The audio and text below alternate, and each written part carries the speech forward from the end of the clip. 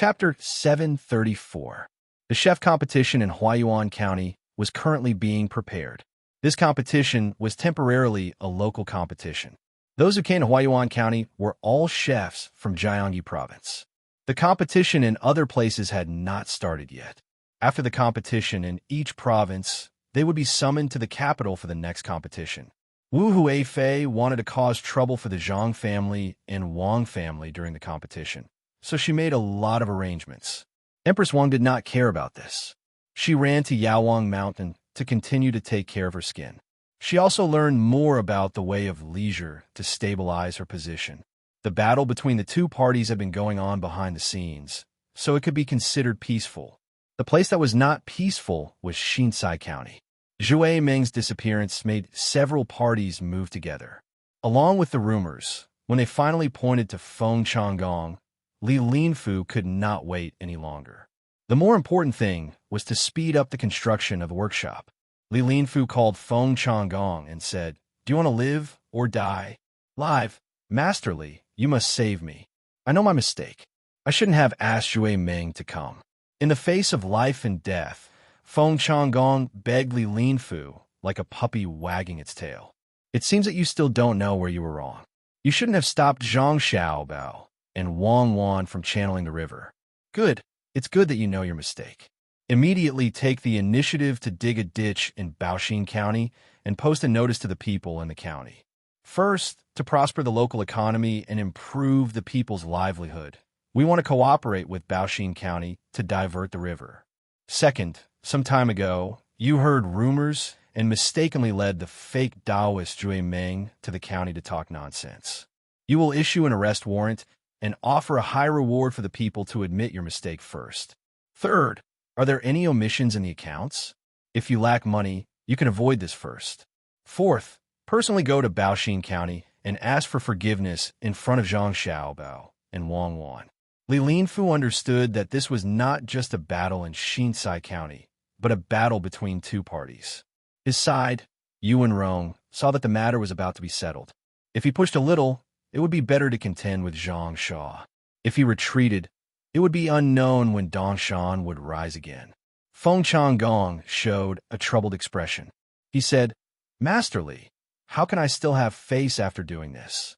Wouldn't I have to admit defeat to Zhang Xiaobao and Wang Wan? What's the point of living if you beg for forgiveness in front of two half-grown children? Then you could just wait for your death. I'll help you this time and leave you with an intact corpse. Now that you know how to save face, why didn't you think more about it? Is your face that important? More important than the Tubo Kingdom? Why don't you go and take a look at the land between the eastern front of Jinshuan and the western front of Great Tang? Who's in charge? Someone who can threaten an entire country by himself. Is he someone you can fight? You, a local official, do not know much. That Zhang Xiaobao has not given up on Tubo. This autumn, we will see the result." Last night, news arrived from the capital. Because Zhang Shuo refused to accept Xiaobao and Cuckoo's invitation list. After falling out with them, he retired. The person recommended by Su and Su, He Wei, will be appointed as Yaozhou's Ji-Shi, who is also familiar with Yaozhou's agricultural affairs. Compared to Zhang Ji, what do you think? How are you compared to Tubo? Tell me, do you want to take poison or hang yourself? This official will definitely help you." Li Linfu said a few words to Feng Changgong, then smiled and offered to help. "Officially, this official does not want to die. I will do it now." Officially, if this official uses Zhang Xiaobao's secret plan to deal with Tubo as a threat and says that if they don't help this official, I will inform Tubo, can this matter succeed? Feng Changgong had just said that his face was more important than his life, but now he changed his words. "Ha ha!" Li Linfu was so angry that he laughed. He patted Feng Changgong's shoulder and said, "Fine, County Magistrate Feng, you have a bright future. This official risked my life to tell you something that you shouldn't know, and you want to use this to threaten Zhang Xiaobao. I didn't see it. Do you have any relatives at home? Is there a place to escape? If we can escape the pursuit of Zhang Xiaobao and Wang family, this official will run with you. Officially thinks that this plan is inappropriate? How about we hide in Tubo? Feng Changgong might have been threatened too much recently, so his train of thought could not keep up. He was still persistent. Li Linfu sighed helplessly. Sigh. I thought that you have a good place to go, but you actually want to hide in Tubo. Wang Wan just needs to go to Shenandong province and gather the 6,000 light cavalry that are still alive and can fight, then ask Tubo for you. Official Feng, please tell this official if Tubo will give you or not. Or Zhang Xiaobao will immediately order Pengzhou Pass to stop the exchange of food for livestock. What do you think Tubo will do? Then go to Japan. Japan has a lot of gold and silver, Feng Changgong said again. You don't need to go anywhere. Stay here. This official does not want to be chased. Someone, invite County Magistrate Feng to rest. Take care of his 3 meals a day. It is indispensable. Li Linfu didn't want to waste any more time on Feng Changgong, so he called for his own men to restrain him. He immediately began to write a notice in Feng Changgong's name, completing what he had just said. He then ordered the people outside, prepare a carriage for this official. This official is going to Baoxin County. In Baoxin County, Zhang Xiaobao was still writing a letter to Gao Lishur. He said that the emperor was traveling and that Zhang Xiaobao and Wang family would pay for all the expenses. However, all the arrangements had to be made by Zhang Xiaobao and Wang family, such as road repair, food, and security. No one else was allowed to interfere. No matter how much money was spent and whether or not they could earn money, only Zhang Xiaobao and Wang family could do it. Wang Wan stood to the side and watched Zhang Xiaobao write the letter. At the same time, she also embroidered clothes for Xiao Bei and the others. Seeing that she had embroidered her hands twice, Zhang Xiaobao said, "You don't have to learn this. I am not from the great Tang Dynasty. Whether or not a woman can cook and know how to sew clothes is not important. If you want to eat well, I will personally cook and not feel ashamed. There are some things that women should do and should do." The reason why the matriarchal clan was eliminated was because their bodies were not strong enough, and they also had to give birth. There are strong women, but the proportion is too small. No matter which aspect it is, the ones who are truly at the top are men. Even if it is women's underwear, the one who makes the best is not a woman. My mother in the past was actually not bad, but she still knew how to take care of us at home. You are not the kind of man who does not have the ability and needs to rely on a woman. Many times, I have to stand behind you. One is that you can protect me, and the other is that I can cooperate with you. I can cook and sew clothes. I don't know about other women, but I know that I like it. This makes me feel that I am a complete woman. In fact, I used to know how to sew. I could even sew sweaters, but I have never sewed like this before. I only sewed cross-stitch. It was very simple. It was only after I came here that I realized how amazing the women here were. My mother and your mother were like this, especially your mother. Until now, all our clothes were sewn by her. When she sewed, she did not need to sew anything, and the things she sewed were also very vivid. This shows that she must have a good foundation in drawing. The women of this era are really not to be underestimated. Wang Wan was not ready to give up. She felt that if she did not know what other women knew, then she would be missing something in her life. At this time, Zhang Xiaobao finished writing the letter. Seeing that Wang Wan was so persistent, he did not try to persuade her anymore. He asked someone to send the letter away and said to Wang Wan, "It's getting dark. Don't sew first. If your eyes are tired and nearsighted, I still have to make glasses for you. How much glass would I waste? It is much more difficult than making binoculars. Let's go out and take a walk." Wang Wan put away the things and walked out with Zhang Xiaobao. After they were out of the door, she suddenly asked, "Xiaobao, do you know about sewing machines?" "Yes, I know. I'm not a fool. I use it pretty well. It's the kind that steps on the feet. I used to make underpants for myself." Zhang Xiaobao felt that his hands-on ability was very strong. He put on a posture of pushing the thread forward and said, "Then why don't you ask someone to make a sewing machine? You can make electric lights and washing machines. Are you missing a sewing machine? If you didn't mention it, I really wouldn't have thought of it. The principle of a sewing machine is even simpler." "Okay, I will remember this. I can't make it and sell it right away. I have to think about how to use it. This opportunity is rare. The small step we take is a big step forward. Don't make it sound so dignified. Are you thinking of something again? Little master, little miss, it's not good. Something happened to Xiao Bei and the others. The guard in charge of looking after the little guys rushed over and said to Zhang Xiaobao. What happened? Zhang Xiaobao and Wang Wan asked nervously at the same time. Little Miss Xiaobei and Little Master Xiaoyuan fell. Little Miss Xiaobei's arm is broken, and Little Master Xiaoyuan's leg is swollen. The guard was so anxious that his eyes were red. It seemed that he was the one in pain. Zhang Xiaobao and Wang Wan didn't continue to talk about the sewing machine. They ran to where their younger brother and sister were. They saw Xiaobei holding his right arm with his left hand, refusing to let others come over to check. He pursed his lips and held back his tears. Xiaoyuan's eyes were also filled with tears. It wasn't that he was in pain. His pants had been taken off. He looked at Xiaobei and felt sad for him. The other little guys were also anxious at the side. Zhang Xiaobao didn't have time to care about others. He ran in front of Xiaobei and reached out to take Xiaobei's arm. He began to feel the bone. Wang Wan asked with a livid face, "Who took care of him? Why didn't he let us treat him?" "Little miss, we took care of him. Xiaobei let someone touch him just now and said that it hurt. He didn't let anyone get close to him." A maidservant came over and replied in horror. Wang Wan didn't say anything. She nodded and looked at Zhang Xiaobao. After Zhang Xiaobao examined his sister, he let out a long breath and said to Wang Wan, "It's not crushed. It's just cracked. It will probably take 2 months to heal. Pay attention to your diet." There was a slight misalignment, so I corrected it. "Xiaobei, how did you fall?" Mechanical arm multiplied by mechanical arm is equal to resistance arm multiplied by resistance arm. I wanted to see if Xiaoyuan could fly into the swimming pool. He jumped from a high place and fell. Xiaoyuan stood in the wrong place and broke his leg. Xiaobei finally found someone to cry to. As he cried, he looked at a seesaw beside him. Zhang Xiaobao also looked over and saw that there was a platform on one side of the seesaw.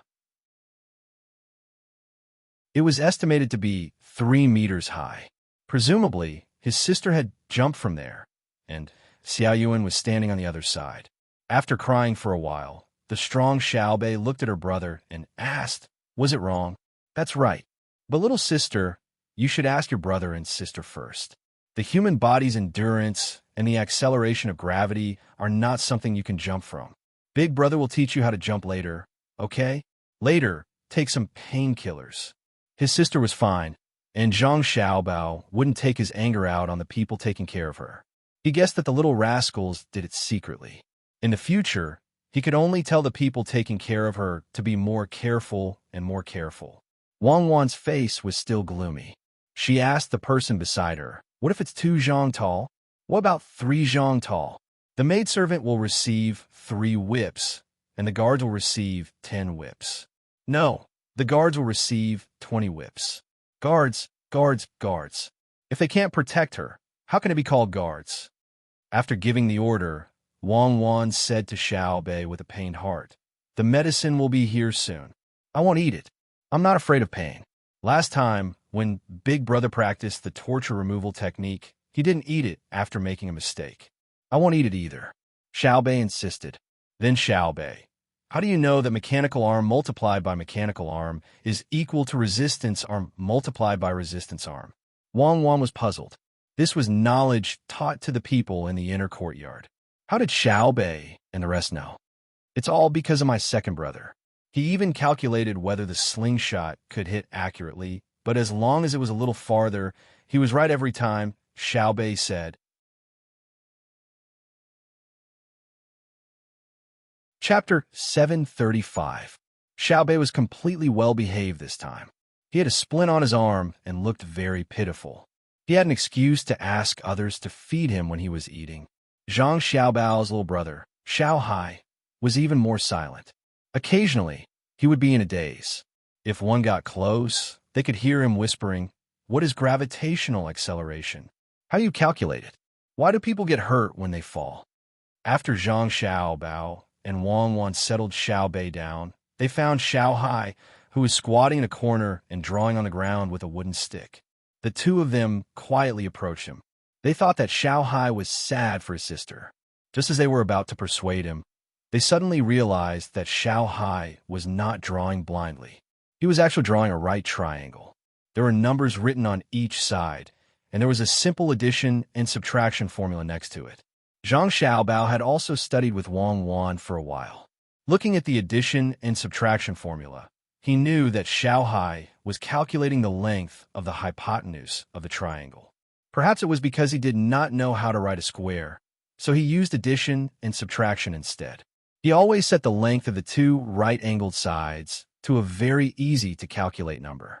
In other words, it was the kind of Pythagorean. It was very simple. If the lengths of the two right-angled sides were 2 and 4, he would not calculate the length of the hypotenuse. Xiao Hai, are you calculating the Pythagorean?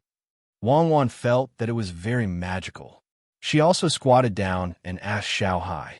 Xiao Hai was too engrossed and was startled. When he saw that it was his brother and sister coming over, he nodded.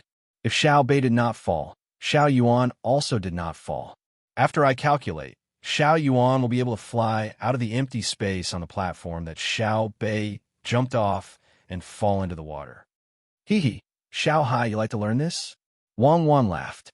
Even if the two of them did not make a mistake, Xiao Yuan would only hit the platform that Xiao Bei was standing on when he flew.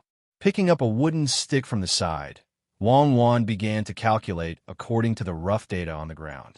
She didn't even take into account air resistance, only gravity, and added it into the formula to find the limit of flying angle and height. This kind of guidance method could be done by a high school student like Zhang Xiaobao, but for Zhang Xiaobao, it was still too difficult. Little Hai's eyes were fixed. Although he didn't understand why they had to calculate like this, he knew that Sister Wang Wan could calculate, and she was very good at it. Wang Wan didn't expect Xiao Hai to understand immediately. She just wanted to let him know that if he wanted to learn computing well, there was still a long way to go. Little Hai, do you want to learn? It might take 10 years, 20 years, or even longer, and then I can learn arithmetic to the highest level. Little Hai asked longingly. Wang Wan shook her head. What I'm using now is just the basics. It's like learning 1 + 1 = something. No one knows where the peak of calculation is. Every time you climb a mountain that you think is the highest, you will find that there's an even higher mountain in front of you. What can you do after you learn it? Little Hai asked again. Everything. This is called a coordinate axis. This is called a parabola. This is called... Wang Wan began to explain some terms to Little Hai. She didn't expect Little Hai to understand immediately. She wanted to give Little Hai an impression first. After Little Hai memorized the names of each place, Wang Wan said to Little Hai, if you want to learn this step, you must first have a solid foundation in addition, subtraction, multiplication, and division. Learn well. If there is anything you don't know, ask me. Go and see Xiao Bei. Because of your calculation error, Xiao Bei was injured. Okay, I will go now. I will learn well. Sister, are you and Big Brother really gods? Little Hai had a goal in his heart. He stood up and suddenly asked, yes, when you are good, you are a god. In the future, you'll be a god too. Wang Wan rubbed Little Hai's head and left with Zhang Xiaobao. There are other things to do. I'm a god too. I'm a god too. I will learn arithmetic well. There's nothing I can't do. Little Hai encouraged himself and ran toward Xiao Bei. Zhang Xiaobao and Wang Wan were talking about their younger brother and sister as they walked back.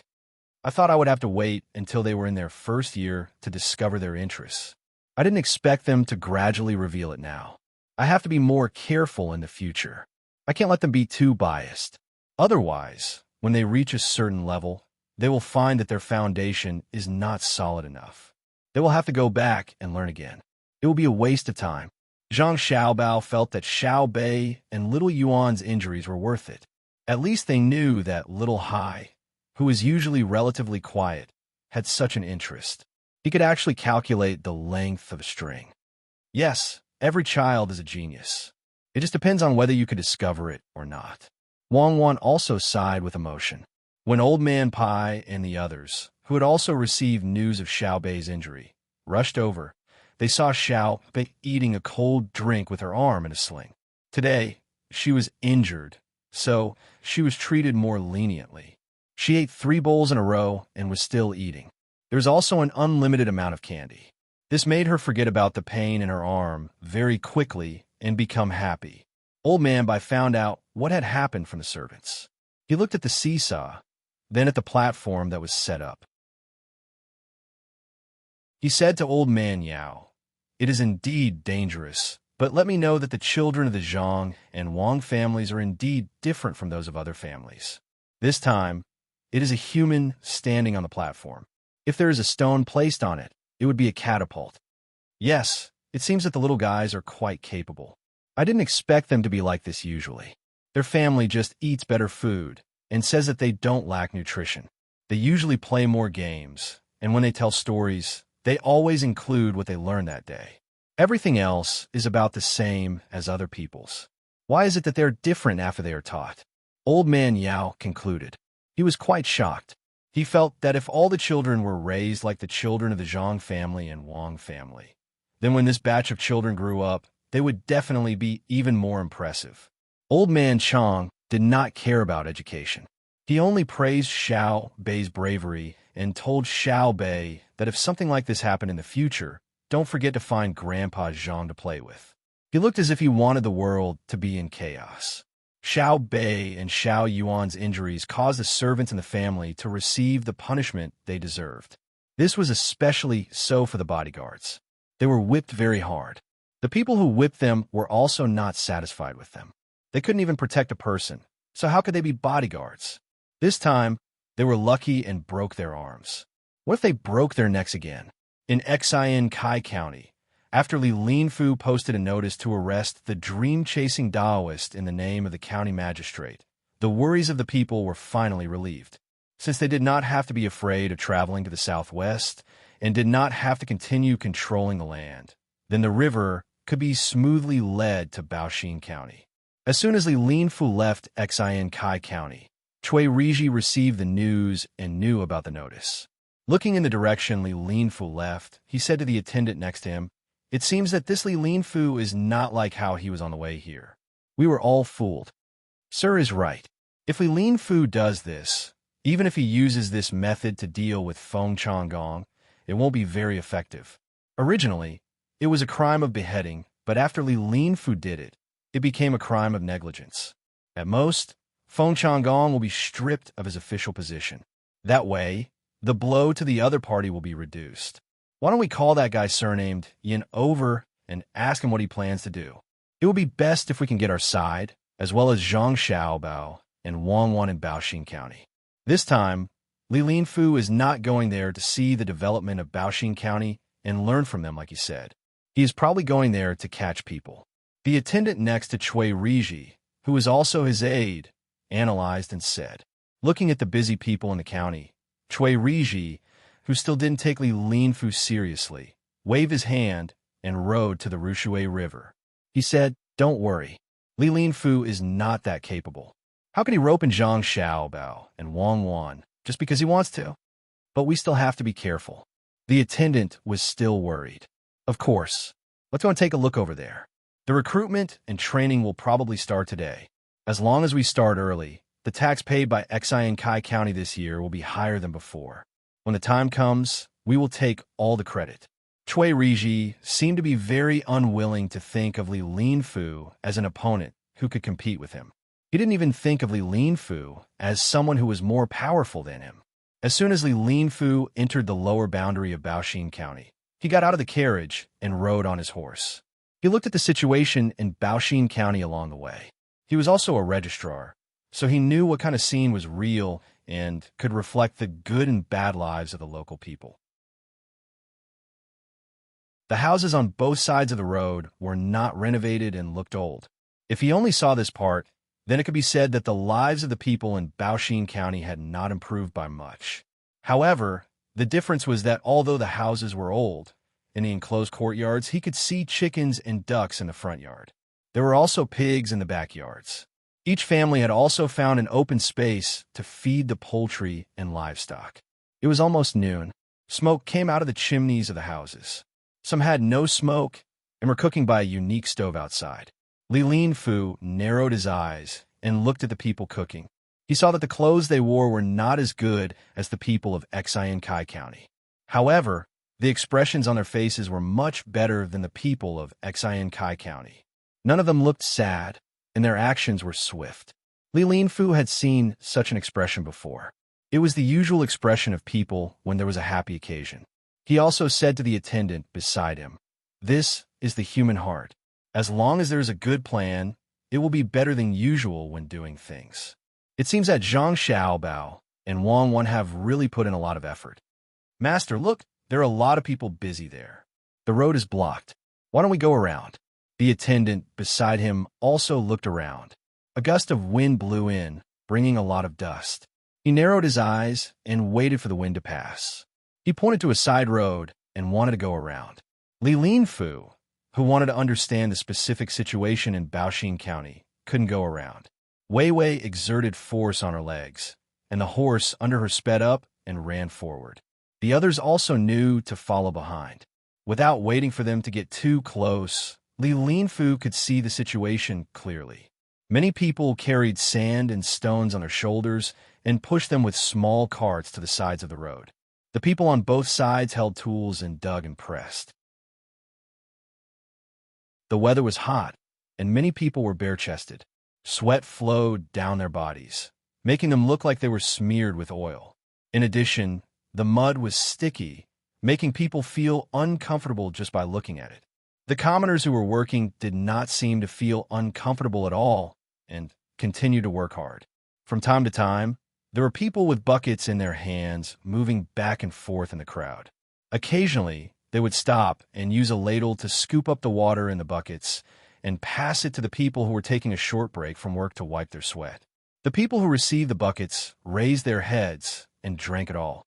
They gasped for breath twice and continued working. After watching for a while, Li Linfu didn't see anyone deliberately slacking off. There are no supervisors here. If it was normal for the commoners to work, even if there were supervisors, the commoners wouldn't risk their lives like this. After all, that kind of work was calculated by the day, not by how much they worked. Go and ask. Li Linfu, who didn't know why they were continuing to work on the road, said to the person beside him. The person immediately trotted over and found the person who was busy cooking at the side to ask. After a while, he ran back and said to Li Linfu, "The county magistrate of Baoxin County, He Wei, wants to repair the roads. He said that some of the roads are too narrow. In the future, it will be inconvenient if there are too many vehicles and people coming and going." So he took out 1,000 strings of coins and prepared to repair the entire county's roads. 1,000 strings of coins wants to repair all the roads in Baoxin County? Is he way stupid? Not to mention 1,000 strings of coins. Even the wages and the money to buy materials can't be less than 5,000 strings of coins. Do you think this is as simple as a village? When Li Linfu heard the words of the person who came back, he didn't believe it at all. If 1,000 strings of coins could repair all the roads in a county, the sun would rise from the west. The person who went over to ask continued, "Master, it is indeed 1,000 strings of coins. This money is used to buy vegetables and food. Just now, I went over to ask. The people in the county don't want wages, and they don't need to go elsewhere to buy things. They prepare their own things. Even the baskets used to carry sand and stones are made by the people themselves. 1,000 strings of coins is probably only used to cook food, and they don't need it. So they're afraid that people will get heat stroke in the hot weather, so they buy beans to make soup for them to drink." The person who walked around with the bucket just now filled the bucket with mung bean water and added some rock sugar and salt. When he said this, Li Linfu understood. Indeed, if the first two things that the people did were calculated by the heavens, and the people didn't want money after that, 1,000 strings of coins would be enough. But why were the people so stupid? The Zhang family and the Wang family were rich, so it would be a waste not to take it. Li Linfu, who couldn't understand, dismounted and personally walked over to an old man who was sitting on the side of the road and using a willow branch in his hand to repair a recently broken basket. He squatted there and watched the old man nimbly repair the basket. He asked, "Old man, how much does it cost to repair this basket?" The old man saw Li Linfu when he came over. The official robes he wore were very eye-catching, but the old man didn't care. If it was an official who came to see him work at such a close distance, he would definitely be nervous. He would be excited and afraid that he didn't do a good job. However, ever since Xiao Bao, Cuckoo, and county magistrate he of the county came, everything changed. It was no longer so difficult to see the officials. Xiao Bao and Cuckoo took a group of children to walk around when they had nothing to do. It could be easily seen that county magistrate he would also take time out every day to explain the income and expenses of the county to everyone at the Yamen entrance. He didn't have the slightest feeling of being high and mighty. Therefore, even if another official came to take a look, there was no need to worry. He didn't believe that any official from other places would dare to come and cause trouble. There were many officials in the county who came and went, and they all went to learn. At this time, when he heard the person in the official robes ask, the old man took a loose willow branch basket from the side and continued to repair it. He said, "It's free. I can't do other work, but I can still weave baskets." "Why not?" "Old man, you are working for Baoxing County. It's not wrong to get a salary. Is it because the county doesn't pay you? Tell me, and I will impeach them."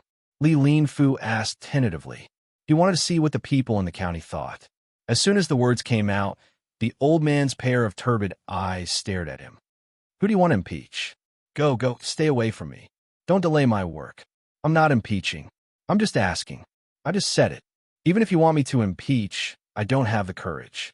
Who doesn't know that Zhang Xiaobao and Wang Wan, who are in charge of Baoxing County, can't be impeached? Am I right, old man?" Li Linfu quickly changed his words. Perhaps it was because his tone was good, or perhaps it was because he was relatively handsome. He gave a good impression. This time, the old man didn't chase him away. Instead, he said while mending the baskets, "That's right. Don't you know who Xiaobao and Cuckoo are? If someone really impeaches them, not to mention that they are capable, even if their family is not capable, I will personally put a bloody handprint to protect them. As an official, you said something wrong. How can you say that you are working for the county? Baoxing County is not other people's county. It is the county of Baoxing County. How can you ask for money when you are working for your own county? Are you thinking about it wrongly?" Yes. Thank you, old man, for reminding me. Otherwise, I really wouldn't have thought of this.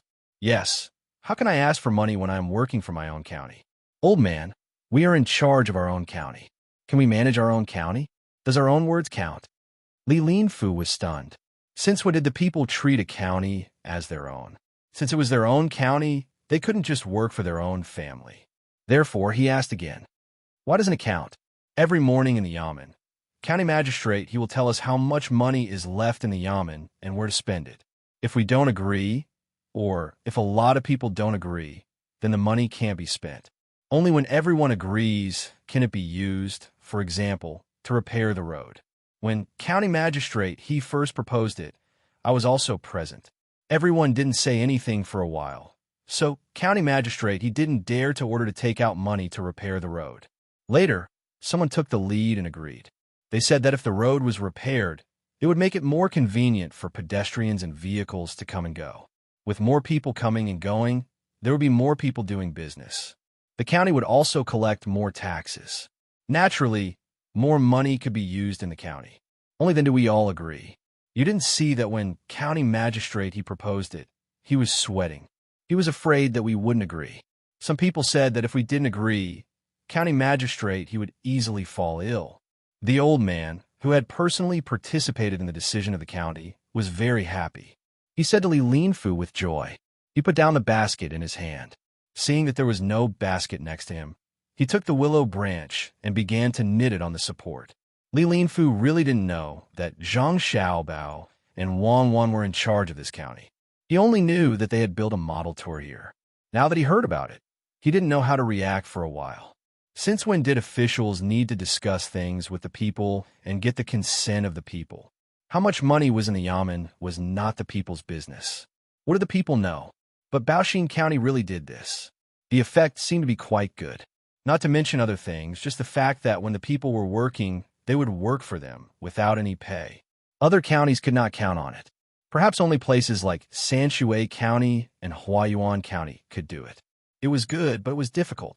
First of all, the officials had to be capable. They had to be able to think of good ideas to do things for the local people. In fact, the officials in the county had to be united. They couldn't scheme against each other and were willing to give up all their power under certain circumstances. It was easy to say, but difficult to do. If Zhang Xiaobao and Wang Wan weren't in charge of Baoxing County, He Wei wouldn't be so obedient. He knew that he couldn't win against the two of them, so he compromised. Maybe the old man saw that the official in front of him was easy to talk to and was a good person, so he persuaded this official, if he is also a local official, he should learn from the officials in this county. We are not unreasonable. As long as you tell us, even if you might do something wrong, we are willing to help. Who doesn't want to let the people in the county have a better life? If the people in the county have a better life, they can take out money for us when there is a disaster in the future. Now, Baoxing County is not afraid of disasters. There's a lot of food in the Yaman's warehouse. Regardless of whether there is a drought or a flood, when the warehouse is opened, we don't have to go outside to escape. Which official are you? After saying that, the old man wanted to ask. Until now, he still didn't know who the other party was. I haven't taken office yet, but I am in a neighboring county. Registrar, I have remembered what you said. When the time comes, I will learn from you. Li Linfu pointed in the direction of Xinsai County and replied humbly. The old man looked at Li Linfu again and nodded. You look good as an official. When you take office, remember to come and ask if you encounter any trouble. Xiao Bao and Cuckoo are very capable. Things that many officials find difficult to do are easy in their hands. In fact, some of the officials who come here specifically come to ask for solutions. Yes, even if you don't say it, I know. Zhang Xiaobao and Wang Wan are well known in the imperial court. In the future, I will come and see you more often. Let's combine the two counties and live a good life.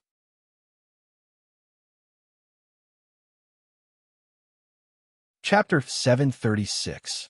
In summer, the weather was still unpredictable. It could be cold or hot at any time. It might be sunny in the morning, but it might be raining at noon. That was the case today.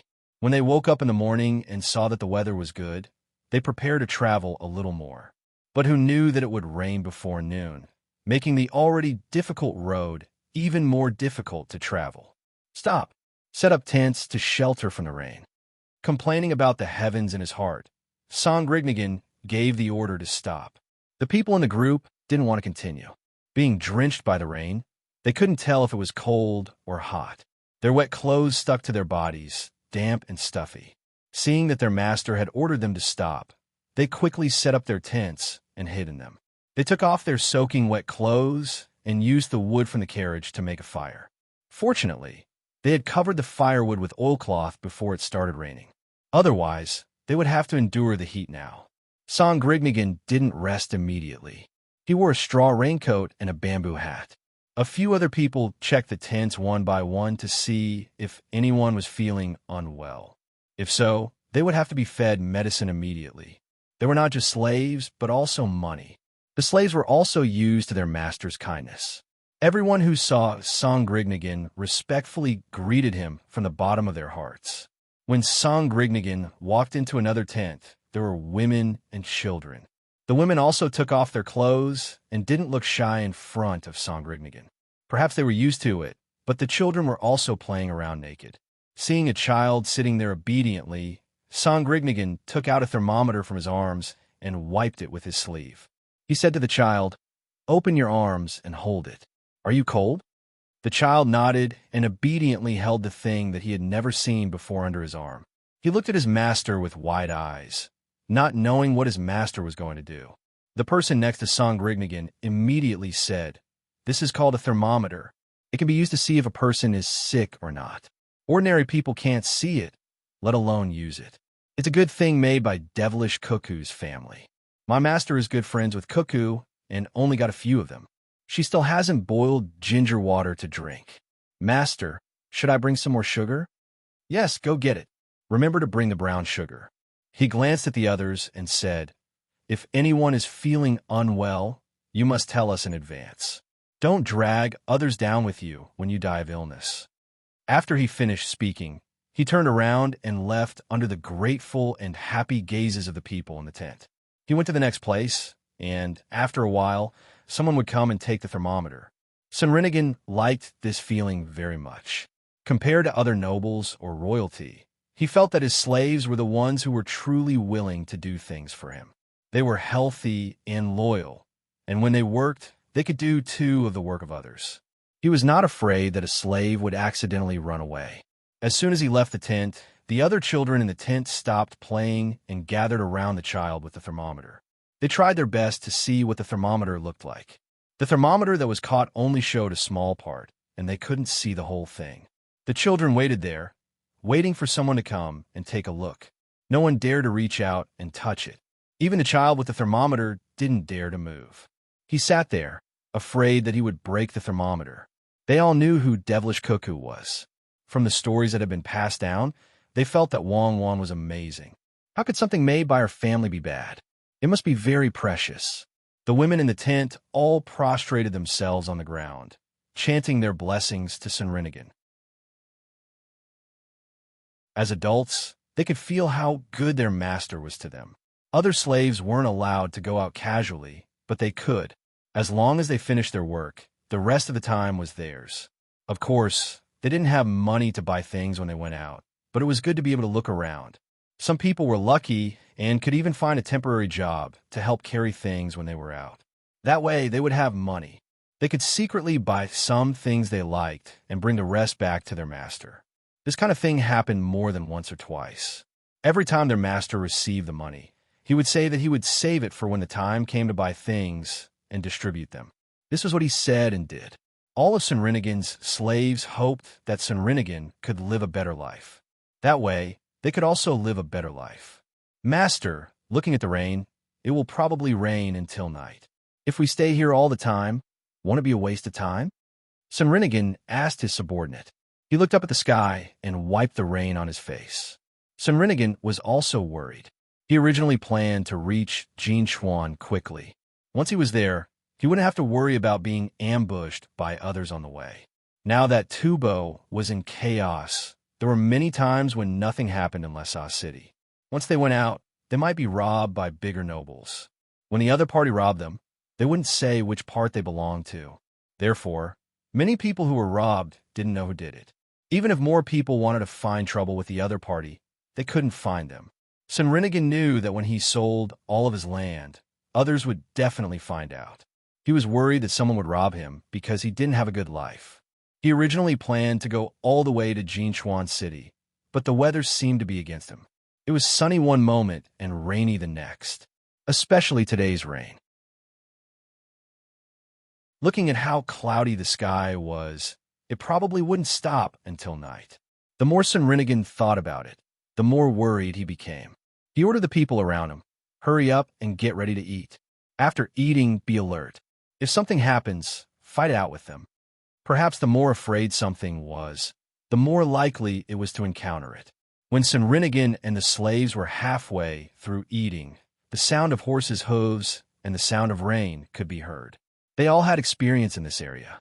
Immediately, some of them put their ears to the ground to listen. Some of them even used bamboo tubes. Sunrinigan's subordinates did the same. After listening for a while, they said to Sunrinigan with an ugly expression, "Master, there are about 400 horses. I think they are coming for us. They don't come with good intentions. Prepare to meet the enemy." Sunrinigan didn't have any other choice. He could only hope that the other party wasn't here for the slaves and goods. He knew that if the other party was here specifically for this, even though they had more than 1,000 people, they wouldn't be a match for the other party's 400 people. There were children and women among the slaves. They couldn't all participate in the battle. Besides, he was just a small slave owner. He didn't have many weapons. The other party came prepared. How could I not know? Sure enough, the sound of horses' hooves was getting closer and closer. The ground also trembled with Wei, but it was obvious that the speed of the horses slowed down. Sunrinigan had a crossbow in his hand, and after loading it, he was the first to come out of the tent, dressed neatly, and went forward to meet the enemy. The other side was riding on horses, and they were also wearing bamboo hats. They were not lacking core raincoats and were holding weapons in their hands. They were in the middle of organizing their troops. "Who are you? What are you doing here?" Sunrinigan shouted at the other party. His voice wasn't loud, and because of the rain, the distance was not far. Even so, the other party could still hear him. "But Sunrinigan, we are here under orders. As for who gave the order, you don't have to care. Leave half of the goods and slaves, and you can go. Otherwise, we will kill you all and take away all the goods. Let your people put down their weapons." The other party also said. Indeed, they didn't say who sent them. They only said to leave half of the goods and slaves. Sunrinigan wasn't stupid. Looking at the other party, he didn't really want half of the goods and slaves. Otherwise, they wouldn't have caught up in the rain. Moreover, they came in such a hurry. If he really let his people put down their weapons, he didn't expect any of them to leave alive. With a decision in his heart, Sunrinigan nodded to the person next to him. That person immediately began to shout. A group of slaves with weapons in their hands came out of the tent. They looked forward one by one, ready to fight. At this time, Sunrinigan shouted at the other party, "If you want half of the goods and slaves, I won't agree. At most, I will leave 10% of the goods. If you don't want it, then come over." Sunrinigan felt that the other party was reluctant to fight like this. Otherwise, even if they won in the end, there would be a lot of losses. He estimated that the other party's master couldn't bear such losses, so he was prepared to use a small part of the goods to exchange for peace. This time, the other party didn't reply. Instead, they began to adjust their attack position. Some of the horses ran to the side, as if they were besieging. Seeing the other party's movement, Sunrinigan still insisted.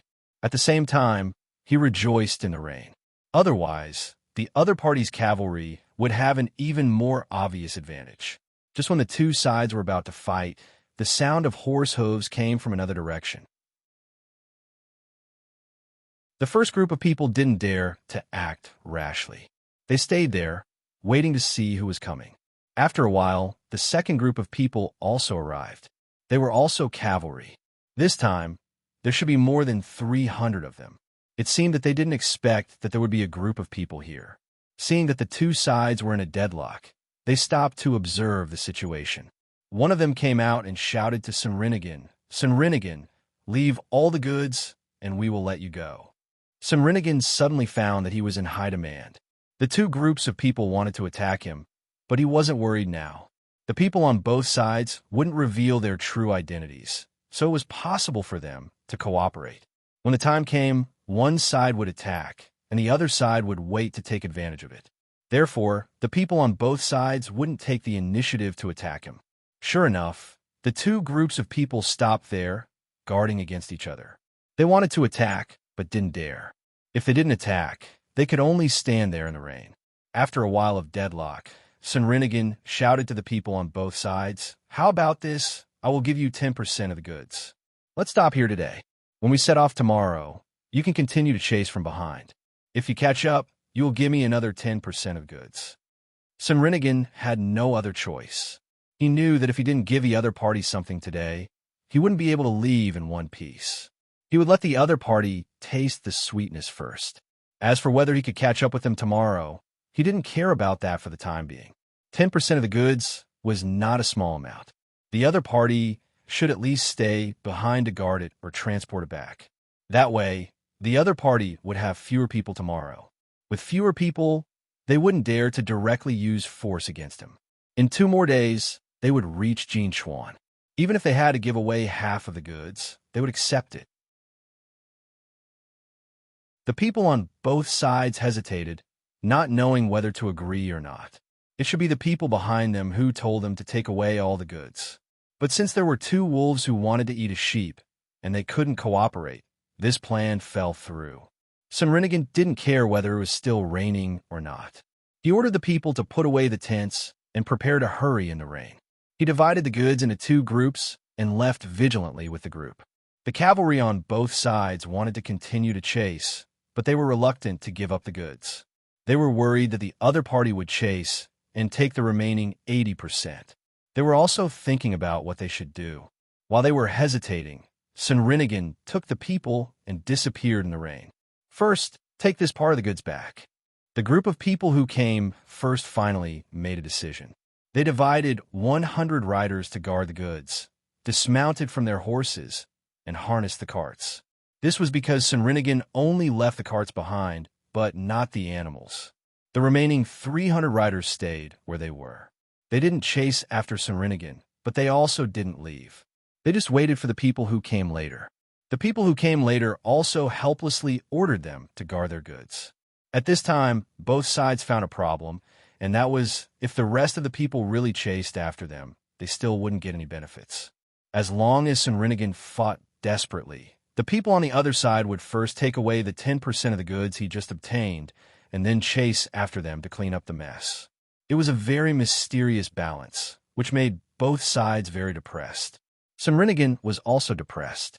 20% of the goods were gone just like that, and they didn't even know who the other party was. Tomorrow, they would have to travel another day to reach Jinchuan. If they didn't do well, the other party would follow them again. Hurry up! Hurry up! It will be fine after we pass Jinchuan. Hurry up! Sunrinigan anxiously shouted to the slaves.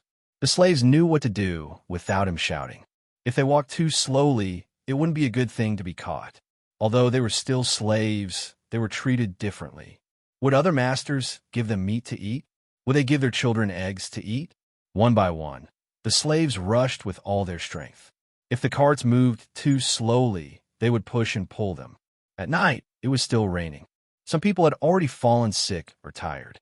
These people, including Sunrinigan, were all thrown into the carts and taken along with them. In the end, they had to travel for an entire night. The next day, they couldn't walk anymore. The rain stopped, and everyone started to eat. They didn't have time to cook hot food, only dry food, which they swallowed with cold water. The dry food was really good. It was not like the hard steamed buns prepared by ordinary people or the local food that was eaten by hand. Instead, it was a cake mixed with a lot of spices and meat. Since they were in a hurry, of course, they had to prepare the best food. Just as Sunrinigan and the others finished eating and were ready to continue, the two groups of people caught up with them again. However, there were fewer people. One side had 200 riders, the other side had 300 riders. When the two sides chased after Sunrinigan, they were also on guard against each other. Sunrinigan helplessly ordered the slaves, "Give me another 20% of the goods." The slaves began to move the goods. Who knew that the people who caught up first would say, "Not 10%, we want 20% today." "Yes, we want 20% too." The people on the other side also said. It seemed that the two sides had discussed it. 20%, 20% it is. Sunrinigan reluctantly agreed. This time the loss was big, and he didn't know when he could earn it back. The slaves sadly began to distribute the goods. Just as the other party was about to succeed, an eagle cry suddenly resounded from the sky. Two eagles were circling in the sky. At the sight of the two eagles, a person beside Sunrinigan immediately took out a tube from his bosom and said to Sunrinigan, "That's right. Master, when we came here, young Master Han gave me this. He said that if I saw the eagles, I should light it. They prepared it in advance. Should we light it now? It should be their eagles, right? Why didn't you say so earlier? Hurry up. Damn it, 20%? That's not even 10%. Sunrinigan was like suddenly finding a clear spring after being thirsty in the desert for 2 days. He cursed and hurriedly asked the people around him to light the fire. He also quietly told the slaves to slow down. In fact, the slaves were already very slow. Who would be willing to give their things to others for free? They were there to pick and choose, keeping the valuable ones and giving away the worthless ones. As the fireworks rose into the sky, the two eagles let out a long cry, flapped their wings a few times, and quickly flew away. When the other two sides saw the situation, they knew that something bad was going to happen. The person who came first immediately shouted to Sunrinigan, "Hurry up, leave the animals behind. Don't try to delay, others can't manage here." The others he was talking about were naturally Wang Wan of the Tang Empire. Everyone had tacitly agreed that the Jinchuan Empire would be in charge. This was not the other side, and they hadn't crossed the river yet. Okay, hurry up, You guys, leave the animals behind too. Sunrinigan cooperated and said. The slaves were not stupid, and they knew what their master meant. They moved faster, but the goods they moved became less and less each time. It seemed that they didn't waste time, but that was not the case at all. The people on both sides didn't dare to get closer to take a look. Once they did, they would not be cavalrymen, and their horses would become a burden. They could only wait at a suitable place for charging. Two people wanted to get closer to take a look, but they were stopped by Sunrinigan's people, who were afraid that they would come over and hurt their master. This delay lasted for more than an hour. Just when the people on both sides were impatient, the goods were finally loaded. Sunrinigan anxiously looked in the direction of the Jinchuan Empire. Seeing that no one was coming, he helplessly waved his hand, indicating that the troops should move. There was still some distance between here and the other side. Even if the other side sent people over, they couldn't arrive immediately. They still had to cross the river. Just as the team was about to set off, 8 eagles flew down from the sky. Every 2 eagles had a person under them. If one looked carefully with binoculars, they would see that the 2 people were holding a rope, and there was a person hanging from the rope. 8 eagles, for people, flew over just like that. The people in the sky had already taken out their binoculars and observed the situation from above. 2 people blew a few whistles, and the eagles flying with them gradually lowered their altitude. When they were dozens of meters away from the ground, one of the 2 people shouted to the people below, "Who dares to steal my wife's partner? Do you want to die?" In fact, he didn't know whether it was stealing or not. He just guessed and asked. The people who had just caught up with them became nervous when they saw the eagles and the people in the sky. They mustered up their courage and replied, "This is not the east side of the Jinchuan Empire. You don't seem to be able to control it. But you want to deal with our ally, so you can control it. Is that Sunrinigan prince down there? Take the goods and people and move forward. Let's see who dares to make a move." The people in the sky turned around and shouted to the people below. Sunrinigan let out a long breath and suddenly looked up to the sky and laughed. "Ha ha ha! Ally, Sunrinigan, will remember it. What are you waiting for? Take the goods and animals and move forward. The people above, they took 20% of my goods." Sunrinigan was very happy. He glanced at the people on both sides disdainfully and began to move forward while shaking his head. The people who caught up with them were dumbfounded. There was no need to mention the regret in their hearts. If they had known this would happen, they would have taken more goods last night. What should they do now? The question was whether to take the goods or not. The people in the sky were, of course, not afraid that they couldn't win. There were only 4 people in total. If they wanted to fight, they could easily kill Sunrinigan. There were more than 500 riders on both sides. But what should they do after they took the goods? The eagles could fly in the sky. If they didn't take the goods back, they could only wander around outside. Once they took the goods back, wouldn't they be exposed? At that time, Wang could easily send troops again for revenge. The people in the sky didn't intend to let them go so easily. They shouted, "So the Tubo people dare to attack our ally at will. Good, I remember what you look like. Wait for my wife to bring the troops over and be questioned. Humph, let's go." After leaving these words, the whistle sounded again. The 8 eagles took the 4 people and flew back. He didn't mention the 10% of goods that each of them took. He deliberately didn't mention it. It was just that Sunrinigan lost 20% of goods. Now he finally found an excuse to go back and tell the young master and young lady. Whether the 2 of them wanted economic sanctions or military coercion, it didn't matter to him. 20% of the goods in exchange for such a good excuse was worth it. Seeing the eagles fly away, Sunrinigan was a little worried. He ordered the troops to hurry up and arrange the slaves with weapons to guard at the back. The 2 groups of people who caught up with them looked at each other. They were no longer as relaxed as they were at the beginning. They watched Sunrinigan's troops leave, but no one dared to chase after them. The 10% of goods that they took was also hot. The people who came later asked the people on this side, "Why don't we join forces and kill all of Sunrinigan's people? Anyway, we have already offended Wang. Why don't we be straightforward? Okay, you go and kill them. I will cover." The people on this side agreed. "Why don't you do it? You have more people, so you should do it." The other side was not stupid. Why don't we do it together? Together. Together. Then let's go. Yes, you go too.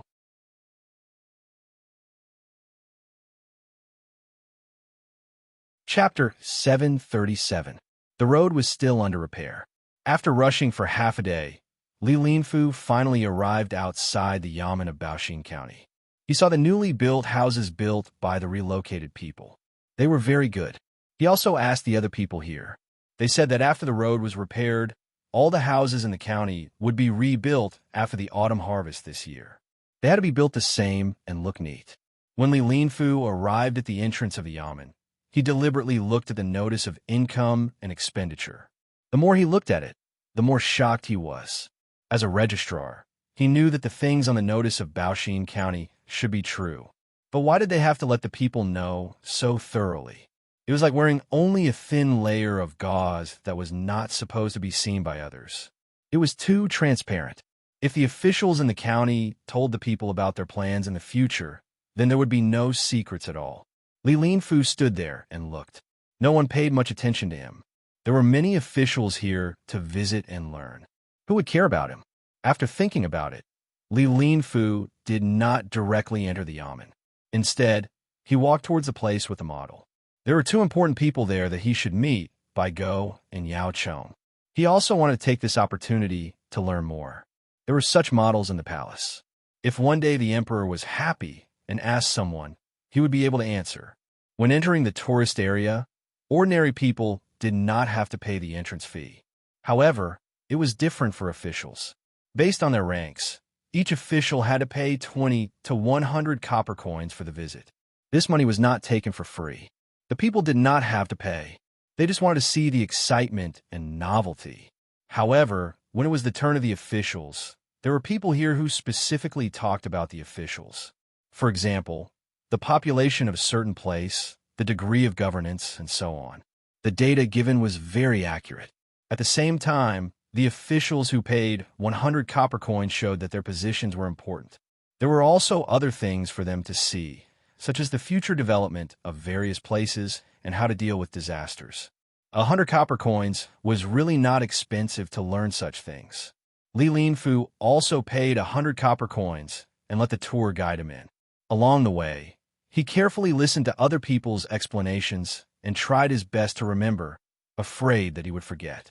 Just as his head was about to explode from memorizing, the tour guide suddenly said to him, "Lordly, in fact, what I just said has already been printed into a booklet. If you want, you can buy it for 10 copper coins.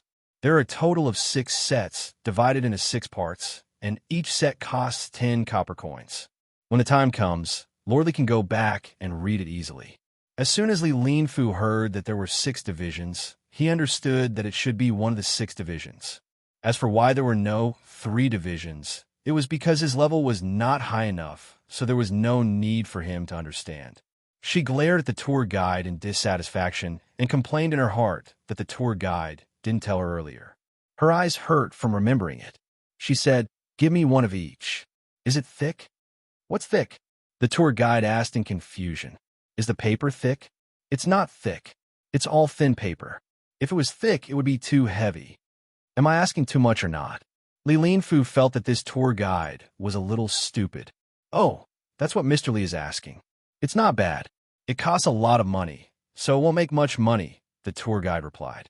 After hearing the tour guide's explanation, Li Linfu understood that the Zhang family and the Wang family probably made a lot of money from this information.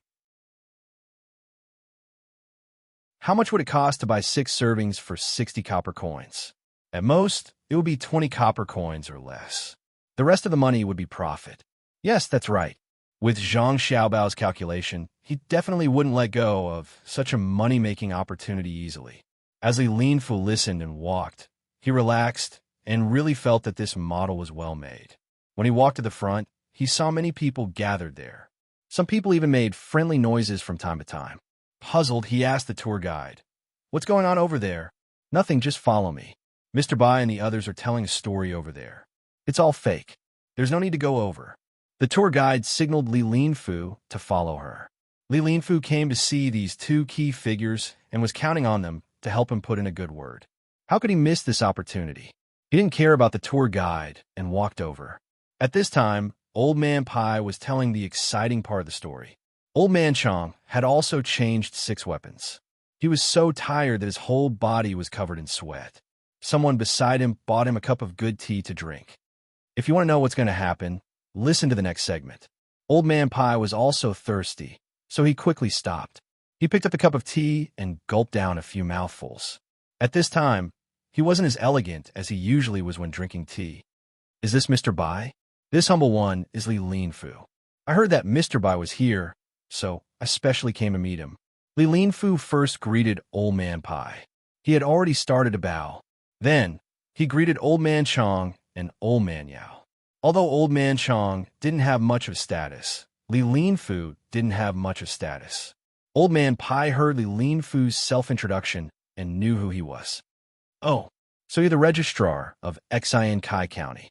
Good. You look like an upright person. Old Man Bai's words were very pleasant to hear. However, no one knew what Old Man Bai was thinking. Li Linfu didn't expect him to speak the truth. It was fine as long as he could achieve his goal. He said, Mr. Bai, you flatter me. This humble one doesn't have much ability. I just want to make the lives of the local people better, so I'm satisfied. Before this humble one came, I talked with County Magistrate Bai and put up a notice that I want to build a river for Baoxin County. However, this humble one heard that there was some misunderstanding between County Magistrate Feng and County Magistrate Zhang and County Magistrate Wang, so I had to come personally to mediate. After all, the 2 counties are adjacent to each other, so it's better to work together.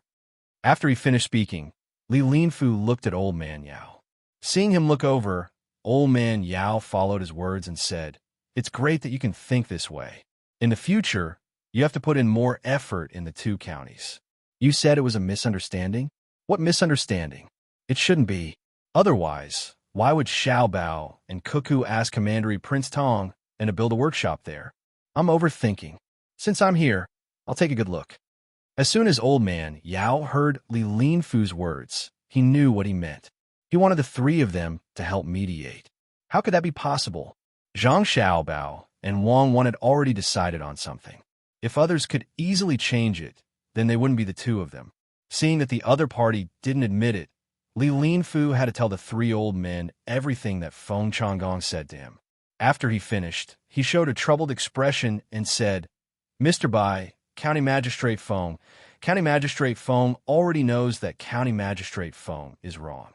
As the saying goes, nothing is better if you can change. Why don't you give him a chance? After all, Zhang Xiaobao and Wang Wan are still young. Many things can be done in a short time. Why don't you 2 help to persuade them? Also, Uncle Zhang has to worry about it. This humble one wants to thank the 3 of you on behalf of the people of Kai County. There's actually such a thing? It'll probably be difficult. When have Xiao Bao and Cuckoo ever suffered such a loss? Let me think. How about this? You go and talk to Xiao Bao and Cuckoo first. Later, I'll help to say a few words. It's just a few words. I don't know if it'll work or not. Old Man Chong looked surprised. It was as if he didn't know before. Although he agreed, he didn't make a promise. Li Linfu, who knew that he couldn't be sure, had no other choice. He apologized and left. He went to the yamen to look for Zhang Xiaobao and Wang Wan. After waiting for him to leave, Old Man Bai and the other 2 found a quiet place to sit down. They asked someone to bring them good tea. As they ate their melon seeds and tea, they began to talk about Li Linfu, who had come over today. In my opinion, this person is 100 times better than Feng Changgong. He handles things properly and acts steadily. He's also a rare talent. It's a pity that he's still too young. He thinks that just because he has some ability, he can do everything well. How could Xiao Bao and Cuckoo help him? They've already agreed to Zhang Shua and decided he Yiwei's position as the next official. Does Li Linfu think that he can change their minds with just a few words? Young, he's really young. Old Man Pai poured a cup of tea for Old Man Chong. He didn't care about Old Man Chong. It was a waste for Old Man Chong to drink tea. A little bit of jasmine tea would be fine. He evaluated Li Linfu. Old Man Yao also felt that this matter couldn't be done. He said, the most important thing is that Xiao Bao and Cuckoo want to teach Feng Changgong a lesson. After all, they're still young. It's easy for people to look down on them. If they don't teach Feng Changgong a lesson this time, there will be other officials who will dare to go against them in the future. In the past, Zhang family and Wang family were powerful, but that was their business. Now that Xiao Bao and Cuckoo are officials, of course, they have to have their own prestige. Feng Changgong is the chicken that was killed to show the monkeys. It's a pity that he doesn't know it yet and bumped into the knife's edge. As for Li Linfu, I think he's a traitor and loyal person. If he's used well, he'll be very handy. If he's not used well, then he'll be a disaster. Sigh. At this time, Li Linfu, who didn't know that he was called a traitor and loyal person, came to the yamen. He said something to the yamen runner at the door and gave him his name token. Then he went inside and waited. There was a room specially provided for visitors. There were tea and pastries in it. It was mainly for the people. The people couldn't just go to the drum when they had something to do. It was a tool for cases. At first, Li Linfu thought that it was a signing room. Later, he met two people sitting there and chatting in a low voice. Then, he realized that it was not the case at all. It was a very interesting room for the people to rest. Hearing their conversation, Li Linfu knew why they were here. They were both residents of Shangyo village, and they were also neighbors. They discovered that a small river in Shangyo village was blocked by mud, and there was also a piece of sandy land beside it. The two people wanted to clear the silt and get the silt on top of the sandy land. This way, they would have a good piece of land.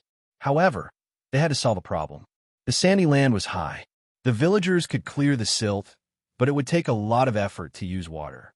They wanted to ask the yamen to lend them some money to build a water wheel there. In the future, they would slowly return the money when the land produced.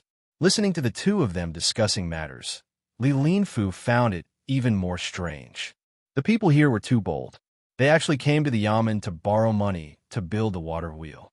At the same time, he praised the people here for their ideas. If it were the people in other places, they could only watch as the land and river were built. After waiting for a while, Li Linfu didn't see Zhang Xiaobao and Wang Wan. Instead, it was Yi Wei. Yi Wei had finished most of his work today. When he heard that there were people from Shangyo village who came to borrow money, he came to take a look. At the same time, he helped Zhang Xiaobao and Wang Wan to pass on a message to Li Linfu. As soon as he entered, he saw a person wearing an official's uniform. He asked, "Lord Li, I am Yi Wei from Baoxing County. Registrar Zhang and Deputy Wang asked me to pass on a message. They said that they would like to invite Lord Li to rest at Fengwu Pavilion first. They have more important things to do. After they are done, they will come over and invite Lord Li to have a meal together. They asked the two of them to stay here. These are the names they sent back. They said that when Lord Li comes to the restaurant, you will be able to eat good food. They will only be free at night." Li Linfu originally thought that it was just an excuse. However, when he saw the names of the two people, he knew that it wasn't the case.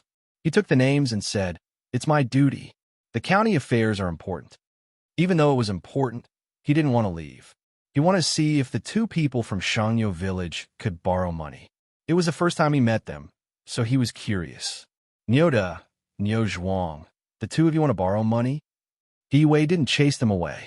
There was nothing that couldn't be told to others. Whoever was willing to listen could listen. It wasn't a secret that couldn't be known by others. He asked the two people who had already stood up, "Lord, you know us?" Nyoda said happily, "Yes. A few days ago, the two of you came over to deliver coal. I asked the two of you before. How could I forget? I heard that your father is sick. I don't know if he is better. I'm just too busy. Otherwise, I would have taken the time to visit your father." Yi Wei said politely. He didn't have any other skills, but he remembered people very well. As long as he met them once, he would know them the next time he met them. He then asked about Nyoda's father's condition. Nyoda was so excited that he didn't know where to put his hands. He grabbed his trousers and nodded. "He is fine. It's the same as before. It's all thanks to the doctor sent by the county." "Lord, you're a good official." "What's so good about that?" "It's just my duty. If you want to talk about good officials, you have to look at Registrar Zhang and Deputy Wang. They are the truly capable officials." Yi Wei was happy to be called a good official. He modestly gestured for them to sit back down. He also sat down and asked about borrowing money. What kind of water wheel do you want to build? Can be built there? How much will it cost? How long will it take to return it? I can't lend it to you just because you want to. Lord, can we really lend it to you? As long as you answer, we can lend it to you. How much will it cost? Niu Zhuang thought that he couldn't borrow money this time. This was the first time he thought of this idea. He came here with the idea of giving it a try. Li Linfu also looked at He Wei. He wanted to know from He Wei whether he could borrow money or not. If he borrowed money, he would be breaking the law. The government was the government. How could they lend money to the people casually? He Wei still had a calm expression. He said to the two of them, "You can borrow money, but you can't borrow from the government. The government's money belongs to all the people in the county, but it doesn't belong to any one of them. What if you can't return the money when they lend it to you? Even if you use the land as collateral, you can't do it. When the time comes, you still have to sell the land. There is an additional process. This is not an administrative action, but an economic action." Do you understand? The two of them didn't know anything about administration and economics, but they understood that the government wouldn't give them money. They lowered their heads and didn't say anything. When He Wei saw the two of them like this, he continued, "The government won't give you money, but there are other people who are willing to. The government is willing to help you get a 3-year interest-free loan. You know about loans, right? There are loans in Shuzhou, Sanshui County, and Huayuan County. This money will be provided by the tourism model area. It's called Baoxin County Employment Assistance Fund. The government will be the guarantor. You will sign a document with this fund and put your fingerprint. If you can't return the money after 3 years, then your new land and water wheel will be taken back for the fund. There is no interest in agriculture, but if it's business, there will be a small profit." Then isn't this Gene guy stupid? He gave the money to others for free. Nyota thought for a while and thought of the key point. If they weren't in Baoxin County, he would have thought that the county magistrate was lying to him. Li Linfu also thought so. It would be so stupid to not give the money to others. He perked up his ears and listened carefully. He wanted to see how He Wei would explain. He Wei smiled and said, "How can they be stupid? If they take out this money, then whatever they do in the future, the county will give them priority. Originally, there was another point, which was to use the profits to offset the tax. However, Xiaobao and Cuckoo rejected it, saying that it would be easy to be impeached. So, we changed the point, which is that the government will be the guarantor and open a bank for them. They won't collect taxes from them for the first 5 years. They will use this part of the profits to exchange for an interest-free loan. So, you have to make things clear. They need to do a risk assessment. If they think it's okay, they will lend you money. They will even send someone to guide you on how to do it." This time, Nyota and Niu Zhuang heard it clearly. They said that the loss of the Gene guy would be compensated on the other side. Regardless of how the government would compensate them, at least they could borrow money. So, Nyota began to talk about their specific plan and introduced the situation to He Wei in detail. Before he finished, He Wei interrupted him. "It's not like that. There is a format. Xiaobao and Cuckoo are working on this.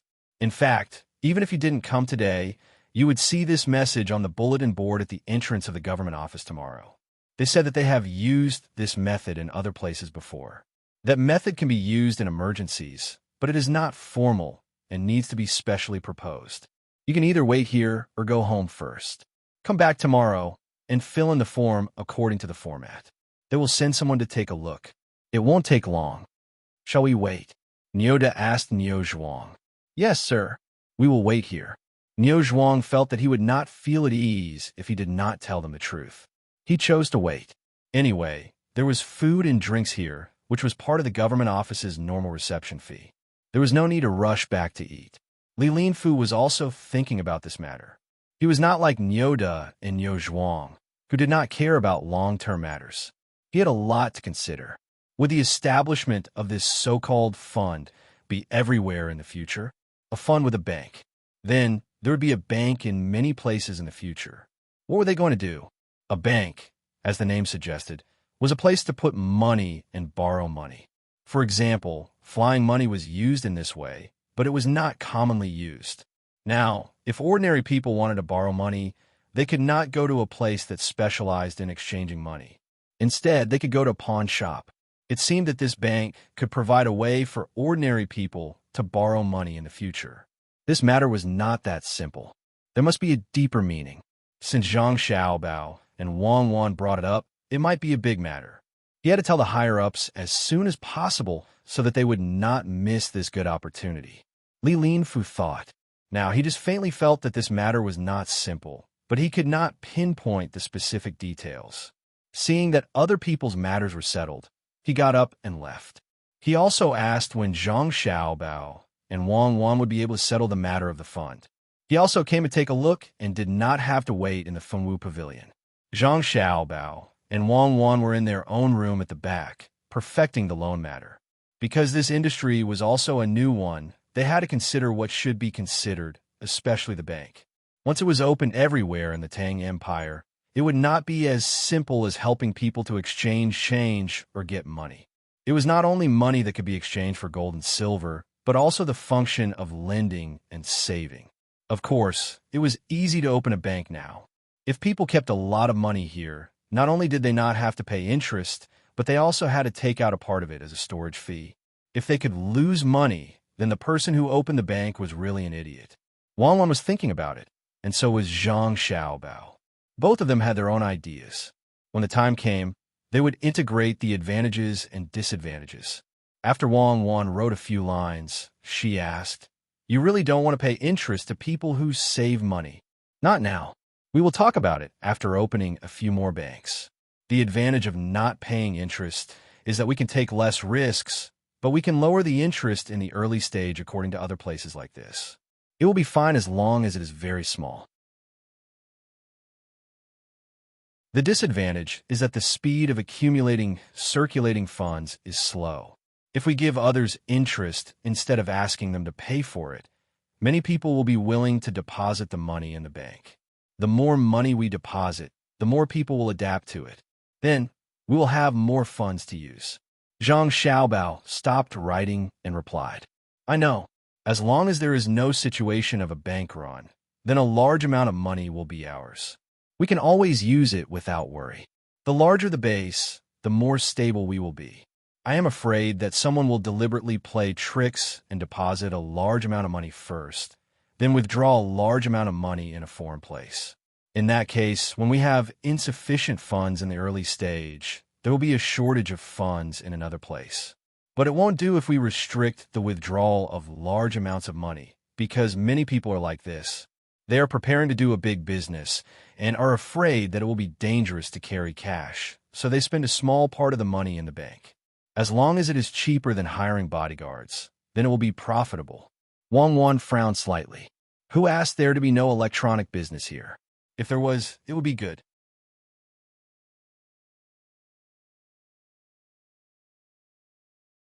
Chapter 738.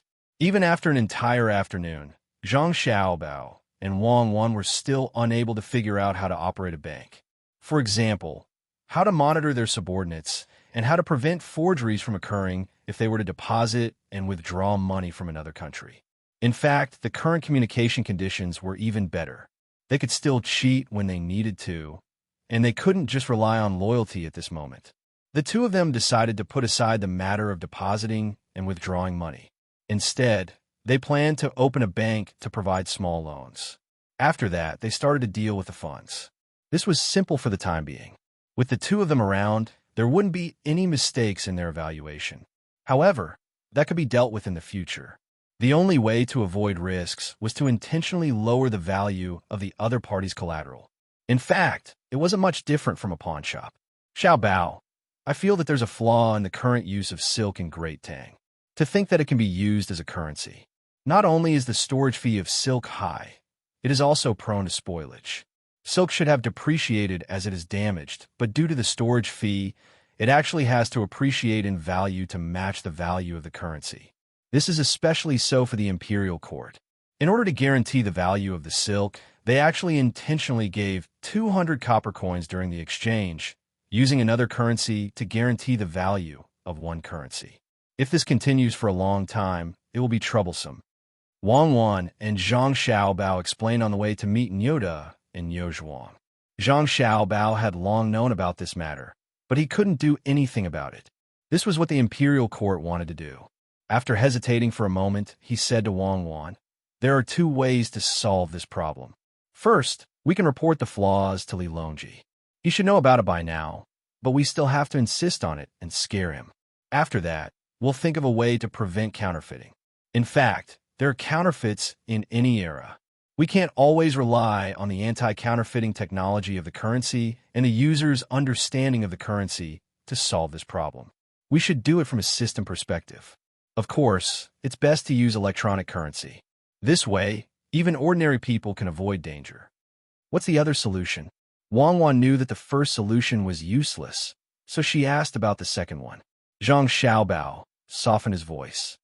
"The second solution is for me to take action.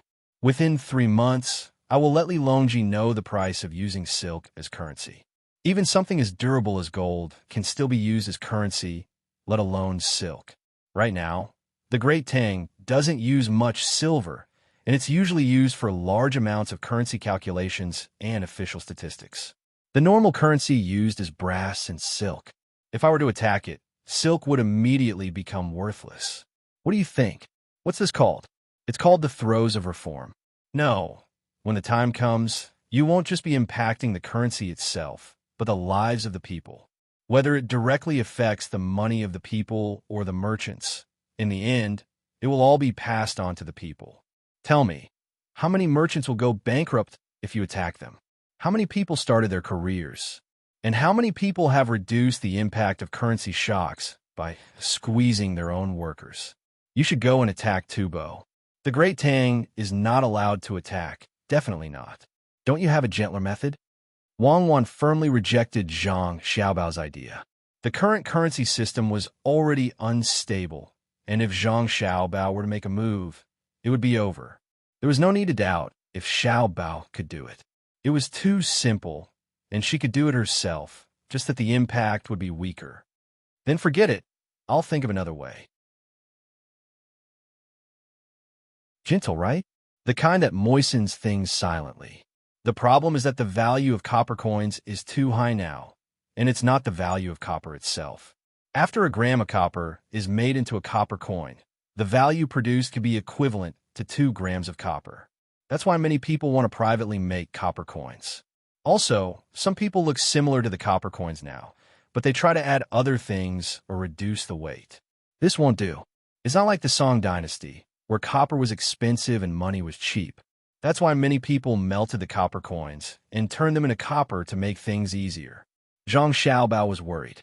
It was all because the anti-counterfeiting technology was not up to standard. They had to first get something that others couldn't get as currency. The value of this currency was very cheap, and only this way could they reduce the impact of the currency on the market. Wang Wan also lowered her head. After a while, she said, "Why don't we try to make alloys? It would be great if we can refine oil into plastic. We can keep this technology a secret and draw patterns on the plastic. No one knows how to make money, so we can't fake it. As long as we have enough gold, silver, and copper, we can release currency. Once a new currency is released, what we need to consider is not the impact of the currency's value on the market, but the supervision. If the court is short of money, we can release a small amount of currency to make the currency depreciate slightly. In fact, there's no need to do that now. Only stupid people would do that. Looking at history, all the dynasties that did that were all finished. At most, we can borrow some money to pass the time. When the time comes, we can slowly devalue it. We can't devalue it twice at once. Well, that's a dream. Let's first open banks everywhere, limit the amount of withdrawals, develop logistics, and let the money be sent to the place faster. When the time comes, we can cooperate with others to do business and let the upper bunks accept this currency. It's a mess. Let me think about it at night.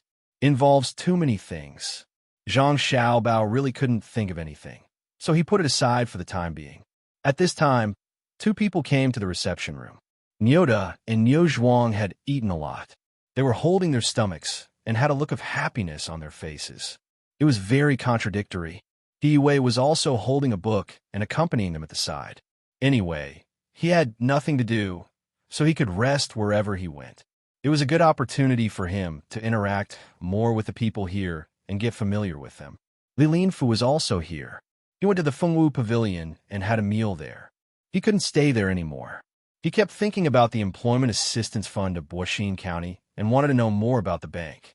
He wanted to know how to get more benefits from it and how big the impact would be in the end. Come, take 2 Dashin pills. If you eat too much next time, don't worry about it. Did you encounter something that doesn't cost you money? Zhang Xiaobao stood at the door and noticed the situation inside. He gave an order and then said to Nyoda and Nyo Zhuang, It's okay. I actually had turtle soup for lunch. It's so nutritious, so I drank a little more. I also ate 2 more steamed buns. This turtle soup is really good. I haven't eaten it since I was young. The honest Nyoda said, while rubbing his stomach. Zhang Xiaobao was stunned. He was the one who made the turtle soup, and there was still a lot left. He was going to heat it up and eat it, but he didn't expect it to be moved here. He turned his head and looked at He Wei. County Magistrate Lord He, do you still have the seaweed and spare rib soup I made for Xiaobei? Yes. I know you made it for Xiaobei. No one dares to touch it. That turtle soup is really nutritious. My body is still warm now. He Wei quickly replied. If there was a misunderstanding, Xiaobei would blink his big eyes and stare at him for a day. Zhang Xiaobao thought to himself, Isn't this nonsense? Who would drink turtle soup in the summer? There's no ice basin in this house. Only a fan connected to the top that doesn't turn at all.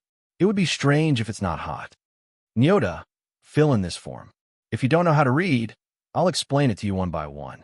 Oh, since County Magistrate he's going to explain it personally, then let County Magistrate he do it. Zhang Xiaobao retaliated against He Wei and brought over a set of forms. The contents were very detailed and needed to be filled in. Then he would send someone to investigate and see if he could provide interest-free loans to the other party. The matter of the bank was not mature yet, and there was no competition. Otherwise, he would add another condition, which was that the bank had to give money to the person who borrowed it in installments. Moreover, this person or company could only choose their own bank to deposit money in. That way, the local government wouldn't have to give other banks other benefits. He Wei drank the soup made by Zhang Xiaobao, so he could only help. He took the set of forms and began to explain them to Nyoda and Nyo Zhuang. Zhang Xiaobao and Wang Wan didn't care about this matter anymore. After the 2 of them filled in the forms, they would send someone to take a look tomorrow. Facing Li Linfu, Zhang Xiaobao said, I'm really sorry to have made lordly wait. Why don't we go to the Fengwu Pavilion for a meal? Li Linfu had already leaned over to look at the forms. When he heard Zhang Xiaobao's words, he hesitated and said, Okay, but I also want to learn about this fund. I wonder if Registrar Zhang can give me a set of forms as well? I'll think about it carefully. Maybe it can be used in Xian Kai County. Li Linfu didn't introduce his official position. He believed that with Zhang Xiaobao and Wang Wan's ability, they would have already investigated his 8 generations of ancestors. As a neighboring county of Baoxin County, every move in Xian Kai County couldn't escape Zhang Xiaobao and Wang Wan's eyes. Zhang Xiaobao thought about it and felt that this kind of thing couldn't be kept secret, so he nodded and said, Okay, I'll go get a set. If there's anything that Lordly doesn't know, you can ask during the meal. Wang Wan, who had looked at Li Linfu, felt that this legendary powerful person was just so. She didn't see anything special about him.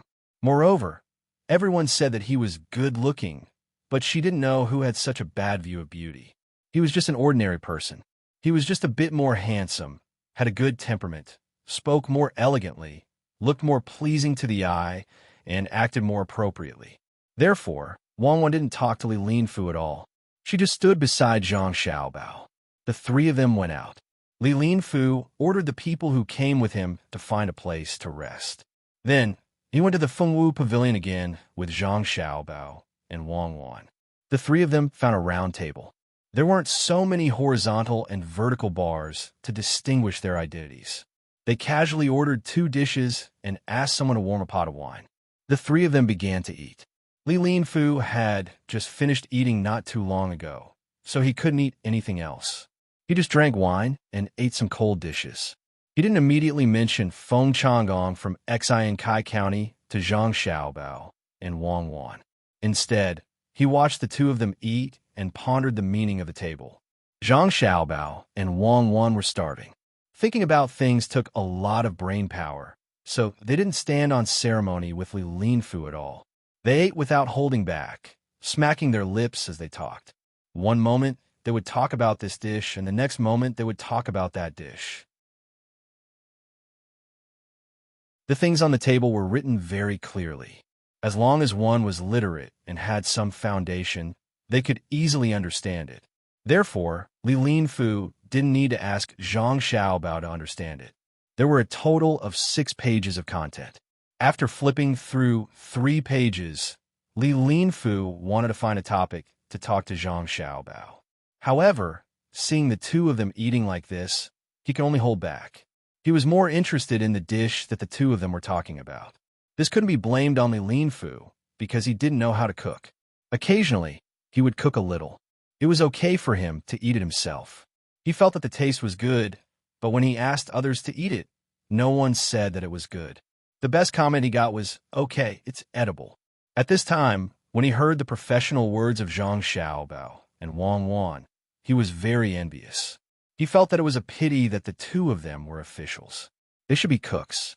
That way, many people could eat their fill. It was a pity that he didn't get to drink the turtle soup that Zhang Xiaobao personally made in the Fengwu Pavilion today. As for the taste, he could tell by looking at the appearance of Niuda, Niu Zhuang, and He Yiwei after eating. After eating until he was 60% full, Zhang Xiaobao stopped eating. He still wanted to drink some wine with them. After eating some cold dishes, he would be completely full. He let Wang Wan eat there by herself. Zhang Xiaobao poured himself a glass of wine and said to Li Linfu, "Lord Li, are you here to ask about the cooperation of the 2 counties? Lord Li is good. For the sake of the people, you don't care about the fatigue and come in person. Compared to that Feng Changgong, you are much better. Humph. After offending me and Cuckoo, Feng Changgong can't expect to have a good life. Not to mention that no one will intercede for him, even if someone does. Even if it is the emperor, Cuckoo, and I will ask clearly." When Li Linfu heard the first part of Zhang Xiaobao's words, he was very happy. He thought that he had a chance to intercede for Feng Changgong. When he heard the second part of Zhang Xiaobao's words, his burning heart became cold. It seemed that even the emperor couldn't intercede for Feng Changgong. Then, he was not as good as the emperor. If he continued, it seemed that he was deliberately looking for trouble. Shocked, Li Linfu couldn't help but have doubts about what he was here to do. This half-grown child was not only good at calculating money, he was also good at talking. With just one sentence, he had shut him up. Then, he looked at Wang Wan. She was still eating. She had already eaten 2 bowls of rice. How could she eat so much? In addition, Wang Wan didn't talk to him before. He guessed that it was impossible to make a breakthrough in this aspect. After thinking for a while, Li Linfu nodded and said, "That's right. If it were someone else who became an official in Baoxin County, I would have given up on this idea. But since you and Wang Wan are here to become officials, if I don't consider it carefully, I would be letting down the people of Xinsai County. I wonder if Registrar Zhang has any ideas to improve the lives of the people of Xinsai County?" Seeing that Li Linfu didn't mention Feng Changgong, Zhang Xiaobao didn't say anything else. He said to Li Linfu, "There is, but not now. We have to wait until the sesame and soybean plants are done, and the 4 workshops are fully operational. It won't hurt to talk to Lord Li first. The so-called service industry includes catering, transportation, entertainment, medical care, and so on. Even if Lord Li doesn't come, Cuckoo and I will send a letter to Lord Li and Lord Shui in a few days. Cuckoo, where's the written plan? Show it to Lord Li." Wang Wan put down her chopsticks and swallowed the food in her mouth. She took out a few pieces of paper full of words from her bag and handed them to Zhang Xiaobao. After glancing at them, Zhang Xiaobao handed the paper back. "It's from Xinsai County. It's not from anywhere else. This is from Shannon East Road." "Oh, I took the wrong one." Wang Wan took it back, glanced at it, and stuffed it back into her bag. She took out another one, looked at it, shook her head, and continued to take it. It took a lot of effort to find one. Seeing this, Li Linfu was anxious. At the same time, he was shocked. From Zhang Xiaobao's words just now, he knew that Wang Wan had many plans in her bag. The two of them were officials in Baoxin County. Why do they need to make so many plans for other places? If the officials of the places included in the plans knew about it, wouldn't they all come to Baoxin County? If they could get a plan and take it back, it would be a political achievement. How could the plans made by Zhang Xiaobao and Wang Wan be bad? He thought that the two of them were busy and didn't have time to do other things. He didn't expect that they also made plans for many places. It was too scary. This is it. It's from Xinsai County. I put it in the compartment. Fortunately, I brought it with me. If I couldn't find it, I would have to go back and look through it to see if it was put together with the plan of a law. There are too many plans. I don't feel tired when working on them, but it's troublesome to organize them. Just when Li Linfu was surprised, Wang Wan finally handed a plan to Zhang Xiaobao. Hearing Wang Wan's embarrassed words, Li Linfu, who was holding the wine, couldn't help but tremble. The wine spilled. He thought that there were enough plans in the bag, but he didn't expect that there were more. It was a waste of talent for such a person not to be the prime minister. Zhang Xiaobao looked at it again and nodded. Yes, this is it. When we go back tonight, I'll organize it with you. We'll take out all the plans in the big cabinet and have someone make a cabinet full of small squares. We'll put them in order. It's best to make them better. We have to look at the plans of the prefectures. Otherwise, it'll be difficult to find them in a mess. After talking to Wang Wan, Zhang Xiaobao put the plan in his hand on the table and pushed it to Li Linfu. Lord Li, it's here. When I was working on it, I just thought about it. I haven't organized it yet, and I don't have any additional plans. Take a look and see if there are any omissions. We can discuss it slowly. There's no rush. This plan is a little rough. It's just a rough idea. Li Linfu took the plan and began to read it page by page.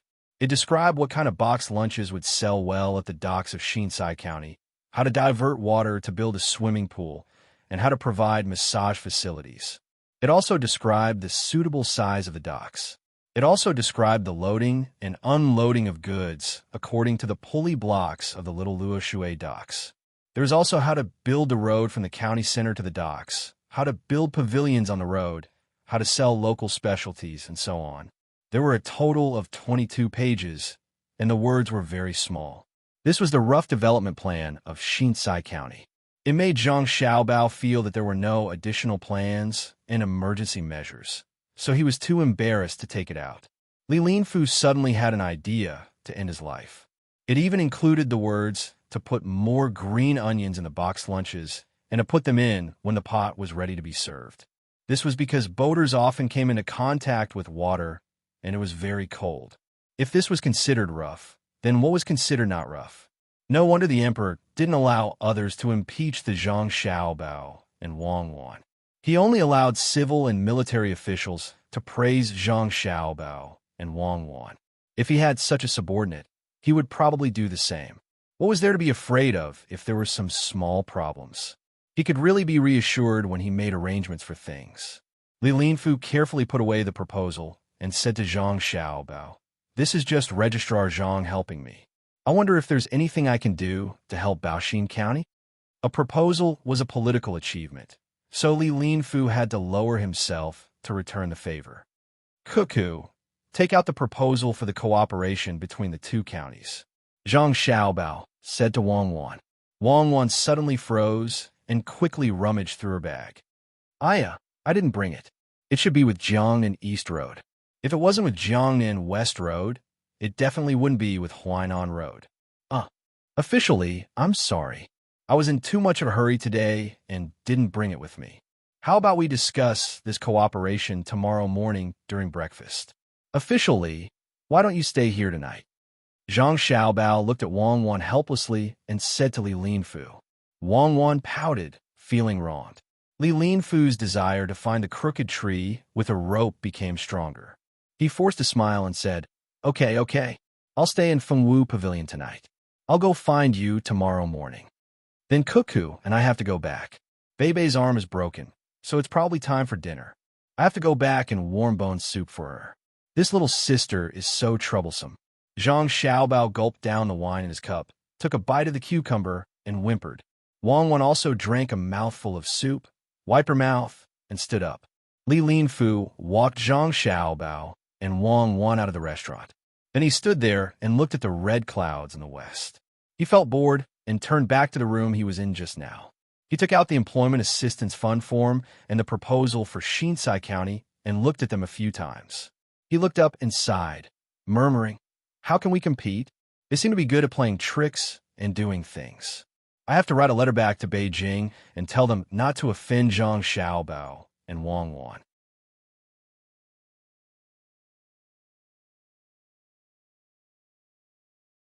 Chapter 739. I don't have any recommendations this week, so I'll have to rely on everyone. Xiao Bei, open your mouth and eat this bone marrow. A bone marrow went into Xiao Bei's stomach with a sizzle. Xiao Bei, eat some more kelp. I can't eat anymore. Then eat another bone marrow. Another bone marrow went into Xiao Bei's stomach with a sizzle. Do you want more? I want more bone marrow. Zhang Xiaobao fed Xiao Bei spoonful by spoonful. He regretted putting too little bone marrow and too much kelp. Whenever he fed his sister seaweed, she would say that she couldn't eat anymore. Instead, she ate bone marrow one by one.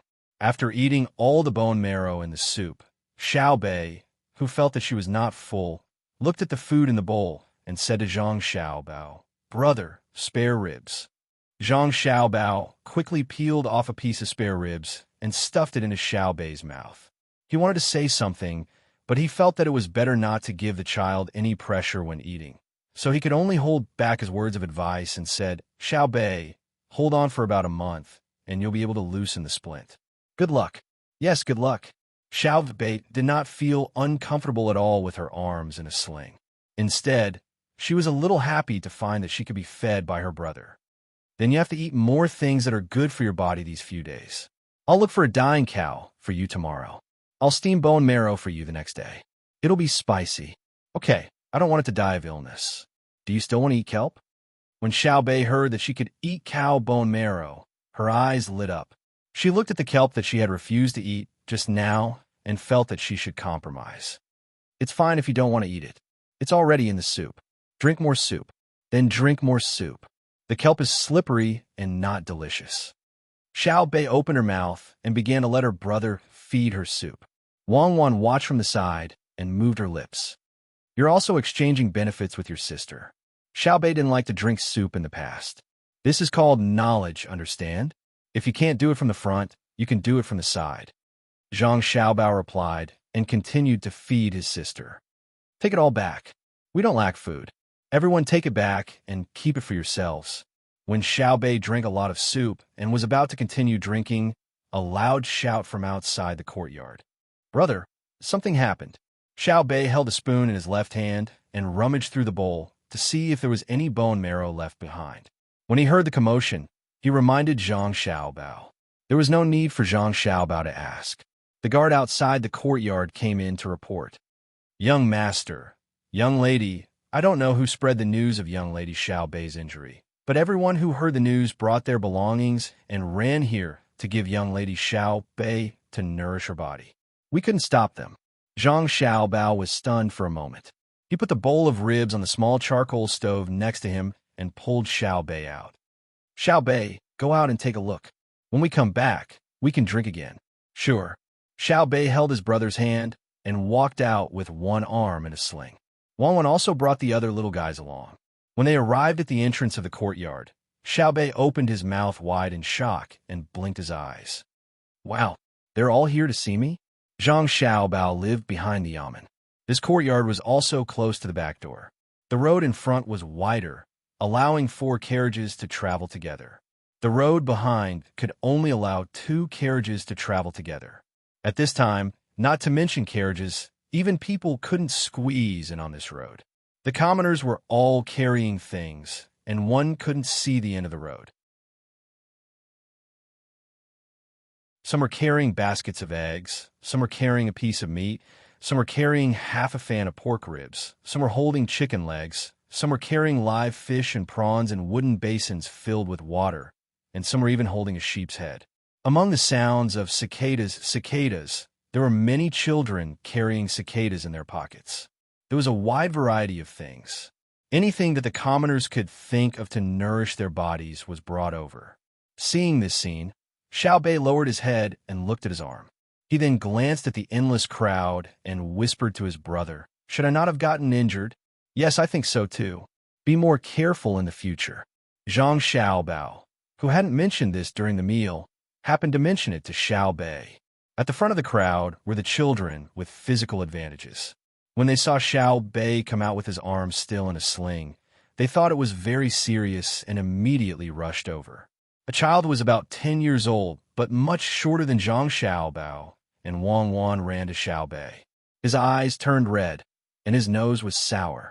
He wanted to cry. He blinked his eyes hard and asked Xiao Bei in a small voice, "Does it hurt?" "It doesn't hurt. It hurt when I fell." "Brother, it doesn't hurt anymore when you blow on it." Xiao Bei shook his head in response. "Me and Er Sha caught a lot of cicadas for you. Now you can only eat a small piece of meat under your arm. You can't eat anywhere else. Er Sha, quickly take them out." The child said to Xiao Bei, and then turned his head and shouted. The group of children all came forward and took out the cicadas from their pockets. Some people even took out straw baskets and asked them to put the cicadas in the baskets. They took turns to put the cicadas in the baskets. Although each child didn't catch a lot of cicadas, some only had a dozen, and some had dozens. There were too many of them. The baskets were half the height of a person, and the circumference of an arm's length were filled with cicadas just like that. Xiao Bei, who usually knew how to socialize, couldn't handle it this time. He looked at the big cicadas that looked a little scary and asked nervously, "Why are you giving me these things?" "Eat them to nourish your body. You are injured. Last time in the model tourism area, you even treated us to candy. Er Sha and I knew you were injured, so we didn't know how to do anything else. So we caught these cicadas for you to eat." The child pointed at the basket with his finger and looked at Xiao Bei expectantly, asking Xiao Bei to accept it. The other people began to come forward, wanting to give the things they brought to Zhang Xiaobao. Wang Wan squatted down and asked Xiao Bei, "Everyone brought you the good things that they usually don't want to eat. Can you accept them?" Uncles, aunts, listen to me. My family doesn't lack them." "Yes, we don't lack them. We can't finish them." "Yes, we can't finish them. Take them back." "Thank you, uncles, aunts, grandparents. I really can't accept them." Facing such a big scene, Xiao Bei took 2 deep breaths and finally spoke nervously. The commoners were used to seeing Xiao Bei and the other little fellows walking around sensibly.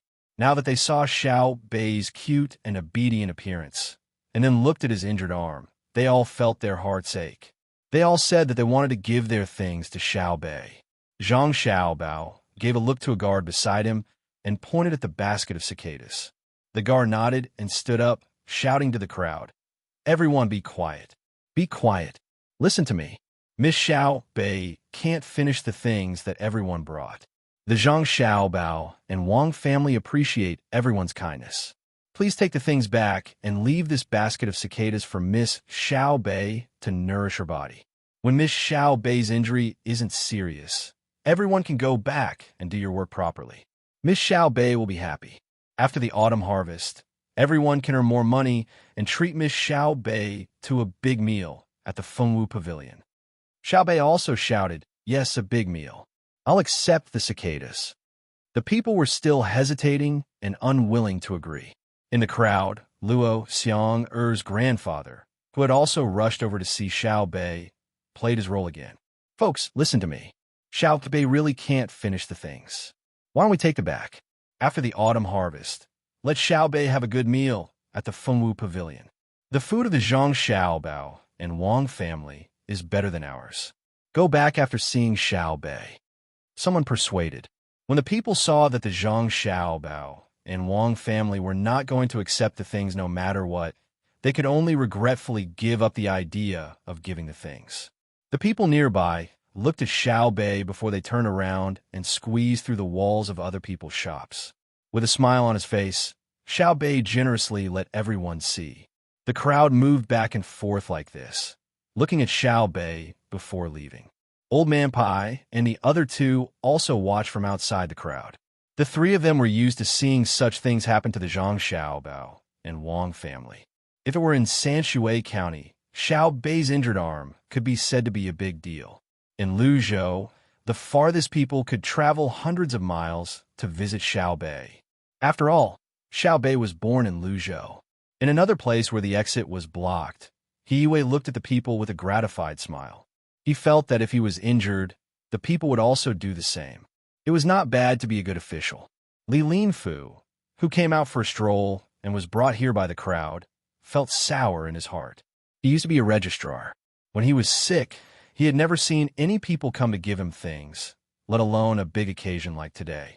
He wanted to learn from the Zhang Xiaobao and Wang family, but he did not have the chance to refuse.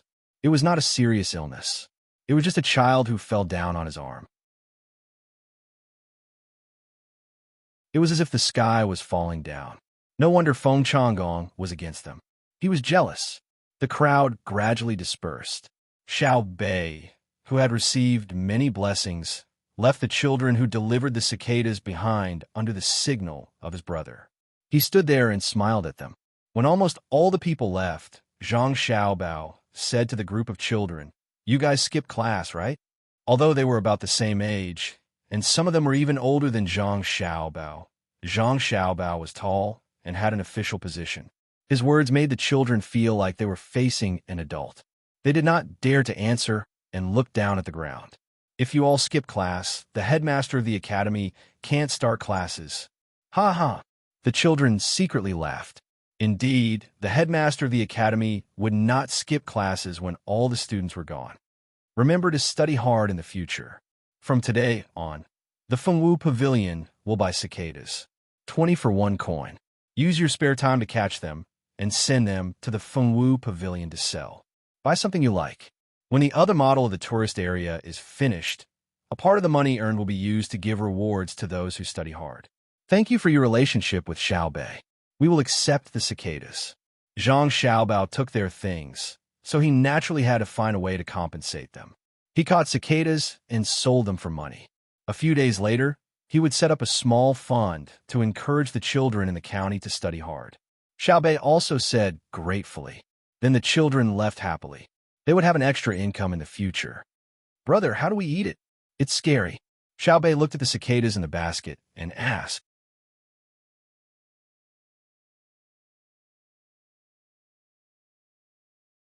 Chapter 740.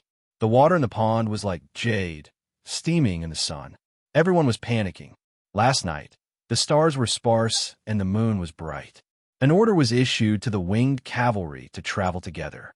For the sake of his brothers and sisters, Zhang Xiaobao temporarily put aside other things and ordered people to carry a basket of cicadas back to make snacks. He cut out the meat, soaked it in hot water, and then steamed it in a pot. After steaming for a while, he changed the pot.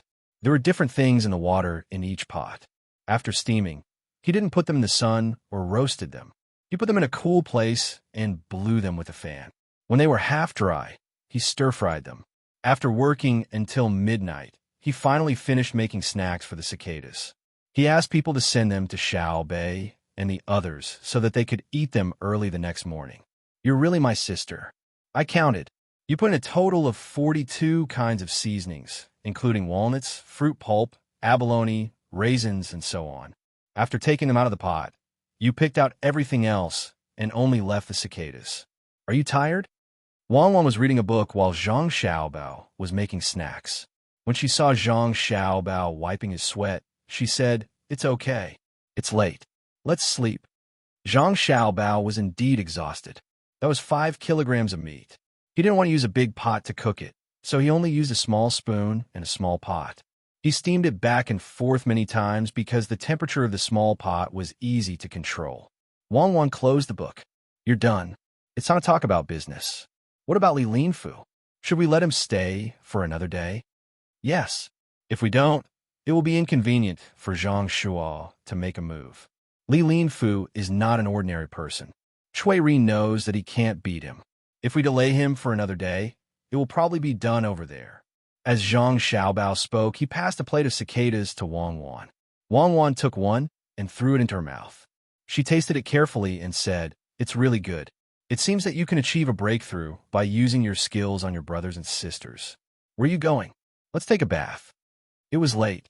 Li Linfu, who couldn't sleep, pushed open the window in the courtyard of Fengwu Pavilion. He looked at the moon that was almost full outside and was still thinking about what he saw during the day. It would be a lie to say that he wasn't touched. What was the purpose of being an official? Some wanted to use their abilities so that they wouldn't be buried, some wanted to make money, and even more wanted to be recognized by the people in the imperial court. Local officials were recognized by the people, and that was also recognized by the imperial court. In the past, he had always heard that when Zhang Zhong left his post, the common people would empty the streets and send him off in tears. He had never seen such a scene before. Today, he finally saw it with his own eyes. It was enough to be an official. I wonder how Feng Changgong is doing in Xian Kai County. I hope they are smart enough to not go against Chui Riji. Li Linfu thought as he reached for the teapot beside him. He poured himself a cup of water and drank it. He frowned, thinking that it was not as good as the tea served at the local yamen.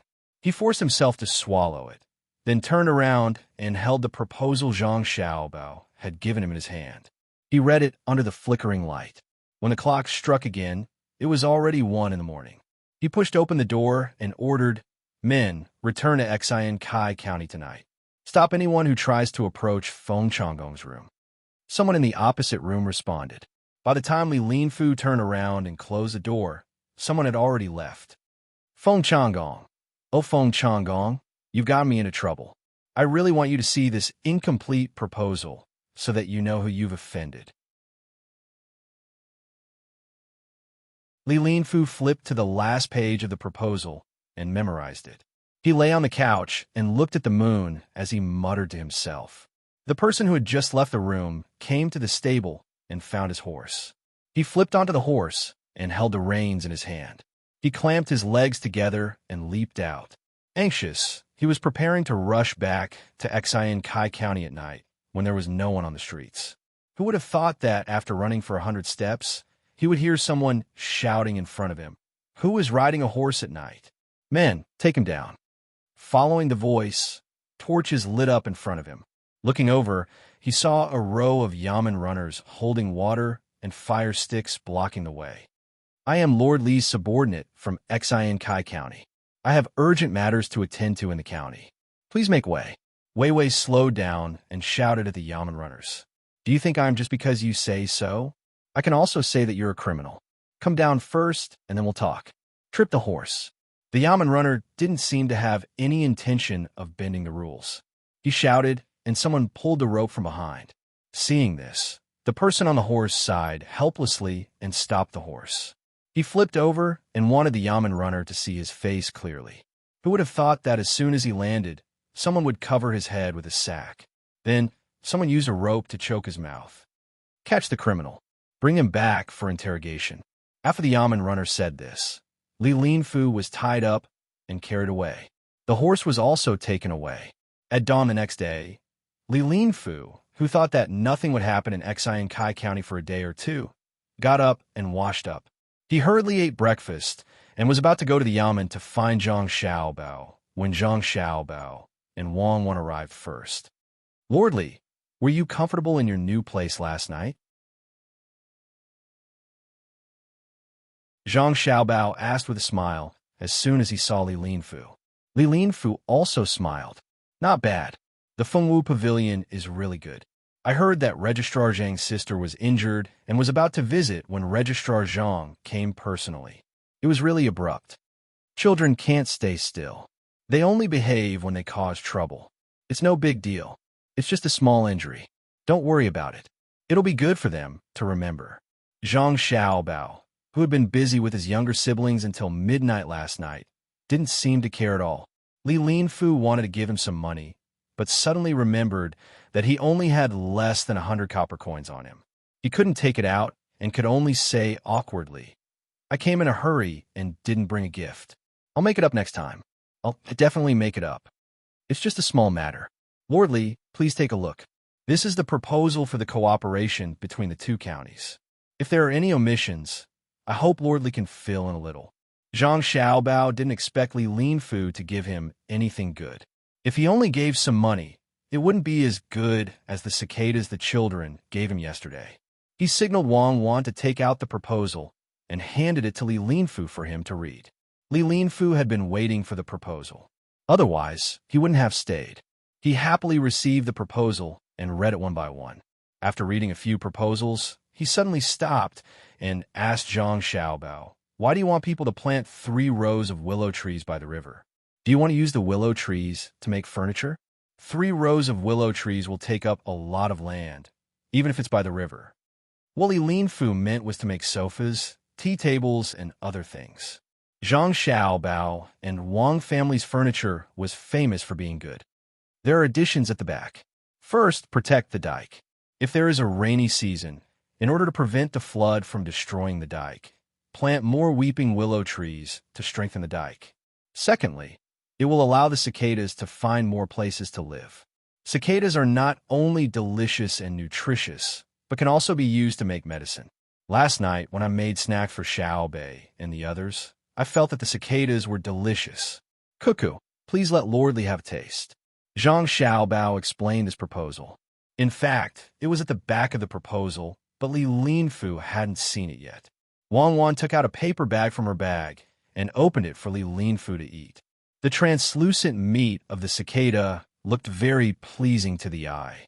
Li Linfu picked one up and put it in his mouth. He smacked his lips twice and grabbed a few more. He kept eating, thinking that he couldn't blame He Yiwei and the 2 people from Shangniu village for eating until they were full. This Zhang Xiaobao's cooking was indeed extraordinary. The taste was fresh, but not fishy, supple, but not salty, tough, but not bitter, sweet, but not greasy. After eating one, he wanted to eat a second one. To be able to make this kind of food for Xiao Bei, he must have put in a lot of effort. Just like this, his indifferent appearance just now was exposed. Li Linfu didn't say anything. Seeing that Wang Wan was still holding the paper bag, he took it all. "I'll eat it myself." Zhang Xiaobao, I didn't expect that your method is really not simple. I see cicadas everywhere. Don't tell me you want to plant more trees for them? Zhang Xiaobao saw that Li Linfu had snatched the bag away and disdained him. He said, "Times have changed. Today, cicadas are caught by children to eat. Adults usually don't eat them, just like silkworms. But in the future, there will be a special way to make cicadas. When that time comes, everyone will catch cicadas and every household will eat them. Not stopping for 1 year, not stopping for 2 years, not stopping for 3 to 5 years, not stopping for generations. Huh. Henceforth, the descendants can only learn about it from books. Their ancestors had a food that was delicious and could be used to make medicine. It was known. Today, no one knows about it, but it can be seen in paintings. This official has learned." Li Linfu understood. Zhang Xiaobao was afraid that the method to make cicadas would be spread out. When the time came, everyone would go and catch them. If all the cicadas were caught, the descendants wouldn't be able to see it. They would only know about it from paintings and books.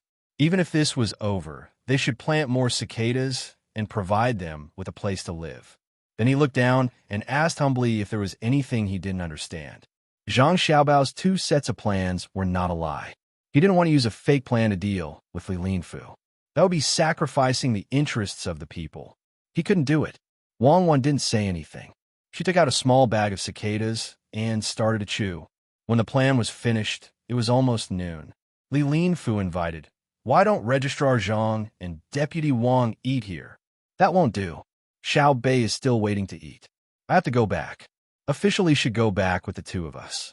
After taking care of Xiao Bei, we could talk about it while eating. What do you think?" Zhang Xiaobao very straightforwardly refused. "Great." Li Linfu agreed. The 3 of them walked to the yamen together. Li Linfu had finished his cicadas. Looking at Wang Wan eating there, he wanted to ask for more, but was too embarrassed to ask. He could only swallow his saliva secretly. The 3 of them arrived at the back of the yamen. Before they entered, the door was opened. When the servant of the Zhang family saw Zhang Xiaobao and Wang Wan, he was stunned at first. Then he said happily, Little young master, little miss, you two came back at the right time. There's an official in the capital on a fast horse. He said that he wants you two to go to the capital immediately. Do you know him? Zhang Xiaobao was puzzled. Why did he and Wang want to go to the capital at this time? Moreover, they took the official route. Did something happen to his family? Replying to little young master, I have asked. He said that the emperor is going to travel and wants you two to discuss it. The servant replied.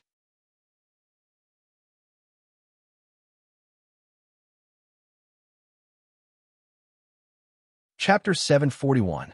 Thank you all for voting. Thank you so much. The title of the previous chapter was wrong. It was Chapter 345. Li Longji wanted to go out and play, so he didn't forget to call Zhang Xiaobao and Wang Wan along.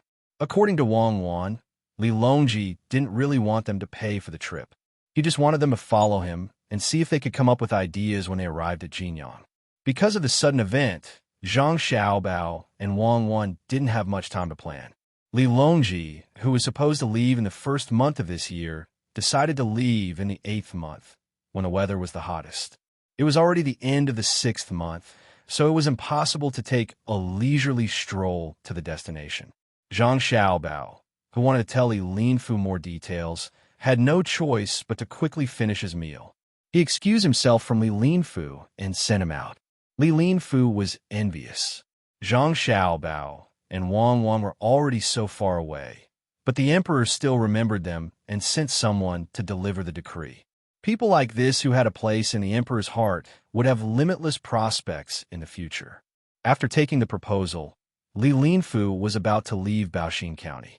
Just as he was about to leave, the person he sent out last night was sent back by the county's bailiffs. The bailiff explained, last night, someone rode a horse in the middle of the night. We suspected that he was a criminal. After we caught him, the criminal arrogantly said that he was Lord Li's man. We thought that Lord Li wouldn't have such an arrogant servant, so we didn't believe him and planned to lock him up first. We were afraid that we would disturb Lord Li's rest in the middle of the night, so we didn't come to ask. Today, we carefully asked him again and felt that he wasn't lying. There were many things that matched up, so we sent him here for Lord Li to see. If we caught the wrong person, please forgive us. Li Linfu's heart skipped a beat when he saw that the servant, who should have returned to Xinsai County last night, was still in Baoxin County. He looked at the servant, who didn't suffer much but had a helpless expression. He sighed and said to the bailiff, That's right, it's my subordinate. I didn't expect him to ride a horse in the middle of the night and be so arrogant. You caught him well. Let him remember this and quickly return to the team. The latter part of the sentence was directed at one of his subordinates. This person originally wanted to argue a little, but when he saw his master give him a meaningful look, he could only lower his head and enter the group. The Yamen runners also went about their own business. Seeing the bailiffs leave, the person who was caught said to Li Linfu, Sir, they are talking nonsense. Last night, I know. They didn't ask you carefully at all. They just wanted to catch you. It's not your fault. Feng Changgong is finished. I don't know if I can see him when I go back today. Li Linfu didn't need his subordinates to finish speaking to know what was going on. Zhang Xiaobao and Wang Wan deliberately delayed him so that they could free up their hands to deal with Feng Changgong, who had begun to act foolishly. They could only depend on their luck. After giving the order, the team sped up, wanting to return as soon as possible to check on the situation. Feng Changgong, who was being targeted by Li Linfu, had already been arrested. His eyes were blindfolded and his mouth was gagged. He was put into a carriage and was driven to the capital. The county magistrate was also arrested at the same time. The registrar took out a token at the crucial moment and escaped the calamity. Woo. Feng Changgong, who was tied up, was lying in the carriage. When he saw that there was no one guarding the carriage, he twisted his body with all his strength and moved to the side of the county magistrate. He was making sounds from his mouth. The county magistrate was also thinking of ways to get rid of the rope. Together, the two of them finally bumped into each other. They rubbed against each other and broke the rope used to block the cloth around their mouths. After panting for a while, the two of them felt a little better. Quick, think of a way to break the rope on our bodies. We will take the opportunity to escape. Once we are detained in the capital, we will be finished. Feng Changgong continued to twist his body and ordered the county magistrate. The county magistrate, who was supposed to cooperate with him, didn't move this time. He lay in the carriage weakly and advised Feng Changgong, "Sir, it's better to stay here. If we go back like this, we may not be killed. At most, we will be exiled. If we really break the rope and leave the carriage, we may be caught again, and they will say that we escaped because we were afraid of being punished." The county magistrate was very clear-headed at this moment. Unlike Feng Changgong, who still had a fluke mentality. Since he was caught in the early morning, he understood that this time he didn't need to count on others to help them. Sir Li, who was supposed to be able to protect them, went to Baoxin County and didn't come back yet. He probably couldn't help much. If he wanted to blame someone, he should blame Feng Changgong. He should have gone to Baoxin County himself, but who knew that he still didn't give up and prepared to make the last fight. Otherwise, how could Sir Li go there personally to ask for mercy? The more he thought about it, the more the county magistrate hated Feng Changgong. If it wasn't for him, he wouldn't have become what he was today. After saying his sentence, he closed his eyes and felt the bumpy carriage, wanting to sleep. Feng Changgong still didn't want to give up, so he said to the county magistrate, "You have to think carefully. If you don't run this time, you won't have a chance to run in the future." Now, most of the people who are escorting us are the government runners in the county. Once they meet with the people sent from the capital, they will be more strict. "My Sir Feng, please don't hurt me anymore. I still have my family." Run? Where can I run? Even if the government runners in the county really listen to you, there are still people watching over us. At that time, the wanted poster will fall on my head. If I am caught again, it won't be as simple as being exiled. The county magistrate said to Feng Changgong with dissatisfaction. Right now, he really hoped that Feng Changgong wouldn't be able to breathe and suffocate to death so that he could vent his anger. Feng Changgong sighed and turned around.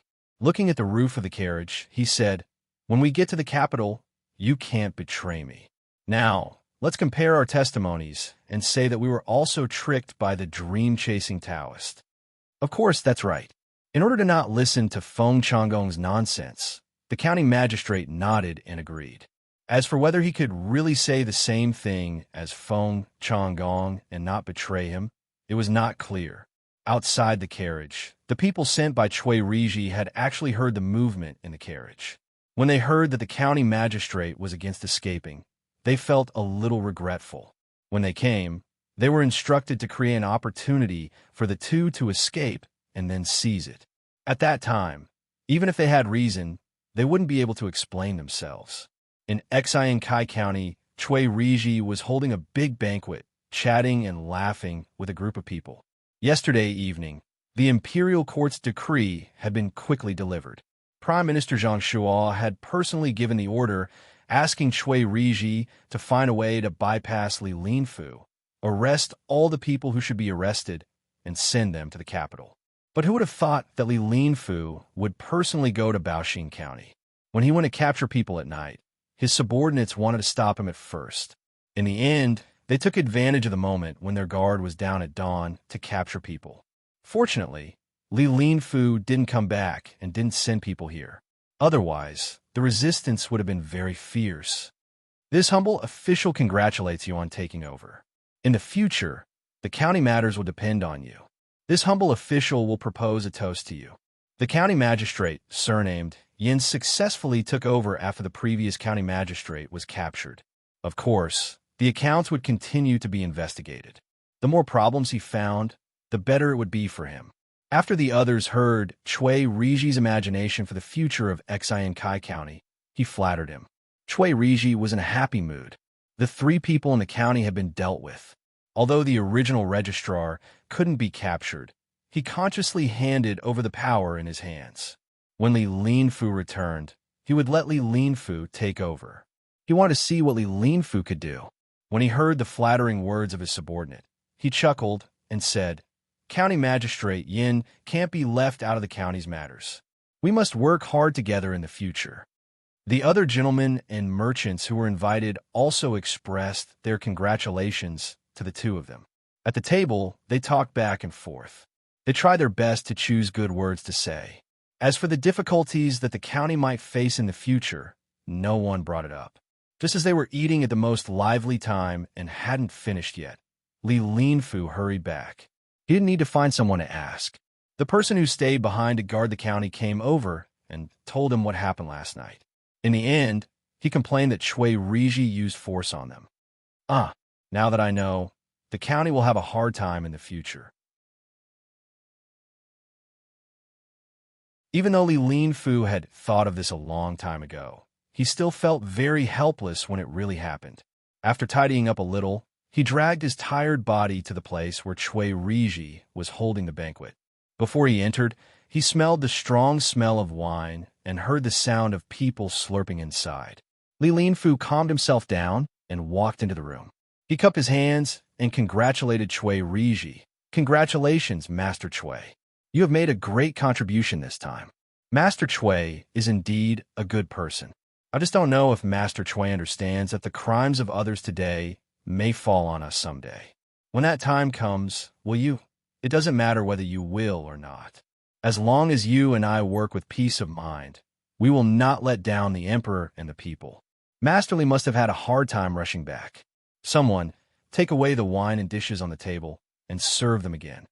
Before Li Linfu could finish his words, Chui Riji waved his hand and didn't let him continue. Then he ordered people to change the banquet. Seeing that things had come to this, Li Linfu also understood that if he continued to help Feng Changgong now, he could only put himself in danger. Looking at the people who were almost drunk, he didn't refuse Chui Riji's arrangement. He found a place to sit down and said to Chui Riji, "Did you use your own money for this meal or the money in the account?" Chui Riji, who was very happy at first, heard Li Linfu mention money. His face darkened like Wei Wei. Then he looked at the squires who were also looking at him with confused eyes. He snorted and said, "Today is the day when we take over, and it is a good day to get rid of the scourge for the people in this county. Let's not talk about other things. Master Chui is right. Then let's not talk about it. Can I also take over?" Li Linfu heard Chui Riji's words and knew that he must have spent the money in the account. He was secretly happy and asked about taking over. Chui Riji still had to check the account. He thought that if he let Li Linfu take over now, the account would be handed to Li Linfu. If Li Linfu wanted to cover up for others, it would be difficult for him to take care of it. So he said, "Master Li just came back. You're very tired. Why don't you have a good rest today and take over tomorrow?"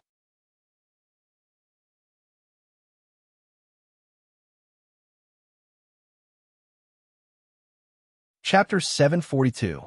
In Baoxing County, Zhang Xiaobao and Wang Wan finished telling stories to their younger brothers and sisters and arranged for them to take a nap. Then, they started to discuss their trip to Beijing. Zhang Xiaobao was worried about his sister Xiaobei's injury and didn't want to go. He said to Wang Wan, "Do you think it's okay if we refuse?" "Okay. If we refuse, Li Longji won't be able to say anything. But why should we refuse? Let He Wei take care of the affairs in the county and train him. That's a good idea." Wang Wan didn't expect Zhang Xiaobao to not want to go to Beijing, so she asked in confusion, "It's all because of Xiaobei. If we leave, what will happen to him?" "She'll go with us, but her arm is injured. She's young, so the injury isn't serious. She'll be fine when we get there. They can also go and see a new place. They've never been to Jinyang before." When Wang Wan heard that Zhang Xiaobao was worried about Xiaobei, she immediately said that she wanted to bring her younger brothers and sisters along. She didn't care about the number of people. She thought that even Li Longji couldn't refuse. Zhang Xiaobao didn't say anything immediately. He sat there and thought for a while. Then he said, "Fine, I'll listen to you. Bring Xiaobei and the others along. Tell He Wei not to agree to anything from the people in Xinsai County so that he won't be cheated. This way, we can leave and let them fight in Xinsai County first so that we won't be involved. Then it's settled. I'll ask someone to arrange it right away. We'll take a boat around the county. It's less bumpy, and Xiaobei and the others are used to taking boats. They're not afraid of seasickness." Seeing that Zhang Xiaobao had changed his mind, Wang Wan got up and went out to arrange it. Zhang Xiaobao sat in his chair and didn't move. He looked at Xinsai County, smiled, and muttered, "You guys go ahead. We'll talk about it when we come back." The news that Zhang Xiaobao and Wang Wan were going to leave did not spread, so the people in the county did not know.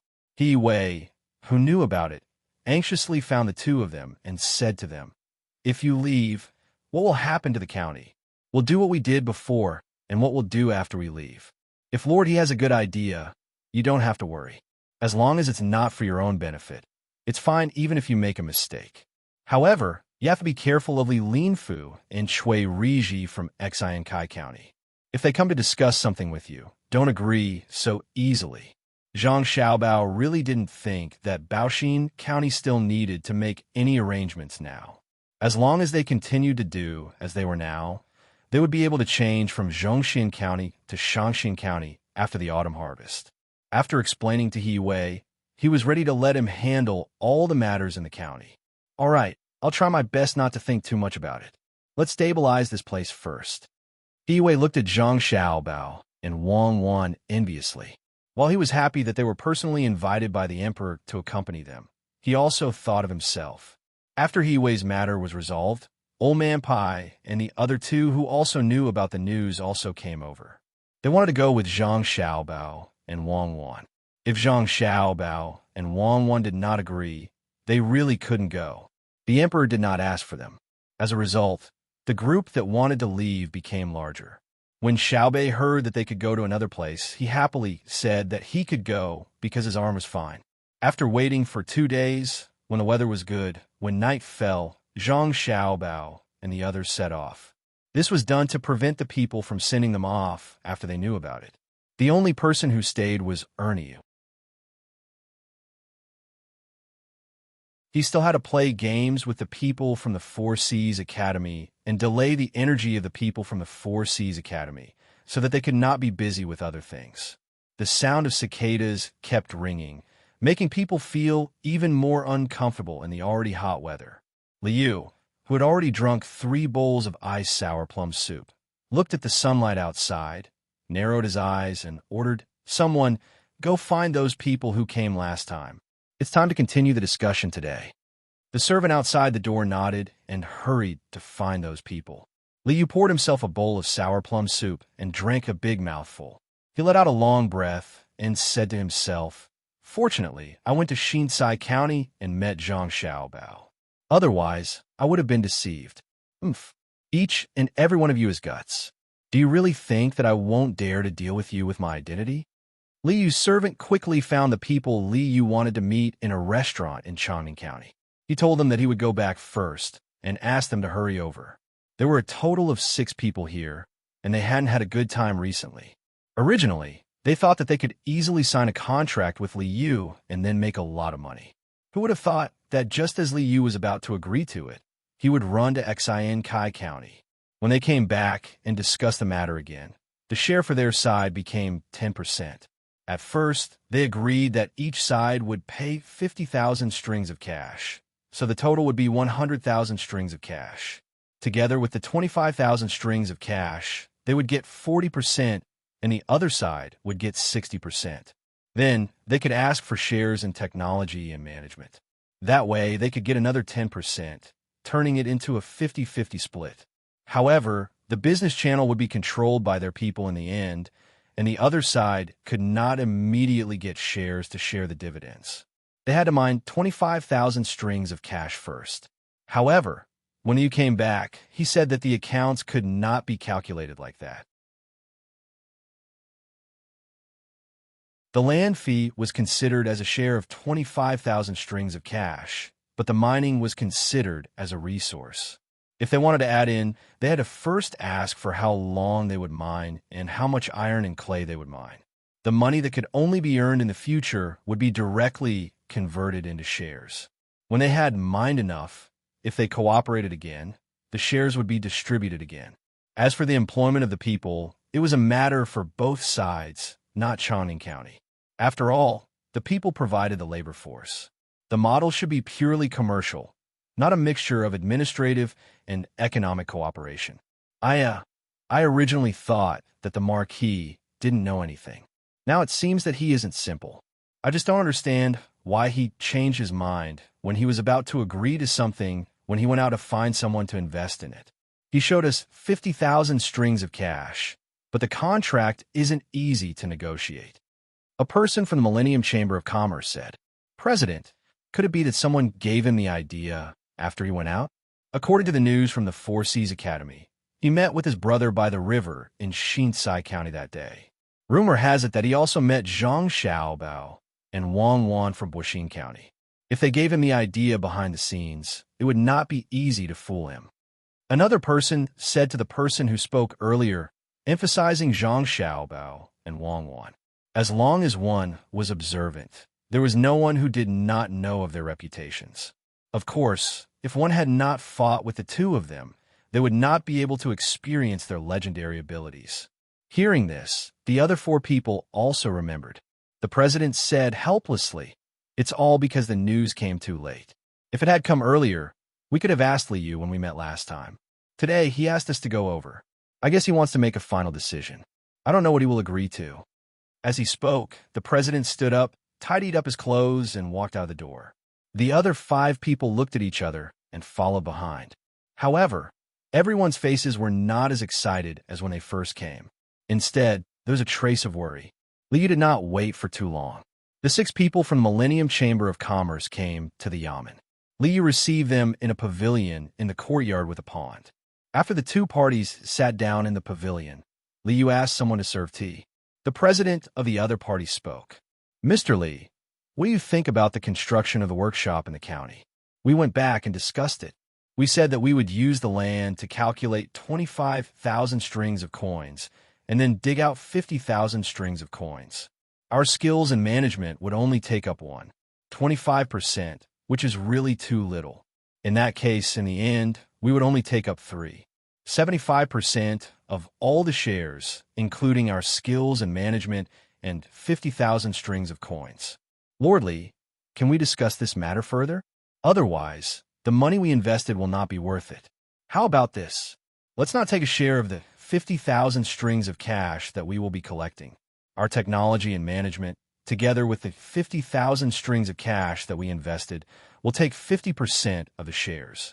When it's time to mine, we will set up a special mining workshop. You will use the local resources to take half, and we will use the mining technology to take the other half. This is the idea of the two chambers of commerce. Or rather, the two transactions will be separated and settled separately. The workshop we worked with before will buy from the place we came later. This way, we can be considered to have a good deal. Otherwise, you will be using goods that have not appeared to exchange for our current shares. This is unfair to us."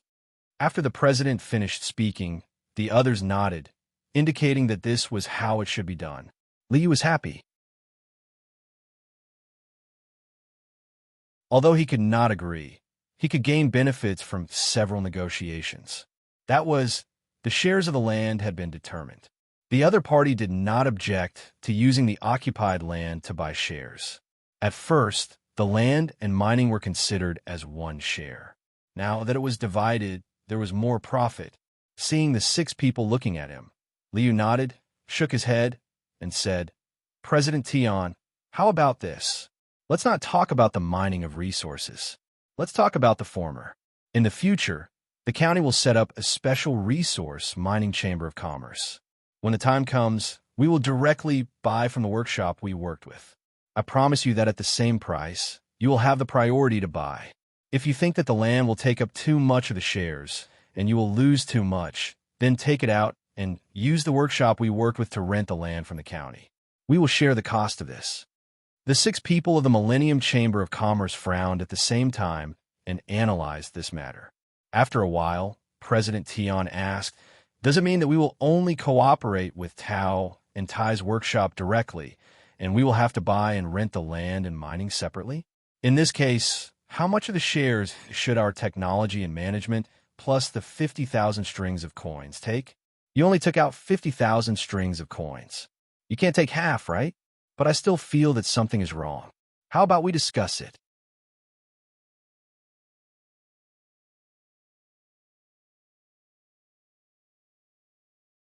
Chapter 743. The moment Li Yu left, the six of them began their discussion. They were prepared to be more forceful today, thinking that Li Yu would take a step back for the sake of the locals. But when they were forceful, Li Yu did take a step back, but in a different way. President, from the looks of it, we have a lot of shares in our partnership with Li Yu. Even if we only take 10% of the shares in terms of technology and management, we can still get a total of 55% of the shares if we control the sales channels. But why do I feel like there's something wrong with doing that? It seems that we are the ones who will lose. It's much worse than what we planned at the beginning.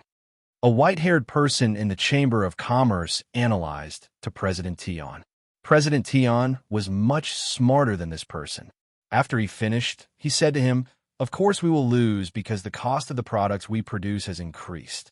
We have to pay part of the cost of the mines and part of the cost of renting the land. In the end, all of the money will go into Li Yu's pocket. He may have less shares, but his income has increased.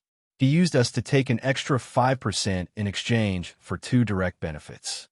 After hearing the president's words, the white-haired person understood. So this was what he felt was wrong. He sighed and said, "This Li Yu is not easy to deal with. Should we change to another place? How can we change to another place? This Changning County is the best. If we change to another place, other officials will dare to cooperate with us like this. Li Yu's status is different. Even if he loses in the end, he can take responsibility. Other officials won't dare to." A pockmarked face person next to the white-haired person rejected the other suggestion. "Then what should we do to take advantage of him? Should we just fake the accounts in the sales channels to get back the losses?" Another person couldn't think of a way, so he asked someone else. President Tian shook his head and said, "We can't fake the accounts. I think Li Yu will send people to follow us. If he really finds out, he can deal with us directly. Now we think that he is afraid of losing face and can't use force to threaten us. That's why we want to cooperate with him." This time, the 6 of them were silent again. They drank cup after cup of tea. When they felt that the tea was tasteless, President Tian said to the other 5, "Actually, it's not like there's no other way. There's another good idea. We can learn from Li Yu and separate the sales department.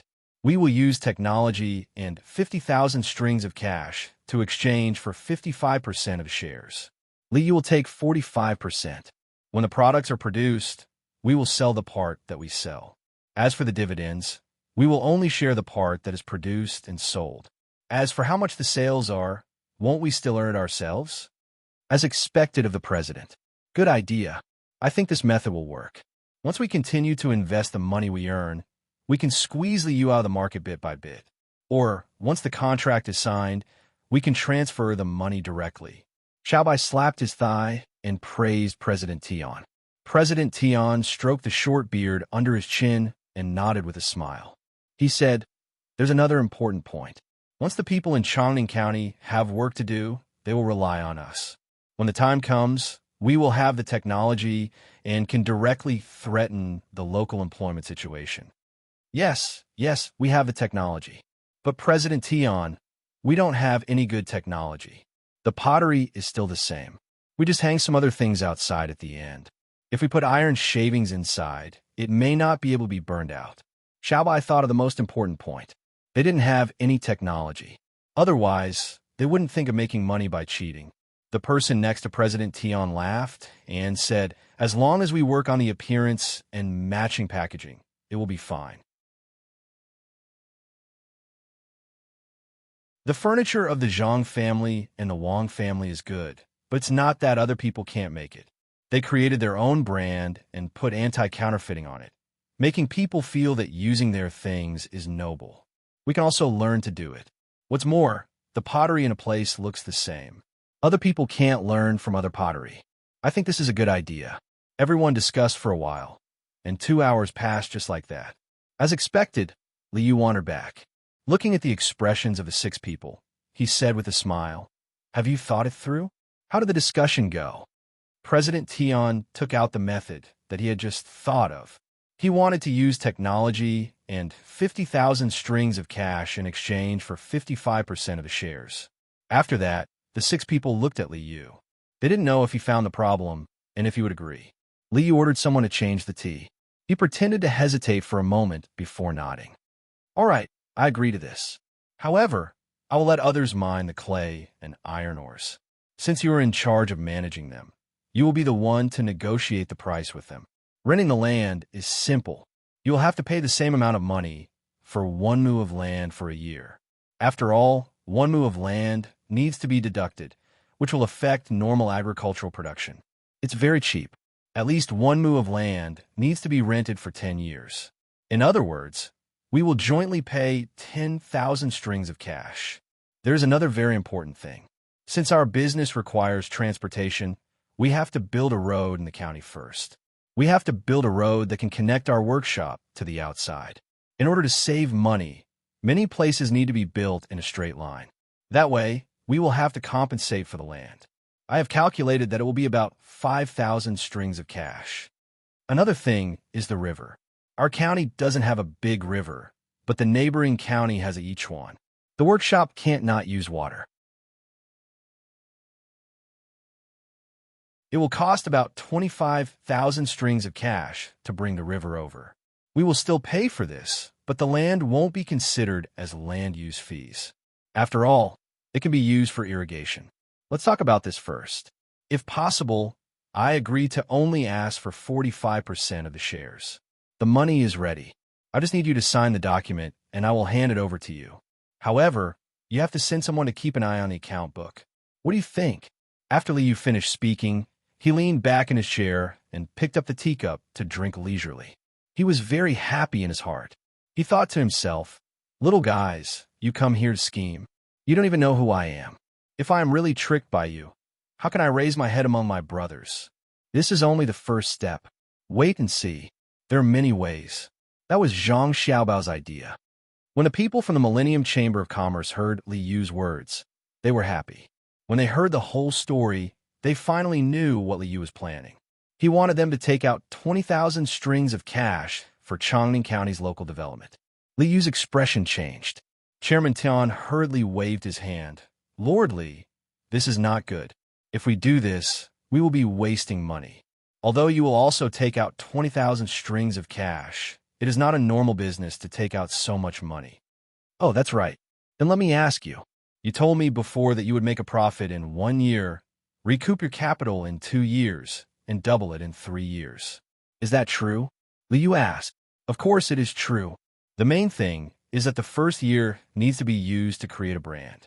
If we work harder and produce the products this year and create a brand, we may be able to double it by next winter. We have underestimated the ability to make money." Chairman Tian promised again. "Then it's settled. We need to pay taxes for our business. How about this? The county will exempt the production and sales of our workshop from taxes for 10 years. According to what you said, the tax exemption is quite high. However, your independent sales department also needs to pay taxes. I will find someone of mine there." "Yes, it's a good idea. But your independent sales department also needs to pay taxes. Unless you were lying to me earlier, there's no way you'll be able to earn that much money. Otherwise, you can calculate how much less tax you'll have to pay according to the development you've described earlier. Not to mention 40,000 strings of cash. You could even get 10, right?" Seeing that the other party admitted, Liu made things easier. He gave them a chance to calculate the profit and promised to exempt them from taxes. They would use 40,000 strings of cash in exchange for 10 years of tax. So this is what he was waiting for, the 6 people of the Chamber of Commerce thought at the same time. When they looked at Li Yu again, they felt that Li Yu was not an official sitting opposite them, but an old fox who was good at calculating. His calculation was too good. The one with the white hair couldn't help but ask, "Lord Li, did you meet Zhang Xiaobao and Wang Wan in Xinsai County? How did you know?" "We just had a meal together. My brother is building a workshop with them. Otherwise, where would I get so much money?" Li Yu pretended to be surprised and asked, then explained how he got the money. The 6 people understood. No wonder Li Yu seemed like a different person when he came back. As expected, he had received advice from Zhang Xiaobao. His opponent had changed, and he couldn't act like before. Even if it was just rumors about how powerful Zhang Xiaobao was, he still had to be on guard. The 6 people looked at each other and didn't know what to say. "Do you still want to discuss it a little more? Then, this official will take a look at the front." Li Yu put down his teacup and asked. Seeing the change in the expressions of the 6 people, Liu felt very comfortable. Now they knew who was behind this, right? Even if they don't want to do it, they can't. I raised all the money here. If they don't do it, wouldn't they be playing with me, a marquis? Hearing Liu's question, President Tian gritted his teeth and said, there is no need to discuss it. We will do as Lord Li says. We agree to the tax exemption for 10 years. That's good. I will order someone to write the document. If you feel that there are no omissions, then sign it. Liu really didn't care what the other party was up to. Even if there was something that Zhang Xiaobao didn't tell him, he could just ask Zhang Xiaobao again. Soon, the document was signed. There was no supervision, so each side held a copy.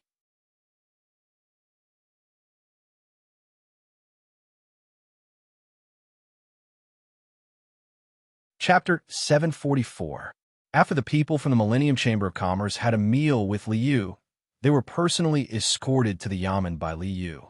As he watched the 6 of them walk toward a house that was going to be sold, Liu looked at the darkening sky and muttered, I'm finally a proper county magistrate. Sir, aren't you afraid that they're lying to you? I don't think they're good people. They signed a contract too quickly. One of Liu's advisors didn't know about this before. Liu just found him from somewhere else.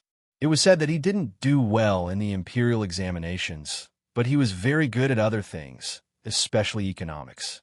It wasn't until Liu signed a contract with the 6 people and called him over to drink with them that he found out what the person he was supposed to be assisting had done. There were too many people earlier, so he didn't ask. Now that there was no one around, he reminded him worriedly. Little worm, do you feel uncomfortable that I didn't tell you about this in advance? Don't worry. Other than this, I'll ask you about everything else in the future. Liu said to his advisor. I don't dare. Sir, you must have thought things through. Besides, it's my first time here. There are many things that I shouldn't know. The advisor had indeed thought of this before. Why didn't he discuss it with him? Was it because he wasn't good enough? If that was the case, why did he ask him? Now that he saw Liu speak so calmly, he was slightly moved. He hurriedly denied it vaguely, letting Liu know that he had thought about it and giving Liu a way out. Liu didn't care about what the advisor thought and explained, I don't think you can interfere in this matter. You just want to persuade me not to cooperate with them, right? That's right. The advisor replied calmly as well. Then how will this county develop? The people who came up with the idea behind the contract were Zhang Xiaobao and Wang Wan. If it weren't for the fact that I have a good brother who's familiar with them, they wouldn't care about this matter. That's why I must cooperate with the Millennium Chamber of Commerce. Liu told his advisor about the source of the idea. When the advisor heard this, he was puzzled at first. Then his eyes widened and he asked in disbelief, Sir, are you talking about Zhang Xiaobao from the Zhang family in Sanshui County? The one who went to Jianan Circuit? That's right. What's wrong? Are you unconvinced? Do you think you're better than him? Liu asked. No, my lord, with him around, you really don't need this lowly one. How could this lowly one dare to refuse? This lowly one once played a game of Monopoly with the young master of the Zhang family, and couldn't even last 2 hours. I wholeheartedly accepted my loss. If my lord is looking for him, then you can rest assured. When it comes to economics, no one dares to surpass you. I really don't know what to say. Sir, can you find an opportunity to let me see him again?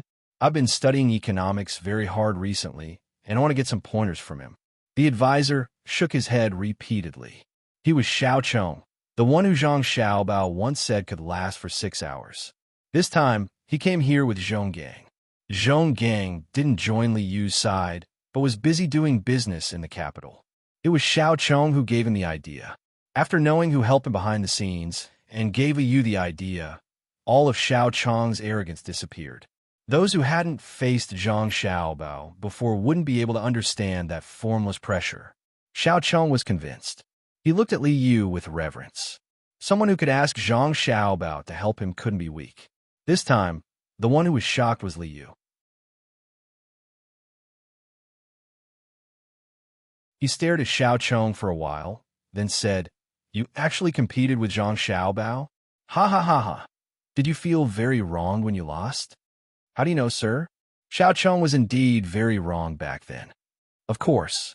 Zhang Xiaobao's methods are not simple. Come, follow me. I'll let you see what Zhang Xiaobao's plan is all about. If the people from the Millennium Chamber of Commerce really do business properly, and they really do make a lot of money, I'll also exempt them from taxes for 10 years. If they dare to have any bad ideas, I'll make sure they don't leave. Liu pulled on Xiao Chong's sleeve and walked into the room, talking as they walked. When Xiao Chong heard that he could personally see Zhang Xiaobao's plan, he was so excited that he trembled. He raised his other arm and wiped the sweat from his forehead due to excitement. He said, "I believe everything you say, sir. The young master of the Zhang family is indeed like this. When you fight, you give others a chance first. If they don't accept, then they will face an overwhelming attack. President, if we sign a contract like this, won't we lose a lot of money?" After buying a house in the county, the 6 people from the Millennium Chamber of Commerce first returned to the restaurant. The house needed to be renovated before it could be lived in. Now they had to stay in the local area, so they couldn't continue to live in the restaurant.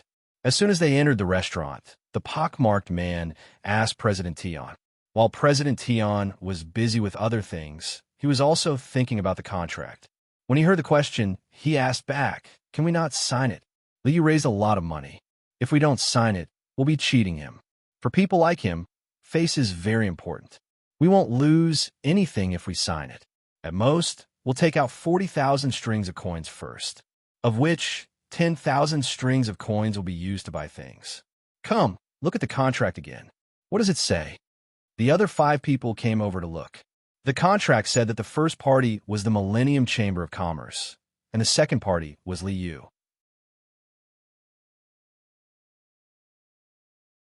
At the same time, there was a position of county magistrate. The 5 people looked at it for a while, but couldn't see anything. They turned to the president in confusion.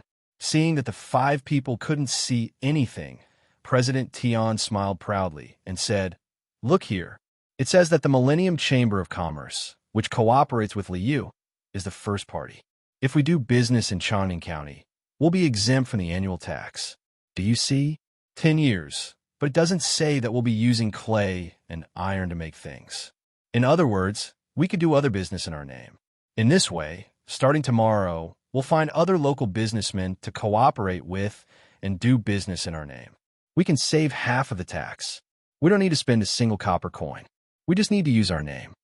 Is it really written like this? That's great. Is Liu a fool? No wonder the president asked us to read it word by word. It turns out that he thought of this. A person in the Chamber of Commerce stared at that line and said in surprise. This time, he really admired the president. No wonder the president agreed so quickly. Amazing, just using his name to cooperate with others, he could earn half the tax of other people's transactions. President Tian smiled reservedly and waved his hand. It's just a small trick. Even if you find Zhang Xiaobao, what can he do? Others are afraid of Zhang Xiaobao, but I'm not. Humph! When we find a businessman tomorrow, you can find someone to spread the news that Liu found Zhang Xiaobao.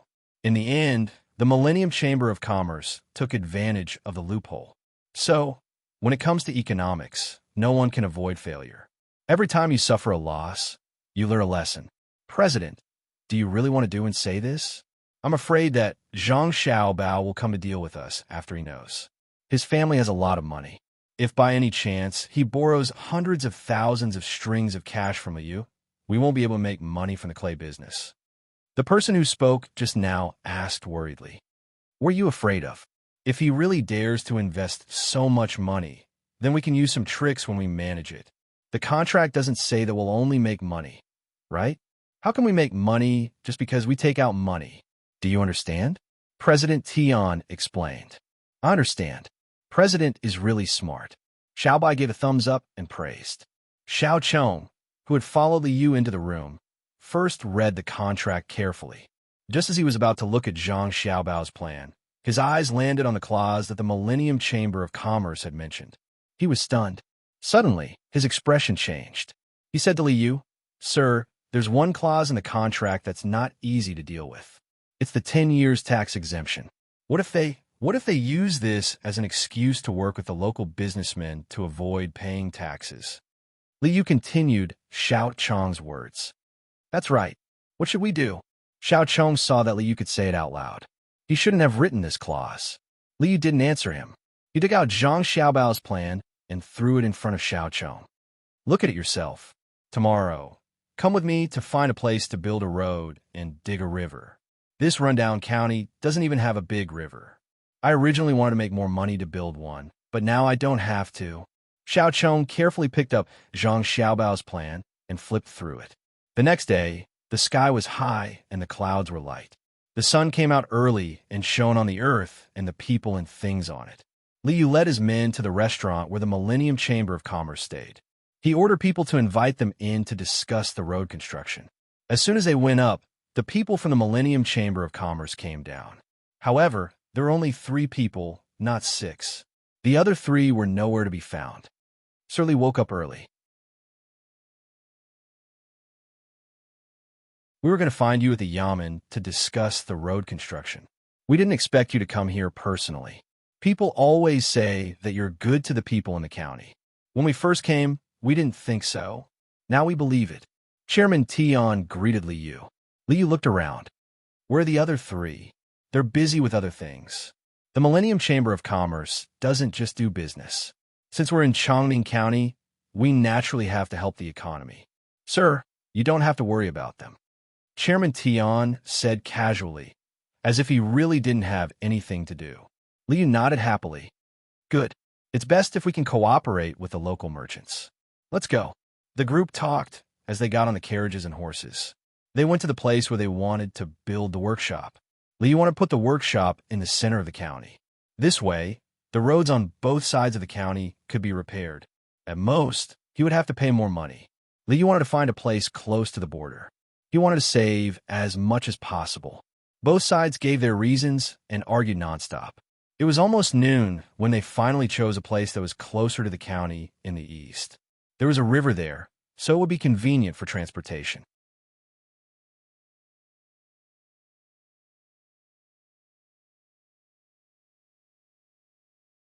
Chapter 745. Seeing that the 3 of them had returned with many contracts, Chairman Tian smiled in relief. He turned to Liu, who was still looking at the terrain. Lord Li, actually, it's okay to build more. After all, people who do business have conscience. If they could do more good for the people, they should do more. Really? Liu didn't expect Chairman Tian to be so easy to talk to. He was wondering if he should add more money. For people like him, no matter how much money he had, it was better to build a good reputation.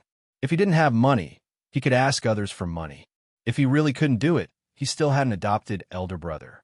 Seeing Chairman Tian nod with a smile, Liu said happily, Good. I like businessmen with a conscience. Making money is one thing, but you can't just think about money for the sake of making money. You should at least think about the people like Xiaobao and Cuckoo. Oh, let's not talk about them. They are officials. For example, between the clouds and the water, they're doing very well.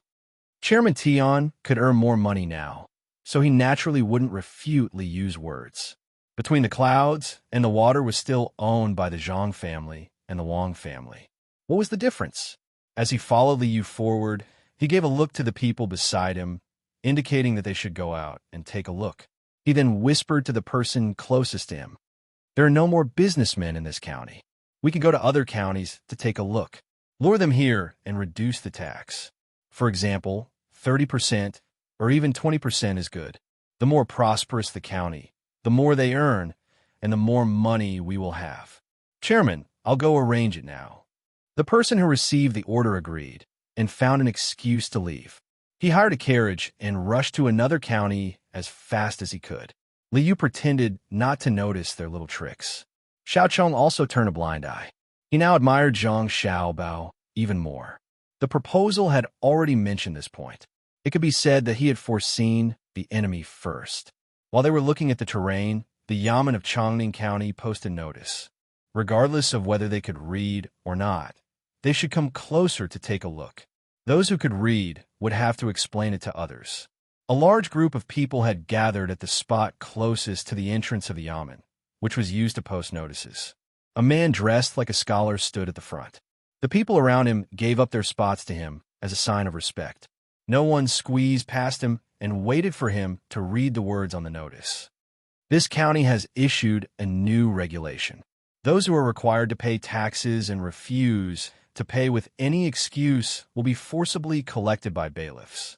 Depending on their attitude, they will be punished by 3 to 5 times the amount. I hope that all merchants in this county will remember this. That's it, just this one. It was also a kind of honor to be respected by so many illiterate people. Of course, it depended on the place. If it was in Sanshue County, no one would need him to read it. If there were children at home who had studied in school for 2 years, they could just bring them out. The people thought that it was a big deal, but when they saw that it was only for merchants to take the initiative to pay taxes in time, they were very disappointed. They sighed and dispersed. Chairman Tian, how about we go from here to the river? There's several small rivers in front of us that can be connected. It will be convenient to use water when the time comes. It won't be troublesome to make the rivers wider. Liu led the crowd to another place. He looked around and took out the map in his hand. After carefully comparing it, he said to Chairman Tian of the Qianshi Chamber of Commerce. Chairman Tian still had a reserved smile on his face. If Lordly says it's okay, then it's okay. The map in your hand seems to be more detailed than the one used for the game. Can I have a look? When Chairman Tian agreed, he glanced at the map in Li Yu's hand and found that there was something wrong with it. He also wanted a copy. Li Yu quickly closed the map and refused directly. No, even if I show it to you, do you really dare to look at it? This is a military map. Of course it's detailed. After all, I'm also the military secretary of the province. That's why I have a map. Li Yu found an excuse for himself. In fact, he didn't have a map. In the whole Tang Empire, there were only 2 places that had a proper military map. One was the palace in the capital, and the other was the Zhang family and the Wang family. It was good enough that Zhang Xiaobao gave him a copy of Changning's map. Even so, this map lacked notes. For example, when the horses walked on a certain place, whether it was difficult to walk, or what materials could be used when climbing a mountain. These are all missing. When Chairman Tian heard that it was a military map, he really wanted a copy. However, he didn't dare to. Why would a businessman want a military map? Chairman Tian nodded regretfully and didn't mention the map again. He continued to wander around with Li Yu. 2 days later, where to build roads and where to open rivers were all discussed. The people of the Qianshi Chamber of Commerce immediately transferred money and hired the local people to start working. This time, the people also knew that there was a chamber of commerce called Qianshi. They worked together with the county magistrate to do good things for the county. The chamber of commerce was good, but the county magistrate was better. Without the county magistrate, the Qianshi Chamber of Commerce wouldn't have come. In order to encourage the people to be more active, the Yamen posted a notice. It said that the idea of building roads with the Chamber of Commerce was proposed by Zhang Xiaobao and Wang, one of the Zhang family in Sanshue County. It asked people not to worry. Many people didn't know who the Zhang family in Sanshue County was, but the businessmen who had traveled the north and south knew. They bragged to others during meals. This time, the people knew that the Zhang family was very powerful, and their children were also very powerful. Wherever they went, they never did anything wrong. They were good to the people, good at making money, honest officials, and rich officials. Yes, rich and honest officials. It was a magical combination of words. Knowing this, the enthusiasm of the people rose. They all signed up to build roads. Liu also followed the methods of the Zhang family, Wang family, and his brother. He used the money from the cooperation with the Qianshi Chamber of Commerce to pay the people. He was also responsible for a few meals a day.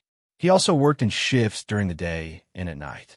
Just when everything was going well, rumors started to spread in the county. Whether it was the tea house or the pub, many people were saying that the powerful Zhang Xiaobao of the Zhang family was at a disadvantage this time. The plan for Li Yu was wrong, and the people of the Qianshi Chamber of Commerce took advantage of it. They cooperated with the local businessmen to avoid paying taxes. This kind of rumor caused the people to lose their confidence in Zhang Xiaobao. At the same time, it also caused the people to dislike Qianshi Chamber of Commerce.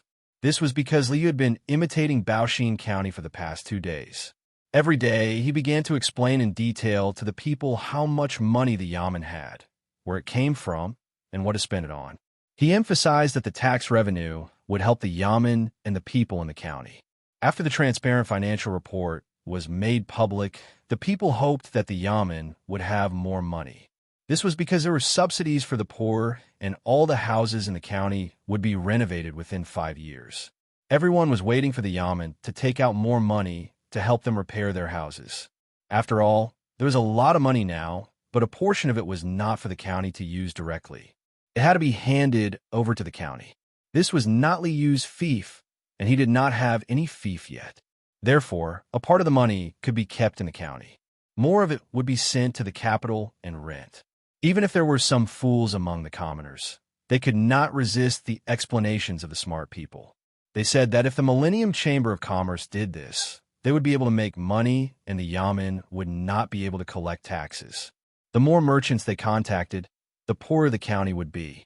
The Chinchur Chamber of Commerce, who had just spent money on roads and rivers, became a profiteer in the eyes of the people. They were not good people. At the same time, they were disappointed in Zhang Xiaobao.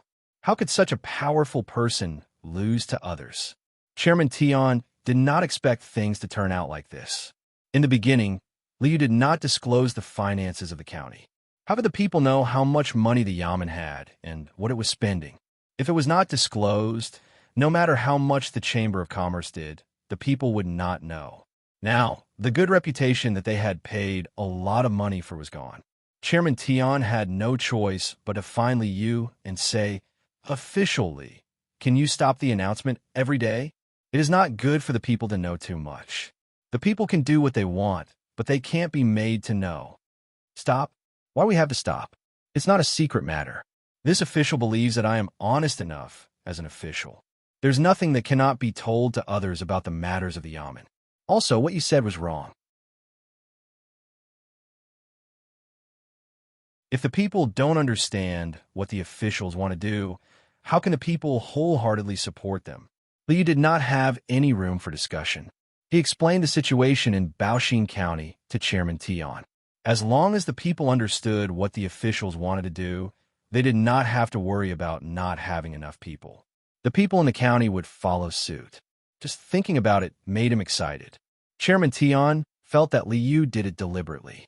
He thought that Liu knew that the Chinchur Chamber of Commerce was cooperating with other merchants, but he found that the contents of the contract could not be changed. He could only silently endure it. However, he was not satisfied, so he came up with this idea to make the Chinchur Chamber of Commerce lose its good reputation. Thinking of this, Chairman Tian said, "Officially, if the Chinchur Chamber of Commerce's reputation is ruined, the people will not be willing to hire. How can we do business then? Don't worry. As soon as the workshops start construction, I will come immediately." It has been 8 days since we signed the contract, right? Liu promised. Then, he suddenly said something that made President Tian confused. "Yes, it has been 8 days. In a few days, the workshop will start construction. Officially, does the number of days have anything to do with the workshop?" Chairman Tian asked in confusion. "It has nothing to do with that, but it has something to do with the tax. According to the regulations of the county, merchants can delay paying the tax for 10 days. If they do not pay after 10 days, the punishment will be heavy. These days, no merchants have paid the tax. I'm worried about them." Liu looked at Chairman Tian meaningfully and explained.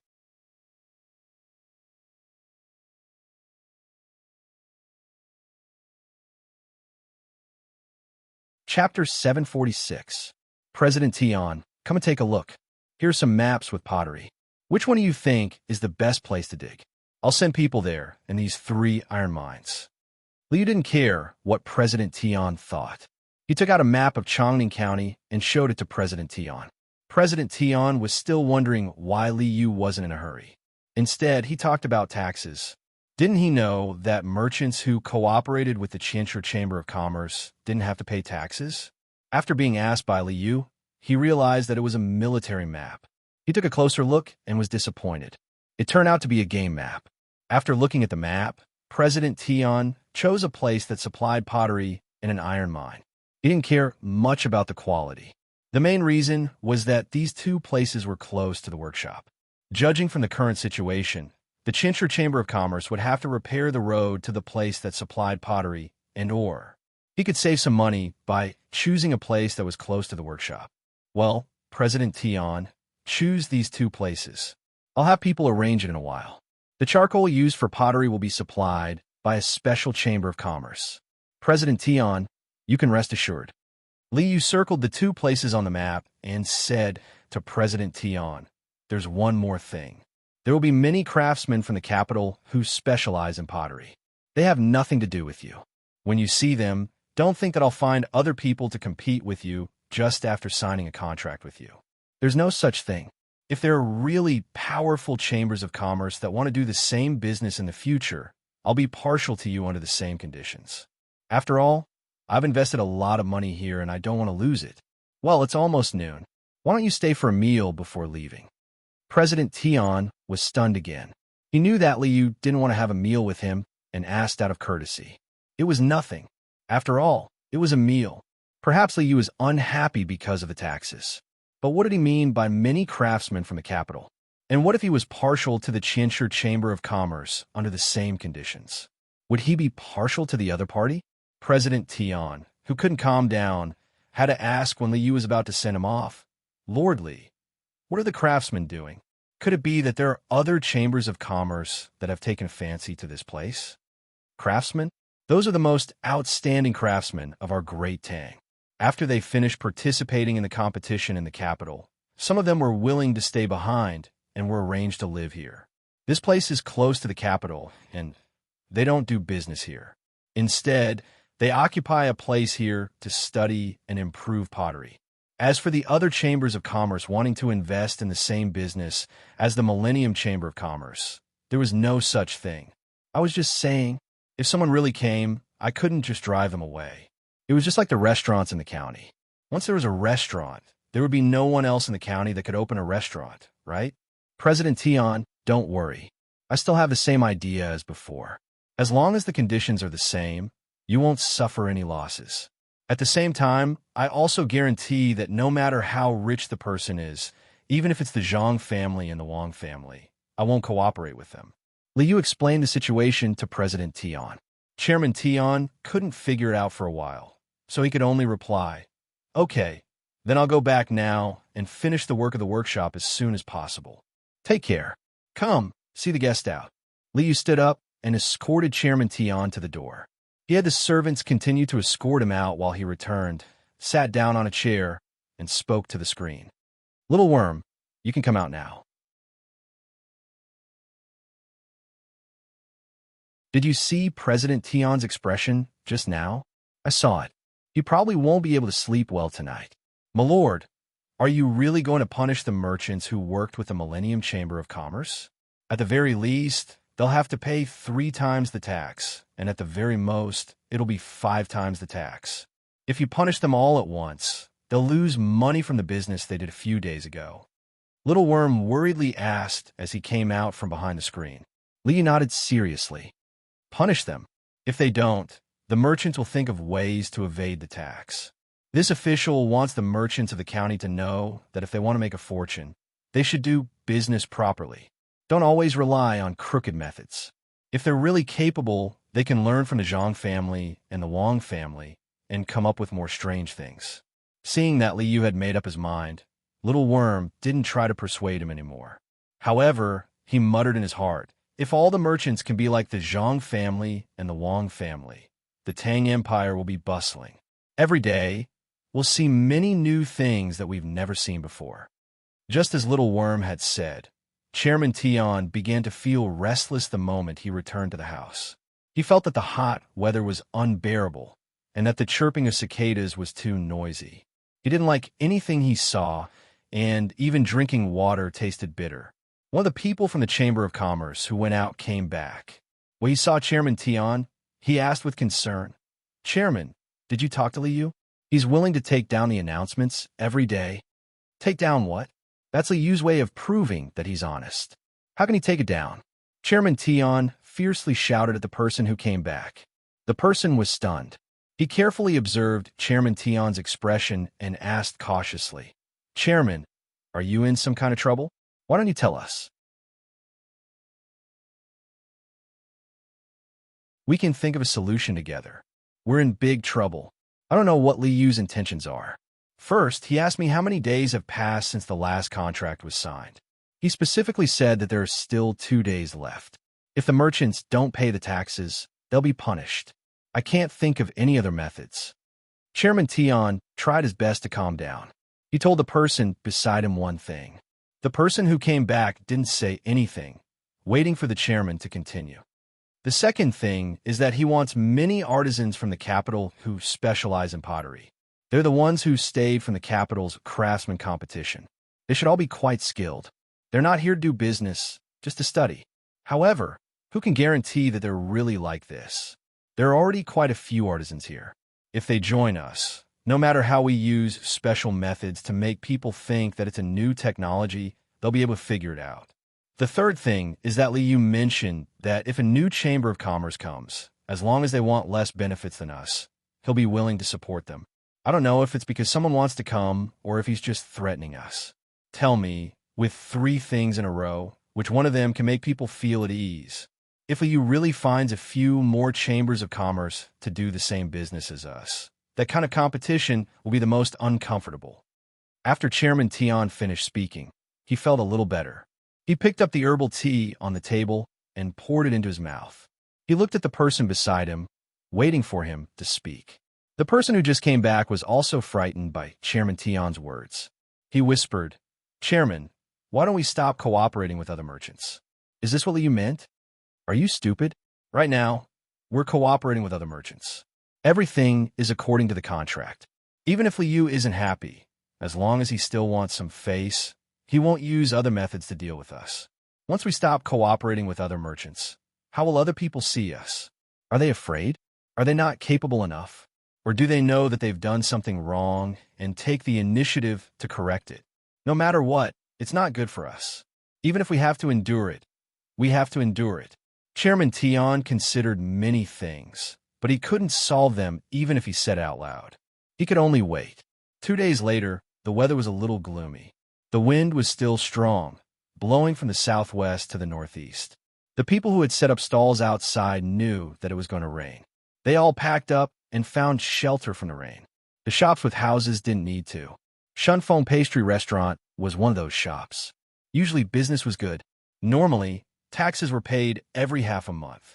It was a fixed amount, unlike some merchants who paid according to the quantity of goods. The owner of Shunfeng Pastry Restaurant was surnamed Wang. His name was Wang Sunfeng. He had named the restaurant after himself. Today was the day he was supposed to pay his taxes, because according to the half-a-month period, it was just right. He had delayed it for 10 days. But he wasn't worried at all. Even though the waiter had already warned him not to offend the yamen, Wang Sunfeng still felt that he should wait and see.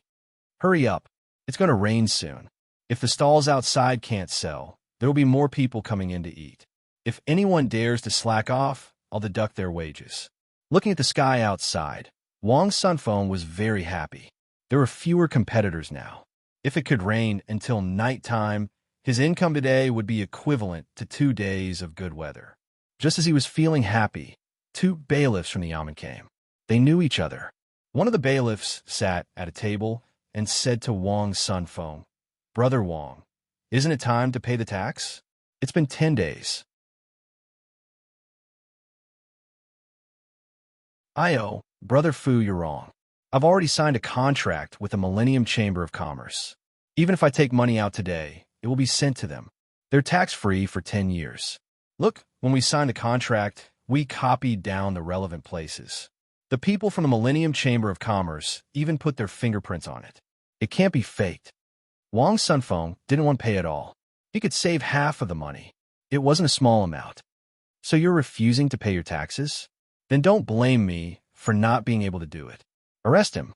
As the runner spoke, the chain went for Wang Sunfeng's neck. Wang Sunfeng could have dodged, but he didn't. If he dodged, he would be resisting arrest. "Why do you have to arrest me? I didn't do anything wrong. I want to talk to the county magistrate." Wang Sunfeng was brought to the yamen by the runners. At this time, There were many people in the Yamen who had been arrested. They didn't dare to move because they knew Li Yu's identity. They just wanted an explanation. When most of the people had arrived, Li Yu came to the front with a contract in his hand. He said to the crowd, "Is there anyone who doesn't agree? Fine, I'll tell you. Look carefully. When Party A cooperates with Party B, they are tax-free. When they signed the contract with you, they didn't cooperate with me in this regard. You'll pay what you have to pay. No one can escape. Pay your taxes and pay your fines. Then you can go home. Sir, you can say whatever you want. Why do you have the final say?" A merchant rolled his eyes and said,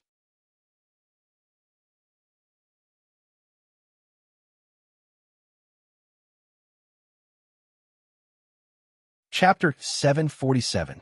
After explaining the contract to the merchants working with the Qianshi Chamber of Commerce, Li Yu really forced them to pay up and increase the fine by 3 times. The merchants did not dare to resist. They were scared out of their wits. They were not afraid of Li Yu, but of Zhang Xiaobao. The rumors were true, and Zhang Xiaobao lived up to his reputation. A few days ago, they had been saying that the undefeated Zhang Xiaobao had lost. Now, they knew what it meant to have no empty seats. "Lord Li, no. Marquis, you are familiar with the young master of the Zhang family. I accept the punishment. Not just 3 times, even 5 times is fine. I spoke ill of him a few days ago, so please speak up for me.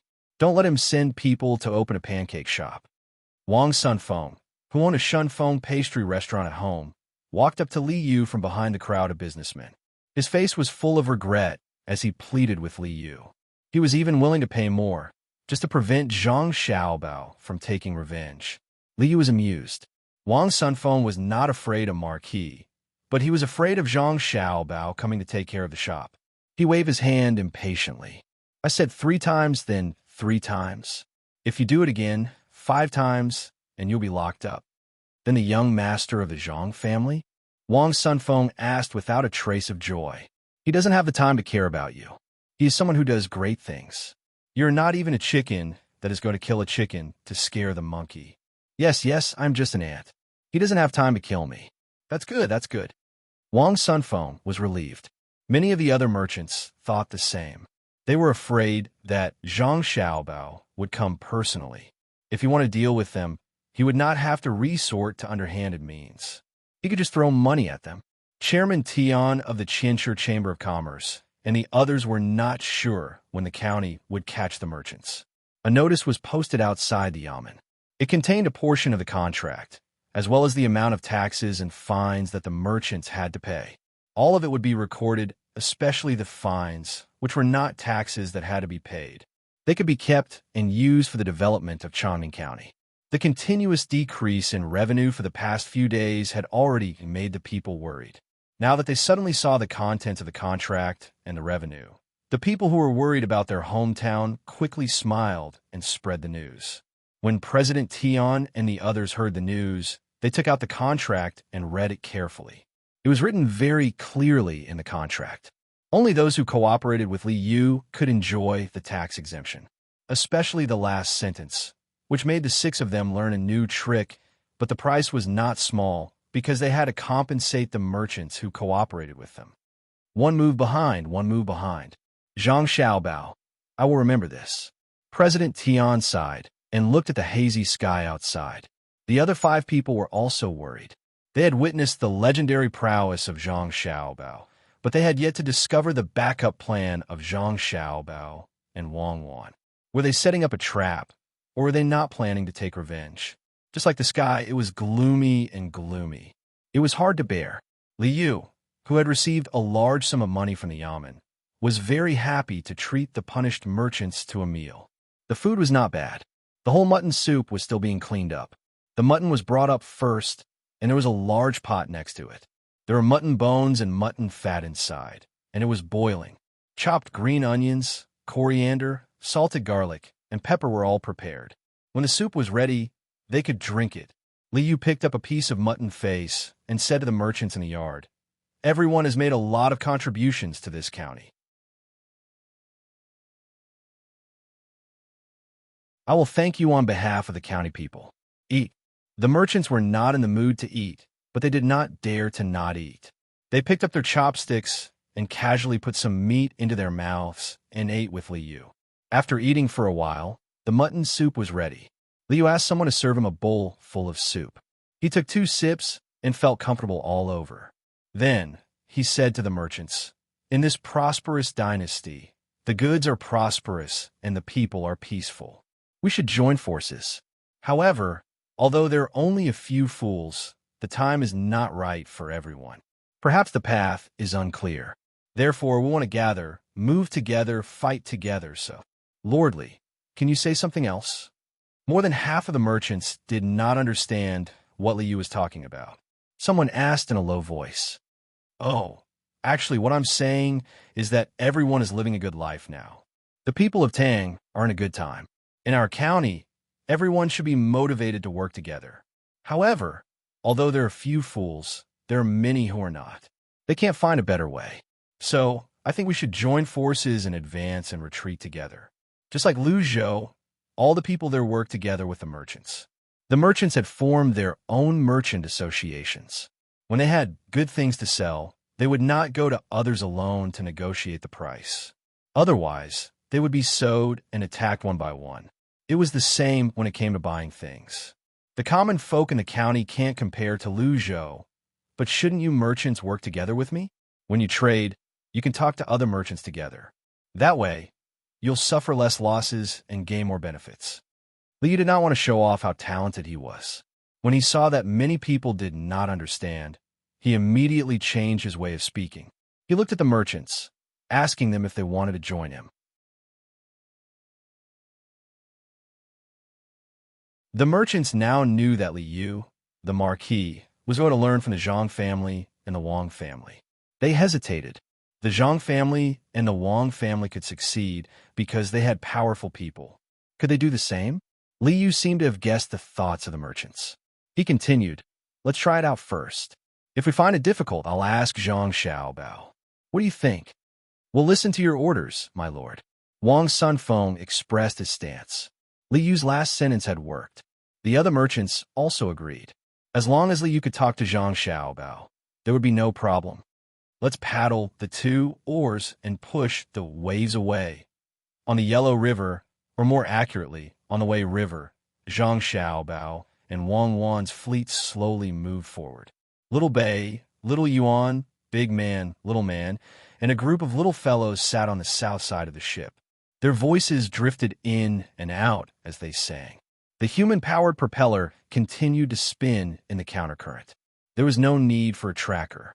Moreover, there were 2 large wheels beside the propeller. At full speed, it was very fast. Because the ship had many levels and was too high, the little fellows couldn't see the ship below them. They could only look at the south side. The south side was relatively more prosperous. There were fishing boats and passenger boats waiting to be ferried. In the shallow waters of the river, there were naked children swimming. Little Bei and the others sang until they stopped. They stared blankly at the shore. The ship rocked gently in the water, but it didn't make them seasick. The guards didn't disturb them either.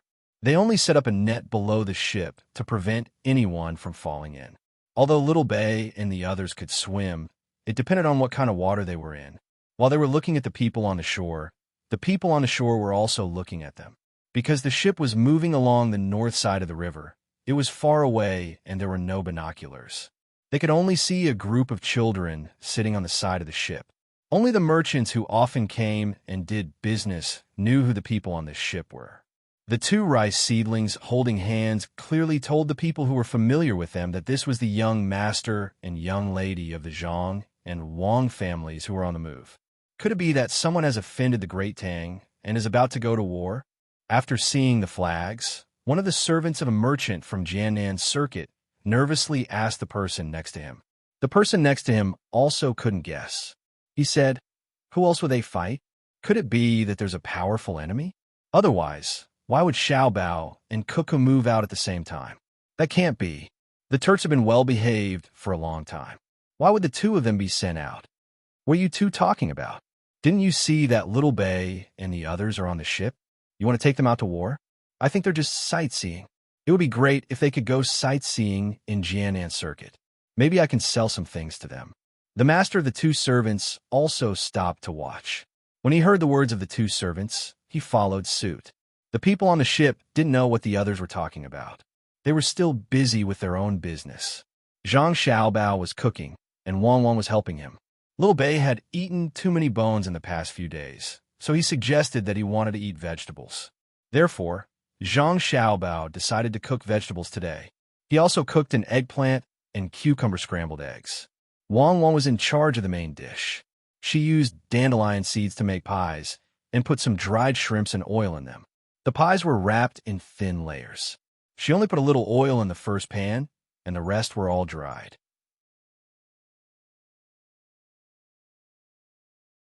The pies were only 5 centimeters in diameter, making them very convenient to eat.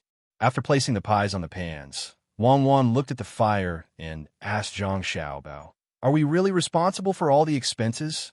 Zhang Xiaobao, who was peeling the cucumber, slowed down his movements and said, "Of course. If I don't take advantage of this opportunity to make money, I won't be able to sleep at night." After peeling the cucumber, Zhang Xiaobao only chose the most tender part in the middle and cut it for later use. He also took the eggplant. He didn't want the skin or the innermost part. He only chose the middle part without oil and blanched it with water. After Wang Wang saw it, she said, "You spoiled it. If you eat bean sprouts, do you have to cut off the head and the tail? Have you thought of a story? We didn't throw it away. The rest is just enough to make a mess of stew. The cucumber will be mixed with cold dishes. I've thought of a story. Once upon a time, there was a family," Zhang Xiaobao said as he cooked. Stories were prepared for meals. Children were partial to food and had eaten too much meat recently. Xiaoyuan didn't like to eat vegetables.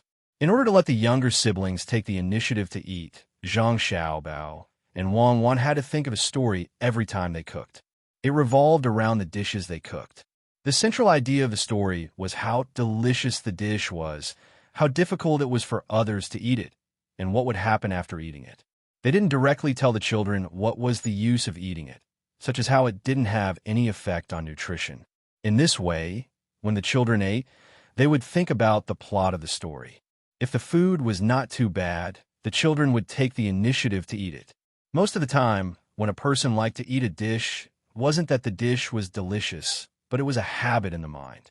Wang Wang flipped the pancake, took the dough, and continued to wrap it. She said, "Do you think Li Longji will agree with your idea?"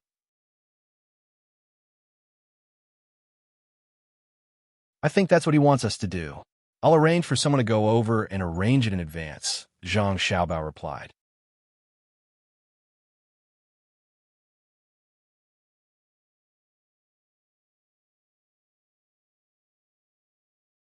Chapter 748. The waves slapped against the side of the ship, and the clouds in the day moved with the wind. Under the setting sun, the willows were dyed red. On this evening, Zhang Xiaobao and Wang Wan's fleet finally entered the canal. Based on their current speed, they would reach the capital in another 2 days. The splint on Xiao Bei's arm had been removed the day before yesterday. Xiao Bei, who had not washed his arm for a month, would soak it in water when he was free. It was only today that he realized something was wrong. Most of his body was darker than his arm, and his arm was too white. It looked awkward no matter how one looked at it.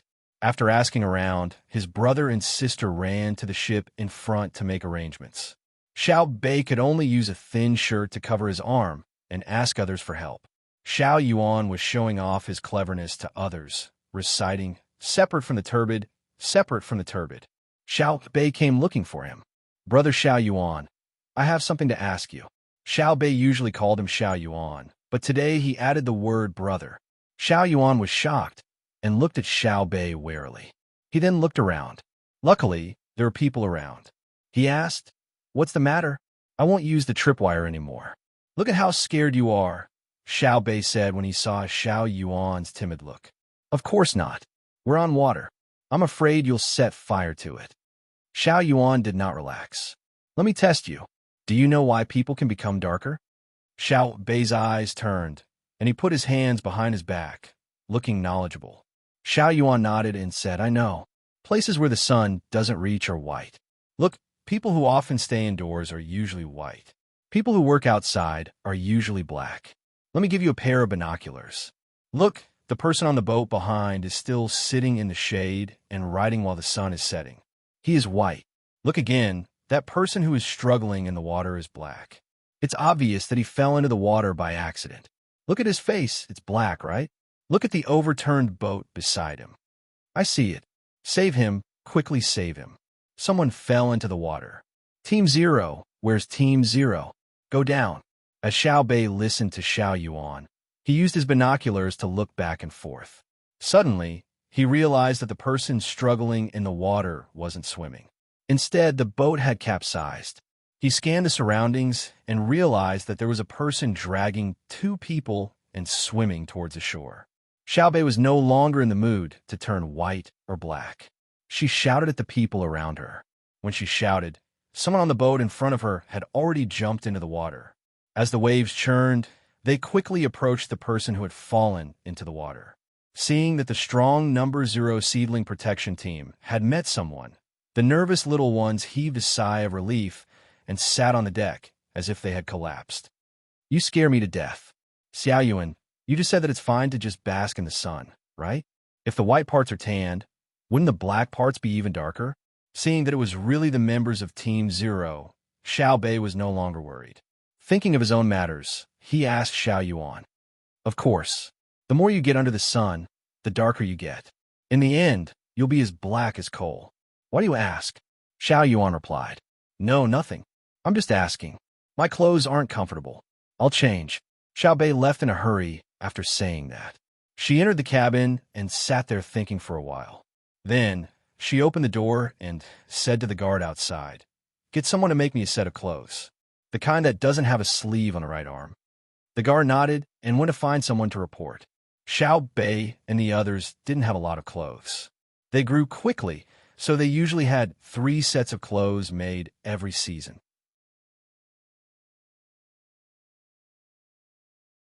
As they grew, they would have them made at the same time. Unless the clothes were torn, they would make a set at the last minute to avoid wasting it. This set of clothes that Xiao Bei had suggested needed to be reported. In particular, Xiao Bei's request had to be made known to Zhang Xiaobao and Wang Wan. The news was quickly passed to Zhang Xiaobao and Wang Wan through flag signals. The 2 of them were waiting for the people from the Miao protection team to rescue them. Fortunately, they had flipped over in the canal. If it had been in the middle of the Yellow River, where the current was the most rapid and there were whirlpools, it would have been difficult to rescue them. After receiving the news, Wang Wan couldn't understand why Xiao Bei wanted a set of clothes that didn't have a right sleeve. However, Zhang Xiaobao smiled and said to Wang Wan, Xiao Bei must have felt that the color of the right arm is different from other parts of the body. I had this thought before, but I didn't get someone to make clothes at that time. Instead, I rolled up my trouser leg. At that time, I thought it was very smart, but now I know it's very stupid.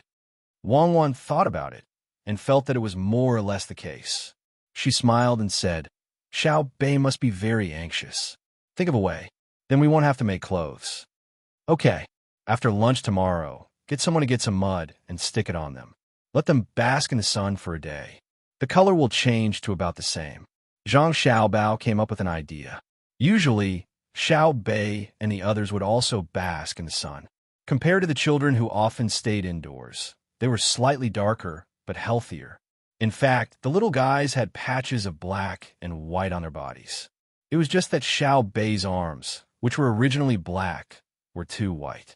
At this time, the people who had fallen into the water had been brought back. They were a boatman and 3 passengers. They took advantage of the fact that the water transport wasn't too busy to ferry over.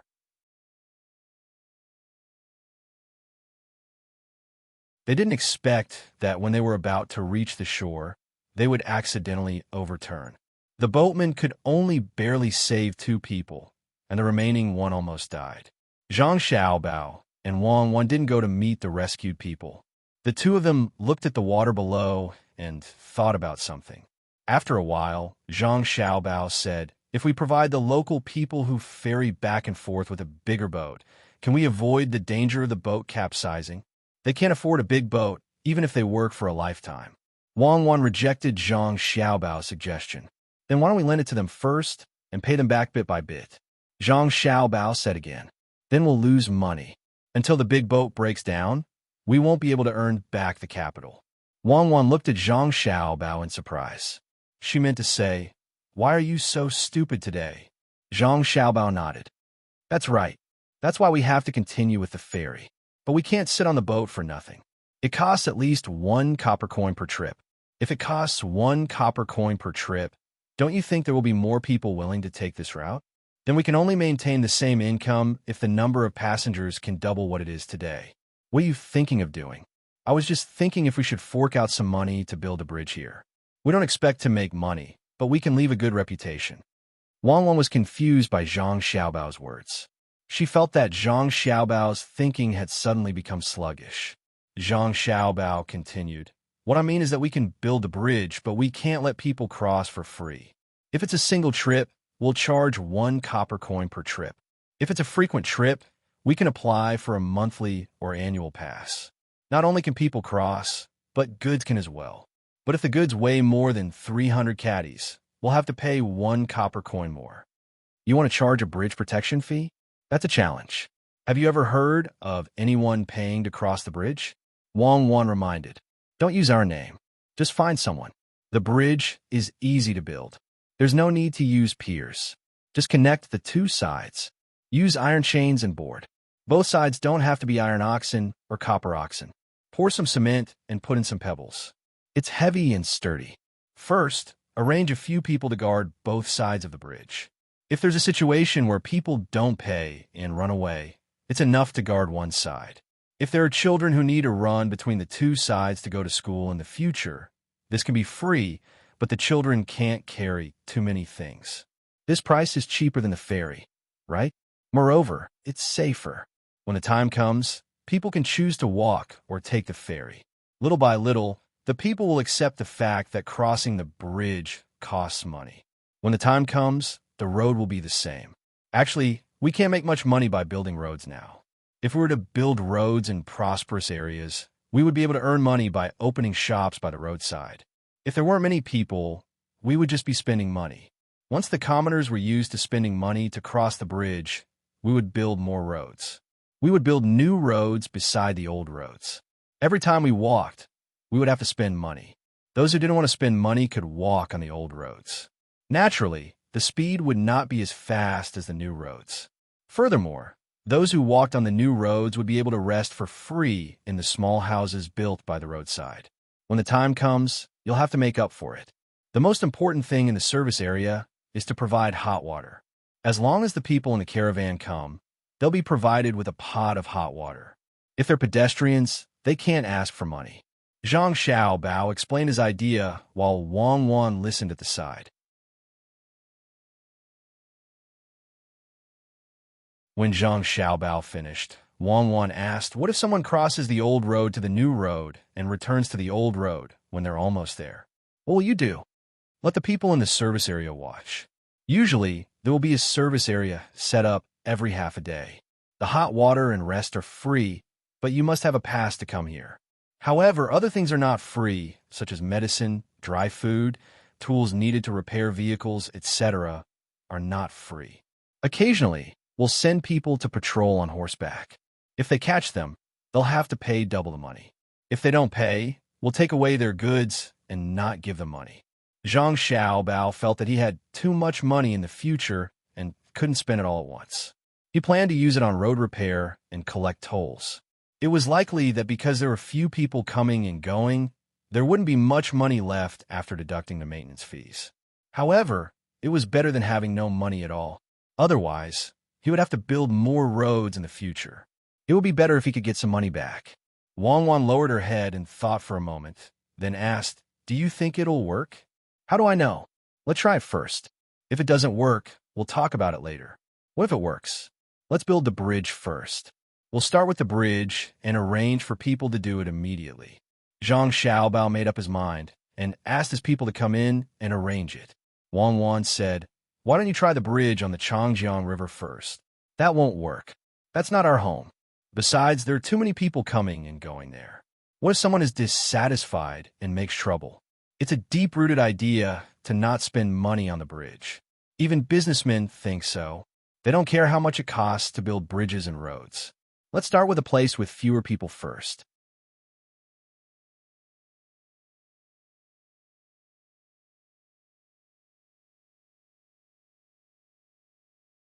Chapter 749. Zhang Xiaobao really did arrange for people to do it. Building this kind of bridge was very fast. First, people would use boats to pull the hemp rope across.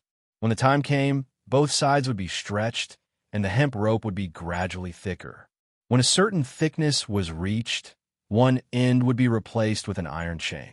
When the time came, both sides would be fixed, and wooden planks would be laid. It would probably take less than half a month. As long as one was willing to spend money, there was no need to worry about not being able to make the iron chain. At that time, the price would be half of the ferry price. If the ferry lowered the price for transporting goods, the bridge would also lower the price. It was necessary to let the people know that it was safer, faster, and cheaper to cross the river than to cross the bridge. Of course, at this time, Zhang Xiaobao did not forget the impact of the bridge on the ferry industry. He was prepared to wait for the people to get used to the bridge before letting the ferrymen stop what they were doing and come over to help guard the bridge. Some people were willing to change careers to fishing. After arranging everything, Zhang Xiaobao and Wang Wan returned to the boat behind Xiao Bei, and the others were on. Previously, they had been discussing the details of the emperor's travel expenses with Old Man Pai and the others. As soon as they returned to the boat, Xiao Bei came over angrily. "What's wrong, Xiao Bei? Did someone bully our Xiao Bei? Why are you unhappy?" Zhang Xiaobao crouched down and opened his arms. Xiao Bei was still angry, but he did not refuse his brother's embrace. He leaned on his brother's arm and said, "It's you. I asked someone to make the clothes, but you didn't let me." "Really? There was such a thing?" Xiao Bei, when you mentioned the clothes, I just remembered that my back is wider than my front. What should I do? I was worried, but in the end, your sister was the best. Guess what she thought of?" Zhang Xiaobao indeed did not agree. At this time, he pretended not to know. He changed the topic and began to talk about his own matters. As expected, Xiao Bei's goal was not the clothes. Hearing his brother's words, he blinked his big eyes and asked, "Really? Really? If you don't believe me, Xiao Bei, look. Is my back wider than my front?" As Zhang Xiaobao spoke, he put the clothes in his pocket for Xiao Bei to see. There were faint ink marks on his chest and dirt. Xiao Bei looked around and nodded. "It's true. What idea did you come up with?" "I won't tell you for now. Let everyone guess. There will be a prize for guessing right. Go, get little Yuan and the rest here." Zhang Xiaobao said to Xiao Bei. When Xiao Bei happily ran over to call for help, Zhang Xiaobao slapped his body with all his might. The mud sticking to his body was too uncomfortable. Wang Wan finally couldn't help but laugh. She said to Zhang Xiaobao, "I really don't know what you're thinking. You could have just told Xiao Bei what happened tomorrow. Why did you have to torment yourself like this? That won't do. To you and me, this is a small matter that can't be any smaller. But to children, this is a huge matter. Many children, when they grow up, their earliest memories stop at the age of 5 or 6. Do you know why? One reason is because there are problems with brain development when they are young. The other reason is that before the age of 5 or 6, they always live the same life. What they do every day doesn't change much. Adults who don't understand this logic want their children to be more stable and obedient in order to save trouble. Any obedient child is a good child. Many people think this way, but it's actually very selfish. Children are independent from the moment they appear in this world. They belong to themselves. Raising them isn't the same as restricting them. I can't control others, but I can control Xiao Bei and the rest. I'll let them have a lively and colorful childhood.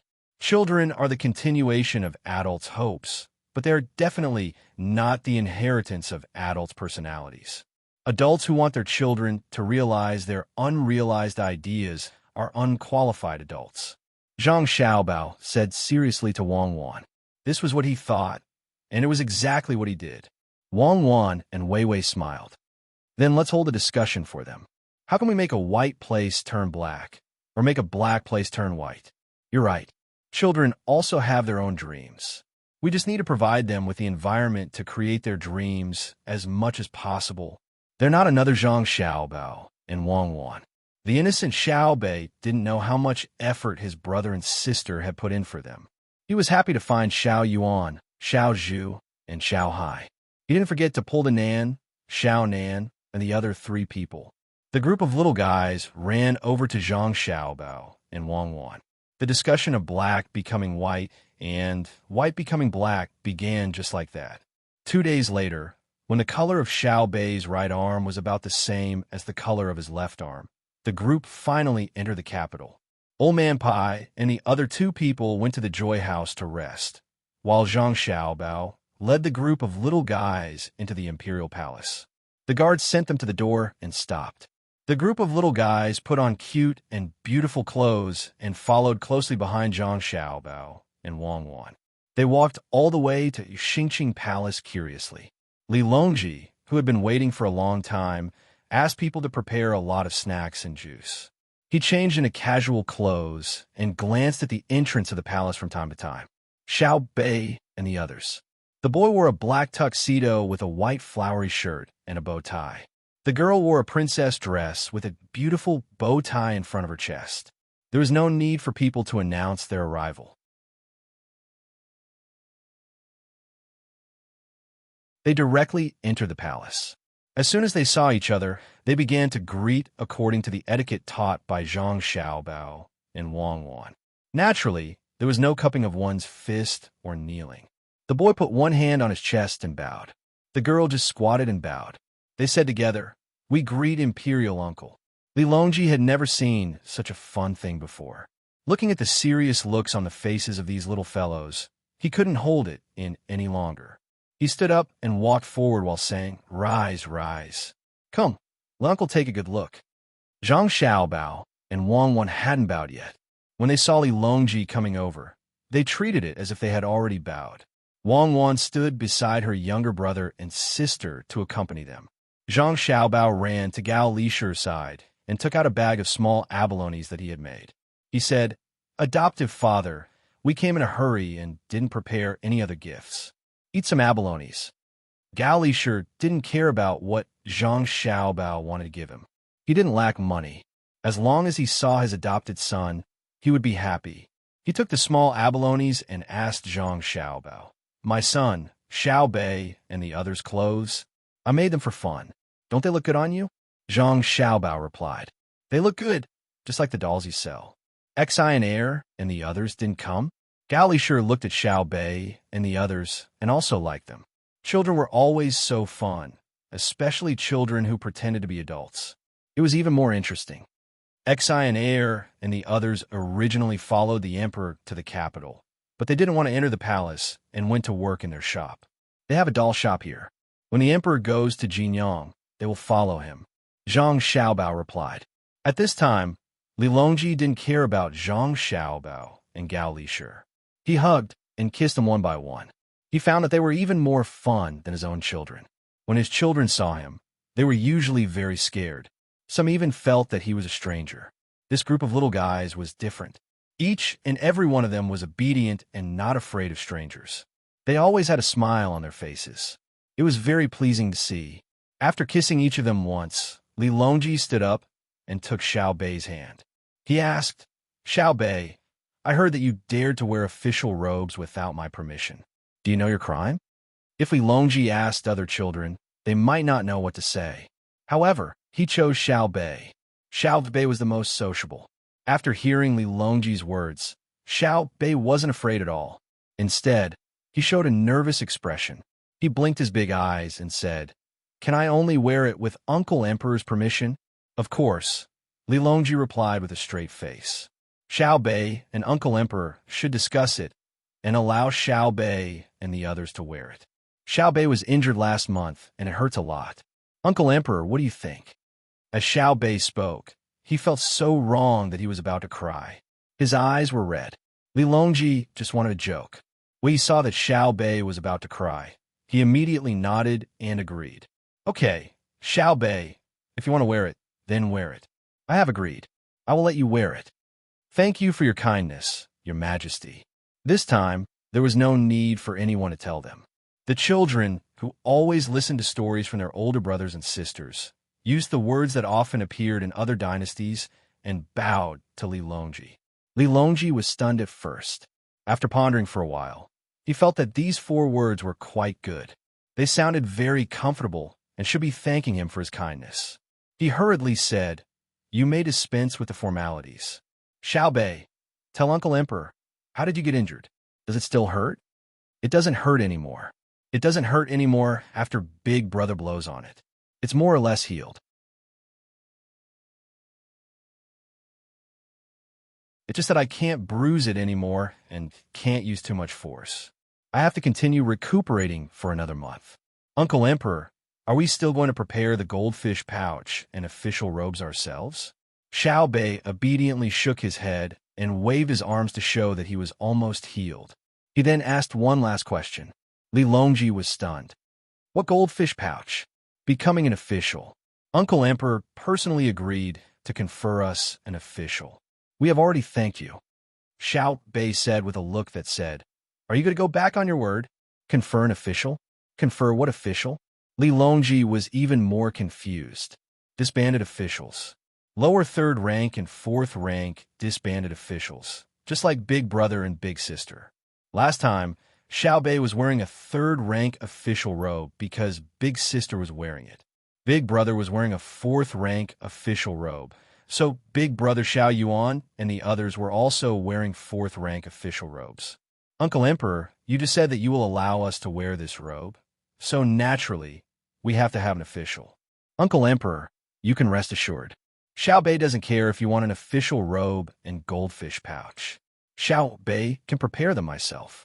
Really, Big Brother Xiao Yuan and the others are the same. Isn't that right, Xiao Yuan?" Xiao Bei tried his best to fight for his own benefits. He finally caught Li Longji saying the wrong thing. A monarch's words were not to be taken lightly. The opportunity was right in front of him.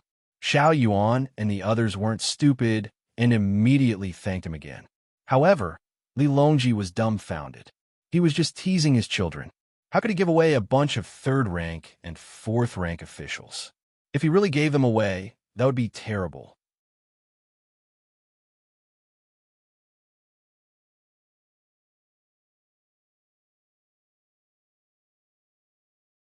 Chapter 750. Just when Li Longji didn't know what to say, Xiao Bao said, "Xiao Bei, why are you so insensible? Uncle Emperor is just joking with you. You didn't do anything. If he really gave you a 3rd or 4th rank official, how would the officials in the world be convinced? I'm not like a 6th or 7th rank official. It's fine no matter how many ranks you get. Is it so easy to get a 3rd or 4th rank official?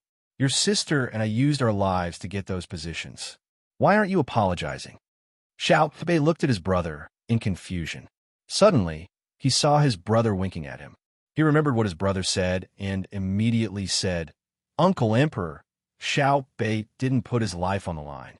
I don't want a 6th or 7th rank official position. I'll ask for one after I try.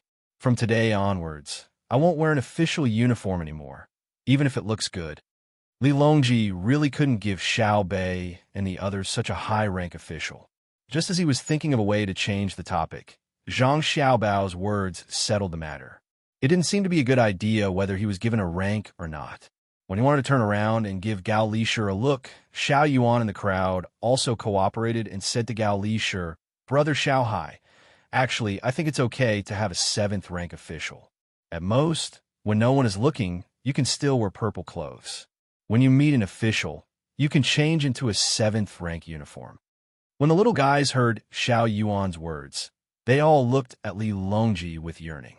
Xiao Bei also said, as if he was talking to himself, "Can a 7th rank official be given? Your Majesty, on the way here, I discussed with County Deputy Wang. We're going to use some money to build a few bridges between the Yellow River and the Xiaotu Canal. We hope your Majesty will agree." At this time, Zhang Xiaobao spoke again. When Li Longji heard Zhang Xiaobao's words and looked at County Deputy Wang standing there with a smile, he finally knew what to do. "I didn't expect Minister Zhang to have such a plan. Okay, I agree. I hope Minister Zhang and Minister Wang can build the bridges firmly. Xiao Bei, if a third or fourth rank official is really not enough, I have a seventh rank official. How about I give you the title of Jigua Commandant? He is a 7th grade Wu San official. Li Longji originally didn't want to give Xiao Bei and the others any official positions, but when Zhang Xiaobao said that he wanted to build a few more bridges, it played a key role. After weighing the money needed to build the bridges and then considering the salary of a 7th rank official, he had no choice but to agree to it. Thank you, Uncle Emperor. Xiao Bei knows that Uncle Emperor doesn't have much money. Xiao Bei doesn't care about what Uncle Emperor wants. I'll go back and do it myself. Uncle Emperor, we're both 7th ranked. How can Xiao Bei care about others?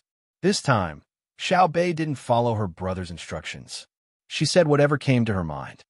Of course, not to mention a rank 7 official, even a rank 1 official. As long as he makes a mistake, Xiao Bei, you just have to take care of him.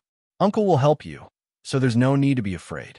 Li Longji said in his heart, if you encounter an official who bullies you, you don't need to be an official. Your brother and sister will take care of them. Who dares to bully you? I almost lost a rank 3 or rank 4 official as soon as I met him. Xiao Bei nodded happily. Suddenly, she put on a straight face and said, I impeached the county magistrate of Yongla County. I don't know what his name is, but he asked the refugees to come over and help with farming. He said that he would give the refugees farmland, but after the spring plowing, he began to drive them away. When I passed by Yongla County on the boat, I gave some of the refugees food. I impeach him. When Xiao Bei said this, Zhang Xiaobao and Wang Wan were stunned.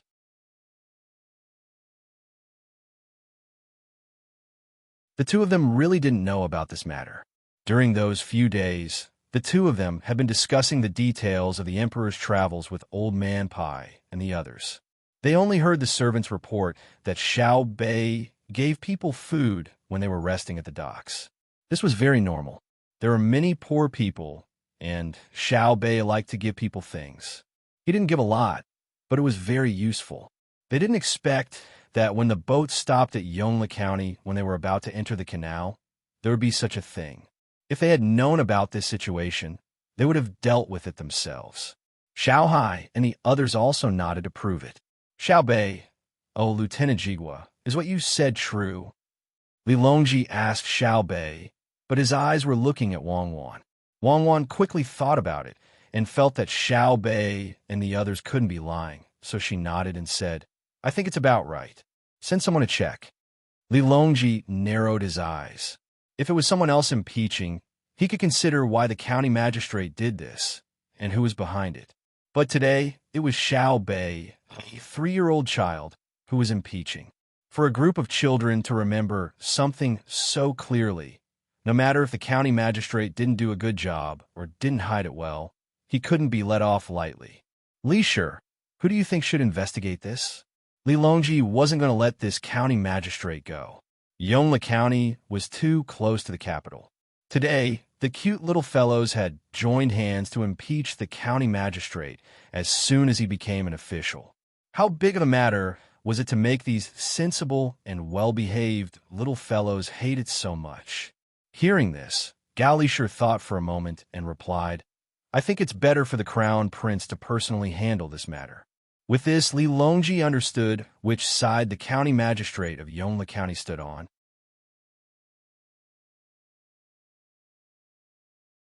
He looked at Gao Lishir with praise and said, Lishir, you go arrange this matter. I understand, Gao Lishir replied. Zhang Xiaobao also felt sad for the county magistrate of Yongla County. The county magistrate of Yongla County probably didn't know what happened until he died, let alone that he fell at the hands of a group of 3-year-old children. Xiao Bei and the others were happy. Xiao Bei waved her little fist and said to Li Longji, Uncle Emperor is really a good emperor. That county magistrate is really bad. Oh, when I gave the refugees food to eat, it was such a big steam bun that one person could eat 3 of them. Uncle Emperor, how hungry do you think they are? Li Shi, tell the crown prince to handle this matter strictly. Li Longji's face darkened. What kind of lie could a 3-year-old child say? Seeing Xiao Bei gesturing at the big steam bun, he added another order to Gao Lishir. Gao Lishir nodded and immediately went to find the crown prince. He didn't forget to look at Xiao Bei and the other little fellows. He thought to himself that the people from the Zhang family and Wang family were all killers of officials. They already knew how to impeach at such a young age. If they grew up in a few years, they probably wouldn't have a good time with any corrupt officials they met. Xiao Bei, you have contributed to the impeachment.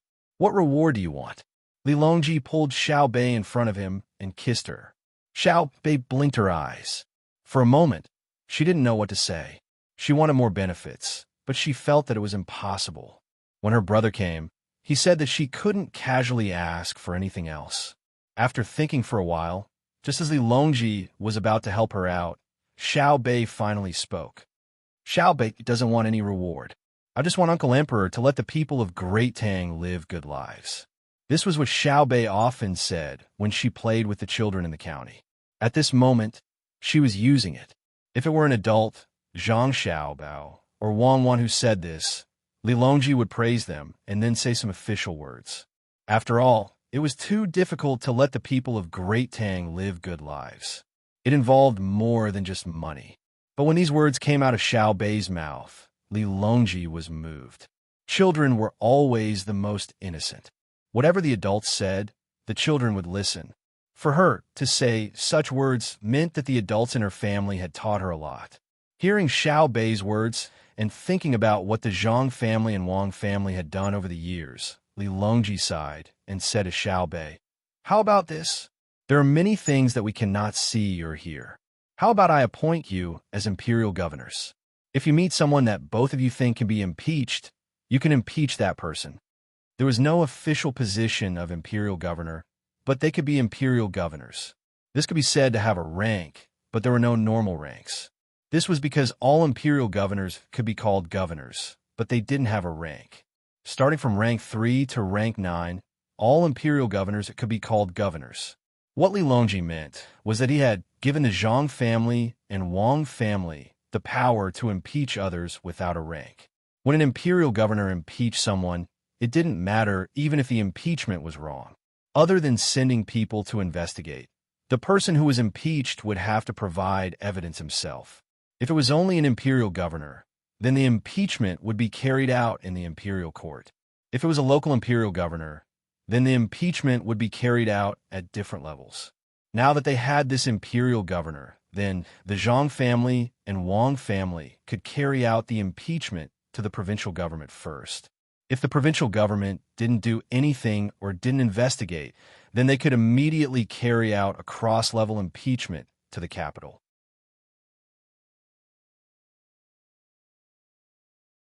They could also impeach the local imperial governor.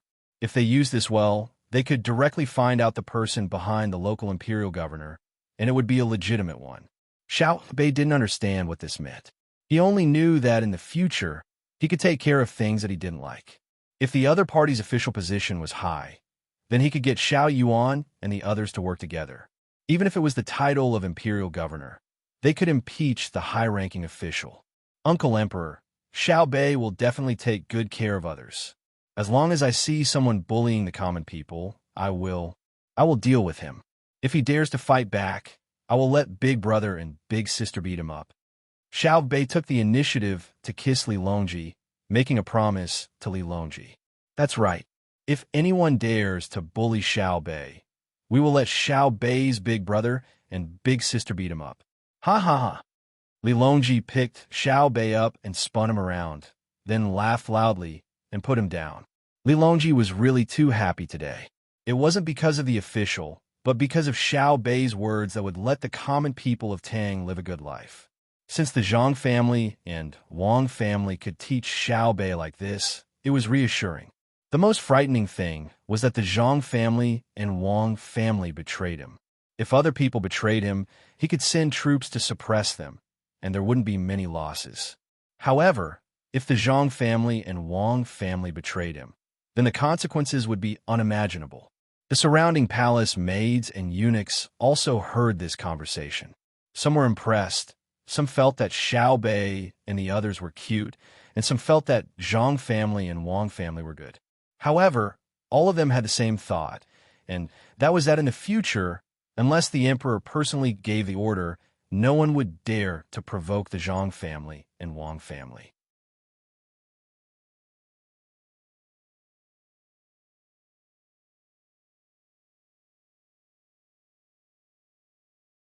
Chapter 751. Li Longji happily ate a meal with Zhang Xiaobao and his younger siblings. The meal was not bad. The little ones were not like the others who were reserved and did not dare to eat. They ate enthusiastically, causing Li Longji to eat a lot as well. At night, Zhang Xiaobao and the others naturally had to go back. Xiao Bei and the others all received a set of 7th-ranked robes and an additional goldfish bag. This was given to them because Xiao Bei said that it looked good. Li Longji was finally generous for once. It was not easy. During the meal, Zhang Xiaobao kept talking about where to build the bridge. Compared to the price of the bridge, this temporary set of official robes was much cheaper. The guards guarding the door had not been changed yet. When they saw that the group of people who went in was a group of officials when they came back, they were all dumbfounded. The 7th-ranked official robes were worn by a group of children. If they were not in the palace, they would definitely think that someone was wearing them blindly. How many people might not be able to reach the 7th-ranked in their entire lives? There were many 8th-ranked and 9th-ranked officials. Some of them even passed the imperial examinations and were still 8th-ranked officials in their old age. Were the Zhang Xiaobao and Wang family so powerful that they could become officials just by coming in and coming out? Of course, these guards did not know that as soon as Xiao Bei became an official, he had already impeached the Yongle County magistrate. He had already sent people over and was waiting for the county magistrate to provide evidence himself. This time, there was really an official, not the kind who wore clothes to pretend. Xiao Bei was so happy that he did not want to take the carriage and insisted on walking to the savant's restaurant. The official robes were really beautiful on him. Zhang Xiaobao thought about it and did not object. It was a good opportunity to let the people in the capital know how powerful the Zhang Xiaobao and Wang family were. Now, both families were officials, even to Nan and the others. After walking for more than 2 hours, when they were about to reach the savant's restaurant, Xiao Bei and the others were still so excited that they did not feel tired at all. They ran up and down the street, causing the officials who occasionally passed by to give way. Even the 4th-ranked and 5th-ranked officials did not dare to compete with Xiao Bei and the others. That had nothing to do with the rank of the official. Even though Xiao Bei and the others were 7th-rank officials, their goldfish bags and age had already explained the problem. A 3-year-old 7th-rank official versus a 40-year-old 5th-rank official. Who was more powerful? When they arrived at Savant's restaurant, Old Man Pai and the other two were stunned when they saw Xiao Bei's official robes. Grandpa Bai, have you eaten? Today, Big Brother said that he was going to cook a table full of dishes for us, Xiao Bei said as he skipped in front of Old Man Pai and opened his arms to let him hug him. Old Man Pai picked Xiao Bei up and carefully looked at his clothes and goldfish bag. He asked, Xiao Bei, when did you change your clothes? I changed them after I saw Uncle Emperor. I am now a 7th-rank official, the kind that is scattered. Together with them, we are the Imperial Censor Governor. When we came back, Big Brother said that we can impeach from the bottom up. If the people below us make a mistake, as long as the people above us don't immediately take care of it, we can impeach the people above us all the way to the capital. Isn't that awesome? Xiao Huai hugged Old Man Pai's neck and said with a smile. Old Man Pai was stunned for a moment. He looked at the clothes of the other little guys and nodded numbly. Awesome, really awesome.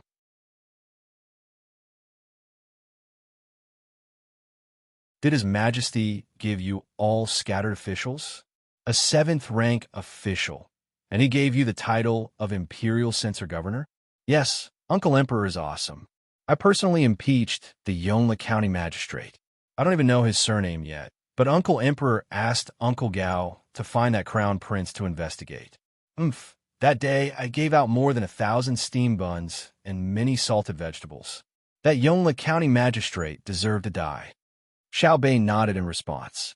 He even said the question that Old Man Pai didn't ask.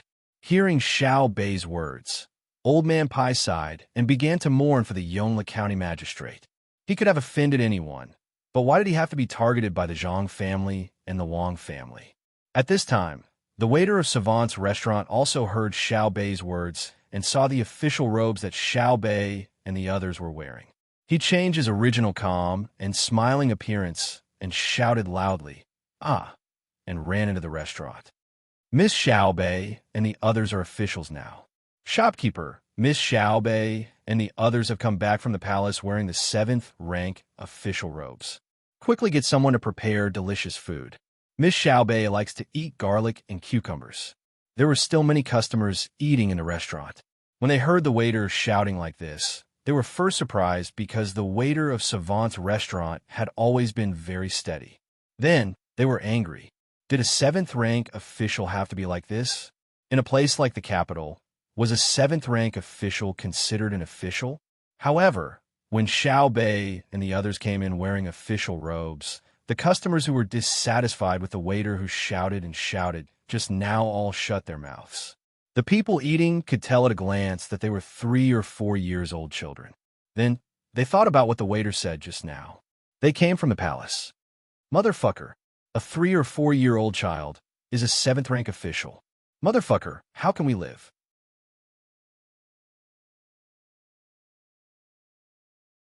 Motherfucker, I'm not jealous, it's really motherfucker. Immediately, a person eating noodles on the first floor softly shouted. The other customers were also stunned. A 7th rank official was not rare in the capital, but a 3 or 4-year-old child becoming a 7th rank official was no longer a problem in the capital. They knew that there was a high-ranking official, but they couldn't immediately become one at such a young age. Even if they were high-ranking officials, they couldn't be high-ranking officials at the same time. How many high-ranking officials could be high-ranking officials? Moreover, there were also the goldfish bags that the children were playing with in their hands. Since they came from the palace, it naturally couldn't be fake.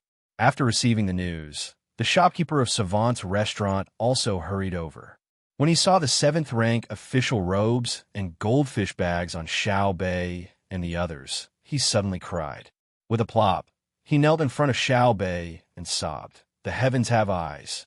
My Zhang family and Wang family don't have to worry anymore. Xiao Bei, what do you want to eat? Uncle Zhang, don't be like this. Quickly get up. I'll eat whatever Uncle Zhang makes. The happy Xiao Bei was shocked. He stretched out his arm and tried to help the kneeling shopkeeper up. The shopkeeper, who didn't want to get up, suddenly remembered that Xiao Bei's arm had just been injured some time ago. He was afraid that it would be damaged again, so he immediately stood up and wiped his tears. He asked Xiao Bei, your official is? The people around them who were eating also craned their necks to listen. Uncle Emperor gave it to me. Originally, I wanted a 3rd rank or 4th rank official, but Big Brother said that the official position was too high. First, I asked for a lower rank, and now I have a 7th rank official. A disbanded official who doesn't keep his word. If it was Big Brother and Big Sister who impeached him, there wouldn't even be a need to investigate. When Xiao Bei was supporting the shopkeeper, she was hugged by the shopkeeper who stood up. She pouted and explained to the shopkeeper regretfully. The shopkeeper used his other hand to pinch himself hard. After he woke up, he nodded and said to Xiao Bei, "That's right. Xiao Bei, you can't be arrogant. It's really unreasonable for someone to investigate a mere county magistrate. Who is going to investigate? Do we need Savant's restaurant to help us inform them?" The shopkeeper thought that the little young master and Xiao Bei were using Xiao Bei to impeach him. So when he asked Xiao Bei, he was asking Zhang Xiaobao if he should help. Savant's restaurant was not small now. When Zhang Xiaobao saw the shopkeeper looking over, he shook his head and said, "There's no need. Cuckoo, and I don't know about this matter. His Majesty has already asked the Crown Prince to investigate. Xiao Bei's dish will be braised beef marrow today. Go and arrange it." Yes. The shopkeeper put Xiao Bei down and turned to greet them. However, there was a storm in his heart. From the little young master's words just now, he knew that Xiao Bei's impeachment had directly bypassed the little young master and Xiao Bei. In the end, the emperor was angry and asked the crown prince to control his own people. Not all the people eating there did not understand anything. Some people even recognized Zhang Xiaobao. When they saw him and heard what he said, They immediately understood what was going on. He had brought his younger siblings to the imperial palace, and when they came back, they were all officials. The people eating on the first floor finally learned something. It was the first time they had heard of a 3 to 4-year-old 7th-ranked official. Of course, they did not know that Xiao Bei was actually not 3 years old. It was just that he was usually trained well and had enough nutrition, so he was a little older.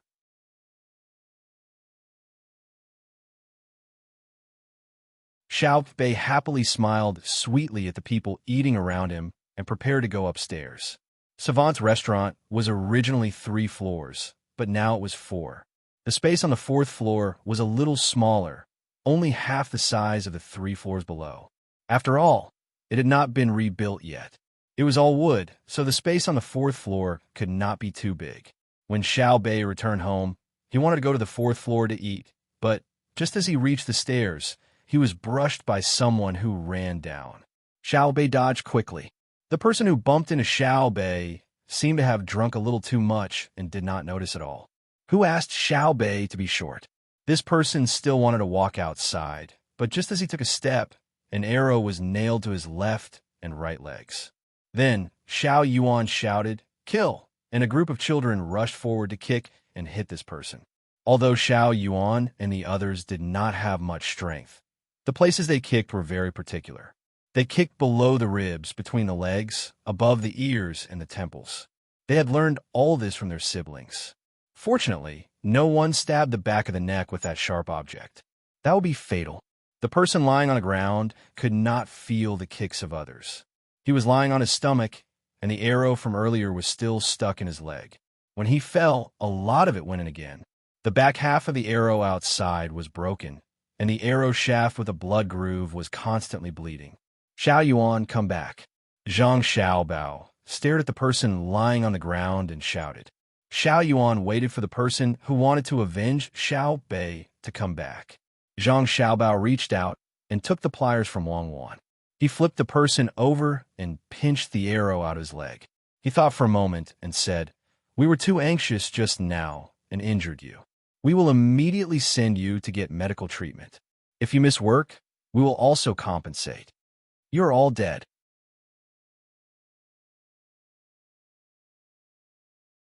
Do you know who I am? Do you know who I am? You are all finished. It doesn't matter how much money you spend. First, it was a child who dared to block my way. Next, it was you who used force. You could just wait for death. The person lying there gritted his teeth and said, Zhang Xiaobao, who had just apologized and was preparing to compensate and take responsibility, was suddenly stunned when he heard this person's words. He asked, "So you said that you saw someone deliberately bump into you in front of you? May I ask who you are? Prince? Marquis? I did on purpose. There is no need for a prince or marquis. I alone am enough to deal with you. I am Yuan Rong's advisor. Right now, the master is eating upstairs. You are all dead." The person lying on the ground continued to speak arrogantly. Zhang Xiaobao closed his eyes and said helplessly, "Why are there so many problems? Advisor, right? Yuan Rong. Isn't he busy settling the refugees? How could he let you come and cause trouble? Could it be that he doesn't care about what happened in Xiankai County at all?" As Zhang Xiaobao spoke, he pulled out the 2 arrow sleeves. Following the person's scream, he reached out and took the medicine from Wang Wan. He poured it on the person's wound and said, "This matter is not entirely my fault. You bumped into my little sister, so I acted. I was indeed a little anxious. However, you clearly saw someone bumping into you. How about we call it even? Are you dreaming? You hurt me, so I will let you know my power." The person lying on the ground endured the pain and continued to shout. "Then I can only offend one more person. You in Rome, right? Good. Men, invite him down." Also, this person tried to murder an official of the imperial court, but was accidentally seen through by the official. He wanted to frame you in Rome, drag him to the backyard, and interrogate him. Zhang Xiaobao didn't expect things to turn out like this. However, since he bumped into his little sister and still spoke like this, then he couldn't be blamed for being ruthless. While Zhang Xiaobao was making his decision, Huayuan County was very lively. Many chefs had gathered here, and all of them wanted to show off their skills. As long as they could gain a reputation, then their value would increase in the future. Of course, the restaurants that wanted to invite them to work would have to fork out more money. Although only the chefs from around Gyeonggi province had come, there were still a lot of people. In order to let the chefs in their county win more glory, many counties insisted that several chefs be tied for first place in the regional competition. In this way, the first place could go, and there would be a lot of people in a short time. Empress Wang had been living more comfortably these days. The recuperation place on Yawang Mountain was even better than the Four Seasons workshop below. Today was the day of the competition. In order to help the Zhang family and the Wang family, Empress Wang also came out to take a look. When the time came, she would deliberately find a chef from the Zhang family and the Wang family to say that the dishes were good. Wu Huifei, who was about to go back, also came out today.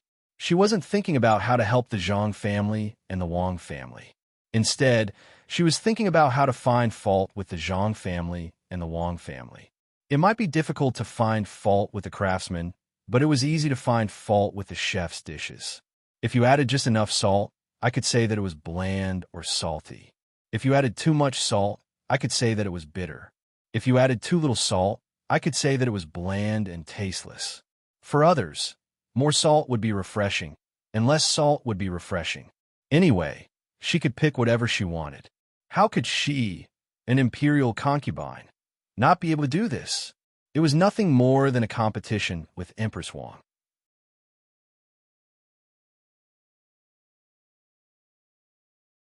Thinking of Empress Wang, Wu Huifei asked the person beside her, "Have you done what I asked you to do?"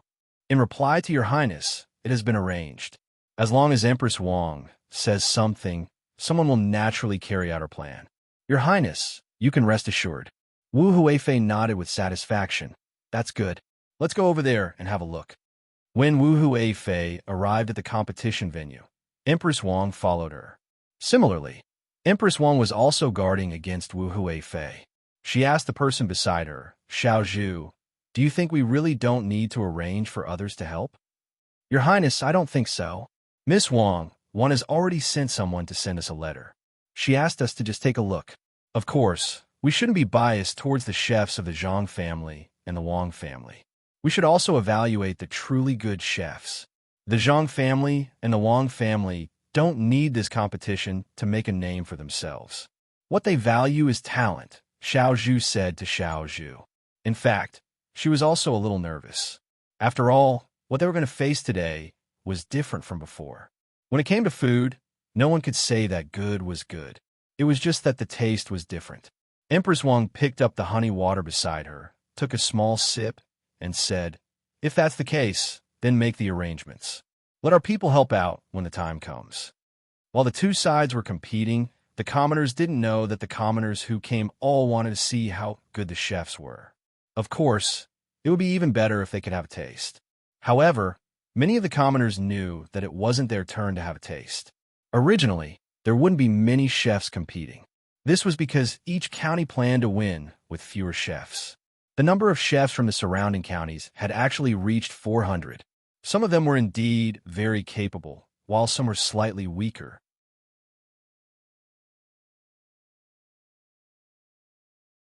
This was because during the selection by the county, they would compete on the front content, such as seafood, meat, vegetables, noodles, and so on. Each category required points. Therefore, when the chefs with specialties competed, even if their points were slightly lower, they would still be recognized by the county. Seeing that all the chefs were present, the person in charge of hosting held a loudspeaker made of iron sheets in his hand and shouted to the people around him, "Everyone, please be quiet. Don't make any more noise. Listen to me, please be quiet." After shouting continuously, the commoners who were excitedly talking about what they wanted to say finally shut up. Even so, there were still people whispering to others. The host couldn't make everyone stop talking. Seeing that the voices were not as loud as before, he continued, "Everyone, today is the day of the chef's competition in Gyeonggi province and the surrounding counties. We are lucky to have invited the current Tang Empire's Empress Wang and Wu Huifei. Now, let's welcome them." If these words were said in a place where the Zhang family and the Wang family had not been, the commoners really didn't know how to express themselves. However, the commoners in Huayuan County understood. As soon as they heard the host's words, they immediately clapped hard and didn't stop for a long time. At this time, the host hesitated but still said boldly, "Let's invite Wu Huifei to say a few words." Wu Huifei was stunned at first. She didn't expect the host here to be so bold. After thinking about it, she stood up and took the loudspeaker from the host. She said to the people around her, "I'm here to take a look to see the good chef of Tang Dynasty. I'll try it when the time comes. Work hard." Wu Huifei, who really didn't know what to say at this time, said a few words casually at this time. In fact, she also knew that the others didn't care what she said, as long as she said something. Sure enough, after she said such useless words, there was a burst of applause. Perhaps even the people who clapped didn't know why they were clapping. After Wu Huifei finished speaking, the host wanted to immediately start the competition, but suddenly remembered that there was a more powerful person. If he directly announced the competition, it was estimated that his head would be moved in less than a quarter of an hour. So he said, "Wu Huifei has just said a few words to us. Now, let's invite Empress Wang to say a few words." Empress Wang had been ready for a long time. She even had Wang Wan's speech in her hand. She had memorized it. She was afraid that she would forget the words in her hand, so she could read it when the time came. After standing up, she took the speaker and said to the surrounding people, "First of all, I would like to congratulate the emergence of this chef's competition. You know, from the beginning of Tang Empire until now, there has been no special chef's competition. This is a pioneering thing in the chef's industry, a magnificent feat that can let the majority of people taste the essence of delicacies." At the same time, it was not easy for Empress Wang to memorize Wang Wan's speech of 15,000 words. Although it was just a chef's competition, it included politics, military affairs, literature, art, and national relations. The people who were watching the fun were dumbfounded. If it were people like Zhang Xiaobao and Wang Wan, they would definitely fall asleep. But the people here had never heard so much nonsense. At this time, when they heard Empress Wang's comments on various aspects and the prospects of the chef's industry, they admired Empress Wang from the outside. They all felt that if Empress Wang didn't say it, they would definitely not know that cooking could be related to childbirth and could be used to defend against foreign enemies. The simple people listened patiently and even felt that it was better than a direct competition.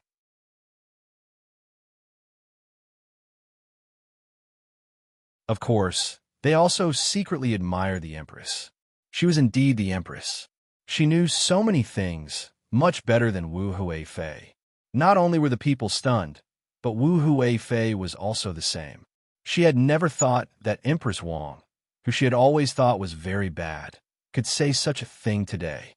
It sounded very reasonable, and it was so long. What was going on? A few days ago, she just found that Empress Wang was different from before. If it was possible to compete with Empress Wang and win at that time, it would not be easy for her to compete with Empress Wang today. Once the words of Empress Wang here spread to the capital and to the emperor's ears, it would not be easy to compete with her again. Thinking of this, Wu Huifei became anxious and winked at the people around her. The people around her immediately understood what she meant and hurriedly left to gather their people. While listening to Empress Wang, they suddenly shouted, "We just want to watch the competition. What's the use of talking so much? It's better to watch the competition right now." Empress Wang was stunned for a moment. Then she said with a smile, "Since there are people who don't want to listen, then I won't say any more. The people in this world are the most important. I announce that the competition officially begins." As soon as these words were said, there were cheers from below. The people didn't know much, but they knew who was good and who was bad. Look at Empress Wang. As long as someone below shouted, she would immediately stop talking. This was what an empress should be like. The host also began to talk about the rules of the competition. First, the venue would provide materials that were commonly seen, as well as firewood. Second, if anyone wanted to use their unique materials to make something, they had to tell everyone what it was first. Otherwise, they couldn't use it. In terms of whether it was poisonous or not, it was even stricter, so as to avoid poisoning people.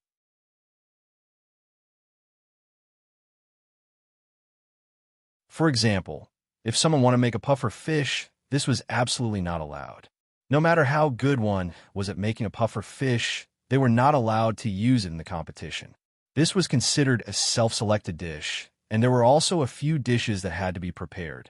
This time, not only did the competition have to determine who had the most points and who was first, they also had to determine who was first in a certain aspect. Only then could they proceed to the next competition. In other words, it didn't matter if a chef lost in total points. As long as they won in a certain aspect, it was fine. At first, Empress Wang really didn't understand why such an arrangement was made. She asked Xiao Zhu, and Xiao Zhu went over to ask again. When Xiao Zhu returned, she said, "Empress, they said that if a person wants to be the overall champion, then in theory, as long as he is second in every competition, he has a great chance. However, in many competitions, he isn't first. So if a restaurant finds those who are first in various aspects, then naturally, they will cook better things than the person who is first in total points. But who can afford to hire so many first places? Oh, I know. The Zhang family and the Wang family want to find a chef for themselves." Empress Wang understood now. Wu Huifei was also thinking about it. She was indeed smarter than Empress Wang. After hearing the rules of the competition, she immediately said to the people around her, "No matter what price we have to pay, we must invite the person who is first in all aspects. It will be better if we can invite the person who is first in total points as well." While the two sides were calculating, the competition officially began. The reason why the Tang Empire could hold a chef's competition was that the country's tax had increased and the people's lives were gradually getting better. Even if there were still some people who were worse off than others, the overall situation was really good. However, in some places, not to mention a chef's competition, it was not easy to even have a full meal every day. Han Xuanfeng's body was completely recovered now. He didn't need to take any medicine anymore. It was unknown whether it was because his body's resistance had become stronger or because he was supported by many good things. With his participation, the other people's work became easier. Jiao Meiling was still in charge of her lottery. Every time she won a lottery, she could earn between 1,600 and 2,300 strings of coins. Although it was less than the big deals of tens of thousands of strings of coins, the cycle of big deals was also longer. It wasn't something that could be done casually. The lottery was open once every 3 days, and the winning rate was very high, reaching 60%. Once, Jiao Meiling only earned a little more than 100 strings of coins, and a lot of money was won by others. It was also because of that more and more people were willing to come and buy lottery tickets. The winners were happy, while the losers were naturally not convinced. Jiao Meiling didn't care about what others thought. Every 3 days, she would earn money from the Tubo royal family, nobles, and slave owners who had risked their lives to earn money. The Tubo people were originally quite wild. After encountering the lottery, they couldn't resist at all. Some people bought more in order to increase the winning rate. The rich people spent their own money directly, while the poor people had to think of other ways. Some people borrowed from others, some pawned things in pawn shops, and some went to gambling places to gamble. In the first half of a month, there was a person who only had 1 copper coin left. He went to the casino that Mi Fan was in charge of and earned 20 strings of coins. He bought a lottery ticket every 4 strings of coins. He bought 5 tickets in total, and all of them were from the same number.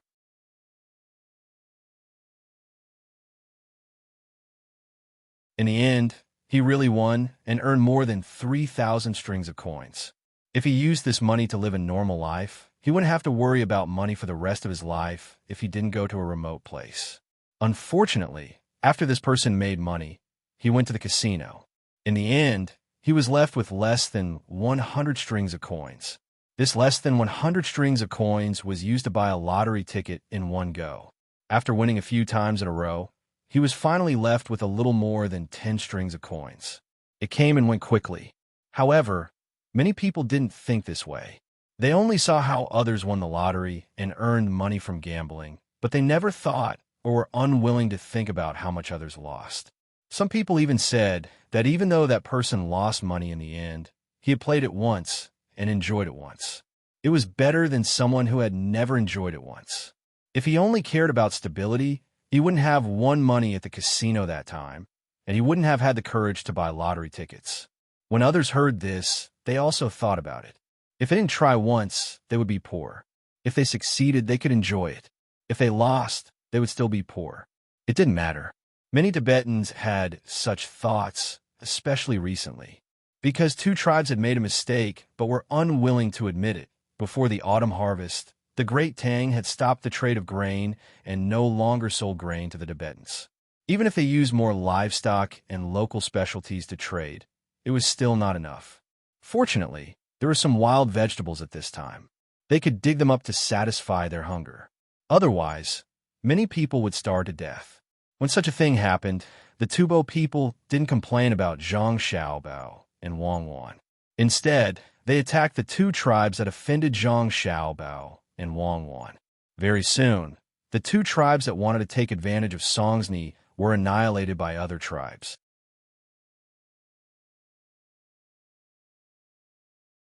The people of the two tribes were also captured and sent to Pengzhou. However, Pengzhou didn't accept the two people. The reason was that the two people didn't have the guts to do such a thing. There must be someone else behind the scenes. They wanted the Tubo people to tell them who was behind it. In truth, no one had ordered them to do so, but the people of Pengzhou refused to believe it.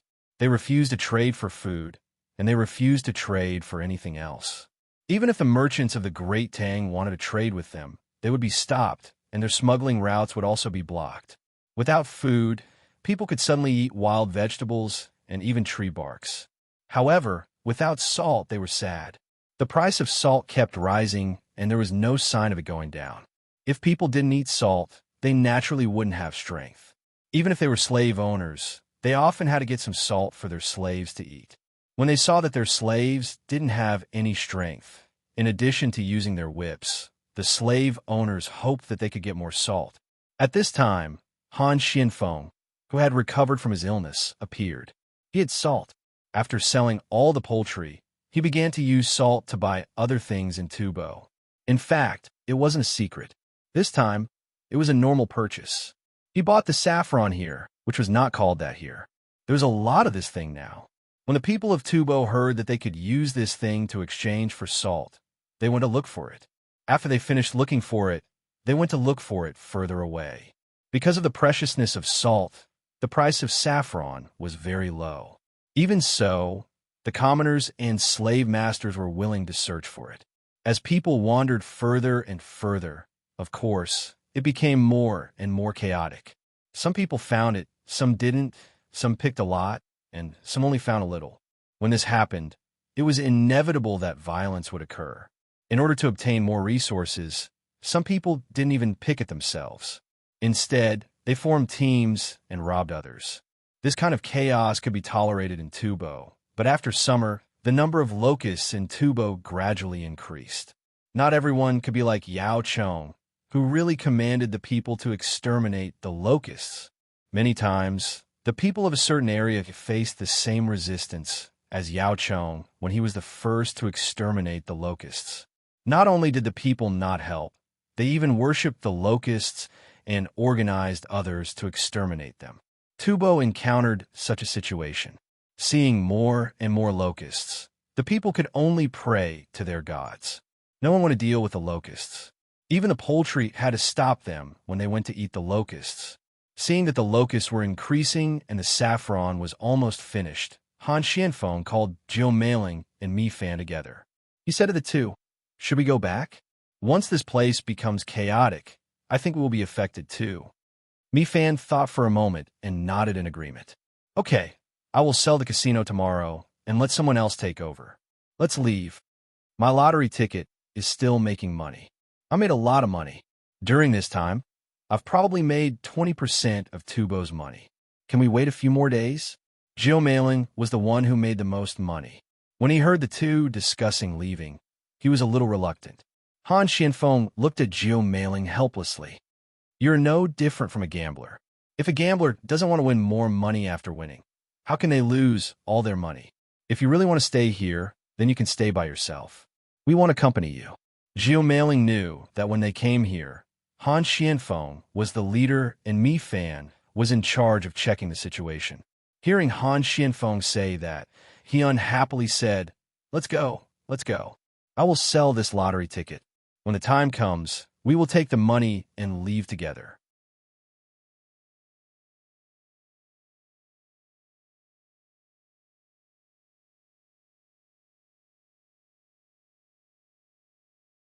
Chapter 752.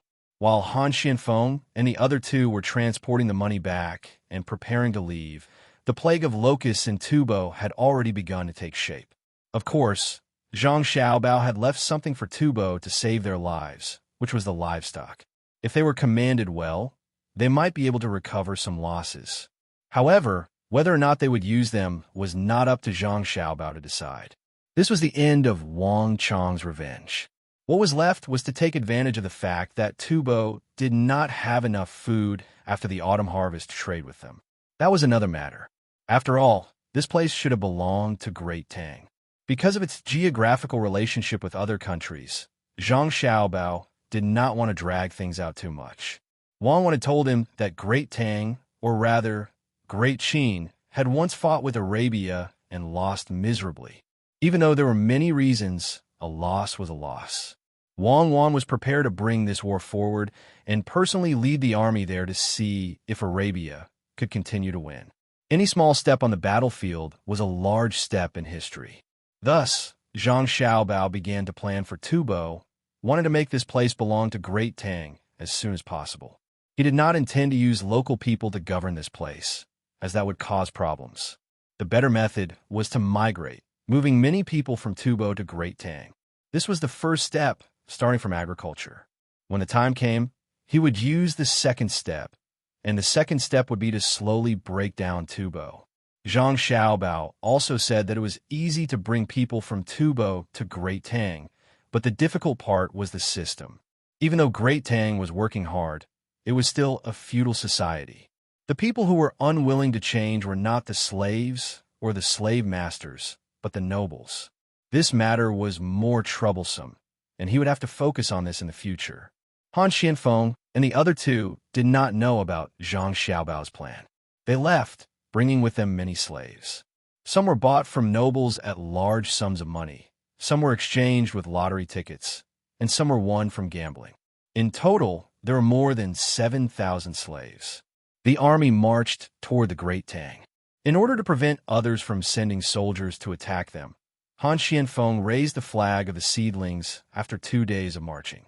Furthermore, he had already arranged for someone to report to the Great Tang so that they could send reinforcements.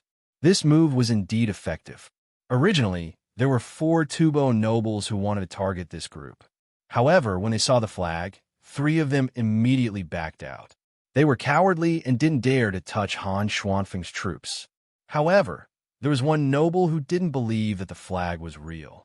He thought that someone had made a fake flag to trick him.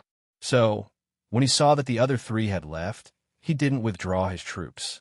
Instead, he increased the number of troops. Now, there were 6 cavalrymen and 400 infantrymen. Han Xianfeng wasn't an ordinary person. He immediately knew that someone was plotting against him. It wasn't easy for 1,000 people to deal with 7,000 people. He understood that the other party knew that the slaves on his side had just been gathered and weren't very united yet. Therefore, when Mi Fan kept saying that she hadn't been feeling well recently, Han Xianfeng, who was the leader, showed his ability. His family was a family of officials. He knew very well how to win people's hearts. Otherwise, he wouldn't have been sent here. On this day, when Mi Fan found him and said that she was having trouble breathing, Han Xianfeng stopped the army. The 7,000 slaves formed a large circle. Han Xianfeng stood in the middle of the circle and shouted at the slaves, "Do you know who I am?" The slaves didn't know who Han Xianfeng was.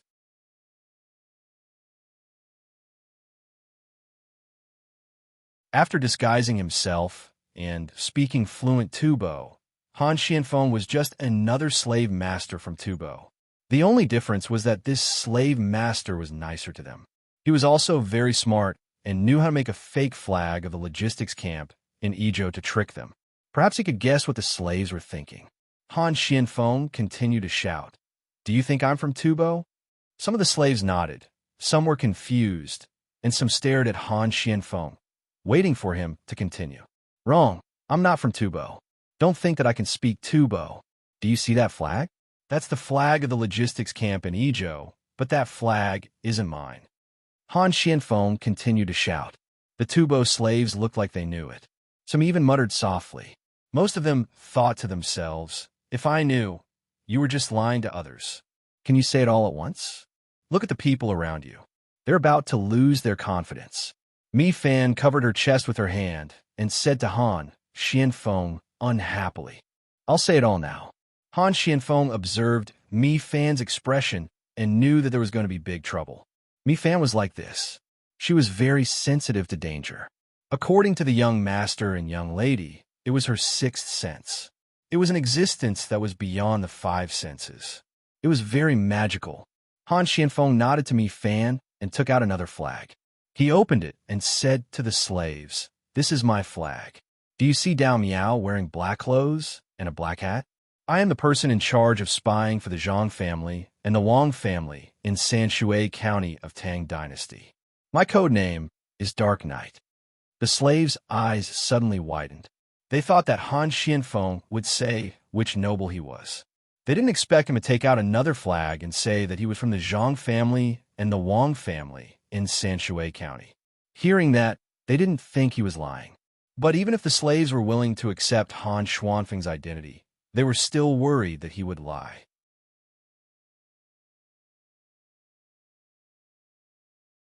They looked at Mi Fan and Jiu Mailing. Jiu Mailing spoke first. Don't look at me. I joined later. I'm not from the Zhang family and the Wang family. Look at him. Mi Fan is from Sanshui County Zhang family and the Wang family in Sky Team. He's in charge of special situations. While Jiu Mailing was speaking, Mi Fan took out her own flag and put on her own unique symbol. She was the captain of Sky Team. She had people who raised eagles and dogs. What are you doing here? One of the bolder slaves asked the three of them. Why are we here? Of course we're here to take revenge on Zhang Xiaobao's order. You Tubo sent people to make trouble there. How can our young master let Tubo go just because they attacked him once? This time, we're here to take revenge. But our young master doesn't want to hurt too many Tubo people. That's why he wants us to buy as many slaves as possible. When you get to the Tang Empire, you won't be slaves anymore. You'll be farmers. Although farmers have to listen to their masters, there's a difference between farmers and slaves. As long as a farmer has enough money, he can leave the master's family. It's just that Zhang family and the Wang family don't want to leave even if they have more money. In the Tang Empire, your lives will be 100 times better than now. You won't have to worry about food or clothes. You won't have to rest for less than 6 hours a day. When you have your own children, you can even send them to school to study. Right now, the opportunity is right in front of you. Someone wants to keep us in Tubo. Are you prepared to fight for a better life in the Tang Empire or continue to suffer in Tubo? Make your choice. Han Xianfeng shouted at the slaves. At the same time, he stared at a few spots in the crowd. After he finished shouting, the slaves still didn't know how to choose. They didn't trust Han Xianfeng. If they chose to fight back, they might die. At this moment, someone in the crowd shouted, Master, now that you mention it, I remember that I've heard your name before. You're really from the Zhang family and the Wang family of Sanshui County.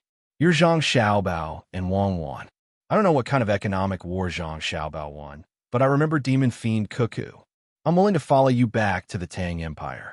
I've heard that the people of the Tang Empire are living well, especially the Zhang family and the Wang family. I've decided that from now on, if anyone wants me to return to Tubo, I'll fight with my life on the line. As soon as this person finished shouting, another person started to shout. More and more people started to shout from the other side. The other slaves were also moved by the shouts. Each and every one of them felt that they had a goal in their hearts. Seeing this situation, Han Xianfeng and the others let out a sigh of relief. They had been the ones to call out the slaves, afraid that the slaves wouldn't cooperate. Seeing so many people follow suit, Han Xianfeng knew that even if the other side had 1,000 armed people, they wouldn't be able to beat 7,000 people. You really know how to lie. Look at them. They think you're telling the truth, Jiu Mailing said to Han Xianfeng. Han Xianfeng paused, looked at Jiu Mei, and coldly replied, I'm telling the truth. I'm not lying to anyone. The young master really wants to do this. He doesn't want everyone to be slaves. Slaves don't need to be paid, and they don't need to pay rent. However, slaves don't need to work as hard as farmers. Really? He's that kind? Slaves, you just need to feed them. Jiu Meiling hadn't met Zhang Xiaobao before. Her impression of Zhang Xiaobao and Wang family came from other sources. She was especially upset that she didn't get admitted to the hospital during the exam. Of course it's true. Why would I lie to you? Let's see if they can fight against the people chasing after us, Han Xianfeng said. He looked at the slaves and continued shouting. Don't worry.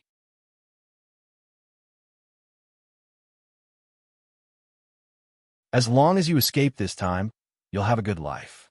Otherwise, you'll continue to be bullied. You won't be able to eat or dress well. Even if you find a good woman, those Tubo nobles will take her to their houses and enjoy her before you can take her. If you're a man, you should act like a man and protect your woman. You can't be bullied when you're about to be together. If you're a woman, you should think about whether you'll have a good life in the future. As long as you go to Tang, not only will you be able to eat and dress well, but you'll also have all kinds of cosmetics and mirrors. In order to make the slaves love each other, Han Xianfeng was willing to do anything. He even talked about cosmetics and used women to inspire men's courage. At this time, Mi Fan suddenly said to Han Xianfeng, "Let's go. I'm fine. I feel very comfortable now. I think there will be a change soon." "What change?" Jiu Meiling asked. "How would I know? Anyway, there will be a change." Mi Fan didn't say anything else after replying. He indeed didn't feel as uncomfortable as before. He even felt that his breathing was more comfortable than usual.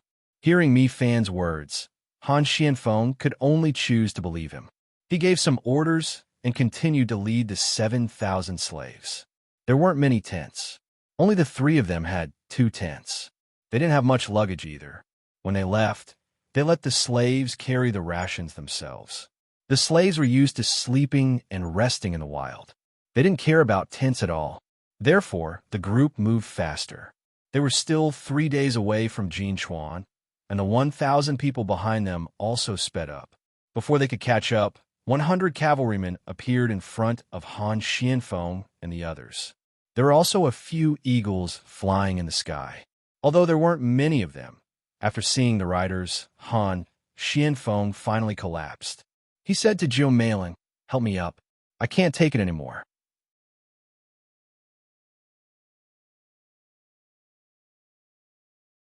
"If you want to die, die far away.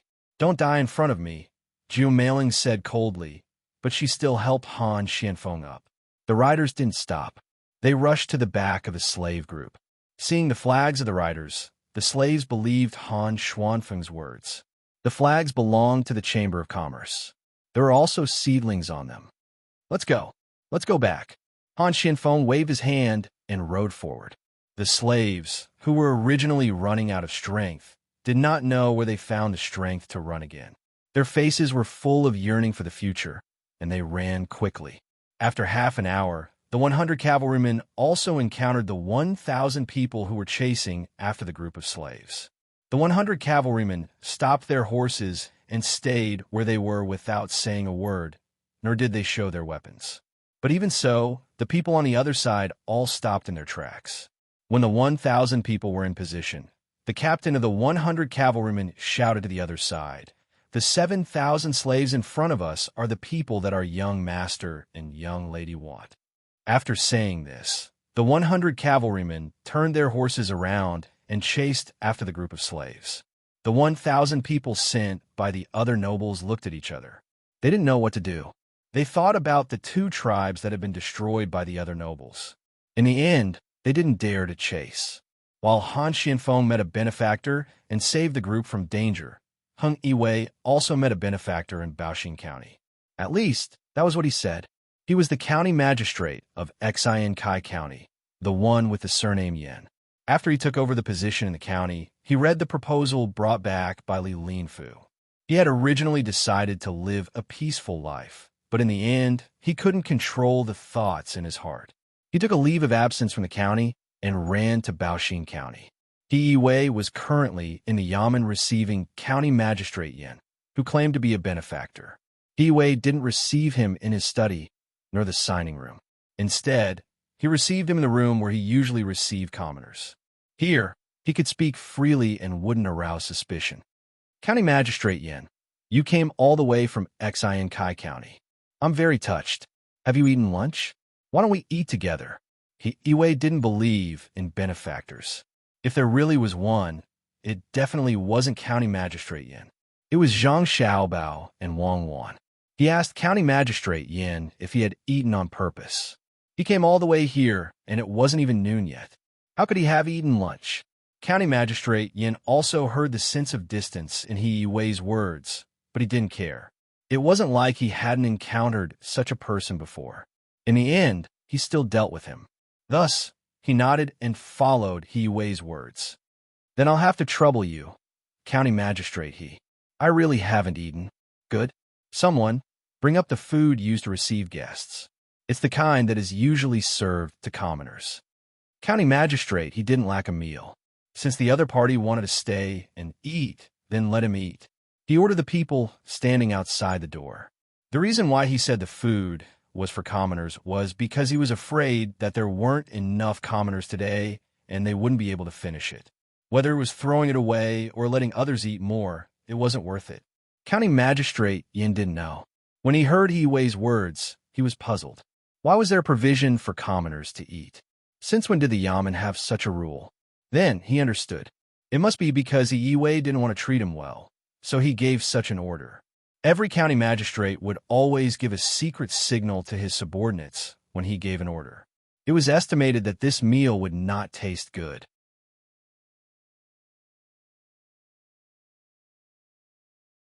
Thinking about this in his heart, County Magistrate Yin, who had been treated coldly before, didn't care. It was just a bad meal. As long as He Wei could eat it, then he could eat it too. If it was divided into plates, then he could take what was on He Wei's plate. What could He Wei do? He changed the plate for He Wei too. May I know why County Lieutenant Yin is here this time? He Wei didn't ask about the important person. Instead, he asked about something else. County Magistrate Yin pretended to smile mysteriously and said to He Wei, "Don't you know you're in big trouble?" "What do you mean?" He Wei suddenly became nervous and asked, "Do you know what this place is?" County Magistrate Yin didn't answer, but asked another question. "Is the feng shui bad?" He Wei said in that direction. County Magistrate Yin was still smiling. No, it has nothing to do with feng shui. It's a matter of money. Your Wuxing County is not normal now. Think about it. How much money can you make now? How much was it before? You're the county magistrate of such a good place. Are the others convinced? You're not convinced? He Wei asked. Of course I'm convinced.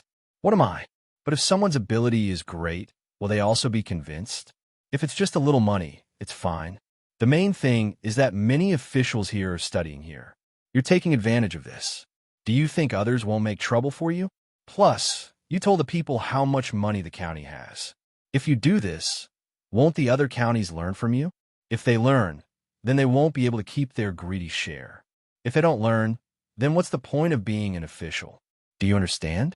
County Magistrate Yin analyzed He Wei like an expert. He Wei's face finally changed and became very ugly. County Magistrate Yin thought his words had moved He Wei.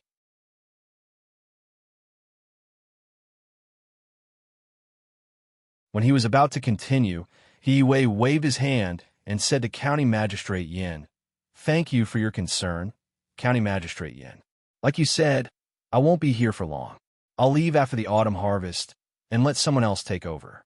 Do you know where I'm going?" "Where?" County Magistrate Yin asked, puzzled. "I don't know. Come, the food is here. Eat first." He Wei originally wanted to tell County Lieutenant Yin not to think that his side was bad and that his future was smooth, but when he was about to say it, he hesitated. Coincidentally, the servants brought the food over and invited him to eat. County Magistrate Yin still wanted to ask more questions, but when he saw someone bring the food over, he had to shut his mouth and stared at the food.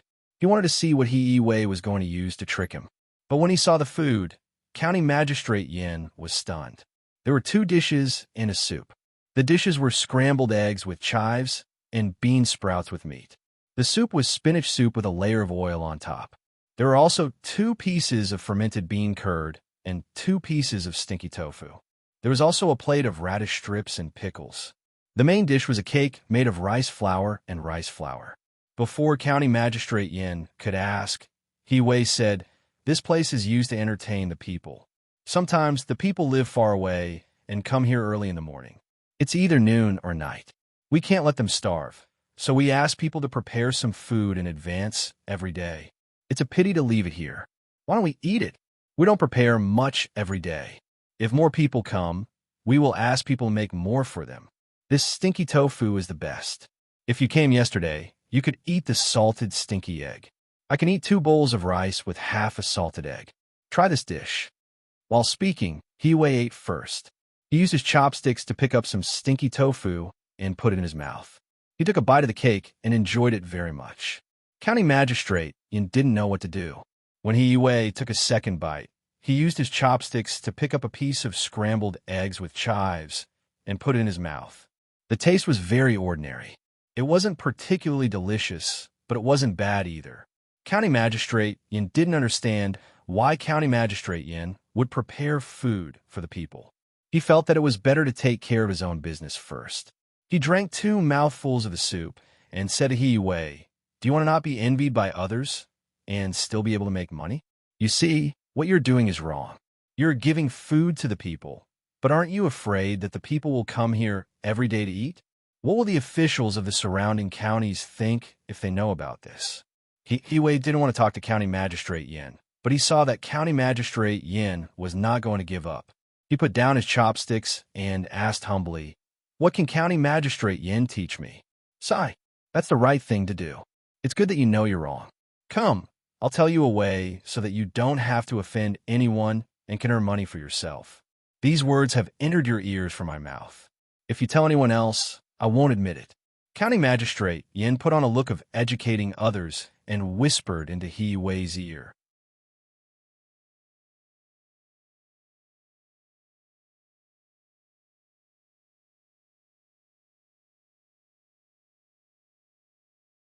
Chapter 754.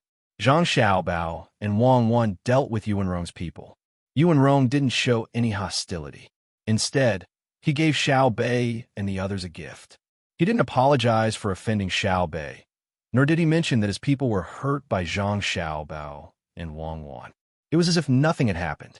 In addition to making preparations for Li Longji's journey to Jinyang, Zhang Xiaobao and Wang Wan also had to set up a reception area in Jinyang. Usually, after the reception area was built, it would be put aside. Even if the emperor left, no one else could use it. Zhang Xiaobao also thought the same, so he needed to make arrangements there. This trip would cost about 200,000 to 300,000 string of coins. It wasn't a small amount. If they couldn't earn it back, they would lose money. We've already sent people out. We won't take the land route. There's a Fun River that connects to the capital, so we can save a lot of money on the road. However, we need to build temporary rest areas every once in a while. I'm going to build the rest areas in the big garden. In order to earn back the money he spent, Zhang Xiaobao drew a picture on a piece of paper. It was the garden he was talking about. Wang Wan came over to take a look. No matter how she looked at it, she couldn't tell that it was a garden. It looked more like a big market. She looked at Zhang Xiaobao in confusion. "How long do you think it will take to earn back the money you spent?" "Very soon. Look, when Li Longji comes, we'll plant more flowers. When he leaves, we'll remove the flowers and turn it into a market. In every place like this, we'll use iron chains to pull up a bridge. It's convenient for people on both sides to trade with each other. We'll collect a bridge fee. When others trade, we won't collect any fees. We won't even collect the market management fee. The price will be decided by the buyers and sellers. However, there's one thing.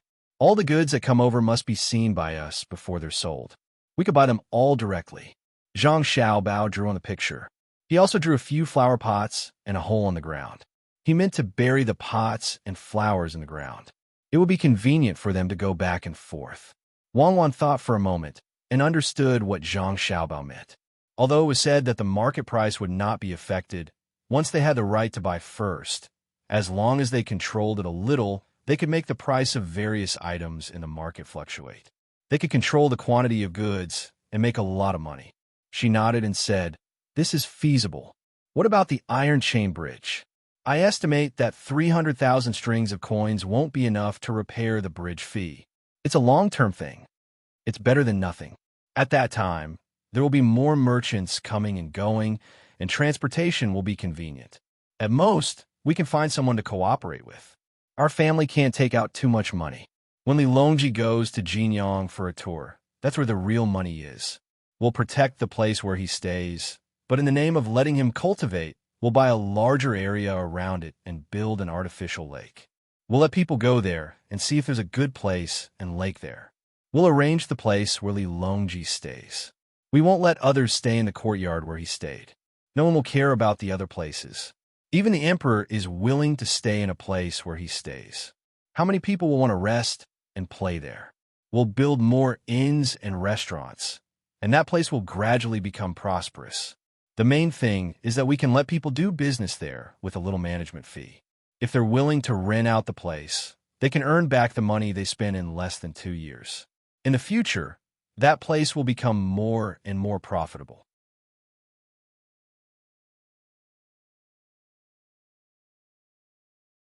Zhang Xiaobao told Wang Wan his idea, and then said, "We still have to think of a way to let Li Longji write a title or something, such as the world's #1 lake." "Well, I don't think that's possible. That small lake can't be the world's #1. Let's not talk about this for now. We'll think about it when the time comes. You're using Li Longji's name to get benefits for yourself." Wang Wan admitted that this celebrity effect would be good. People nowadays like things like being attached to others. For example, if someone wrote a good poem in a certain place, as the poem spread, that place would become famous, and many people would come because of it. Not to mention this time, it was the same at other times. Lu Sun wrote Kong Yi, and as a result, the fennel beans and Xianfeng Tavern became famous. Originally, it was something that could be eaten anywhere and didn't taste good, but it was sold a high price. When the time came, Zhang Xiaobao would also specially cook a few side dishes in Jinyang, and then have someone make a story about it. After that, he would connect it with the emperor and spread it out. Then, he would find someone to write a few prepared poems in advance. That would be amazing. He estimated that he would be able to earn back the money in 2 years. Jinyang was also a big place, and it was already prosperous enough. Who knew how much the land that was rented out would be sold? Thinking of this, Wang Wan reminded Zhang Xiaobao, "Don't forget about the ship. Li Longji's ship can't be closed off to others, right? At most, we'll leave his cabin open. The other places can still be used as a cruise ship. I think there will be a lot of people who are willing to go up and get some of the dragon's aura." "I know. Make use of everything you can. Oh, and don't forget to send money and gifts to the people around Li Longji. Even if it's an errand eunuch or a guard, you have to take care of them. Who knows when you'll need them in the future." Zhang Xiaobao also had such plans.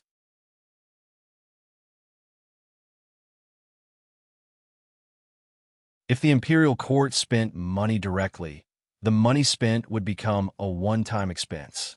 Although this money would eventually fall into the hands of the people and officials, it wouldn't play a big role in the development of the local economy. If it were up to him to operate, not only would he be able to make money, but he would also provide a place for the people to exchange goods. Many of the things produced by the people couldn't be sold because of the lack of a place to buy and sell them. Some people lacked such goods, especially vegetables. It would be a pity to just throw them away. After the two of them were almost done with their discussion, they once again sent people to the front to make arrangements. Time was tight, and they only had half a month to prepare. The project was huge, and they needed to find a lot of people to help. The sky gradually darkened. Zhang Xiaobao started to cook for his younger siblings again. Xiaobei and the others were unwilling to just stay in the room. They were wearing the official robes of Miyu and were wandering back and forth in the courtyard behind Savant's restaurant. They were afraid that others wouldn't know that they were officials now. After wandering for a while, Xiaobei started to think about her guards. Now that she was an official, according to the rules, she could have a certain number of attendants. Even though she was just a low-ranking official, she could still enjoy such treatment and a salary from the imperial court. Zhang Xiaobao and Wang family had guards, and the number had long exceeded the standard.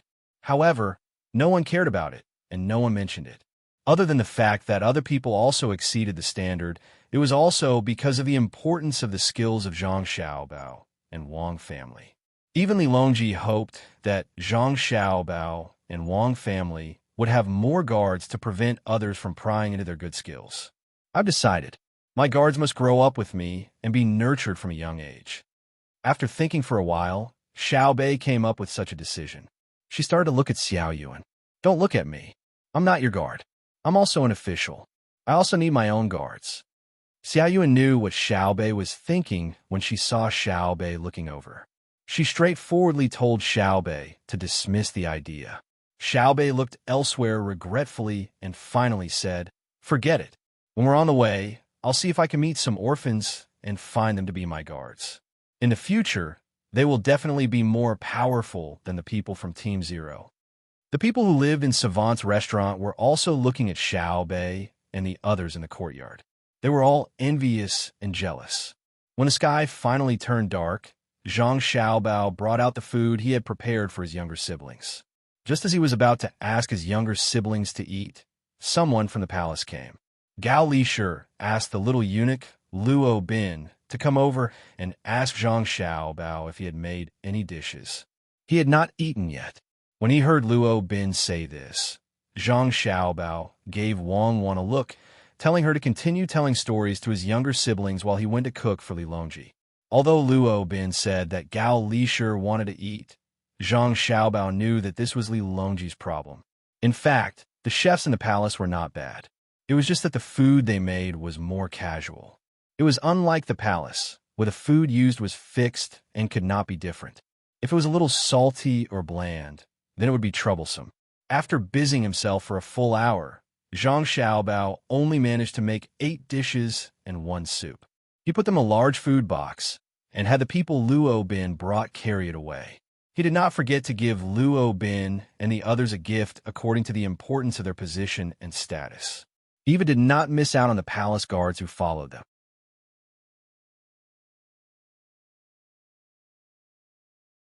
This time, the people who came out went back happily and promised Zhang Xiaobao that they would not delay the journey and would not let anyone come close. This meant that they did not have to worry about anyone tampering with the food. After watching Luo Bin and the others leave, Zhang Xiaobao rubbed his starving stomach and looked for something to eat. He muttered, "This journey is so tiring. I reckon that Li Longji wants me to cook for him, so he transferred me over from Baoxin County. What kind of person is he?" Zhang Xiaobao did not know whether Li Longji really thought this way or not. When Luo Bin hurried back to the palace, the food was still warm. There was no need to reheat it. There was a charcoal fire under the food box to keep it warm. In addition, it was currently summer, so it was impossible for it to become cold. Zhang Xiaobao was hungry from cooking, but Li Longji and Gao Lishir were also hungry. In order to eat more of Zhang Xiaobao's food, the two of them only drank tea and did not even touch the snacks. When they saw that the food was delivered with the seal that Zhang Xiaobao had put on it, Gao Lishir checked it and saw that no one had touched it. He did not need anyone else to taste it. He tasted every dish himself. After waiting for another 15 minutes, he nodded to Li Longji and said, "Your Majesty, you can eat now." When Li Longji saw that Gao Lishir did not feel uncomfortable after tasting the food, he impatiently picked up his chopsticks and started eating. As he ate, he said, "If only I could get Xiao Bao to come over and cook for me. I don't need anyone else to taste it. After we leave the capital, I can eat Xiao Bao's food every day. Don't you think it's strange? Xiao Bao's knife skills are not as good as the chefs in the palace, so why does it taste so good?" "Your Majesty, this subject believes that it has nothing to do with the knife skills, nor is it an issue with the seasonings.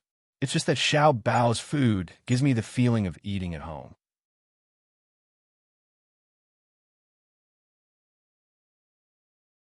It's not like a restaurant where the food is good, but it's all the same. Xiao Bao's food is called a home-cooked meal. Gao Lishir explained from the side. Yes, home-cooked meal. That's indeed the case. In the past, when I was in my own residence, even if the food I ate was not as good as the food in the palace, I still felt that it was better than the food in the palace.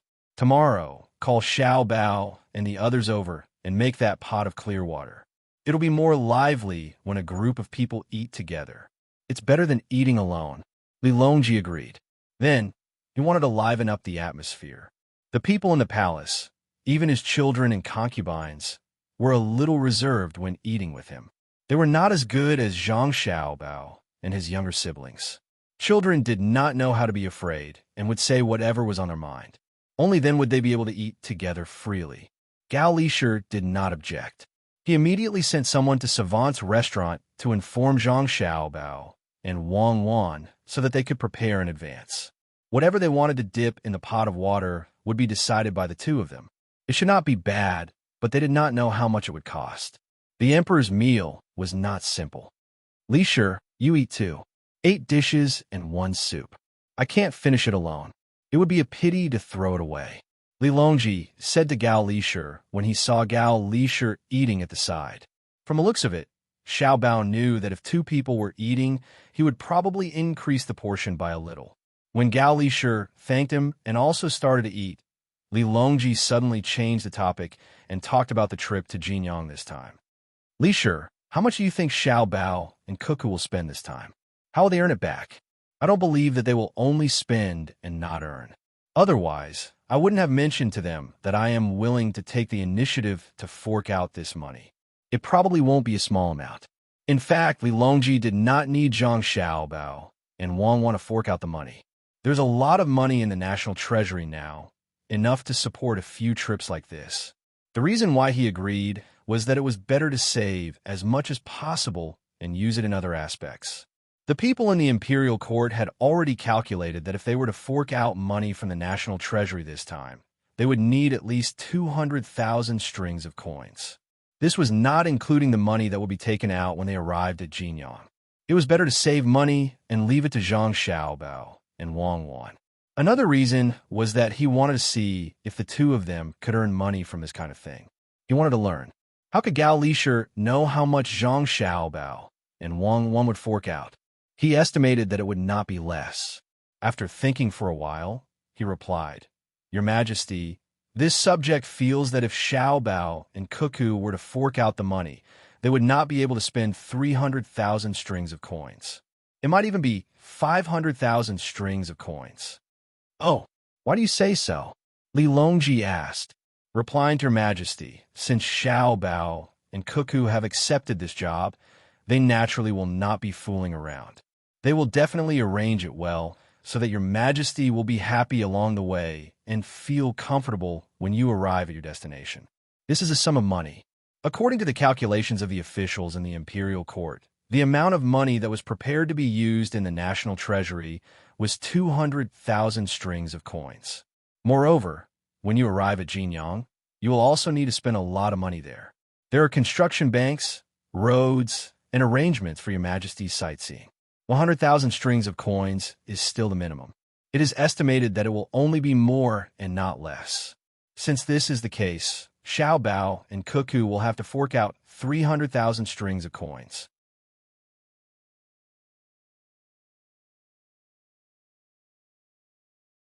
In addition, they will have to think of ways to earn money, so they will need to use more money to take advantage of the opportunity to build. Therefore, this subject feels that 300,000 strings of coins is possible. Gao Lishir analyzed for Li Longji. He also wanted to know how Xiao Bao would earn back the money. The more the better. Seeing that Li Longji was deep in thought, Gao Lishir asked again, Why don't this subject send someone to ask Xiao Bao? Ask? No need. We will know when the time comes. The Empress and concubine Hui are still in the hospital. Do they say when they will be back? Li Longji felt that if he asked, Zhang Xiaobao would naturally tell him, but it would not be a surprise. It would be interesting to guess more.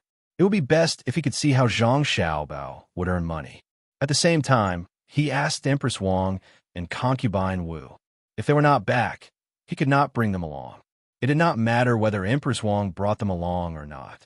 Wu Huifei had not seen her for a long time. Gao Lishir knew the situation over there.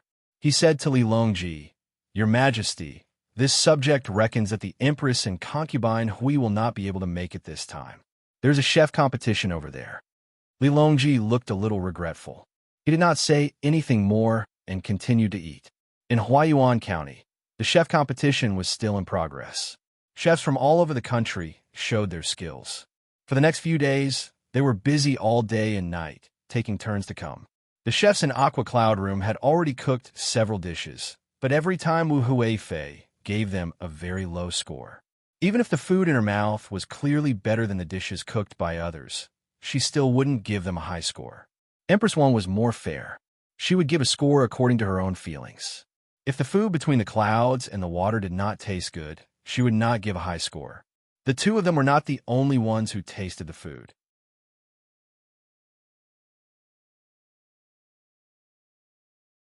There were other people who were also there to give a fair score after tasting the food made by others. In this way, it was impossible for concubine Wu Huifei to suppress between the clouds and the water, even if she tried her best. Now it was night time, and there were only 2 days left. The chef competition would enter the finals. Most of the chefs who were eliminated by the score would not have a chance to enter the finals. Now, among the 20 people in front of the competition, 12 of them were between the clouds and the water. One of them was because the food between the clouds and the water cooked was really good. The other was because the chefs between the clouds and the water came in large numbers. There were many branches between the clouds and the water in the prefectures around Jiangyi province.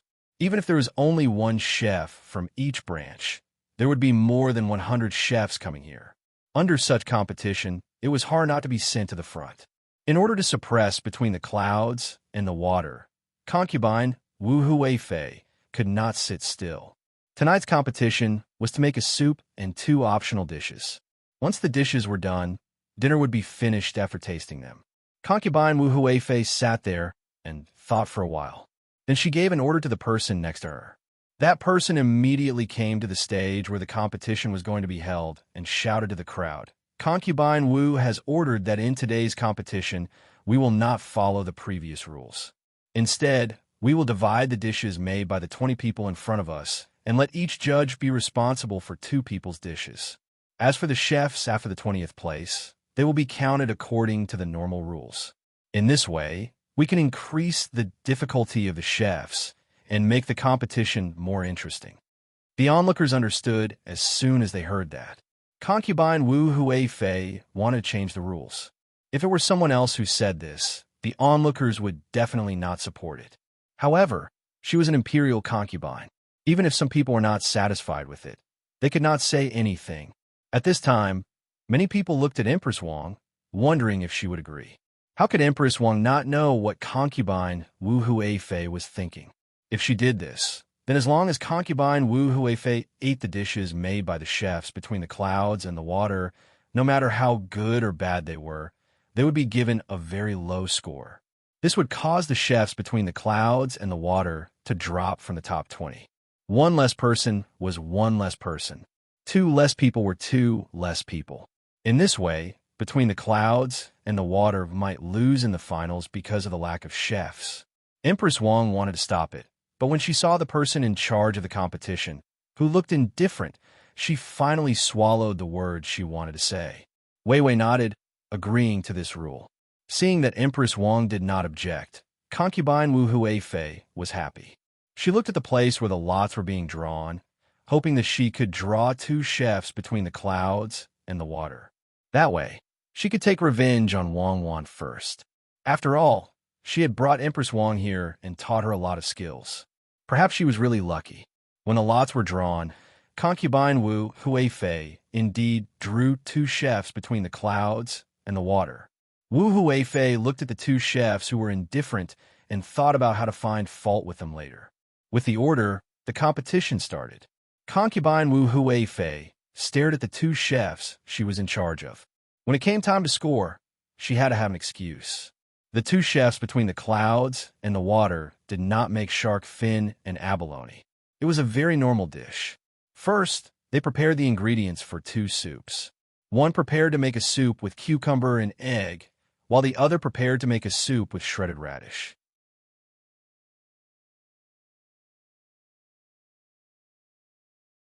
After preparing the ingredients for the soup, one of the chefs began to beat the eggs.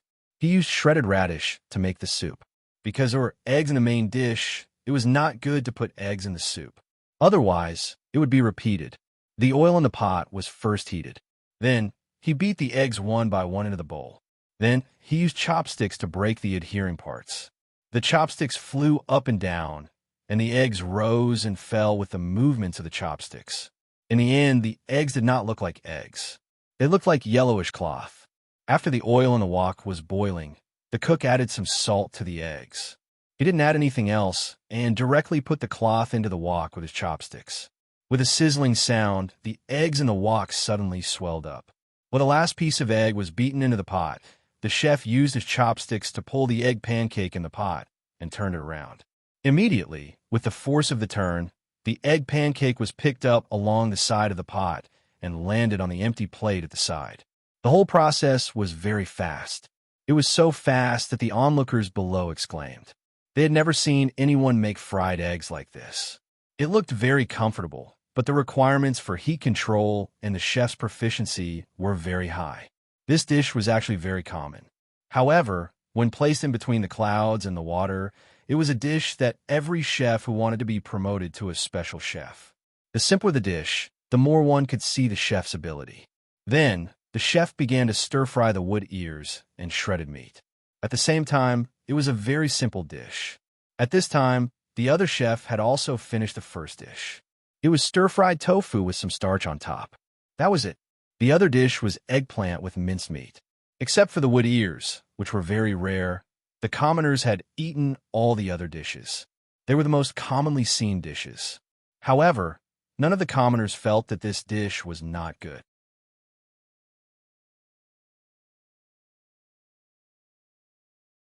They were all waiting for the final score. At this moment, the soup was also being served.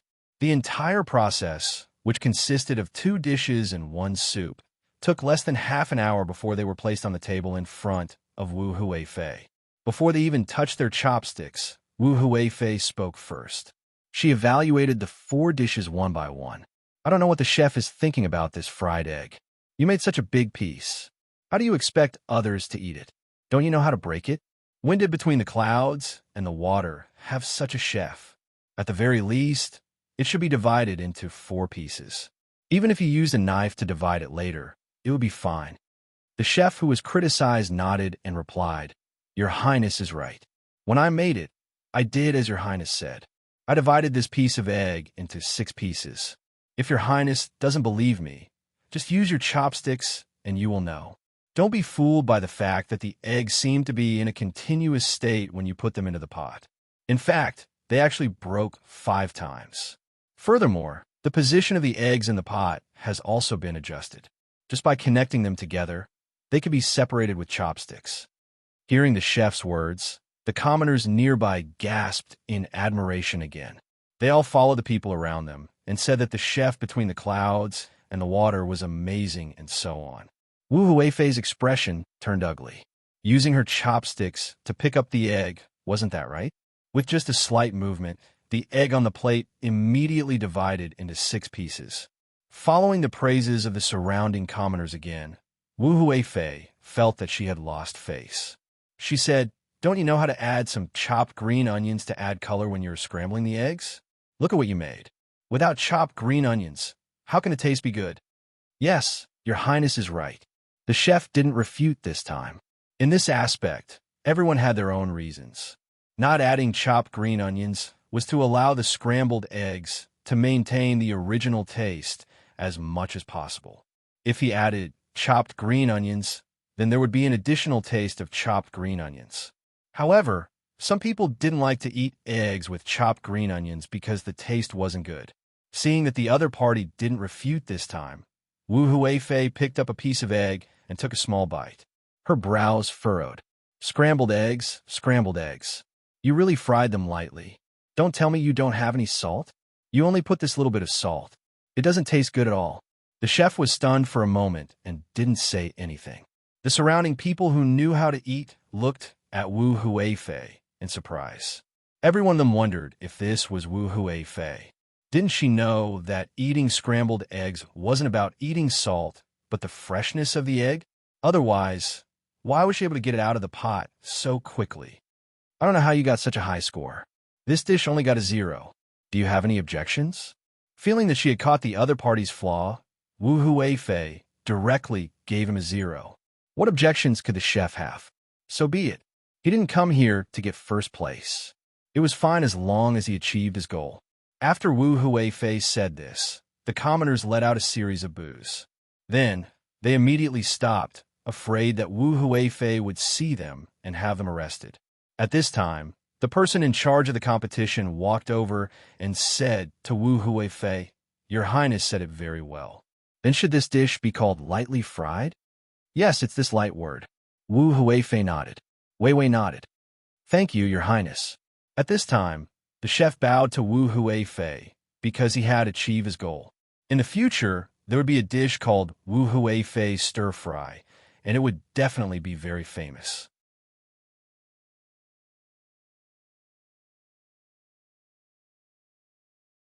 Especially since the Zhang and Wang families had a lot of eggs, there was no need to worry about not having enough.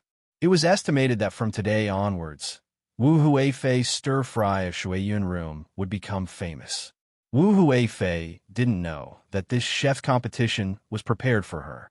They used her name to earn her living expenses in the Four Seasons restaurant. Then, she started to evaluate the next dish. How could one not be able to pick a bone in an egg? The 4 dishes and 2 soups of the 2 chefs all got 0 points. These 6 dishes also got their own names.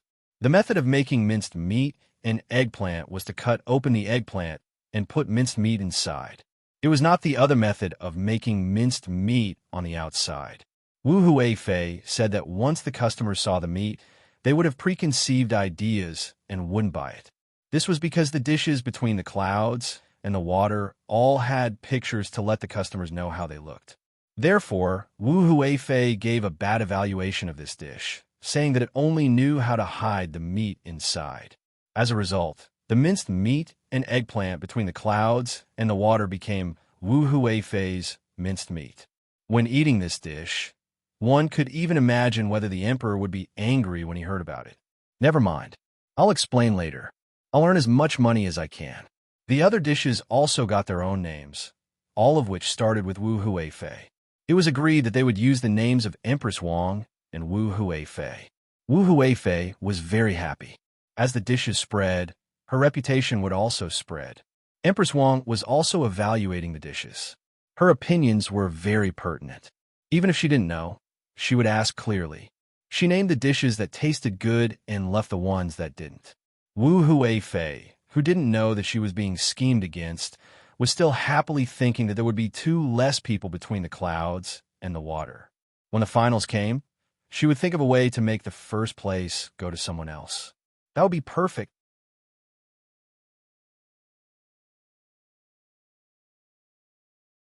The person in charge of the Zhang family and the chefs here were all amazed by the little young master. When the competition was held, the little young master repeatedly emphasized that there was no need to get first place this time. Even if they didn't get first place, between the clouds and the water would still be between the clouds and the water, especially since this was a competition held between the clouds and the water.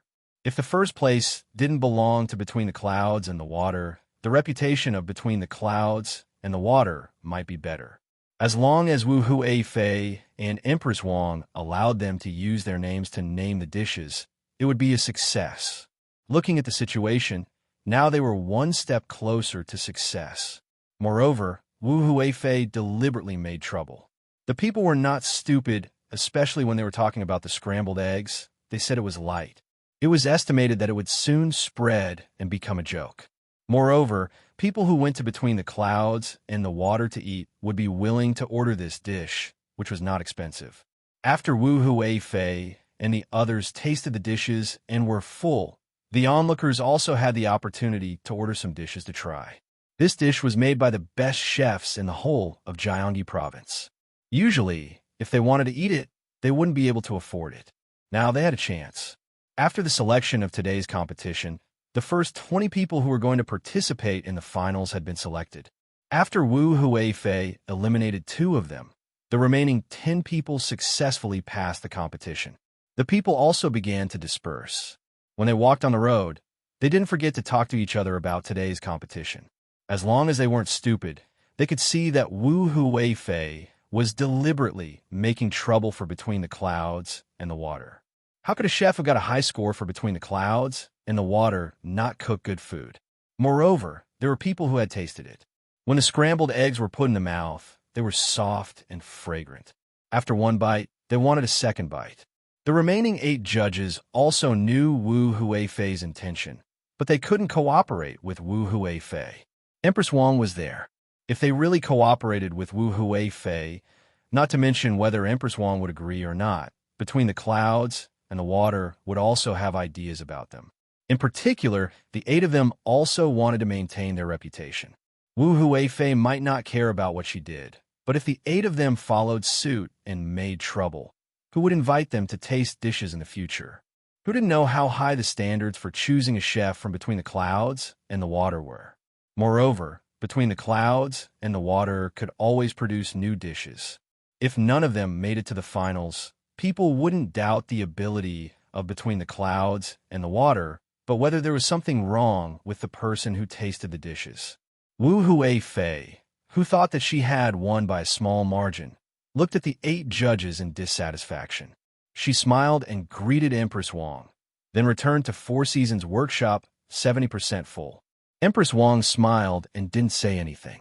Beside her, Xiao Zhu pouted on the way back and said, "Empress, why did you just watch Wu Huifei make trouble there? Look at how she picked on the dishes. I really suspect that there's something wrong with the palace chef who cooked for her. It's all because of me. Cuckoo sent me here." Of course, Wu Huifei wouldn't agree. She's taking revenge. It's a pity that she chose the wrong person.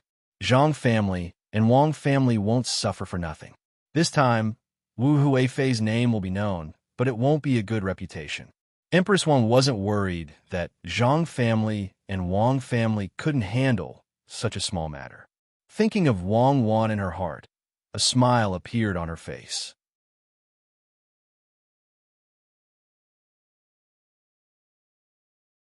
Xiao Zhu nodded. Anyway, I can't see what Zhang family and Wang family will do.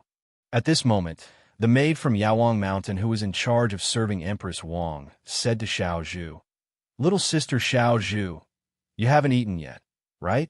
Then when we go back later, I'll make Huifei stir-fry for you." Hearing this name, Xiao Zhu finally reacted. She opened her eyes wide in surprise and suddenly burst out laughing. "You're so bad. I know. In the future, Huifei stir-fry Between the Clouds and the Water will be a famous dish. Then tomorrow, shouldn't we let Wu Huifei continue to make trouble?" Empress Wang also smiled. She knew that this was Wang Wan helping her again. It wouldn't be long before the people around Gongji province knew about what happened today. Wu Huifei's reputation would plummet. At least, she wouldn't be able to run away from the fact that she didn't know how to taste dishes. If she deliberately made trouble Between the Clouds and the Water, after going back, the people in the court would hesitate when choosing a side. Who didn't know that Zhang family and Wang family were vengeful people? Good plan. This plan was well used. It was all for her and made things difficult for Cuckoo. The next day, when the final competition was held, Wu Huifei didn't let go of the chef Between the Clouds and the Water. This time, she thought of a new rule. That was, there were 20 people and 10 judges. She divided the judges into 2 teams. One team would follow Empress Wang, and the other team would follow her. First, the judges would report their scores to her, and then she would make the final decision. Under normal circumstances, she could take down at least 5 people from Aqua Cloud Room. If she was lucky, she could even take down 10 people from Aqua Cloud Room. At that time, if she met someone who wasn't Between the Clouds and the Water, she would deliberately give full marks. She didn't believe that Empress Wang would do the same.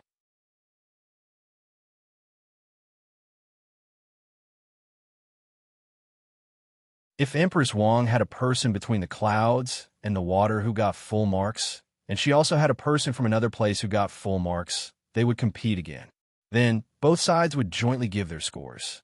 She would lead 4 people to give the person Between the Clouds and the Water a lower score.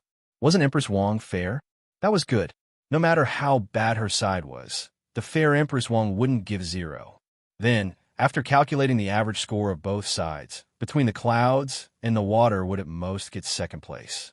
That night, Wu Huifei, who had figured this out, had a good dream. The next day, her spirit couldn't keep up. The palace maid next to her also listened to her sleep talk for the whole night. She said that the dish didn't look good, that there was too much oil, and so on. It was the last day of the competition. More people came, hoping that they would be lucky enough to try the dishes that the judges couldn't finish.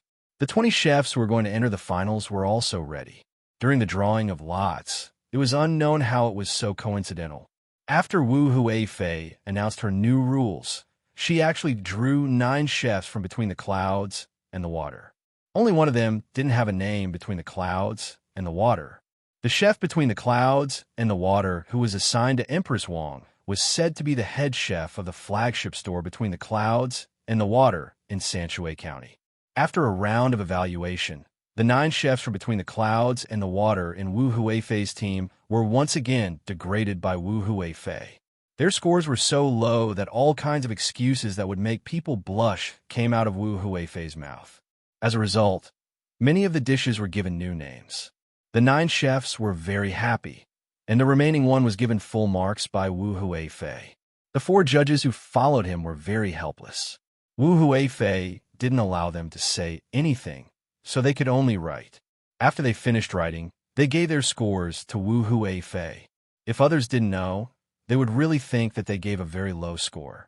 Empress Wang also had a chef who got full marks, and it was the chef from between the clouds and the water. The head chef between the clouds and the water was indeed amazing. Even the other 9 chefs who were competing with him couldn't help but be convinced. As a result, there were 2 chefs who got full marks on the competition stage. Wu Huifei excitedly used the method she thought of last night to start a new round of evaluation. The result was needless to say. Between the clouds and the water was given a low score, while the other chef was given a high score and full marks. After the 2 rounds were averaged, the chef between the clouds and the water lost and only got a runner-up. Wu Huifei acted as if she had done a very great thing. She personally gave the champion a trophy and asked, "Xanu, why has this consort never heard of that restaurant of yours before? If there's a chance in the future, this consort will definitely go there and personally taste your dishes. Many thanks, Your Imperial Highness. However, this lowly one probably won't be able to stay in that restaurant in the future. After all, this lowly one is going there to help train the chefs. Once the training is done, the original 1,000 Delicacies restaurant will be changed into a branch of Between the Clouds and the Water. At that time, this lowly one will return to Between the Clouds and the Water. This lowly one is only temporarily transferred over. This lowly one was originally the head chef of the restaurant Between the Clouds and the Water in Wanyan County. In the future, if Your Imperial Highness wants to eat this lowly one's dishes, you can have someone call this lowly one to the palace or the restaurant Between the Clouds and the Water in Wanyan County. This lowly one will definitely make the best dishes for Your Imperial Highness."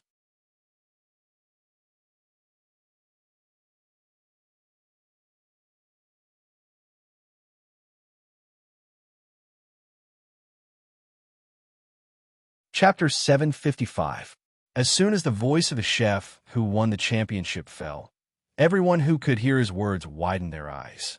They didn't expect that even though Wu Huifei had suppressed Between the Clouds and the Water so much, Between the Clouds and the Water still won the championship.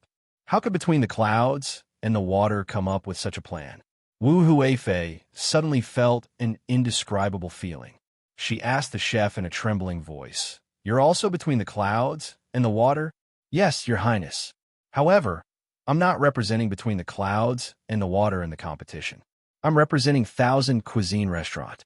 Therefore, the champion this time isn't Between the Clouds and the Water, but 1,000 Cuisine Restaurant. This place will soon become a branch of Between the Clouds and the Water. As long as the chef is trained, he can open a branch Between the Clouds and the Water.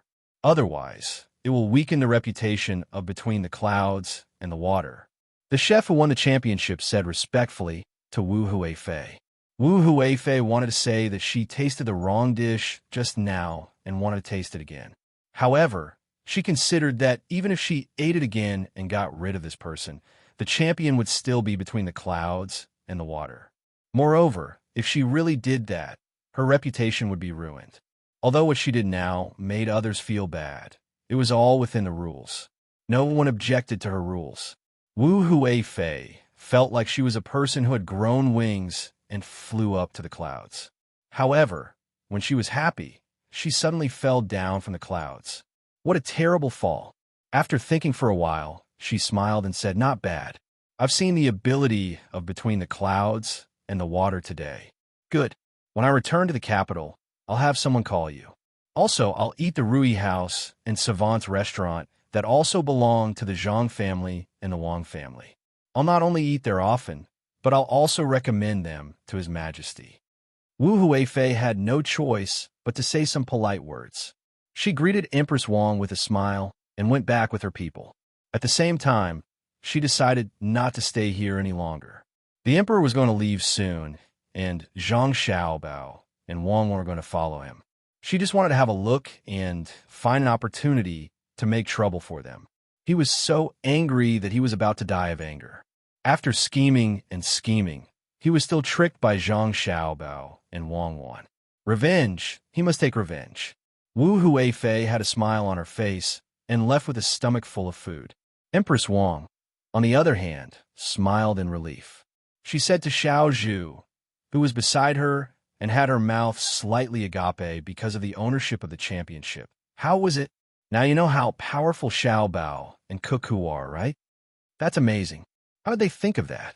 They got the reputation the first and second place. They made use of Wu Huifei and made a lot of money. This chef's competition collects tickets. Those with good seats will pay 3 copper coins, and those with bad seats will pay 1 copper coin. Those with good seats will have a chance to taste the dishes made by the chefs. As for those that don't cost money, they can only watch from a farther place. Although the money collected is not much, according to my estimation, the money for the materials provided to the chefs has come out. The most important thing is the advertisements of the merchants here. I think we can earn back the money that we and Wu Huifei spent on coming here."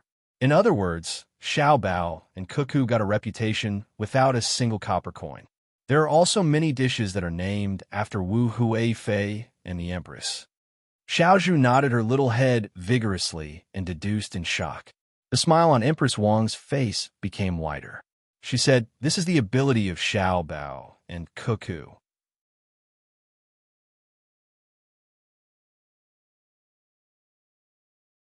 If it wasn't for the fact that I haven't learned enough and need to wait for another 2 months, I really want to go back now."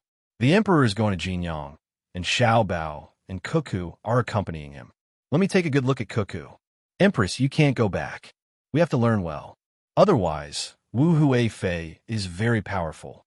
This time, she will probably go back and deal with Xiao Bao and Cuckoo. I guess she will be unlucky." Xiao Zhu was afraid that the empress would go back, so she advised her. Empress Wang was not the only one who received training here. Even palace maids like them were the same. In the past, there were people who specially trained them in the palace. Moreover, when they stayed in the palace, they learned a lot from the other palace maids. However, compared to what they learned here, it was far worse. There was a short-term training class here, which taught planning and psychology. Until now, they felt that they were much better than before. However, it was more tiring. After all, the time was short. "I'm not going back. I'll wait until the emperor comes back. I don't think anyone else can participate in the canonization ceremony. It would be good if I could come. Get up, let's go back to Yaowang Mountain." Empress Wang felt a little regretful that she couldn't participate in the canonization ceremony. However, she knew that this was to prevent something like the Empress from happening again. Seeing that it was over and she had to continue training, she gave the order and went back to her residence. The rest of the people were still immersed in excitement. No one expected the final result. Just when they were feeling regretful about between the clouds and the water, the champion turned out to be between the clouds and the water. This was called ability. When the 4 judges on Wu Huifei's side saw the result, they heaved a sigh of relief. If it wasn't for this, it would be difficult in the future. The group of people chatted and laughed as they left.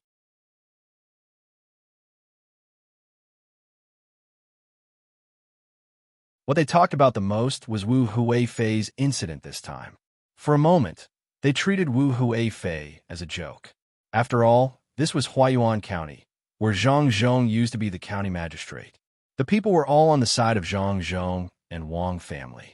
Zhang Xiaobao and Wang Wan also received the news of Huayuan County very quickly. It wasn't far to begin with. Moreover, there were carrier pigeons. Xiaobao, good plan. This time, won't Wu Huifei be angry to death? However, she is coming back. I think she will participate in Li Longji's trip. I think she will make trouble for us. We have to prepare first. We can't fight a battle that we don't have confidence in.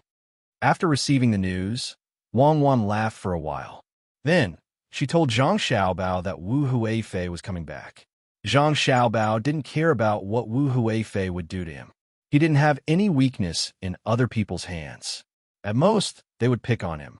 If that was really the case, Li Longji would be annoyed. Therefore, he didn't have to worry. The only thing he was worried about was that Wu Huifei wouldn't make trouble for them. Instead, she would get close to them. I'm most afraid that Wu Huifei will want to help us. For example, if we spend a lot of money, she will help us earn it back. She also has some private money. If she invested in the bridge or the market, she will blindly give orders and increase the bridge toll by 10 times. She will collect management fees from the market and send people to monitor the tax collection. That will be troublesome. That's right, it's really possible. That market is originally an agricultural market, so it doesn't collect taxes.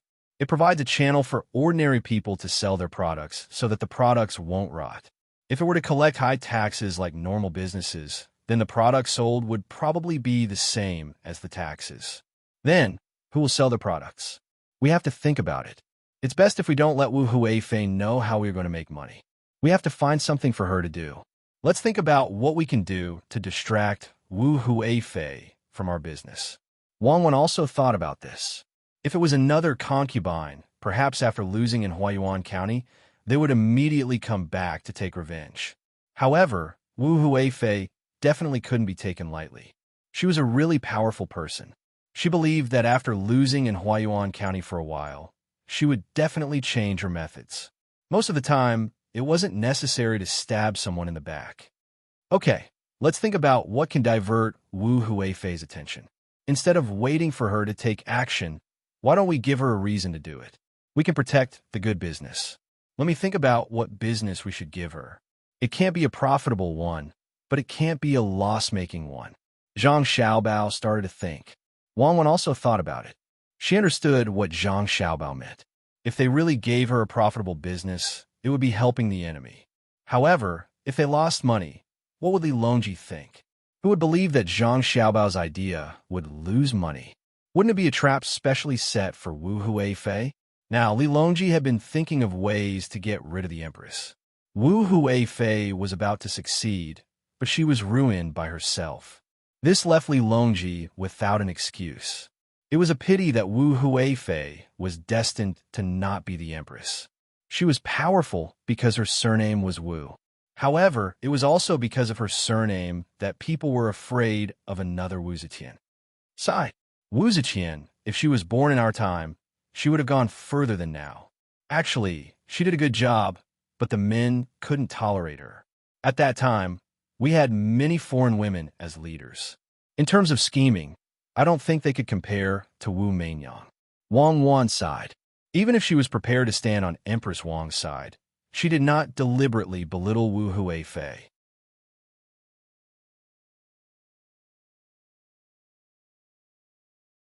A person was a person, whether it was recognized or not.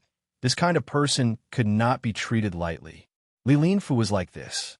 He had not even ascended to a high position, but he had already shown his ability. Zhang Xiaobao disagreed with Wang Wan's words. You mean to say that all the women in our time couldn't compare to Wu Zetian? The more information flowed in an era, the less chance Wu Zetian had. That was because many men still couldn't bear to let a woman be the empress. What about foreign countries? Wang Wan asked. How would I know about foreign countries? Forget it.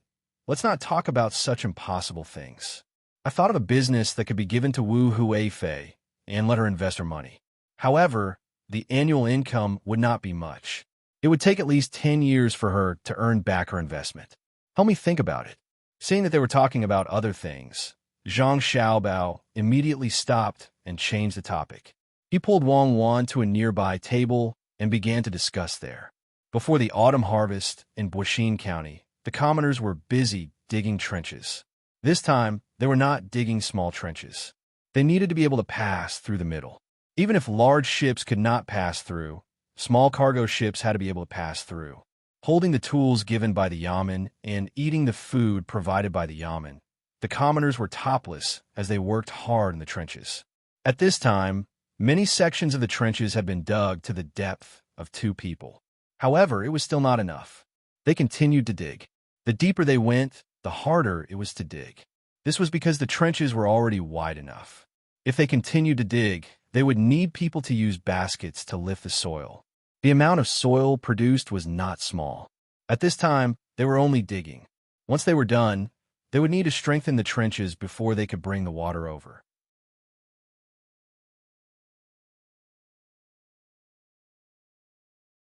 They would also need to leave an outlet that could lead the water to the side. This way, they would not need to spend so much effort to water the land next year. At the same time, they could also continue to plant rice. It was estimated that they would be able to plant rice early next year. It would be like wheat, sorghum, and highland barley, which could be harvested twice a year. In the past, because of the lack of water, there were not many people who planted rice. Hiwei was still doing his job.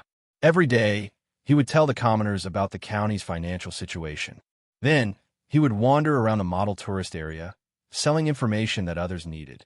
He would guide the people who came to cooperate with him to advertise, and so on. He had also opened his own shop. Of the 500 strings of coins that he had invested, he had already earned back 300 strings of coins. After a while, he would be able to earn back his investment.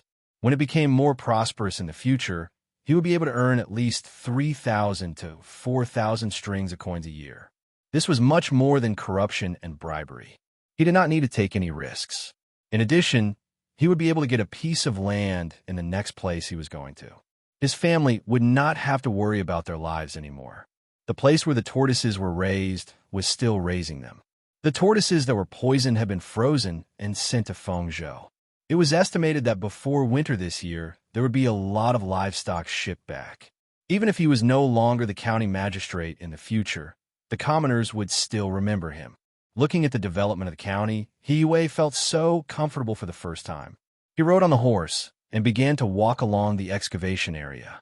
From time to time, he stopped to ask the commoners who were working and resting if they had any ideas. If someone was willing to run a boat, he could help to get a loan to build a boat. The commoners had been used to the situation where the county magistrate did not stay in the yamen and ran around everywhere. Usually, they met Hiwei so often that they did not feel that the county magistrate had any official prestige. When they talked to him, they were not restrained and said whatever they wanted to say. At this time, Hiwei was asking 2 brothers. The 2 were biological brothers. They were 1 year apart in age and had married and had children. Their surnames were Gao. In Baoxin County, there were not many people with such surnames. There were more people with surnames Luo and Fu. The elder brother looked older. He was in his early 30s this year. Maybe because he always took care of his younger brother, he looked like a man in his 40s. The younger brother was much younger and liked to talk to others very much. The elder brother was called Gao Fei, and the younger one was called Gao Tong. When he heard the names, he knew that he wanted his 2 sons to be outstanding one day. At this time, the 2 had just come up from the bottom of the pit. They sat by the side and drank mung bean water. They were resting and talking at the same time. When Hiwei came over, the 2 of them just nodded and didn't get up. Hiwei was wearing a patched official's uniform. It was not that the patching was worn out. It was because he was always wandering around, so he added a layer of cloth where it was easy to be worn out. In this way, he was not afraid of wearing out the clothes. He sat beside the 2 brothers and looked at the people digging below. He asked the elder brother, Gao Fei, do we have enough people at home? If we have more people, why don't we buy a boat? In the future, You two brothers can make a living on the river. During the busy farming season, you can stop and make more money. Sir, my younger brother and I have the same idea, but we don't know how much a boat will cost. If it is expensive, we can't afford it.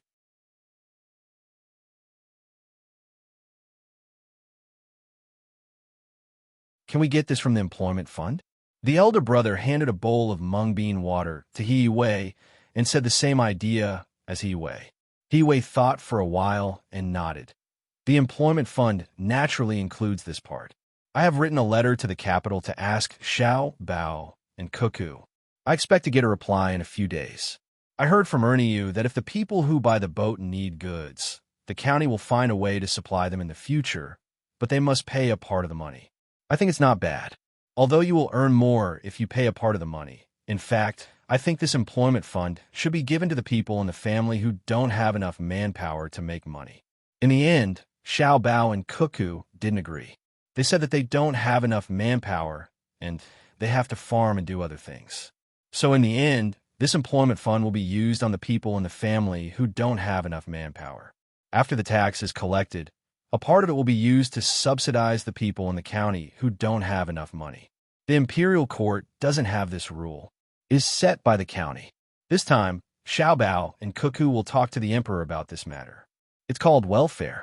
I don't know if it will pass. If it passes, I have to tell the people who paid the tax. Otherwise, many people will feel that they should give their tax money to others for free. Yes, why should they give it to others? Shouldn't the county's income be spent on everyone in the county?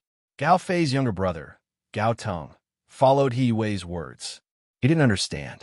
As the elder brother, he knew more. He thought for a while and said, "What do you know? The county's income is used on the people in the county.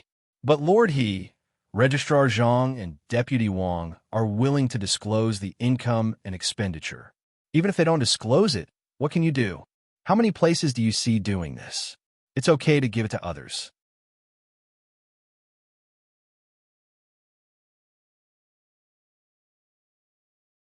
Who can guarantee that nothing will happen to them in their life? There is no disease or disaster. Today, we pay the tax to help others. Maybe one day we will need other people's help. Besides, why didn't we give it to you?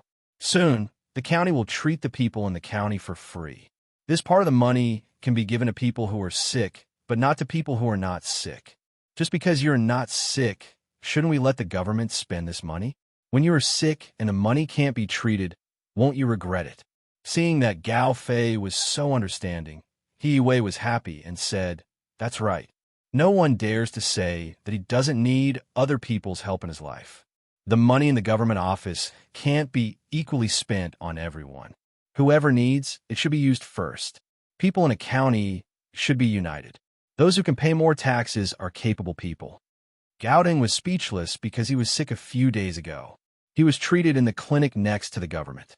The doctor didn't ask for money, and the medicine was very cheap. This was before the universal free medical treatment was implemented. Once it was implemented, there was no need to spend money anymore. Hearing what He Wei said, Gao Fei looked forward to it, but suddenly he asked worriedly, "Lord He, when you, Xiao Bao, and Cuckoo are all gone, will the new official listen to you? What if he is greedy for money? Will he listen? That depends on who set the rules. You know Sanshui County, right? Do you think the officials there will listen? Unfortunately, it's not possible here. We can't let the people choose, but the people can supervise and ask the officials to disclose the financial affairs. If the officials don't listen, someone will punish them. Even if Xiao Bao and Cuckoo want to protect their own face and business here, they will never allow Baoxin County to be out of their control. If they don't, they will replace them. When all the officials get used to it, it will be fine." He Wei didn't think that Zhang Xiaobao and Wang Wan didn't care about the big business here. The three of them chatted happily until the two brothers felt that they had recovered their strength and went back to work. He Wei then stood up with a smile, casually patted the dirt off his body, and prepared to go to the next place to have a look. At this time, the sound of a horse's hooves came. He Wei looked in the direction of the sound and sighed helplessly. "It's here again. I've already refused once. Why did it come here again?" The person who came was Lieutenant Yin of Shinsai County. The last time he came, He wanted the rich in the county to pay for the road repair. He said that after the road was repaired, the rich would have a special road when they walked, and the others would take the other road and send people to maintain it. The money didn't need to be used up, and they could keep it for themselves. This was the so-called big business. If anyone wanted to take the road in the future, they would also have to pay, saying that it was a symbol of status. The idea was good, but Hiwei didn't agree no matter what. He didn't lack money. He could open a small shop and earn 3,000 to 4,000 strings of coins a year. When he took office in Yaozhou, there would be a lot of breeding businesses to develop. There was no need to do such a thing that would be criticized behind his back. Moreover, he had to share some of the money with Lieutenant Yan. He wasn't stupid. He didn't know why he was here today. It probably wasn't anything good. While he was thinking, Lieutenant Yan's horse came near. He got off and said to Hiwei with a smile, "Lord He, I'm here again. This time is different from the last time. I went back and thought about the last time. Fortunately, Lord He didn't agree. Otherwise, it would have been easy to get into trouble. The last time was like this.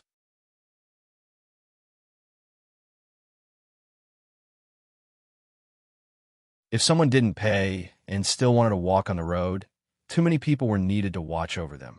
Even if another person saw them, they couldn't catch them. They could only chase them. It was useless. Therefore, I don't think it's possible." Hiwei thought to himself, "Aren't you talking nonsense? Who doesn't know that? You're making it sound like you're very powerful." Hiwei didn't give Lieutenant Yan a good look and said to him, "I wonder why Lieutenant Yan is free today. Do you have 5 things to do in the county?" "Nothing at all. With Lord Li and Lord Shui, I have nothing to do. Look, I thought of another way to make a lot of money last night. It's better than the last one." "Oh, it's feasible, not like the last one." Lieutenant Yan didn't seem to notice Hiwei's attitude and continued to talk about the purpose of his visit with a smile. Hiwei was really annoyed. He frowned and asked, "Since Lieutenant Yan has so many good ideas, why don't you do them in Xiankai County? Why do you have to come to my Baoxin County?" "Ah, Lord He, you've asked what's on my mind. I really want to do it in Xiankai County, but Registrar Li and County Magistrate Shui don't listen to me. Also, they're both 3rd or 4th rank officials. I can't afford to offend them." "Oh, it's not that I can offend Lord He. They're just officials in the capital. How would they know about local matters?" Lieutenant Yan's smile immediately disappeared, and he complained to Hiwei with a face full of grievance. Hiwei didn't answer this time. He looked into the distance and stood there without moving. He didn't think Lieutenant Yan could come up with any good ideas. If he did, Xiaobao and Cuckoo would have come up with them a long time ago. Seeing that Hiwei didn't say anything, Lieutenant Yan didn't care. He moved closer to Hiwei and also looked into the distance. After a while, he finally spoke. "Lord He, I really do have a good idea this time. It's the matter of the river.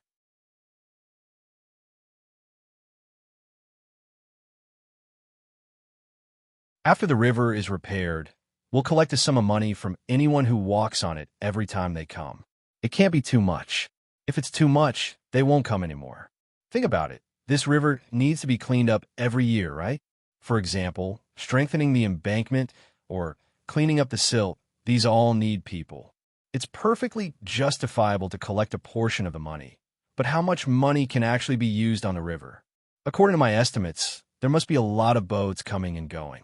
This money can't be collected in the name of the yamen. We can set up a chamber of commerce. The county will hand over the work of cleaning and maintaining the river to the Chamber of Commerce. The Chamber of Commerce will collect tolls for people. It can be calculated based on the amount of goods or the number of times. Either way, when the time comes, we can do whatever we see fit. Lord He, this idea isn't bad, right? If you want to make a name for yourself, take out more of the money you earn. Who knows how much money you collect and how much you take out?" Hiwei really didn't know what to say. This Lieutenant Yan's brain was really good, but why did he have to use it on this? Who didn't know that there would be a lot of boats coming and going in the future? But the money needed to maintain the river. As long as there was business, they would have to pay taxes. A portion of this tax would have to be taken out. In addition, the county's commoners still had 20 days of work every year, which was just enough. Why take more money? It was crazy poor. Suddenly thinking of the Chamber of Commerce that Lieutenant Yan mentioned, Hiwei finally understood what was going on. He asked, How will the Chamber of Commerce be formed? Lord He, have you thought it through? The Chamber of Commerce is simple. We can't really use other people's Chamber of Commerce. You and I will each provide a few people. This is a real business without any capital. We don't need to invest money first. As long as Lord He agrees, we'll split the profits 50-50. Not only that, the Chamber of Commerce can also find craftsmen to help unload the goods and repair the boats. Lord He just needs to give an order, and everything at the docks will be handed over to the Chamber of Commerce. No one is allowed to interfere. In the future, we'll have the final say here. Lieutenant Yin thought that Yi-Wei was tempted, so he quickly continued. Yi-Wei looked at Lieutenant Yin as if he was looking at an idiot. After Lieutenant Yin didn't know what to do, he said, I can do it myself. Why do I have to bring you along? Lordy, it's not like that. Look, after you take all the benefits, there will naturally be people who aren't satisfied. If the people in Xi and Kai County aren't satisfied, you can just seal the mouth and take a portion of the money first. Do you think the boats that come and go can still pay here? I'll help you solve the problem over there. I can also deal with the local hooligans and country gentry. I have a way to make them not interfere. When the time comes, you just need to give them some benefits. I'll be in charge of everything you discuss with them. Lieutenant Yin didn't expect Yi-Wei to say something like that, so he quickly continued. Hearing Lieutenant Yan's words, Yi-Wei really admired him. He was a capable person, but unfortunately, he made the wrong decision. If he really agreed, he would offend the people in the county, and the reputation he worked so hard to build would be gone. As for the money, he would have to give out a portion of it. Lieutenant Yin could use the money to make friends with the country gentry or officials. When the time came, he would continue to be promoted. He was smart and wouldn't be worse than his previous self. It was really hard for him. Thinking about this, Yi-Wei said to Lieutenant Yin, Lieutenant Yin, how about this? You could try the Ru River in Xi and Kai County first.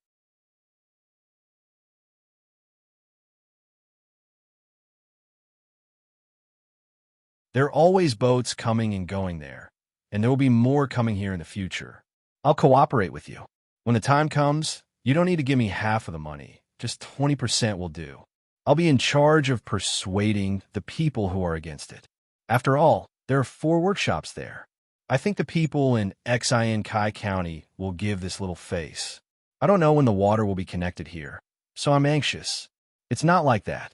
Didn't I say before that Registrar Li and Master Chui might not agree? I'm just a lieutenant, and I can't do anything. Lieutenant Yin didn't expect that after going around in circles, he would be involved. How could that be? Lieutenant Yin, you worry too much. How about this? I'll go with you to talk to Registrar Li and County Magistrate Chui. You can talk to them, and I'll agree to cooperate.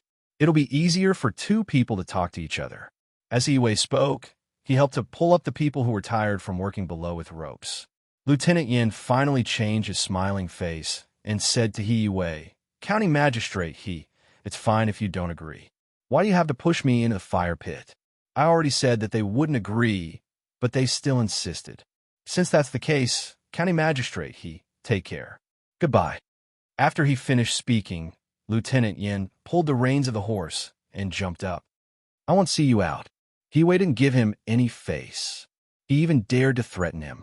After Lieutenant Yin disappeared from view, Yi-Wei was worried that he would cause trouble, so he also rode his horse and rushed to the yamen. He felt that Lieutenant Yin was a petty person who always had his thoughts on his side in mind. He didn't have any good ideas, so he could only write a letter to Ernie to send it to the capital via pigeon. Without waiting for the letter to be sent over, a dispatch letter was sent from Woyang to the county.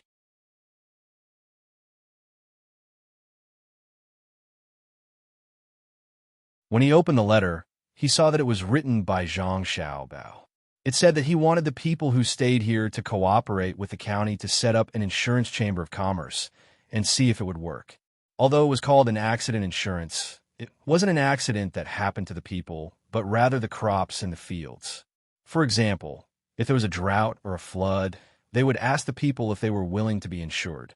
If they were willing, they would do their best to get more people to invest. If they weren't, they would wait until they returned. This was the first time Yi-Wei had heard of such a thing. After thinking about it, he felt that it was better to give it a try.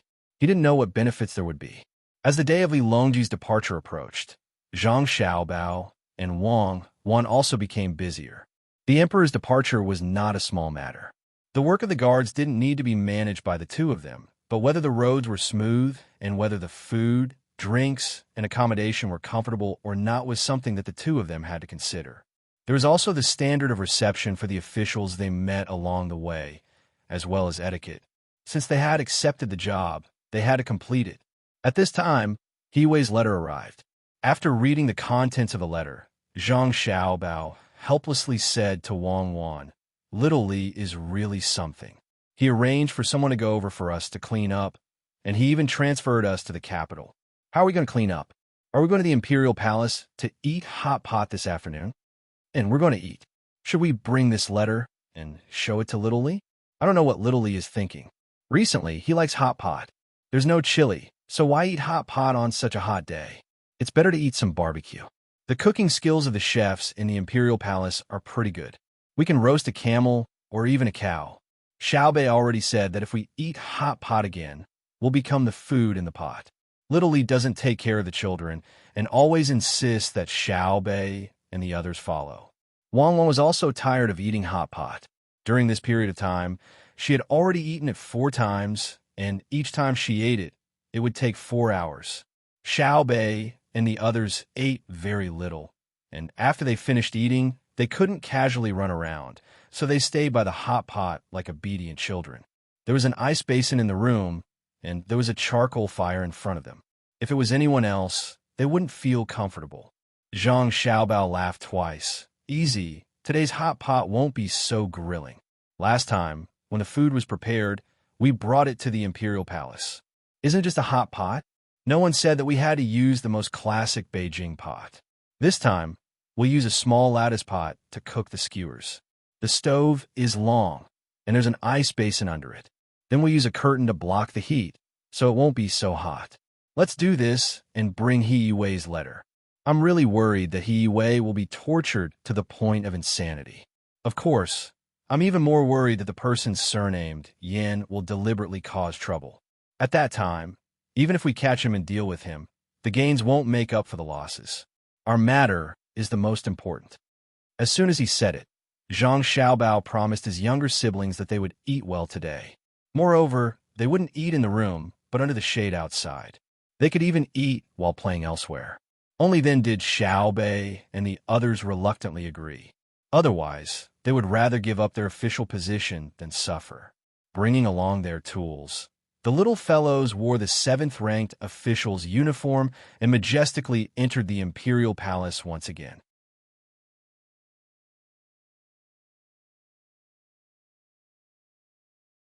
The people on the streets of Chang were already used to a group of small officials strolling around when they had nothing to do. The Imperial Palace guards guarding the door were also used to it. They didn't check and directly let them in. The little fellows didn't have any weapons on them. The first 2 checks were only made, and they were even reprimanded once. Li Longji had been waiting for a long time. Wu Huifei had returned the day before yesterday, which made him very happy. Originally, Wu Huifei wanted to join them today, but considering that this was a meal with the officials, it wouldn't be good to have another concubine. Thus, she was rejected. In any case, they would have a lot of time to eat together after this trip. A long row of food was brought over, causing Li Longji to be stunned. After hearing Zhang Xiaobao's introduction, he felt that it was new and fresh. He ordered people to set up a shed outside so that everyone could eat together. It wasn't that the outside was good, but that Zhang Xiaobao was worried that too much carbon monoxide would come out from the charcoal onto the long row of stoves, which would cause poisoning. There was no need to worry about eating outside, even if there was no wind. After setting up the shed, the other food to be boiled were also prepared. Whoever wanted to eat could put the food into a small compartment and eat it when it was ready. Xiaobei and the others didn't care about this kind of thing. They ran around the large courtyard, waiting for their brothers and sisters to help them cook. Then, they would come over and eat 2 skewers before continuing to run. Li Longji watched Xiaobei and the others laughing in the courtyard and was in a very good mood. After eating a few skewers, he was about to ask Gao Lishur to cook 2 more when Zhang Xiaobao took out the letter written by He Wei. Your Majesty, this subject has a letter from Baoxin County. The county magistrate Yin that you sent to Xian Kai County hasn't been very obedient recently.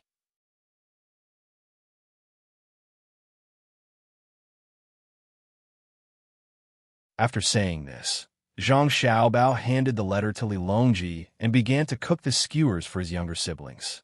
Li Longji took the letter in puzzlement and read it from beginning to end. After that, he didn't know what to do. That's right, he was the one who sent him. He was going to ask Zhang Xiaobao and Wang Wan to help him manage him like they did He Wei. But now that the two of them were in the capital, he couldn't manage him. Li Shi, what do you think? Li Longji handed the letter back to Gao Li Shi. Gao Li Shi glanced at it and was also worried. After thinking for a while, he said, Your Majesty, why don't we transfer him to another place first? We don't want to do anything when Xiaobao and Cuckoo aren't around. Even if we kill him after something happens, it's useless. Li Longji thought about Gao Li Shi's words and looked at Zhang Xiaobao. Xiaobao, what do you think? I think there's no need to transfer him. Just find something for him to do. For example, let him calculate how much profit the 4 workshops can generate in the shortest amount of time, how many jobs can be provided for the local people, and how much benefits can the local people get from it. Just order him to do this. Don't think that it's just a simple task. It's not easy to figure out, especially when there's a lot of data that he doesn't know. One is to ask the people in the workshops, and the other is to calculate it himself. Don't let him be idle, or he won't be able to find the time. Zhang Xiaobao didn't want Li Longji to transfer him away because he was going to go back after he was done with this trip. He wanted to see what the Yin guy was up to. Then we'll do as Xiaobao says. Li Longji didn't have any main purpose in this matter. He just ordered Gao Li Shi to write a decree, and that was it. He turned back and continued to eat. As he ate, he asked, Xiaobao, do you know what's going on in Tubo? I haven't received any news for 10 days. My people have all left. Now, they're probably waiting in Ezhou for Tubo to run out of food so that they can continue to trade with them. Does Your Majesty have any new news? Zhang Xiaobao swallowed a prawn ball, looked at Wang Wan, and said to Li Longji. Li Longji shook his head. I don't have any news. I'm afraid that if Tubo really suffers a great disaster this year, not only will they not trade with us, but they will also send troops to fight to the death. Then, can Cuckoo still defeat them? Zhang Xiaobao and Wang Wan suddenly understood. So, Li Longji was worried about this matter. The two of them looked at each other, and Zhang Xiaobao said, It's unlikely, because even if they run out of food, they still have a lot of poultry. As long as they haven't eaten all the poultry, they won't be willing to touch them. We can immediately go over to help when the locust plague is serious. First, we can transport food to them and trade with them for poultry and good local products. Second, the locust plague is very frightening. Moreover, after this year, there might be more next year. Many of the eggs of the locusts have already entered the soil. If there are too many locusts and they fly to our great Tang, it won't be good. We can send people over to help and reduce a large portion of the locusts. We can wait until next year when the plague starts. Li Longji nodded. He felt cold towards Zhang Xiaobao's plan. It was too terrifying. He actually wanted Tubo to have a locust plague. How ruthless.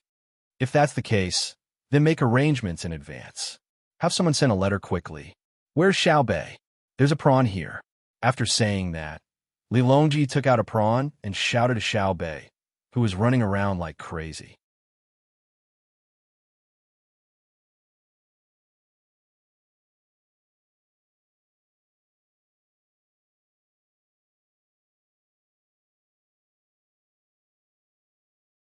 Chapter 756. Tubo, which Zhang Xiaobao had set his eyes on, had already been destroyed by the locusts. They were no longer worshipped, as they were in the beginning. Poultry ate locusts. Hence, all the nobles and royals who raised poultry released them. Even if they would offend the gods, it was better than starving to death.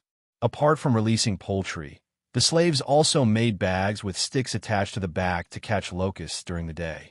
At night, they would light bonfires to lure the locusts in and burn them to death. They were determined, but it was too late. Once the locusts formed a large scale, it would not be easy to deal with them. The food they planted would be eaten. The grass and trees would be eaten as well. Wherever they went, there would not be a single trace of green left. Some of the locusts had even flown to Jinchuan. The people who Zhang Xiaobao and Wang Wan arranged here were also busy. Fortunately, there were not many of them. The 7,000 slaves that Han Xianfeng brought did not enter Tang directly. Instead, they stayed in this area. One reason was to let them get used to the environment. The other reason was to train them to be loyal to the Zhang family and the Wang family. There were many young and strong slaves. When the time came, they could be used to farm or form an army. In Tang, it was impossible for the Zhang family and the Wang family to raise an army of 3,000 to 4,000 people. Now, they had joined the ranks of killing locusts. Fortunately, there was water and ice here. Many of the locusts that tried to fly over were frozen to death. Apart from these slaves, who would be formed into an army by Zhang Xiaobao and Wang Wan in the future, there were also the people who were farming here. If the game could not continue, the strength of these people would not be underestimated. Apart from this area, there was also Feng Province. There are not many people there, but the customs were different. When the time came, they could form an army at any time. However, Sanshui County and Shuzhou were different. They could not be too obvious there. Apart from these two places, there was Wing Province. The people there were all mountain villages. They did not have a good relationship with the local officials, but they were close to Zhang Zhong. It was the same for Lu Zhou's army. Currently, Lu Zhou's army was made up of locals. If Zhang Xiaobao and Wang Wan needed them, he could summon them and show them what it meant to be a wolf army. The large-scale battle to exterminate the locusts began. The various Tubo nobles looked at the endless locusts and couldn't think of a better solution other than worry. They knew that this year was over again. Last year, they had been ruined by Zhang Xiaobao and Wang Wan. They did not know what to do this year. Until now, they still did not know that this matter was caused by Zhang Xiaobao. They still thought that it was a real natural disaster. This time, there was no need for Zhang Xiaobao to send anyone over. Tubo was already thinking of borrowing more grain from the Great Tang. In the past, they would have just sent their soldiers, but this year they did not dare to do so. It wasn't that they didn't want to. If the bodies of the Tubo people were as good as they were during the war last year, there wouldn't be a problem. The main thing was that after the autumn harvest last year, until now, they hadn't eaten their fill. Many of them could be slaves to the warriors. Some of them could even eat a little bit of food a day, as long as they didn't starve to death. Under such circumstances, how many soldiers could they gather? If there were tens of thousands of soldiers, it wouldn't be enough for Wang Wan to kill. The Tubo emissary had already set off and was about to enter the Great Tang territory with a heavy responsibility. However, no one knew what would happen when they arrived. Zhang Xiaobao's side also started to make the final preparations.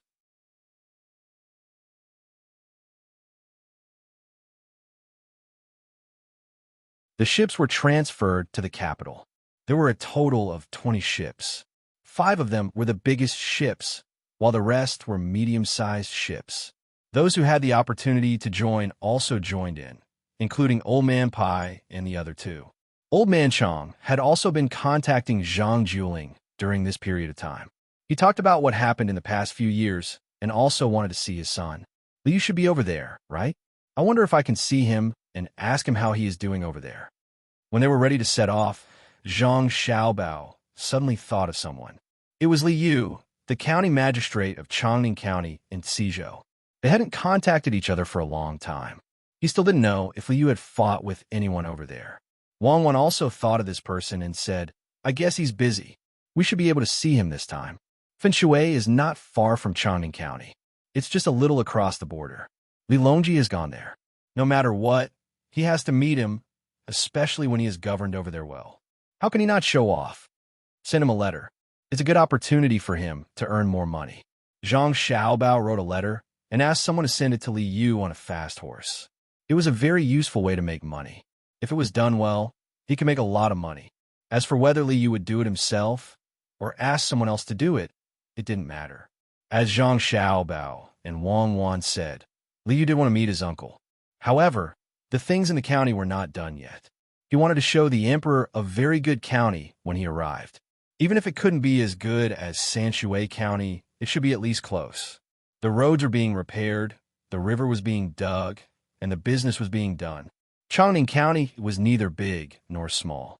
Liu planned to renovate all the houses in the county before the emperor arrived. If the emperor was happy and wanted to visit, it would be good for him.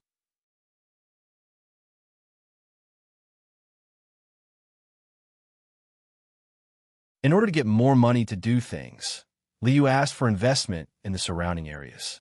He gave a lot of benefits. If they rented land and did business here, they could be exempted from taxes for 3 years. If they were willing to invest money to help build the place, they could continue to be exempted from taxes. Some businessmen were really tempted. They brought money to do business here. In fact, there weren't many good businesses here. One was transportation, and the other was ceramics. The former was a supplement to the latter, and the latter was a blow to the Qianshi Chamber of Commerce. There were so many places, and the Qianshi Chamber of Commerce couldn't occupy all of them. They only occupied the resources of a small place, and other people might not sell all the resources to them. With the addition of other businessmen, the people of the Qianshi Chamber of Commerce couldn't bear it anymore. When the time came, even if they made different pottery, they couldn't raise the price. Without a high price, although they wouldn't lose money doing business here, they wouldn't make much money. So the 6 of them gathered together again to discuss. Should we take out 100,000 strings of cash and take more shares? Otherwise, if we continue like this, Liu will keep taking advantage of us. How much did we spend by renting his land and buying his mines? We can't do this anymore. President Tian said to the 5 people.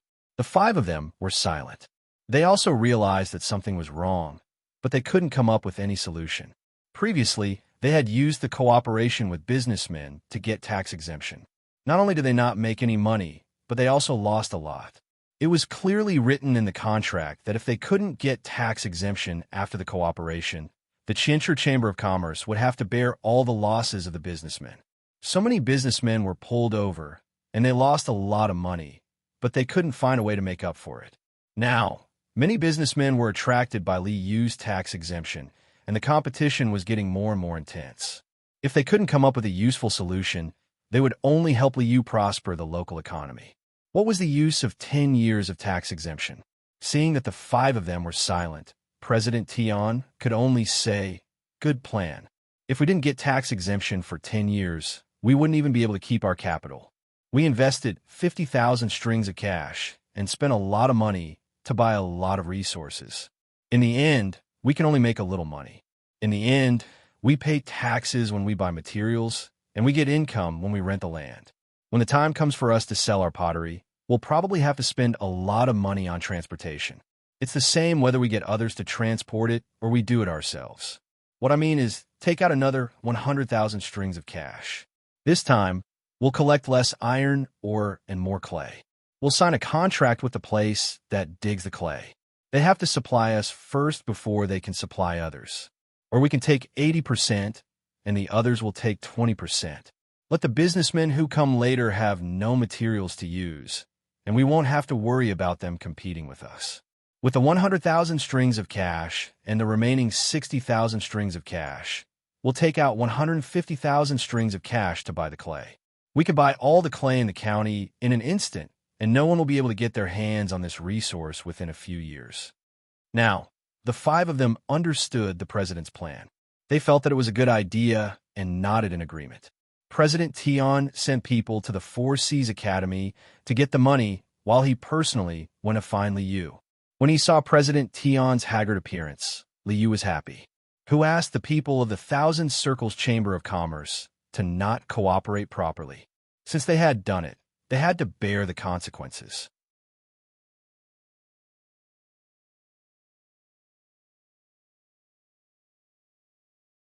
Originally, he really wanted to support the Thousand Circles Chamber of Commerce during normal operations. However, since things had happened, they couldn't blame him for being ruthless. That was why he had taken the action of tax-free investment. In addition to this, there was also a follow-up plan.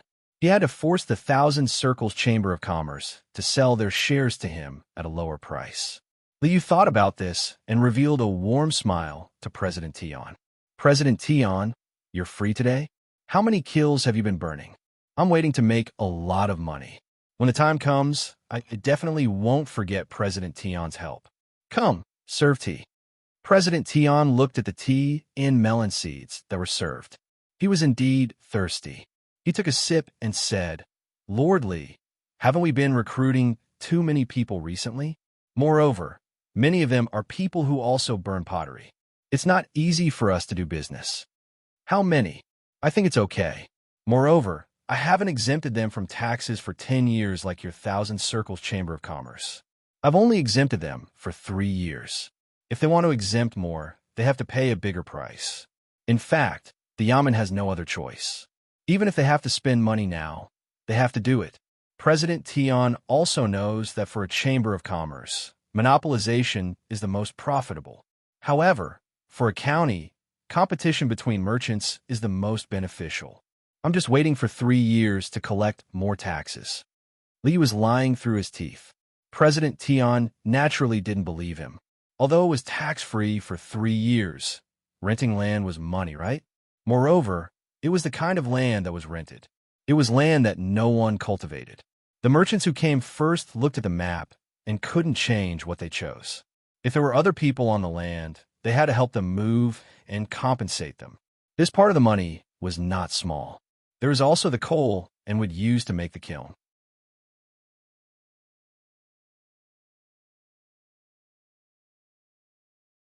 This was another sum of money.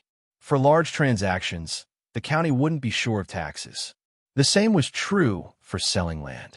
President Tion estimated that the tax revenue of Chongning County this year will be 20 times more than the previous year. In the past, there weren't so many merchants. The road was not easy to travel. Now, if a merchant wanted to build a kiln, he had to build that road first. As a result, many merchants came. Liu only needed to pay a little bit of money to connect all the roads. This was a good calculation. This was Zhang Xiaobao's real ability. He didn't need to set up such a big plan. After thinking for a while, President Tion had to stop mentioning this matter.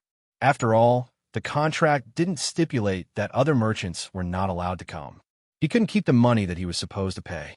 Therefore, he said to Liu, Lord Li, the Thousand Circles Chamber of Commerce is going to continue to use money to increase shares. Does Lord Li agree? Increase shares just like that?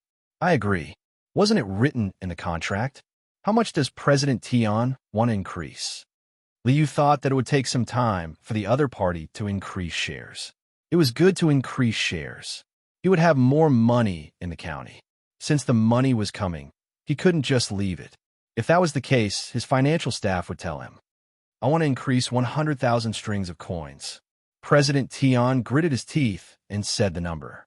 The main reason was that he didn't know if he could achieve his goal after investing this amount of money. If Liu didn't have Zhang Xiaobao behind him, there shouldn't be a problem. However, with that person around, it seemed that anything could happen. In other words, my shares will become 25%, right? Okay, if I want to invest, I will tell you. Liu didn't object. This was what was written in the contract. Zhang Xiaobao had already analyzed it. Yes, if Lord Li thinks it's too little, we can give you half. President Tion was afraid that Liu would be unhappy, so he was prepared to lose some to monopolize the resources in the future.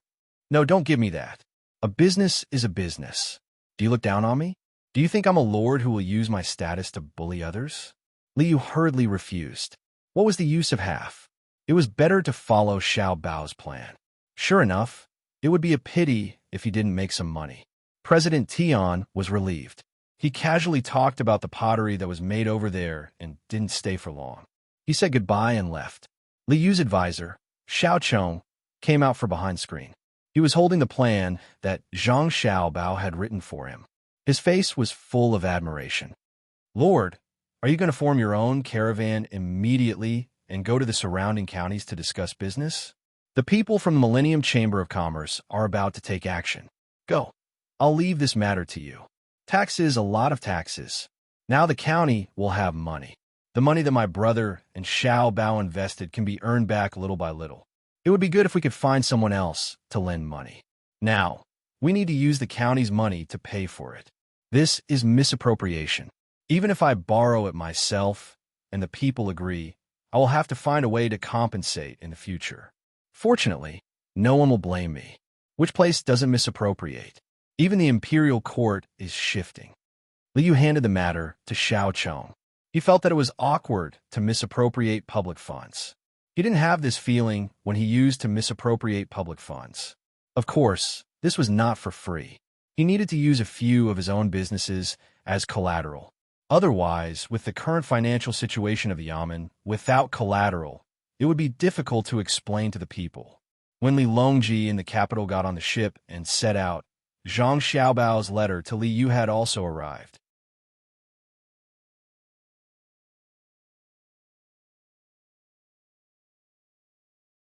Li Yu opened the letter and read it. He smiled happily and said to himself, Xiao Bao is indeed Xiao Bao. He lives up to his reputation. Good. Plant willows. Plant a lot of them. Plant as much bamboo as you can. Then buy hay and stock from this county and the surrounding counties. Wait for the big money. Thinking of this, he picked up the letter and read it again.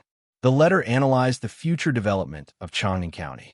It said that as long as the merchants who invested money could earn money, they would not withdraw. This year, there might be enough other things to use. After all, the newly opened kiln needed to be tested to see how it was burned. Every kiln was different. Some were good, some were not. Naturally, the bad ones would need to be rebuilt. When all the kilns were tested and sold next year, that would be the real era of mass production. Pottery was not something that could be stored one by one. There had to be protective measures. What was the best thing to protect? Of course, it was bamboo and wicker baskets. There was also hay. There might be enough this year, but there would definitely be a shortage next year. In that case, it would be too late to prepare now. Whether it was to make money for oneself or to help the merchants transport the goods safely away as soon as possible, it had to be prepared in advance. Willows were easy to grow.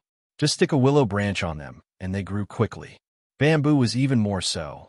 In addition to this suggestion, another one was for Changning to start making honeycomb briquettes and use them to burn.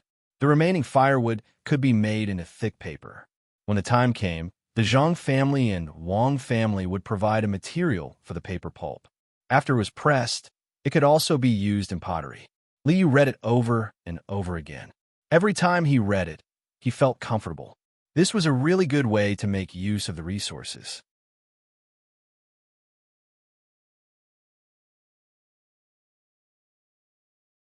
After the people of the Millennium Chamber of Commerce used up the increased capital, they could earn a lot of money again. No, I have to prepare early. I have to write these things down. When Uncle arrives at Fenshui, I will have something to say to him. Having made up his mind, Liu arranged for people to collect enough hay and plant a large number of willows and bamboos. At the same time, he began to write a report. He listed all kinds of data so that when the fleet arrived, he could speak smoothly. Zhang Xiaobao didn't know how far Liu could go. He didn't plan to make money in Changning. When the fleet set off, he was arranged to be on Li Longji's ship. Xiao Bei and the others followed him. The ship went through the Chao Canal. When they reached a place where they could change channels, they would enter Fenshui. It was not easy for Li Longji to come out. At first, there were many people who objected. Finally, after Zhang Xiaobao and Wang Wan agreed to pay, the people who objected agreed. Otherwise, it would have taken a lot of effort. As soon as he arrived on the ship, Li Longji didn't want to be bored in the cabin. He took a set of things and sat on the deck at the bow. He held a telescope in his hand and looked around. The current was following the current. When they entered Fenshui River, it would be against the current. Therefore, the ship moved very fast. In addition to the guards on the ship, there were also Jinwu guards on the shore to follow them on horseback in case there was an ambush. A day and a half later, at noon, Li Longji still went outside to sit and look at the scenery of his country. While looking, he found that there was a bridge over the river in front of him. Li Shi, do you know when we got out of this bridge? Li Longji asked Gao Li Shi, who was standing next to him. Gao Li Shi didn't know either. He looked at it in confusion, shook his head, and replied, I don't know. Who was so kind to build a bridge for us? There are quite a lot of people on the bridge. Why do we stop at the head of the bridge?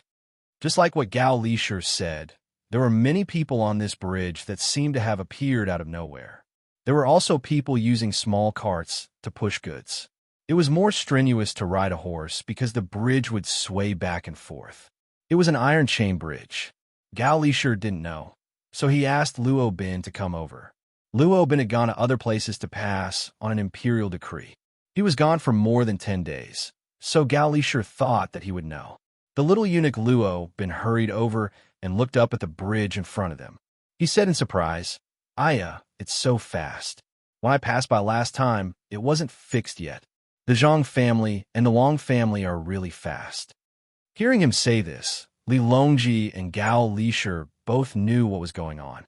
Zhang Xiaobao and Wang Wan probably saw that it was inconvenient to travel here, so they had people build a bridge. It was indeed very fast. In just a month, an iron chain bridge had been built. It was so comfortable to do things with money. Xiaobao and Cuckoo are really kind. This bridge must have cost a lot of money to build, right? Were the two sides of the bridge supported by? Li Longji looked carefully at the bridge, praised it, and then asked, "Replying to Your Majesty, the two sides are supported by cement, steel bars, and pebbles. This is the only way to stretch the iron chain. Even if 100 people stand on it, it won't break. In addition, I heard that in the future, there will be more maintenance, but as Luo Bin spoke, he didn't know whether he should continue or not. He looked at Gao Lishur. "Why are you looking at me? If you have something to say, just say it to Your Majesty." Gao Lishur glared at him. "Aren't you framing me? You can't say what you have to say. Look at me, it's so infuriating." Li Longji didn't care about this small matter. He laughed and waited for Luo Bin to continue.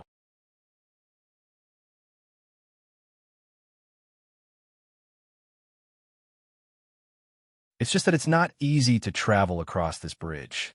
It costs money. It costs 1 copper coin to cross it twice. You can buy it for a month or a year. The longer you buy it, the cheaper it is.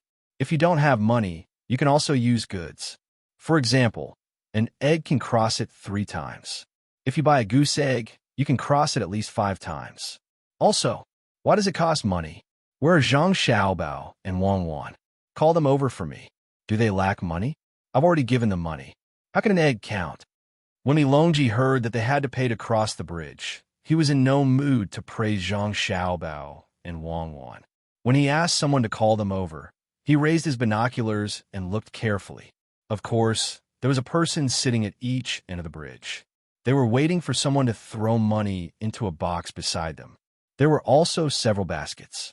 At this time, 2 adults were bringing a child across the bridge. They didn't pay and took out an egg and put in the baskets. "Lishur, what do you think this is? The commoners are just passing by, but they are charged. Do the Zhang family and Wang family really lack money? If the commoners spread this, their family's reputation will be ruined. They can take out so much money to build the canal and the road in Jiangnan province. They even provided development funds for the villages that helped pave the road. Why do they have to charge people for the canal in the capital?" Li Longji said angrily to Gao Lishur.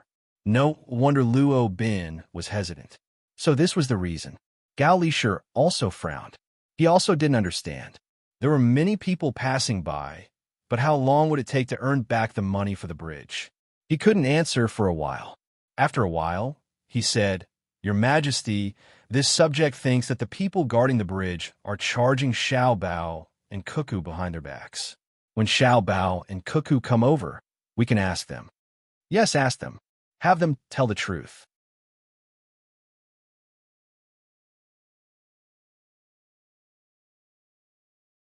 Li Longji was still looking at the people passing by on the bridge. No matter how he thought about it, he felt uncomfortable. Not long after, Zhang Xiaobao and Wang Wan came over hand in hand. "Your Majesty is enjoying the cool air here.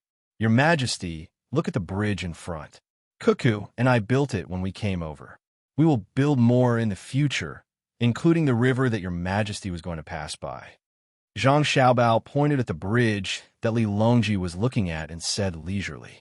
Gao Lishur looked at the two of them and asked, "Xiaobao, tell me the truth. Is that bridge charging people money?" "Yes, it's very cheap. It only charges 1 copper coin for 2 trips. If you only go once, you'll be given a certificate. You can use it whenever you want. Zhang Xiaobao nodded and admitted. He even explained how the copper coin would be split in half. Li Longji put down his binoculars and asked Zhang Xiaobao, "You're lacking in money? What will the commoners think? Do you still want your reputation? Immediately tell the other side that they're not allowed to take money. If they've already taken money, just forget about it." "That won't do. If we don't take money, won't we be wasting money? My family isn't lacking in money. Based on the current situation, we'll need 2 years to earn back the money we spend on the bridge. At that time, a portion of the money we earn will be used for maintenance, and a portion will be used to arrange houses at the bridgehead so that people can rest. My family isn't counting on this to make a fortune, but we can't not take it. In the future, all bridges will be like this. If it works, then we'll be building roads. Caravans will also have to pay tolls." Zhang Xiaobao didn't care about Li Longji's glare. He had to take the money. Li Longji thought that Zhang Xiaobao would immediately comply. He didn't expect him to refuse. He opened his mouth and was about to give another order when Gao Lishur said, "Xiaobao, there has to be a reason, right? Since you're not lacking in money, why are you still taking it?" "Of course there's a reason. My family isn't lacking in money, but that doesn't mean that everyone isn't lacking in money. Many merchants want to do good deeds, but once they invest the money, they'll have to pay maintenance fees every year to repair the bridge and roads. It's fine if the business is doing well, but if it suddenly goes bad, then the bridge and roads will gradually be abandoned. If they're like me and let the passers-by pay a bit of money, then even if the merchants don't have money in the future, they'll still have tolls to maintain the bridge and roads. Besides, this money should be collected. There's a boatman sitting on both sides of the bridgehead who ferries on the canal. He collects money when he ferries. Now that there's a bridge, he doesn't need to ferry anymore. He can just sit on the bridge and collect money. When the time comes, he'll have a share of the money. It's not much different from ferrying people.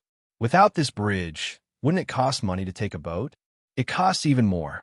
That's why many people would rather take a detour than pay to cross the river. It's cheaper for us, especially for those who travel frequently. It's only 20 copper coins a month and 200 copper coins a year. It's so cheap." Zhang Xiaobao was planning to charge the toll to the end.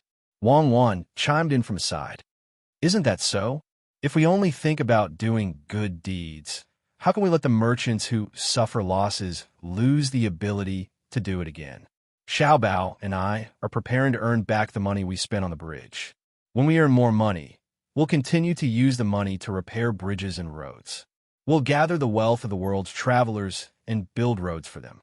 This time, Li Longji didn't say anything. He didn't ask Zhang Xiaobao to cancel the toll. Instead, he thought about what the two of them said. At this time, the boat had already reached the bridge.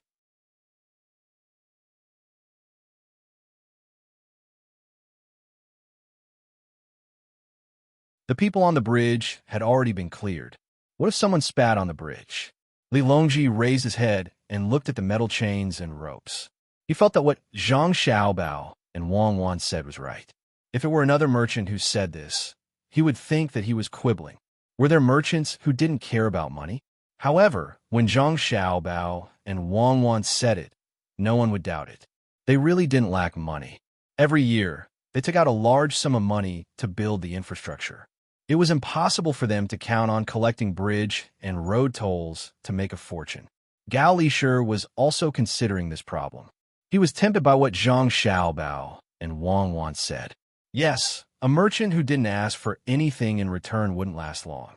Was there even 1 in 100 merchants? Thus, he said to Li Longji, "Your Majesty, if what Xiao Bao and Cuckoo said is true, there will be more people who are willing to build bridges and roads in the future. Then, there will be no need to worry about Great Tang's roads not being smooth. Countless merchants will take the initiative to build bridges and roads. In a few years, there will be roads and bridges everywhere in Great Tang." Li Longji nodded. If the imperial court really had to fork out money to build so many roads and bridges, the imperial court wouldn't be able to afford it. Even if they could, they wouldn't be able to maintain it. Thinking that he had more or less figured it out, he was just about to agree when he suddenly thought of a crucial problem. He asked Zhang Xiaobao and Wang Wan, Then what if many merchants build roads and bridges just to make money? Won't the wealth of the commoners be earned by them? Take this bridge of yours, for example. You can recoup your capital in 2 years. I don't think anyone would build a bridge on the Yellow River, right? They won't be able to afford it, so they can only build it in a place like this.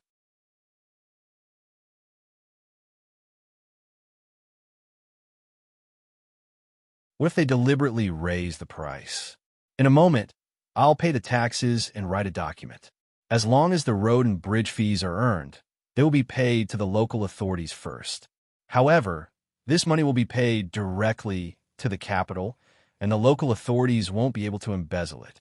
In this way, it will take a longer time to recoup the capital. With such a heavy tax, it will probably take 4 years to recoup the capital. After recouping the capital, they will still have to continue paying taxes, and the transportation fees will be reduced. I'll write this clearly in the contract. When the time comes, His Majesty will be able to gather a large amount of money and use this money to do other things. Zhang Xiaobao didn't need to think too much to know how to deal with this problem. Wang Wan added, "Indeed. The only problem is that no matter how good a policy is, it still needs people to carry it out. For example, concealing the truth of the matter. Once there is enough money, many officials are even willing to take the risk of being executed." Hearing the two's words, Li Longji sighed. He agreed with Zhang Xiaobao's point, but he was also worried about Wang Wan's point. That was indeed the case. Who could guarantee that the officials wouldn't be greedy? They would always have a wishful thinking, even if they knew that they could be executed. Unable to come up with a solution, Li Longji looked at Gao Lisher. Gao Lisher had his own considerations. He said, "Your Majesty, you can let many officials who don't have positions walk around the place. One is to monitor whether the roads and bridges have been built and whether they have received money. The other is to find a job for them. If someone wants to bribe them, it's also fine. Your Majesty can let different people walk around the place every half a month to see if they can afford it. You can even use this to link it to an evaluation. It's like the officials in the county supervising each other. As long as someone is found to be doing this, they can report it and get a chance to be promoted. Although it can't be completely stopped, it will definitely have a good effect. Occasionally, you can send people to check it out. When the time comes, you can kill a few to make the officials more obedient." In truth, Li Longji had already approved of this plan, but he still asked Zhang Xiaobao, "Is this plan feasible?" Zhang Xiaobao nodded. "If we can harden our hearts and kill them, we won't have to fear that too many officials will make mistakes. What we fear is that we will corrupt them from the root. The imperial court will have to consider favors. For example, if a certain general or official who has made great contributions does something wrong, the imperial court won't be able to kill them directly. That would be the most dangerous. We have to kill them. No matter who pleads for leniency, we won't allow it. Let's try it out in the various rivers of Gyeonggi province first and see how it goes. After that, we'll promote it to the entire Great Tang. Let's start with you all. Write a plan for collecting taxes on the Iron Chain Bridge." Li Longji wasn't muddle-headed. He didn't plan to promote this plan to the entire Great Tang, but he wouldn't be satisfied if he didn't do it. How much money would that cost? If he could earn it, why wouldn't he? The national treasury was indeed much better than before, but it wasn't easy to start a war. Besides, there were many other things that needed to be done, such as the construction of the canal. Zhang Xiaobao nodded in agreement. Collecting taxes was fine, but he didn't expect to make money on the bridge. Moving forward, the true source of income was the markets on both sides of the bridge. Those were tax-free, and the imperial court wouldn't care.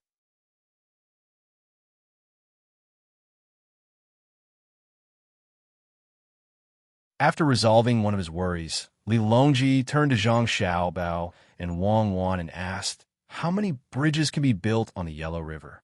You all will fork out a portion, and the imperial court will fork out a portion. If it really isn't possible, the imperial court can also fork out the money. After all, your family has been spending a lot recently. That depends on what kind of bridge it is. If it's like the one on the Yangtze, it won't be possible to build it. It just so happened that someone was causing trouble over there, so a bridge was built. If no one is causing trouble over here, do you want to change the course of the Yellow River? How many things would that delay? Even though there's a bridge on the Yangtze, compared to the losses back then, the current income is too little. Zhang Xiaobao was worried that Li Longji would want to build such a bridge. How much money did he spend back then? It would change the course of the river for no reason. Wang Wan also added, if it's an iron suspension bridge, it's still possible. Just choose a narrow place and build it. However, compared to the canal, it will cost more money. If the imperial court isn't in a hurry after the autumn harvest, Xiaobao and I can raise the money to do this. How do you raise the money? Li Longji was still worried about Zhang Xiaobao and Wang Wan. He was afraid that they would make life difficult for their families because of the money they had to fork out. Tubo, Japan, and Xinyuan Island. Tubo is finished today. We can use food to exchange for a lot of resources. With resources, there's money. Japan is waiting for the silver or to be shipped back this time. Xiaobao is also going to make a move. There's silver and gold over there, including Xi and Luo. The people from Xi and Luo are now playing games with Liu in Changning County of Xiaizhou. Their purpose of investing here is not pure. They want to cheat. Xiaobao and I have given Liu ideas.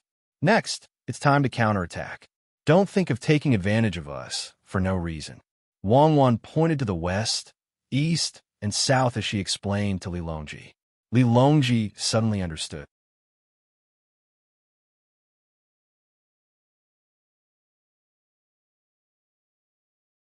That's right, Xiaobao is still scheming. He didn't scheme against the people of Great Tang, but it doesn't mean that he doesn't scheme against other countries. If one didn't know what Zhang Xiaobao did to the surrounding countries, it would be easy for people to think that Xiaobao was only SOSO in terms of economy and didn't have any good ideas. It was because of this comparison that people understood that Xiaobao or the experts of the Zhang family were thinking about Great Tang. There were many things that they couldn't do, but were unwilling to do.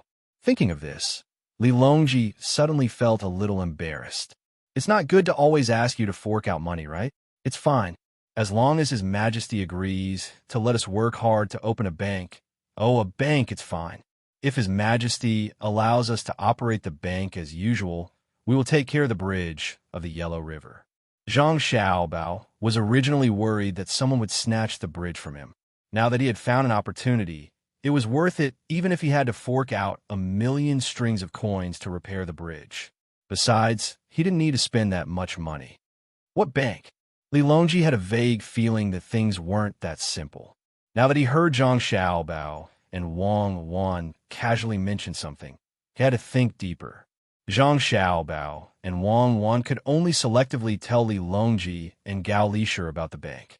The purpose was to facilitate business transactions, promote economic prosperity, reduce transportation costs and risks, and at the same time, earn some money to support their families. Now that the price of cotton had risen, Xiao Bei and the others hadn't made new clothes yet. After hearing this, Li Longji eliminated the previous few tasks of serving others. The one that left the deepest impression on him was to earn some money. He didn't believe that Zhang Xiaobao and Wang Wan were willing to fork out so much money to repair the bridge just to earn some money. Their past was still vivid in his mind. How'd they get the good farm in Fengzhou? How did Zhang Xiaobao and Wang Wan each have an official?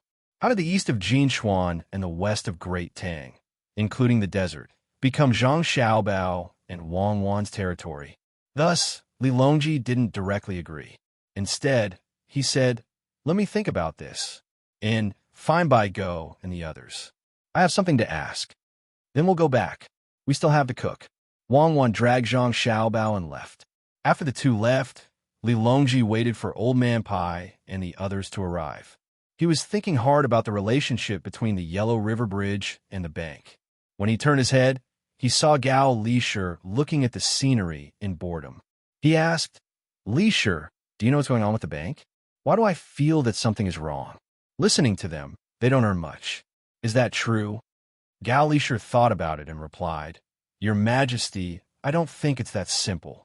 Perhaps they can earn a lot of money, but I know that no matter how much money Zhang Xiaobao and Wang Wan earn, they don't spend much on themselves." Li Longji responded. At this time, Old Man Pai and Old Man Yao arrived.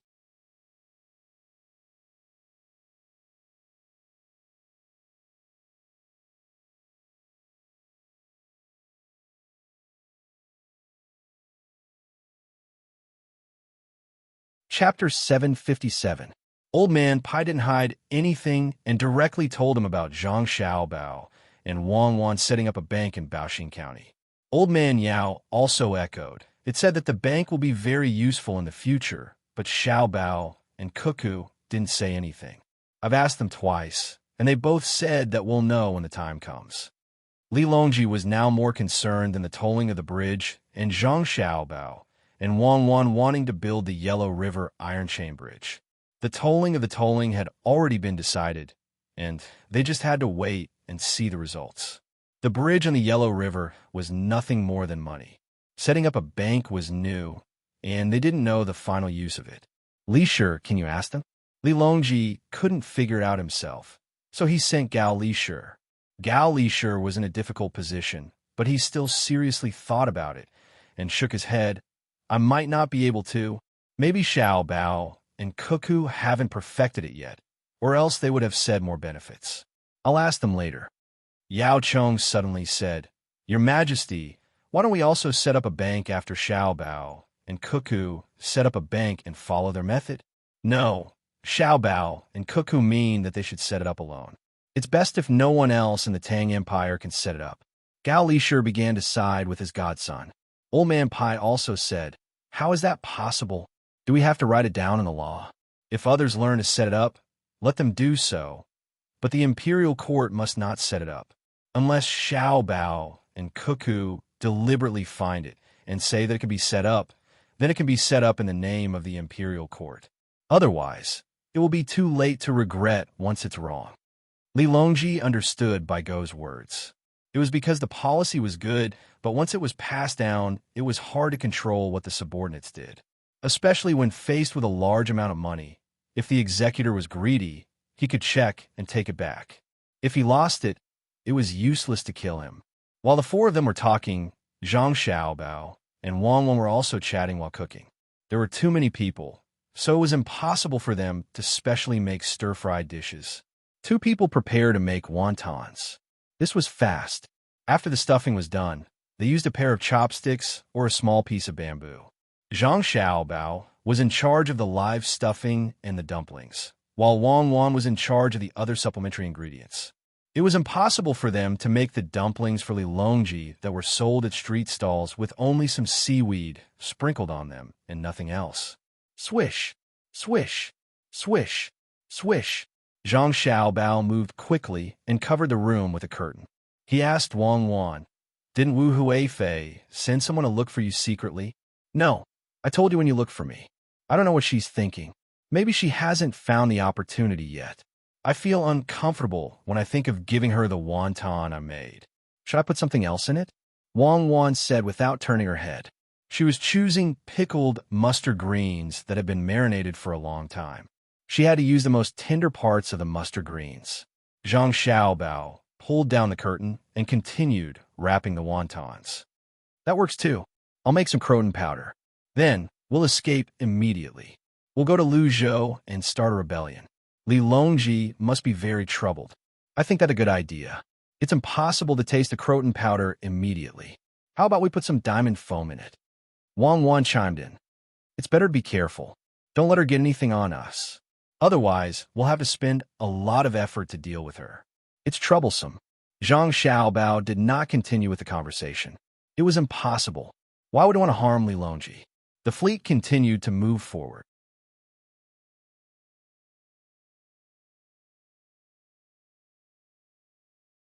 After a few days, they could see people repairing the bridge on both sides of the river. When they moved forward again, they finally saw the Iron Chain Bridge. It was just enough time. Someone was laying planks on it. The further they went, the better the planks were. When they were about to reach Chongning, there were already people walking on the bridge. In Chongning County, Liu had been preparing for a long time. He wanted to bring Li Longji to Chongning to have a look. Although Fen River did not flow through Chongning, it was still more than 10 miles away from Chongning County. Normally, the people who would welcome them along the way would be from Linfen County. If it were someone else, they would have given up when they saw the distance. However, Liu had no intention of giving up. He felt that his Chongning County was the best. Although Linfen was in the center of the province, it was not as developed as Chongning County. Currently, Every family in Chongning County had a new house. The roads in the county were well connected. It would be a pity if he did not bring Li Longji here to have a look. Relying on the fact that Zhang Xiaobao and Wang Wen were also on the ship, Li Yu had an idea. In order to welcome Li Longji, he spent 50,000 strings of coins to decorate the ready-made house. It looked like a lot, but Li Yu did not feel bad at all. He spent most of the money on lanterns and curtains. He gave them to the residents in the county. After the lanterns were used, he folded them and put them away. They could still be used during the new year. He changed the curtains and made a quilt cover. The people who knew why Li Yu had so much money were the people from the Qianshi Chamber of Commerce. In order to monopolize the supply of pottery in Chongning County, they signed 3-year supply contracts with several places in the county. They were very happy when they signed the contracts. They thought that Li Yu was stupid and did not think of this. In the end, they did not spend 150,000 strings of coins. They spent 120,000 strings of coins.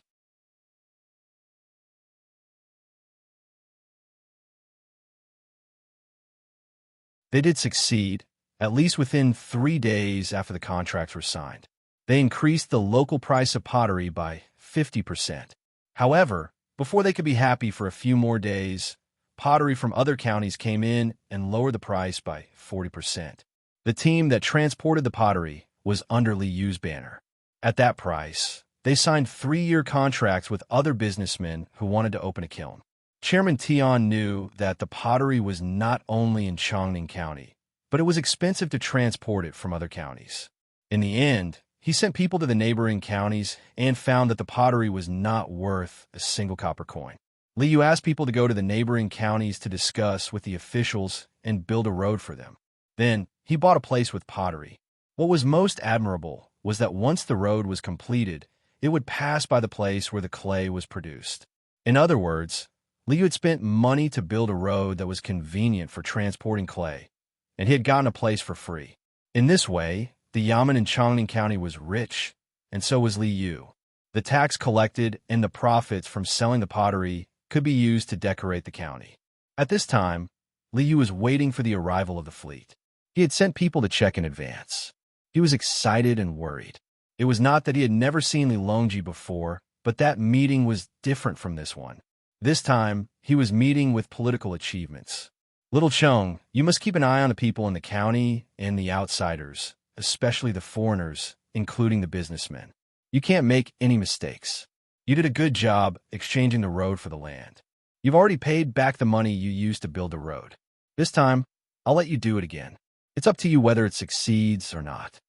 Li Yu said to Little Chong, who had just returned from making arrangements in the county. Little Chong puffed out his chest and promised, "Don't worry, sir. I've already arranged for people to protect the emperor. No one will come within 1,000 steps of him." Li Yu felt sad when he thought of this. He had too few subordinates, only 400. He was not like his brotherly son, who could have as many subordinates as he wanted. It was not a problem to have a few thousand subordinates. After all, he had been adopted as the only son. Plus, he was rich, so he was treated differently. Seeing Li Yu in a daze, Little Chong continued, "Sir, should we find a few people to disguise themselves as commoners and put in a good word for the emperor? Well, think of a way to contact Zhang Xiaobao and ask him." Li Yu hesitated and said,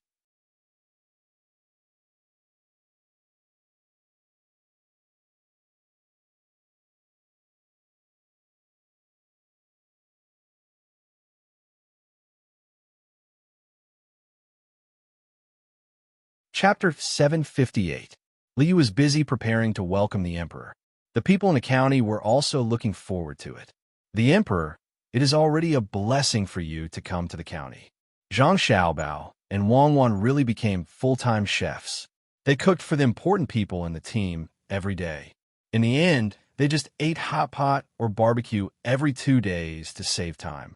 Galisher did come to ask Zhang Xiaobao about opening a bank. Zhang Xiaobao could tell his godfather some truth, but he didn't say too much. He just said that the bank would be helpful to the entire Tang Empire in the future. As for what kind of help it would be, he only revealed that a bank could be opened all over the Tang Empire, and that it would be enough to make silk, the currency, gradually withdraw from the market. Gao Lishur, who originally thought that he was very smart, didn't understand why silk could be withdrawn from the market with a bank. When they were about to arrive at Linfen, Gao Lishur finally summarized what he heard from Zhang Xiaobao and Wang Wan. He found Li Longji, who was still unwilling to stay in the cabin, and ran to the deck to take a good look at his country. Bai Go and Yao Chong, who weren't invited at the beginning, were also beside him. Even Old Man Chong, Zhang Jiuling's former butler, was allowed to come. It wasn't because of Zhang Jiuling, but because Old Man Chong was close to Zhang Xiaobao and Wang Wan. If he wanted to understand Zhang Xiaobao and Wang Wan more, he had to start from the people around them. He had to be able to tell Li Longji everything. The people in the inner courtyard of Zhang Xiaobao and Wang Wan naturally couldn't tell him everything. Because they were traveling along the river, the most they could see on both sides of the river were the banks and the rice paddies in the distance. Some of the paddies were slightly yellow, while others were still green. Li Longji held the binoculars in his hand and couldn't get enough of it. He was satisfied with what he saw and wanted to share his happiness with others. He said to Bai Go, Yao Chong, and Old Man Chong, "Look at the Tang Empire. In less than a month, it will be golden and the people will live a good life." In the past, if they knew that the imperial treasury was already very rich, Old Man Pai and Old Man Yao would definitely flatter them. However, they had always been by Zhang Xiaobao and Wang Wan's side, so they naturally knew that even if the imperial court was rich, it did not mean that every commoner was rich. There were rich people, and there was no lack of poor people. This was especially true for the poor. They could only eat a mouthful of rice. They were far from reaching the point where every family could have a new house and eat meat for every meal. Not to mention how much savings he had. Even if there was a family in Zhuangzi whose food was moldy and whose money was rotten, they did not share it with the people around them who still needed to dig up some wild vegetables to fill their stomachs. Thinking of this, Old Man Pai could not follow Li Longji's words. Instead, he asked Li Longji, "Your Majesty, what kind of life do you think is a good life for the commoners?" Li Longji really did not know how to answer this kind of question. Everyone had a different definition of happiness. After thinking about it, Li Longji said, "I think that if the commoners have clothes to wear and don't starve, that is a good life. Oh, if they can build 2 more rooms so that it is not crowded, that would be even better. We can't let the commoners eat and wear the same clothes as us." What does Official Bai think? Old Man Pai still did not follow Li Longji's words. He asked again, "Your Majesty, where do you think the commoners are living the best life now?" Naturally, it's Sanshui County. Although I haven't been there, I've seen the model. Every family there has a good house. As long as the commoners want to eat meat, they can eat meat.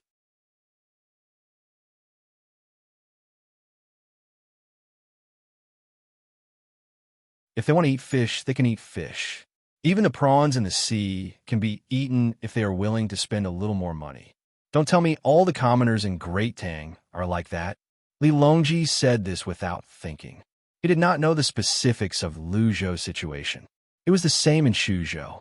However, Sanshui County was close by. Moreover, there was a model. He could find out if he wanted to. After saying this, without waiting for Old Man Pai to say anything, Li Longji suddenly understood and said, "I understand. Sanshui County is not only good in terms of food and clothes, but also because all the children there can go to school. Moreover, they don't need to pay for medical treatment. It's a good thing. It can be said that it is the best county in the world. However, not all places in Great Tang can be like Sanshui County. After all, there's only one Zhang family and one Wang family. Zhang Xiaobao and Wang Wan are only a couple. We can't let all the local officials reach their level." Li Longji's eyes were filled with yearning as he spoke those words. If all of the regional officials were as capable as the Zhang clan and Wang clan, he would be able to lead his troops in a battle and conquer even more territories. When he saw that he had achieved his goal, Old Man Pai said, "Your Majesty is right. We should let the people of Great Tang be like Sanshui County. It may seem difficult, but it's not. As long as we can produce more food, and as long as there are more people raising poultry and livestock, the price of things will naturally fall. Moreover, Zhang family and Wang family are currently looking for places to plant and cultivate medicinal herbs. In the future, Many people will naturally benefit. If we want to succeed, we will succeed. If we don't, we will cripple. Everything is like this. Lord Bai, what you said is what this subject wants to say as well. Old Man Yao chimed in from his side. He had the same idea as Old Man Pai.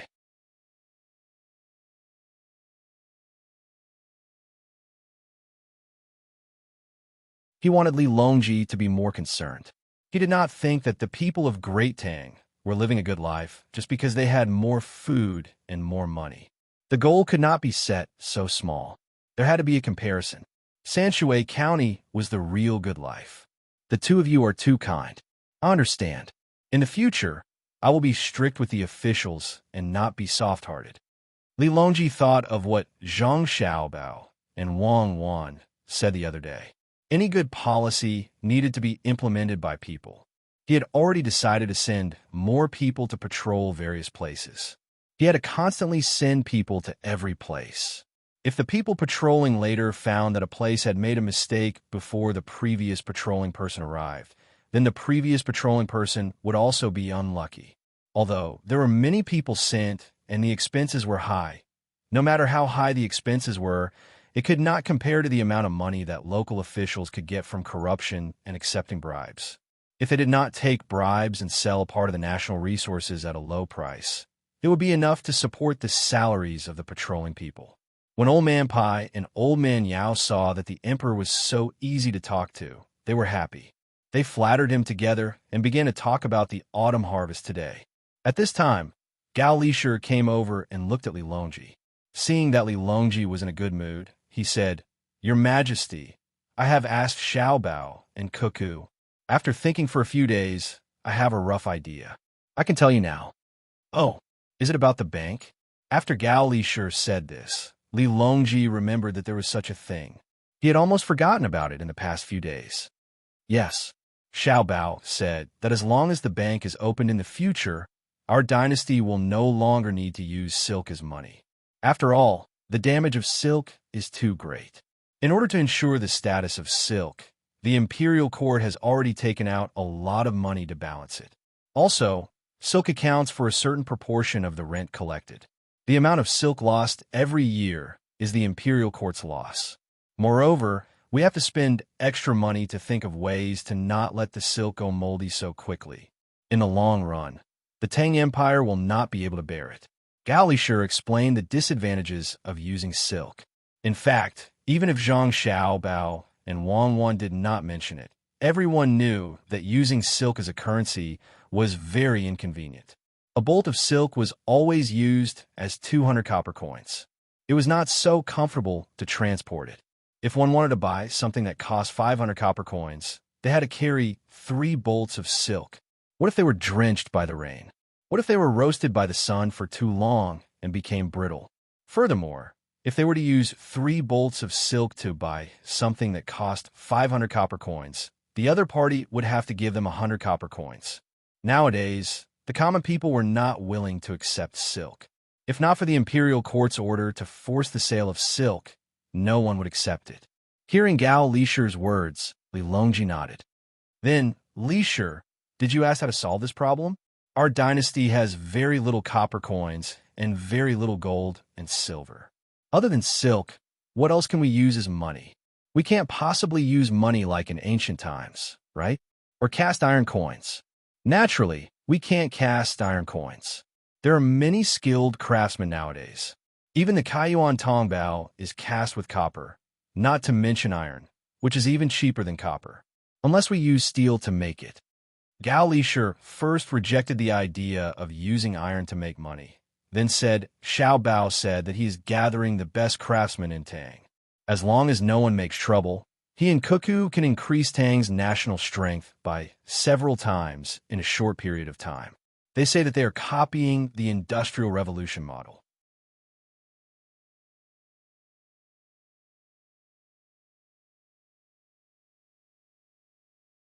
This subject doesn't know what the Industrial Revolution model is, but I feel that it should be very powerful. The model of the Zhang family and Wang family has never been simple. Therefore, this subject intends to send more craftsmen to Xiaobao and Cuckoo. They must be flexible and not inflexible. When Li Longji heard that the national strength could be increased by several times, his interest was piqued.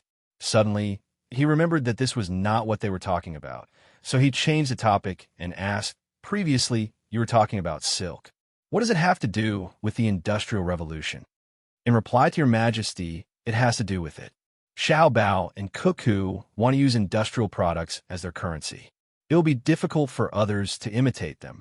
In the future, they will not use silk as money, and they will not release copper coins and gold and silver. This subject doesn't think that Xiao Bao and Cuckoo can't do it. What this subject is worried about is that once they make a currency to replace copper coins and silk, won't they be able to make as much money as they want? In addition, the banks are under their control. How will the imperial court control them?" This was the key point that Gao Lishir had thought about for a few days. It was only Xiao Bao and Cuckoo who suggested this. If it was someone else who suggested it, he would have directly ordered people to arrest them. If money was not controlled by the imperial court, then it would be chaotic. Who would rule the world? Today, he suggested this because he wanted to see if there was any way, because Xiao Bao did not say what to do next. When Gao Lishir said this, not only was Li Longji shocked, even Old Man Pai and the other two people gasped. Zhang Xiaobao and Wang Wan's idea was too bold. Could it be that they wanted Tang Dynasty? "Your Majesty, this subject thinks that we should ask Xiao Bao and Cuckoo to come over and ask them clearly."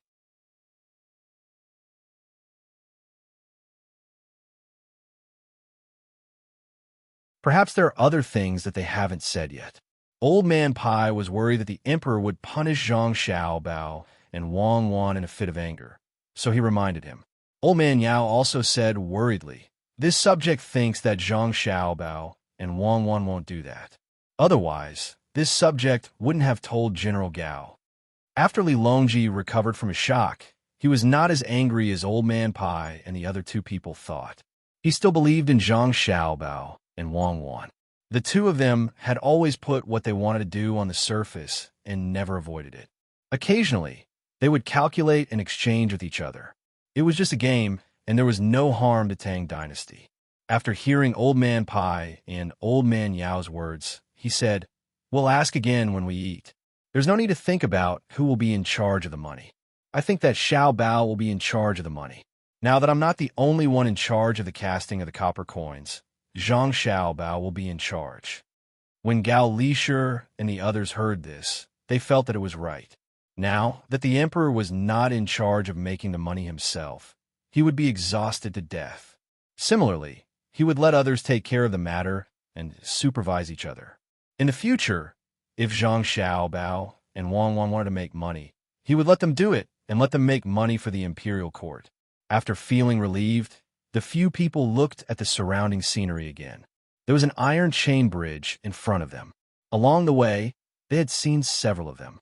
The only difference was that today, other than the iron chain bridge, there were many people gathered on the other side of the bridge.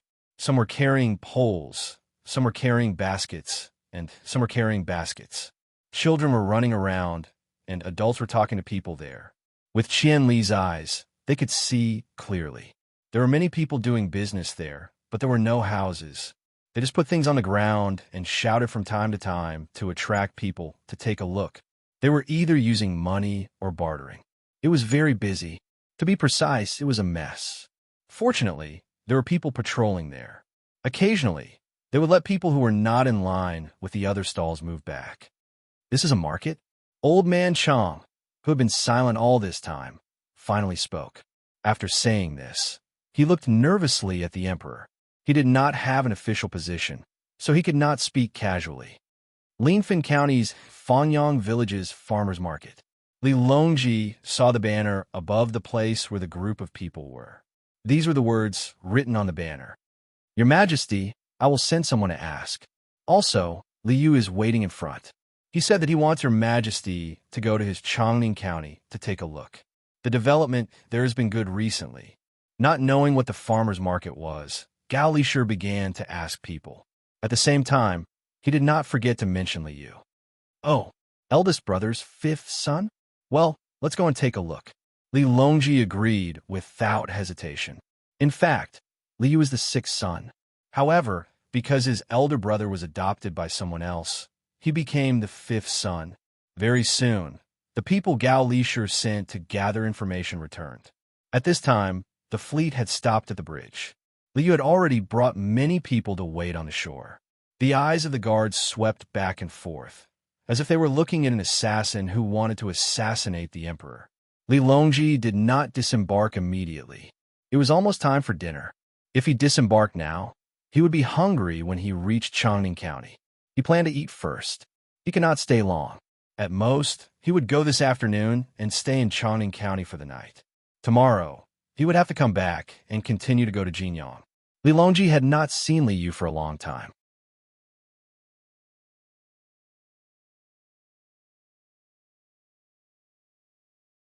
He ordered someone to call Li Yu over while he listened to the report of the person who went to inquire. Your Majesty, the farmers' market over there is a tax-free place for local farmers and craftsmen. It's held on the 5th day of every month. The previous one was on this side of the bridge, and the next one is on the other side of the bridge.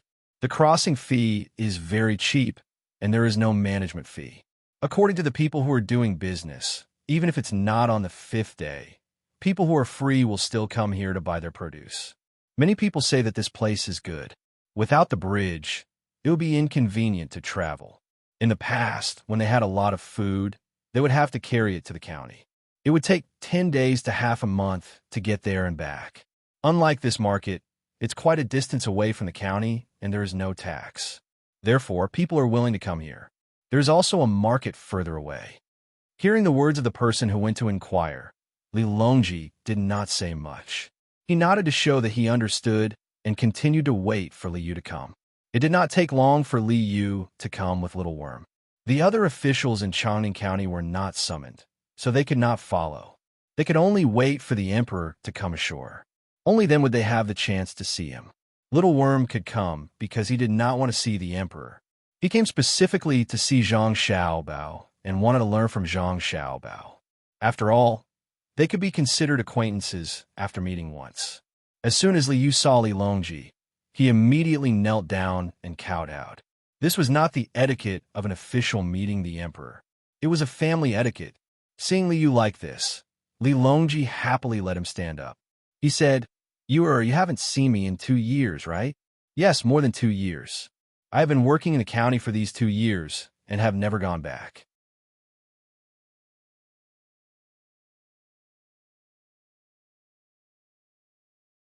Li Yu respectfully sat on the side and answered. Li Longji looked at Li Yu carefully again and said, Why did you lose weight and become darker? I have been busy in the county recently, so I have to keep an eye on the outside to avoid being schemed against. The people in the county are waiting for me to lead them to a better life. It is hot outside with the wind and the sun, so it is natural for me to become darker and thinner. However, I am in better shape than before.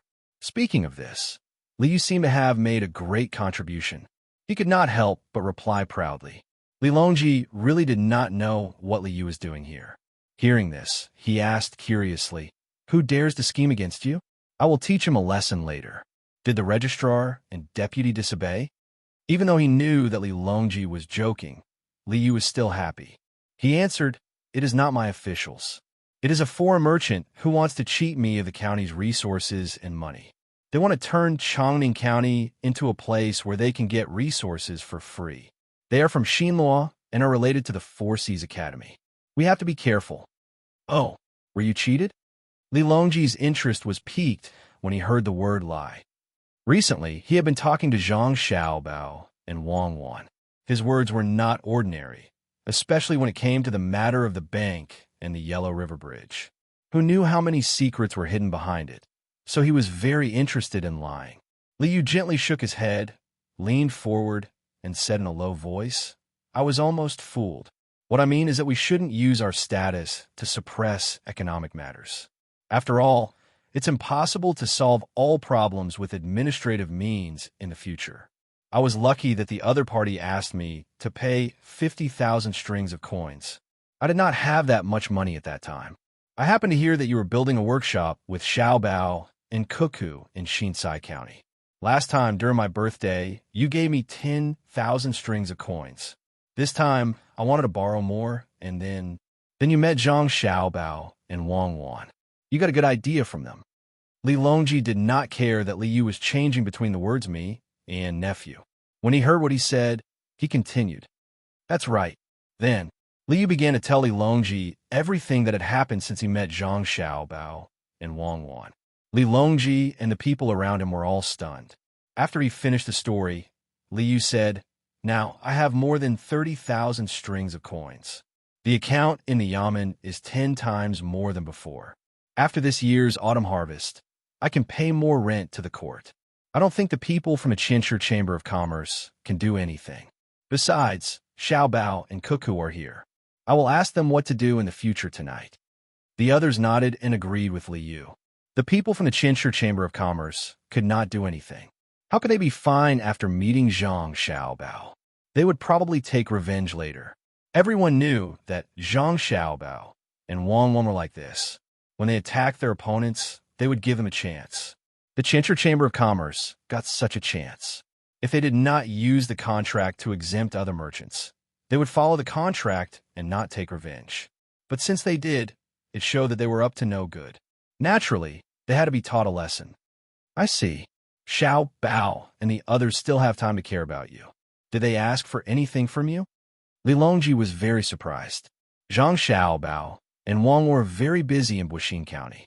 They had to carry out local construction, watch the tourist area, and deal with the people in Xinsai County. When they were building the workshop, they had the time to scheme against the Chinchur Chamber of Commerce. Moreover, it seemed that they were not troubled by the complicated contract at all.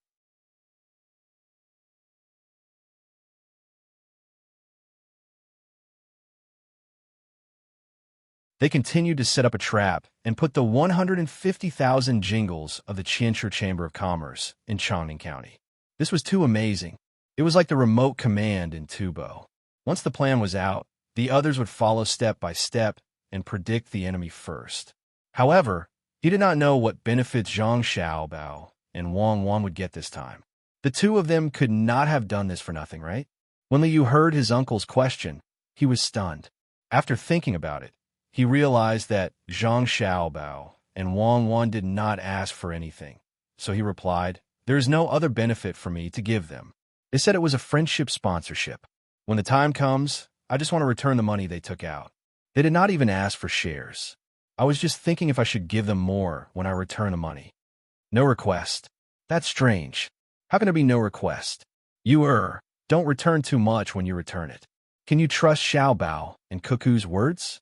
I'm looking for someone to discuss whether the two of them are scheming. Remember, even if you don't see what they are up to now, it doesn't mean that they don't have plans in the future. Yes, that's it. Maybe they were already scheming when they helped you. Don't underestimate them. Otherwise, you will be foolishly helping others count the money when you are sold. Li Longji did not believe that Zhang Xiaobao and Wang Wan did not have any ulterior motives. They had already suffered a lot.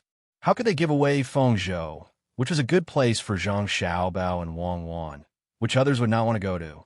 They had underestimated Zhang Xiaobao and Wang Wan and sent them there.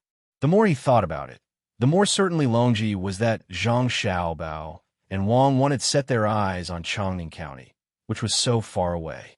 It was just that they did not see it yet. Yes, I can't let them succeed. When they are ready to be promoted after the autumn harvest in Baoxin County, I can't send them here.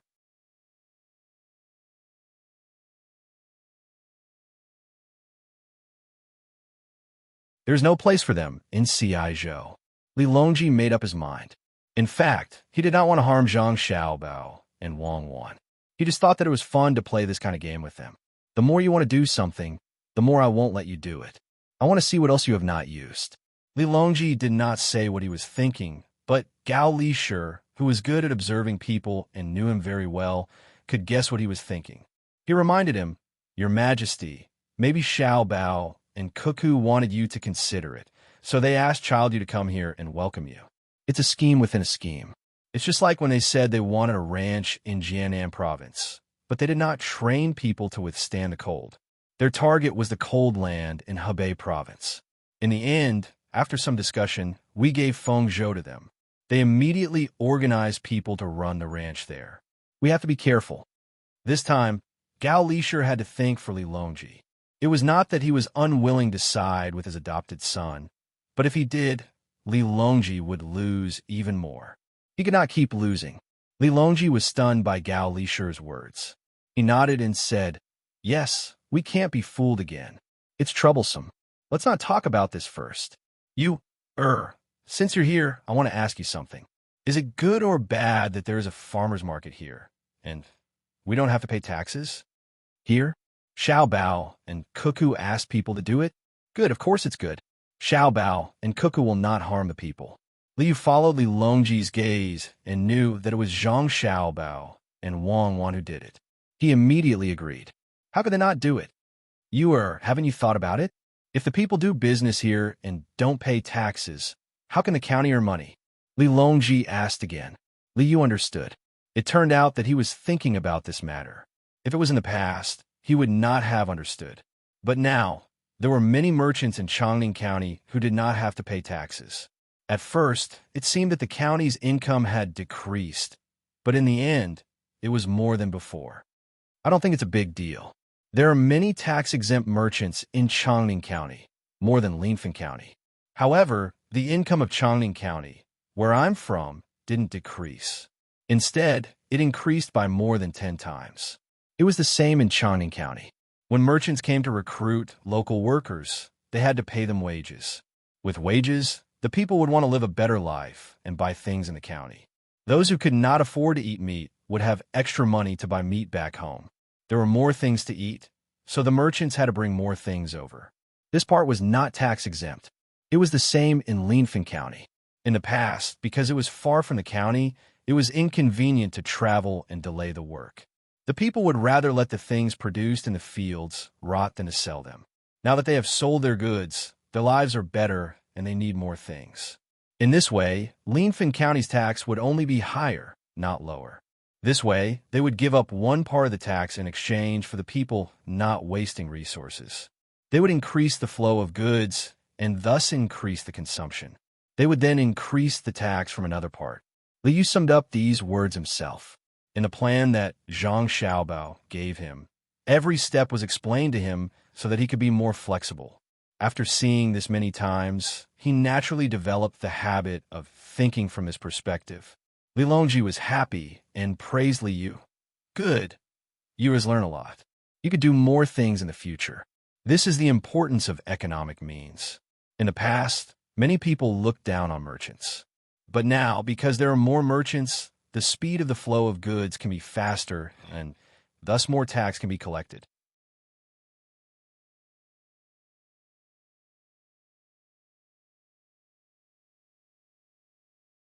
Good. In the future, you have to communicate with Zhang Xiaobao and Cuckoo often. Learn more and ask more questions. After you have taken care of Chongning, I'll arrange more important things for you to do. Nephew understands. Li nodded in response. At this time, Zhang Xiaobao and Wang Wan, who had no idea that they were being watched, were cooking and answering Xiao Chong's questions. It was not easy for Xiao Chong to see Zhang Xiaobao and Wang Wan in the kitchen. He had to change his clothes and was forced to take a bath. His fingernails were cleaned and his mouth was pried open to see if there were any false teeth. What if he brought in poison? After being tormented for a while, Xiao Chong was finally let in. Even so, there was still someone standing at the entrance of the kitchen, staring at him. This was all because Zhang Xiaobao and Wang Wan had recently stopped allowing others to test their food for poison. When they brought the food over, the two of them would eat it together with Li Longji. If they were poisoned, everyone would be poisoned together. No one would be able to escape, so there was no need to worry about Zhang Xiaobao and Wang Wan. It would be different if an outsider came in. Young Master, Master Li has already ordered people to plant willows and bamboos according to your instructions. He also bought the grass and the stalks after today's autumn harvest. What's the next step? Xiao Chong stood there obediently, not daring to move closer to the pot. Zhang Xiaobao's plan was ruined after the planting of the willows, so he had to ask about the next step. Zhang Xiaobao and Wang Wan had been cooking every day and were tired of it. Today, they planned to do something simpler. They first made the braised pork, then stewed it with eggplant, green onions, carrots, and other ingredients. Unfortunately, There are no green peppers, tomatoes, or potatoes, so they could only use other ingredients to replace them. Zhang Xiaobao put a cabbage into the pot and looked at the fire.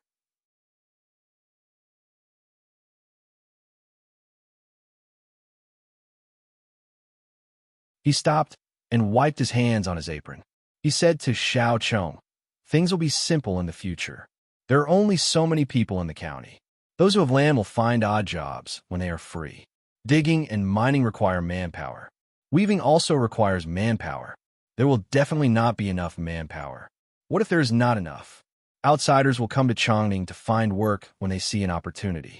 It doesn't matter if they are permanent residents or come to Chongning to find odd jobs when they are not busy. They will all spend money in Chongning. When the time comes, you just need to organize them well. Remember, don't let the locals bully the outsiders, and don't let the people who hire them deliberately lower their wages. It's best to set a standard. When the county has more money, there will be interns and doctors from Dei Hospital coming here to open a clinic. You can count the locals in the county and give them free medical treatment. Also, you can open a school. Every year, there will be a lot of graduates, enough to teach the children. I don't need to say more, right? No need. No need to say more. I know. Actually, I should have thought of this myself. Xiao Chong agreed. There was nothing else to say. It was just another place where the people in the county could live better lives. The county could pay more taxes to the court. Those who should leave their names would do so, and those who should work harder would do so. However, Xiao Chong couldn't see how Zhang Xiaobao and Wang Wan could benefit from this. In terms of reputation, Zhang Xiaobao and Wang Wan were already famous enough. In terms of money, the two of them didn't participate in this, so they couldn't make any money at all. With that thought in mind, Little Worm asked the question. Zhang Xiaobao and Wei Wei smiled and said, "We'll talk about the future later. Not everything needs to be repaid. How can we avoid fortune and misfortune when it comes to the survival of a country?" These words made Xiao Chong suddenly feel that Zhang Xiaobao and Wang Wan were like saints. Only Zhang Xiaobao and Wang Wan knew that they couldn't help Li Yu for free and not ask for anything in return. Wouldn't that be stupid? They were just thinking about the long term. The stew took a lot of time. By the time the people on the other boats had started to eat and Xiao Bei came over with a hungry stomach, the stew was ready. Xiao Chong didn't have the right to eat with them, so he could only eat with the people on the boat. Zhang Xiaobao and Wang Wan ordered a large pot of stew to be placed on the table where Li Longji was going to eat. Everyone had their own bowl. If they wanted to eat, they could have someone serve them. The main dish was steamed rolls and a few small salted vegetables. Li Longji still didn't find anyone to accompany him. For example, he hadn't seen Wu Hui Fei for several days. During the meal, Li Longji didn't ask for anything like not talking while eating or sleeping. They just talked and asked what they should. This led to the question of Zhang Xiaobao's future plans to issue a currency. Xiaobao, tell me, what do you plan to use as a currency in the future? Make it difficult for others to copy and release? Li Longji felt that the stew was too bland, so he asked Zhang Xiaobao. Zhang Xiaobao had been waiting for several days, wondering when Li Longji would ask. Now that Li Longji asked, he replied, "Your Majesty, there's something called alchemical fire oil. It's possible to make something else from it. This subject isn't skilled enough and only knows the general idea. I need more craftsmen to cooperate with me. At that time, if this technology isn't released, no one will be able to copy it. I estimate that it will take several years. Also, when the banks are more or less established, a temporary solution is to find a special dye and use this dye to leave patterns on specially pressed paper.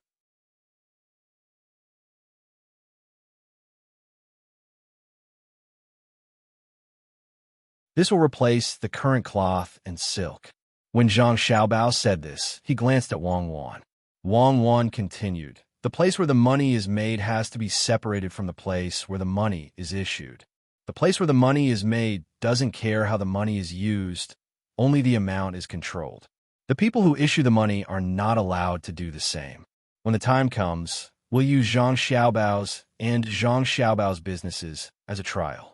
We'll use that kind of money to buy things from Zhang Xiaobao's and Wang family stores. At the same time, the banks can use copper coins to exchange for other people's money. Right now, the value of copper coins isn't as high as the value of the currency it produces.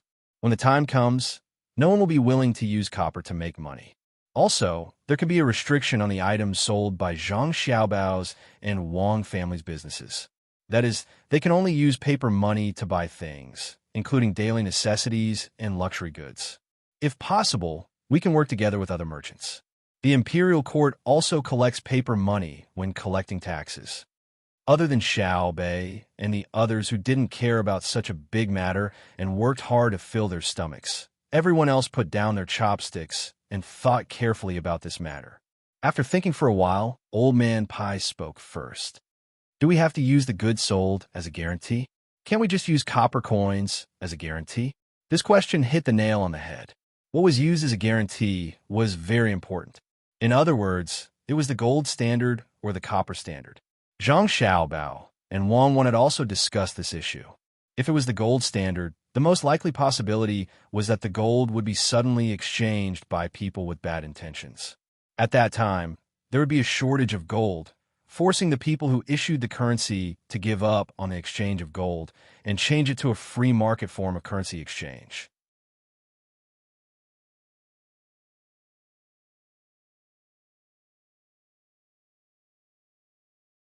What did that mean? It was very likely that people would use financial means to reduce the value of the newly issued currency, making the currency worthless. This would cause people with paper money to want to use the fastest speed to exchange for the money. In this way, the more they exchanged, the less valuable the money would become and the lower the value. When the time came, people with bad intentions would use this opportunity to buy and sell copper coins from banks. Then, they would privately produce copper coins to exchange for paper money. If they used the paper money to buy things or pay taxes, would the shops and the imperial court accept it? What kind of currency would they accept? Therefore, this definitely wouldn't do.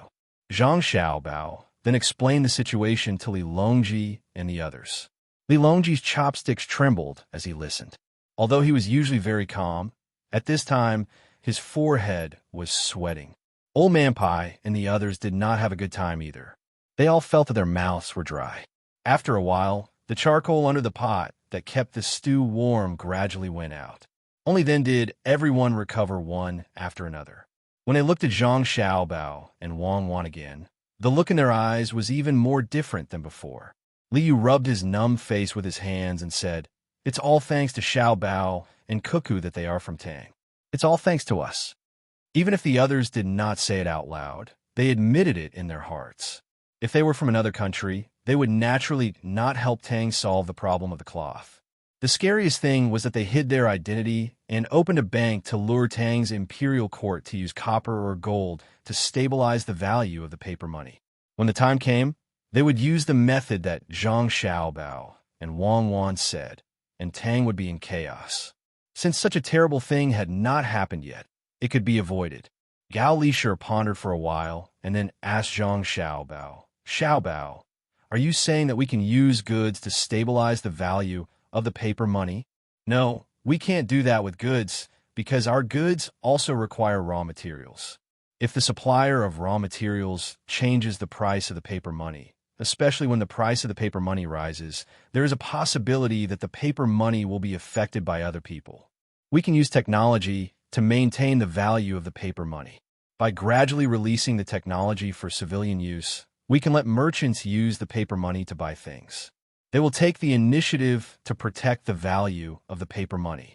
This is because they don't want others to have this technology. Monopoly is the only way to make money.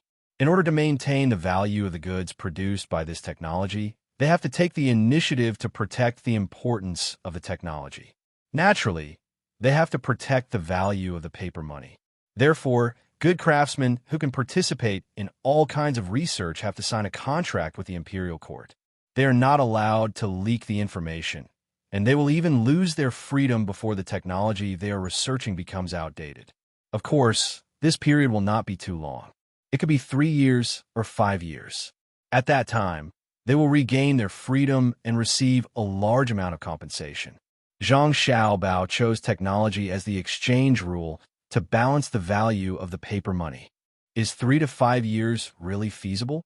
Gao Lisher asked again.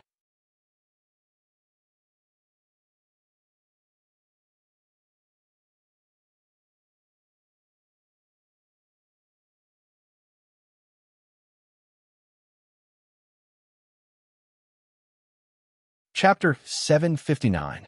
After Zhang Xiaobao finished speaking, no one continued to ask. Before they had eaten much, Li Longji and Wei Wei nodded and began to eat. The others also followed suit. Otherwise, if they waited for the emperor to finish eating, the meal would be over. They couldn't possibly let the emperor wait for them to eat, right? Xiao Bei and the others did not participate in the matters of the adults. While others were talking, they were diligently eating. At this time, they were already full and ran off to play elsewhere. After playing, they still had to go back to do homework and consolidate what they had learned in the morning so that they could listen to the story the next day. Although no one spoke, it did not mean that they did not think about this matter. Old Man Pai had been with Zhang Xiaobao and Wang family for the longest time, so he had more contact with things than the others. He always felt that Zhang Xiaobao and Wang had spent so much effort to come up with this plan. After such a long time, they did not dare to open banks everywhere immediately. It was definitely not as simple as just replacing silk and copper coins. Although this new currency was indeed a big deal, it depended on who came up with it. Now, there were also flying coins used in large transactions, all relying on the reputation of the merchants. If it was just like this, Zhang Xiaobao would not be Zhang Xiaobao. Could it be that this currency has a greater use? Can it be of more help to the Tang Empire? Old Man Pai thought as he ate a few mouthfuls. Beside him, Old Man Yao was also thinking hard about this problem. What was the difference between this currency and the copper and silk coins of the past? It looked the same, but it was just a replacement. It made the loss of the silk disappear, but he always felt that something was wrong. The meal was finished in such an atmosphere. Just as he ordered the dishes to be cleaned up and replaced with tea, Zhang Shuo was not in a hurry to return to his cabin to deal with official business. Instead, he asked Zhang Xiaobao and Wang Wan, "Xiaobao, Cuckoo, is there any other benefit to replacing copper and silk with paper money that you haven't mentioned? If that's the case, the copper coins don't need to be replaced and can be depreciated. Others will see that there's no profit and won't fake it." When Zhang Shuo asked this question, his eyes were fixed on Zhang Xiaobao and Wang Wan. He was afraid that the two of them would not answer. Who asked him to have a conflict with the two of them? Zhang Xiaobao was not that petty. Political conflicts were normal as long as they did not affect the livelihood of the people and were not direct attacks. It was not good to have only one voice in a country. It was easy for problems to arise. Hearing Zhang Xiaobao's question and seeing the surrounding people looking at them, Zhang Xiaobao looked at everyone once and signaled to his godfather. Gao Lisher hurriedly drove the palace maids, eunuchs, and bodyguards to one side. Seeing Zhang Xiaobao so cautious, Li Longji and the others couldn't help but feel nervous. Just what kind of danger was it that made Zhang Xiaobao not even tolerate palace maids and eunuchs? After carefully looking at everyone and feeling that there was nothing wrong, Zhang Xiaobao said, "Lord Zhang asked a good question. This matter is not just a matter of replacing. The first is to change copper and silk from currency to resources needed in daily life. The value of silk will decrease. By doing so, the people will be able to have more clothes to wear and more utensils to use, satisfying the needs of the people of the Great Tang. This is an extremely important matter. Does Lord Zhang agree?" Zhang Shuo nodded in agreement. Zhang Xiaobao continued to lecture the crowd. In truth, it is to let the people get used to using paper money.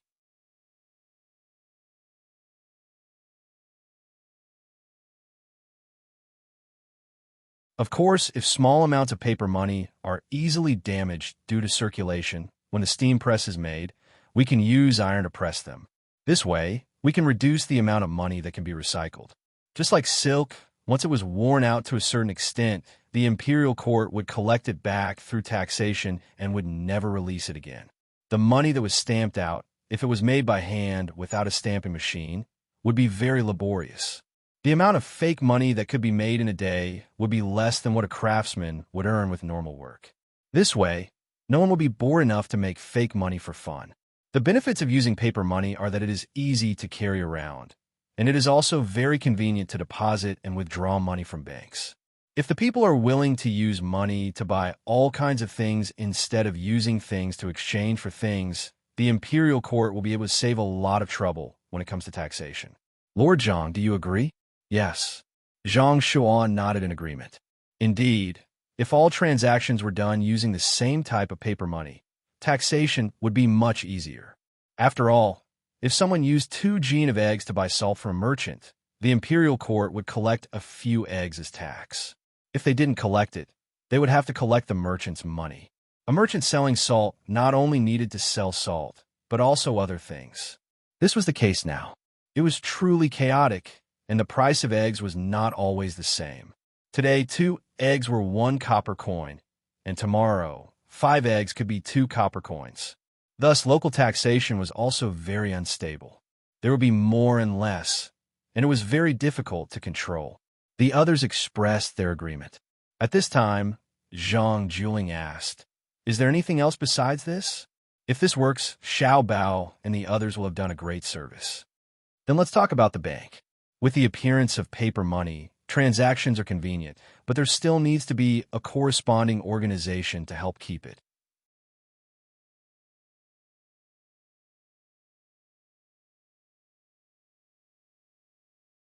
For example, if you want to do business and need 10,000 strings of coins, then the biggest note is 100 strings of coins. It is very easy to lose, so you can save it and keep in the bank. In the early stage, the bank will continue to keep the silk and copper coins and also be responsible for the exchange of gold and silver. In the later stage, it will not be like this. In the early stage, the bank will still need to collect a certain amount of money as a storage fee. But when the paper money comes out, there will be no need to collect a storage fee. When you deposit 100 strings of coins, when you withdraw it, it will also be 100 strings of coins. This time, the one who spoke was not Zhang Xiaobao, but Wang Wan. She told everyone about the matter that she and Zhang Xiaobao had discussed. When everyone heard this, they couldn't immediately ask. They needed to understand the process. After thinking for a while, no matter how much they thought, they couldn't understand why Zhang Xiaobao and Wang Wan would open a bank without collecting any fees. Could it be that they were just doing a good deed? Now, there were also places that specialized in exchanging copper coins, but when exchanging, they would need to collect a sum of money. With this kind of doubt, Yuan Rong, who had also come over, asked, "If you did as you said, wouldn't you lose money? Even pawn shops would have to lower the price." Right now, the places that specialize in exchanging copper coins wouldn't lose money even if they didn't collect any money. This is because they would use a portion of the money to do other transactions. This is borrowing other people's money to do business. They just need to worry about not losing money. There is a very common calculation method here. After the deposit and withdrawal stabilizes, there will be a portion of the money that will never be taken out by others. Unless there is a currency crisis and someone runs on the bank, then this portion of the money will belong to the bank. The bank can directly take it out to do business and can also lend it to others with interest. This is what we want to talk about later. In the end, not only will the people who deposit the money not have to spend any storage fees, they will also be able to receive interest from the bank. However, this interest will be much lower than the interest from the bank because the bank will have to bear the risk of lending out the money. Zhang Xiaobao explained the benefits of the bank. When the surrounding people heard this, their eyes widened and their mouths fell open like Weiwei's. Then doesn't that mean that if you open a bank, a lot of money will belong to you? Yuan Rong asked. Yes, of course. Otherwise, why would anyone open a bank? This is a matter of personal interest. At worst, when the time comes to establish a national bank, the imperial court will also earn a bit. There are also things that are beneficial to the Great Tang. By adjusting the reserve funds and interest rates, the value of the Great Tang's goods can be affected. For example, if my reserve funds are only 40% and I have 2 million strings of coins, then I can lend out 2 million strings of coins this year. Some of this 2 million strings of coins can be used to invest, while some can be used to buy things. In that case, The great Tang will have an additional one. 2 million strings of coins. The value of the goods will definitely rise. If 2 million strings of coins doesn't have much of an effect on the great Tang, then what about 12 million strings of coins? This way, the price of goods can be adjusted. So how can the price of goods fall? One reason is to increase the interest rate of the loan so that people will borrow less. However, this has its disadvantages as well. It might not really cause the price of goods to fall.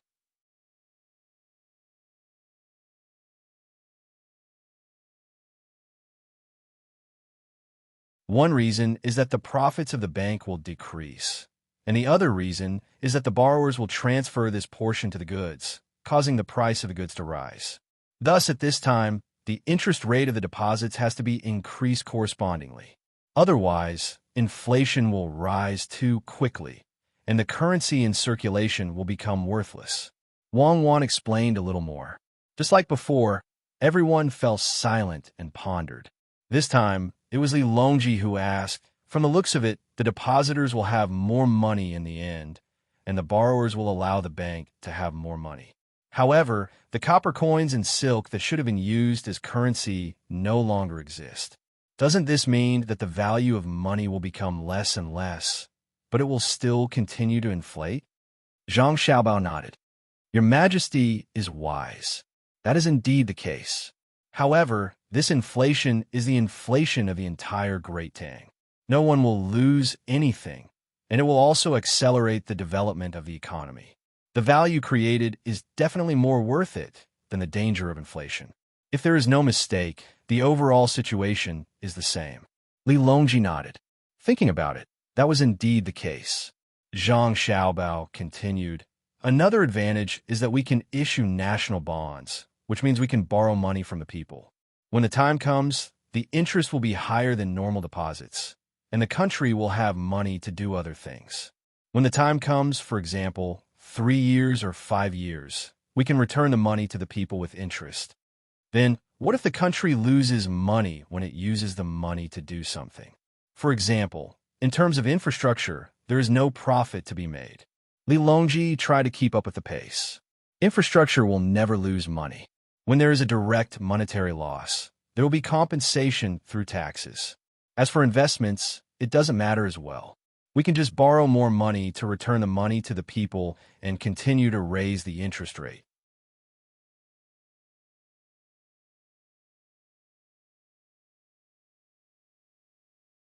As long as the interest rate is higher than the bank deposit, the people will be willing to lend money. Your Majesty, you just said that the currency is always inflating. If we continue to borrow money, the money that the people receive in the end might not be as valuable as before. If we continue to develop in this way, perhaps some people will feel that we are always owing people money and that there will be problems one day. This is why Cuckoo and I need so many craftsmen. We can make better use of resources.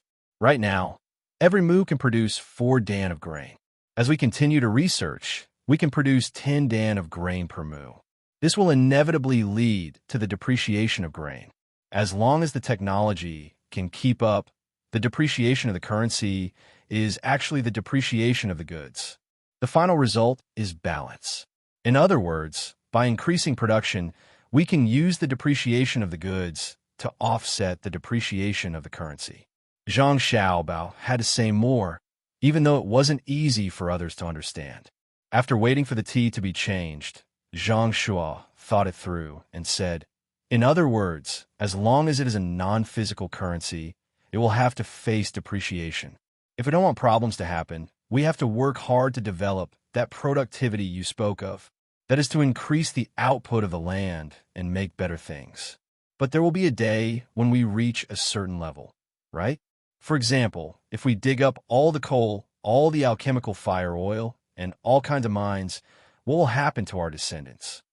When that day comes, there will naturally be more ways. We don't have it here, but there may be more on the moon. Oh, it's not easy to collect from the stars. Let's talk about what's in front of us first. We can collect less from ourselves and go to other countries, such as Xinyuan Island, Japan, and Xinlaw." Zhang Xiaobao felt that Zhang Shua was still not good in this aspect. because Zhang Shuo didn't expect that one day people could casually go to the moon and wait for the resources to be depleted. The technology would be more advanced, and they could expand. Moreover, no matter what the resource was, the process of depletion was always balanced. In other words, there was no such thing as a non-renewable resource. The so-called non-renewable resource was because the technology had not reached that level. Otherwise, it would be like the black hole that was created after a star exploded. Why would everything only exist in the form of mass? It meant that any material could be converted into another. The black hole could also create a new star. This was the process of exchange. It was believed that the technology would reach that day. At this point, everyone felt that there was nothing more to ask. They could only wait and see if Zhang Xiaobao and Wang Wan opened the bank and see if it was as they said. Li Yu also timely proposed to go to Changning County. Li Longji really wanted to see what Changning County had become. If he didn't say that it was Zhang Xiaobao and Wang Wan who gave the idea to do something there, Li Longji really wouldn't go. But as long as Zhang Xiaobao and Wang Wan were involved, Li Longji couldn't help but want to see with his own eyes if Changning County had really become prosperous. If so, it meant that Zhang Xiaobao and Wang Wan had to be protected well, because the two of them were more valuable than hundreds of officials. They could easily make a place prosperous. What was there to worry about in the Tang Empire? Besides, Wang Wan could fight. Since Li Longji was on the move, the people he would be protecting naturally wouldn't be Li Yu's few subordinates. The Golden Guards would have to follow him, and the other guards couldn't be left out as well. In order to protect Li Longji, Zhang Xiaobao and Wang Wan even transferred 30 people from the Zero Squad over. The two of them were fully armed and accompanied Li Longji.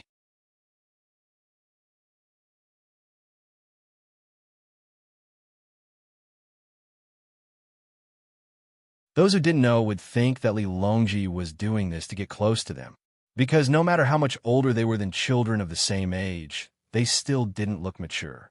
No matter how one looked at them, they still looked like children. Zhang Xiaobao and Wang Wan still had yellow hair around their mouths.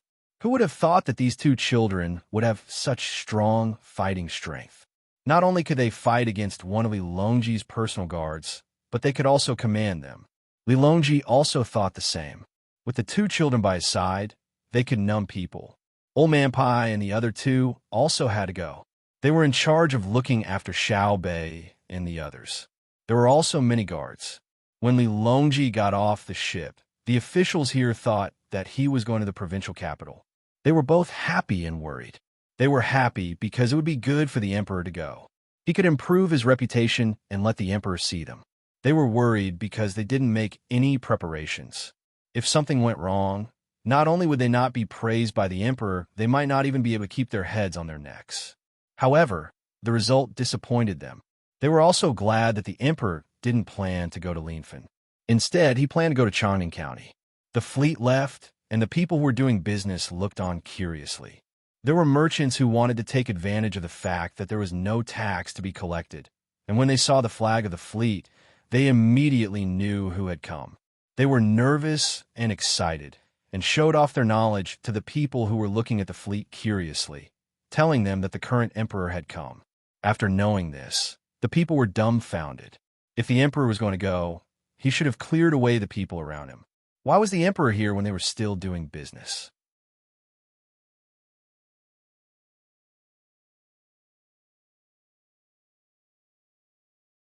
Was he not afraid of encountering danger? When they thought of this, the people suddenly felt moved. The emperor didn't clear away the people here. This meant that the emperor trusted the people here and trusted them. Li Longji didn't know that asking Zhang Xiaobao and Wang Wan to arrange a trip would win the hearts of the people. Zhang Xiaobao and Wang Wan did it on purpose. At this time, there were no missiles or sniper rifles. Who could hurt the people on the ship? It was better to let the people know how much the emperor trusted them. If it was someone else, they would have cleared them away long ago. Li Yu deliberately prepared a car that he thought was very luxurious for Li Longji. In the end, Li Longji didn't get in his car at all. Instead, he got into the car that Zhang Xiaobao and Wang Wan prepared for him. This kind of car was more comfortable. In order to let Li Longji gain more sincere hearts, Zhang Xiaobao removed the roof of the car and turned it into an open one. It was convenient for Li Longji to see the scenery outside, and the people outside could faintly know where the emperor was. Of course, there were many people in plain clothes who entered the crowd, especially those who didn't look like the people of Tang. The people of Tang were very loyal, and no one wanted to kill Li Longji. Li was sweating profusely. He was worried that some kind of danger would suddenly appear. Following beside Li Longji, he moved closer to Zhang Xiaobao and said, "Xiaobao, do you want to kill me? What if Uncle is frightened? What should I do? How can he be frightened? What's more, even if something unexpected happens, His Majesty won't be frightened." Who is His Majesty? He's the emperor who dismounted to rule the country and pacified the people. Zhang Xiaobao said in a loud voice. Hearing this, Li Longji was very happy. He chuckled and said to Li Yu, don't be afraid. Even if something small happens, it has nothing to do with you. Besides, I have Xiaobao and Cuckoo by my side. Look, the people are so peaceful. Li Longji was still holding the binoculars in his hand. He looked around, and none of the people came forward.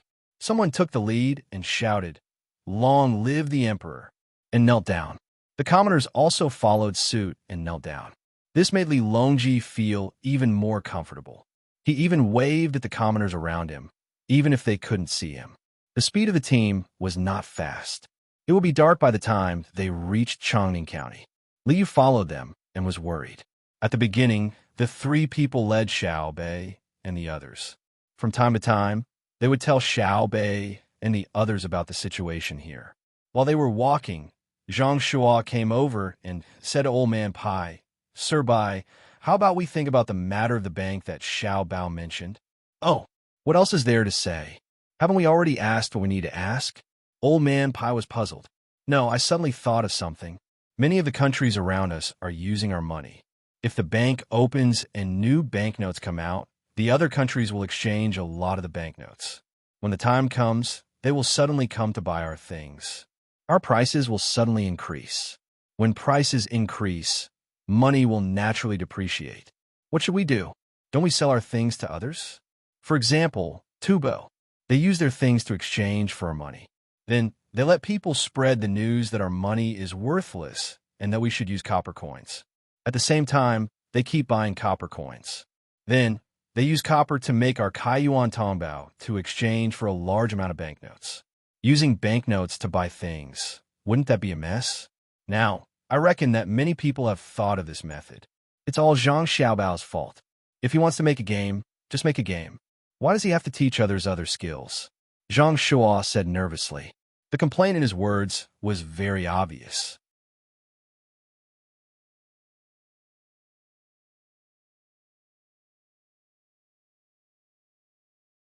He originally wanted to tell Li Longji, but Zhang Xiaobao and Wang Wan were there. Therefore, he found Old Man Pai and wanted to tell the emperor this through Old Man Pai. Old Man Pai listened to Zhang Shua and looked at his expression. When he finished, he said, "You're right. I'll mention it to the emperor later, but I think there's no need to worry. Zhang Xiaobao and Wang Wan will take care of this matter." Old Man Pai obviously knew what Zhang Shua was thinking, but he still agreed. After all, he also didn't know what to do when faced with such a situation. After the team left Linfen County and entered Chongning County, Li Longji's view immediately changed. The most direct thing he saw was a wide road that extended forward. He nodded and asked Li Yu, "What's the matter? Did you specially build this road to bring me here?" "No, this road was also going to be built. But since you're here, I built it first. This place can be connected to Linfen County. There's also the Fengshui River there. It's convenient to build a road for transportation." Li Yu answered honestly. Li Longji knew that it was actually because of him. But after all, this road was built first, so he asked, "Did it mess up your arrangement in Chongning County?" "No, it didn't mess up at all. You'll know when we move forward. There's going to be a bamboo processing workshop here. The things from Linfen County can be processed faster, and it'll give the people in Linfen County who can't find part-time jobs a place to work." Li Yu continued to answer. "That's good. Since Xiao Bao gave you the idea, you'll have to do it properly," Li Longji said with satisfaction. "Yes, I'll do my best. Li Yu answered respectfully. At this moment, Old Man Bai also came over and told Li Longji about the matter that Zhang Shuo had mentioned earlier. Li Longji turned to look at Zhang Xiaobao and Wang Wan. Zhang Xiaobao sighed. He wanted to take a break, but now there was another problem.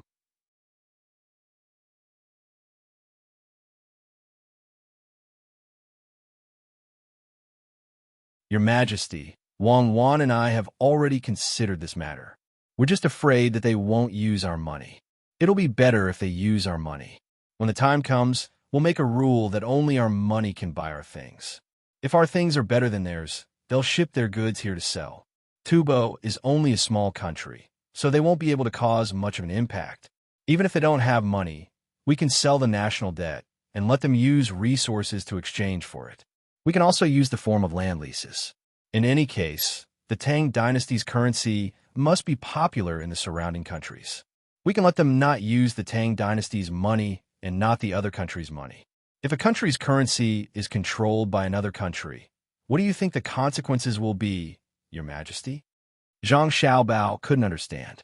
Do the people of this era not have any ideas in this aspect? Understand. The consequences will be that if two countries use the same currency and we don't give them money, their daily lives will be troublesome. This time, it wasn't Li Longji who spoke, but Li Yu. Wang Wan also spoke. What do you mean by not giving them money? It's us printing more money to buy things from them. We'll buy their things and then sell them things at a higher price. Do you understand now? Especially when it comes to national debt. As long as our productivity develops faster than theirs, our ability to withstand financial fluctuations will be stronger. Even if we depreciate at the same time, their country's losses will be greater. The more they buy our national debt, the more they will lose. When the time comes, we'll use our technology to produce things and sell them at a higher price. This is a form of plunder. Li nodded. He pondered for a moment and asked, then what if they also have their own money? Do we have to exchange money with them? Of course, we have to exchange. Zhang Xiaobao said. Then what if they just casually print money? Li Yu asked again. That is, originally they used 5 copper coins to exchange for 1 copper coin of ours. Now that they have printed more, they use 10 copper coins to exchange for 1 copper coin of ours. Do you understand what I'm saying? If they really dare to do that, they'll be finished.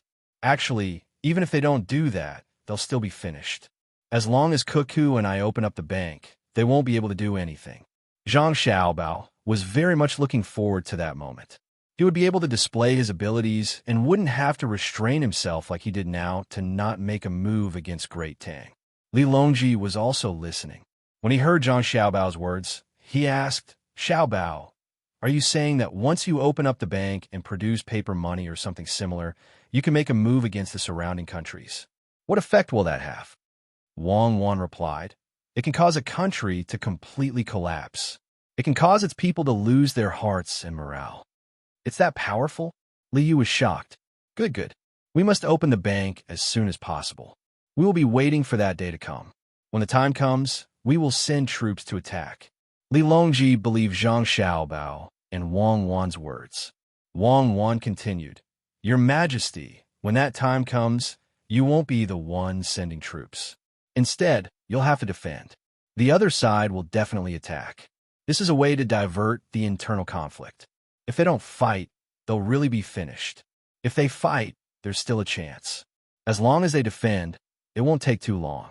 In just 2 years, they'll be finished. If Xiaobao uses some tricks, perhaps it won't take 2 years. In 1 year, they won't need to send troops. They can use economic means to take over the land. That's right. When the time comes, we could just buy land from them.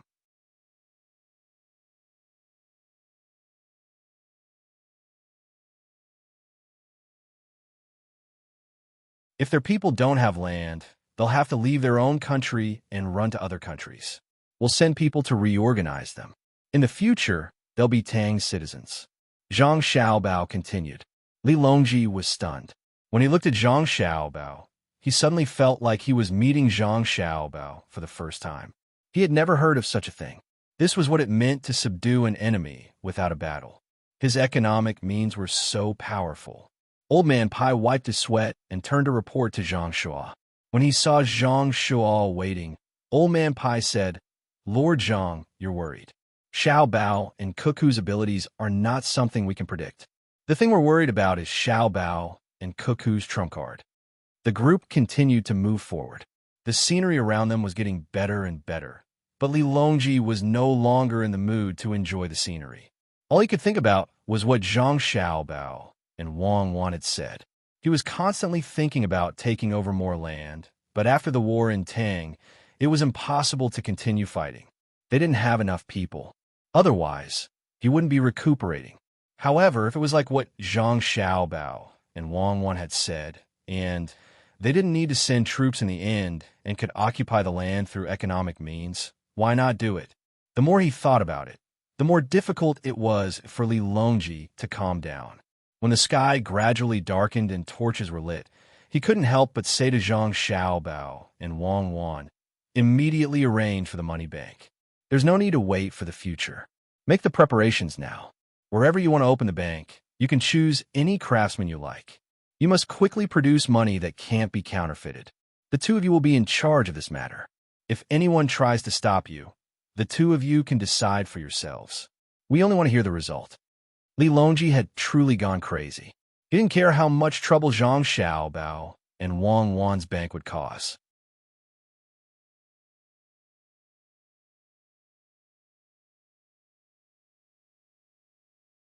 He gave the two of them a lot of authority, and the meaning behind his words couldn't be any clearer.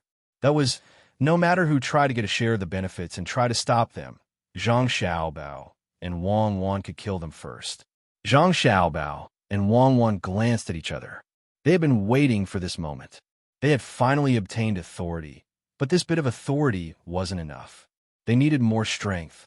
Thus, Zhang Xiaobao said to Li Longji, Your Majesty, the matter of a bank and money production isn't that simple. It requires a lot of cooperation. Furthermore, this subject doesn't know who to report to when the time comes.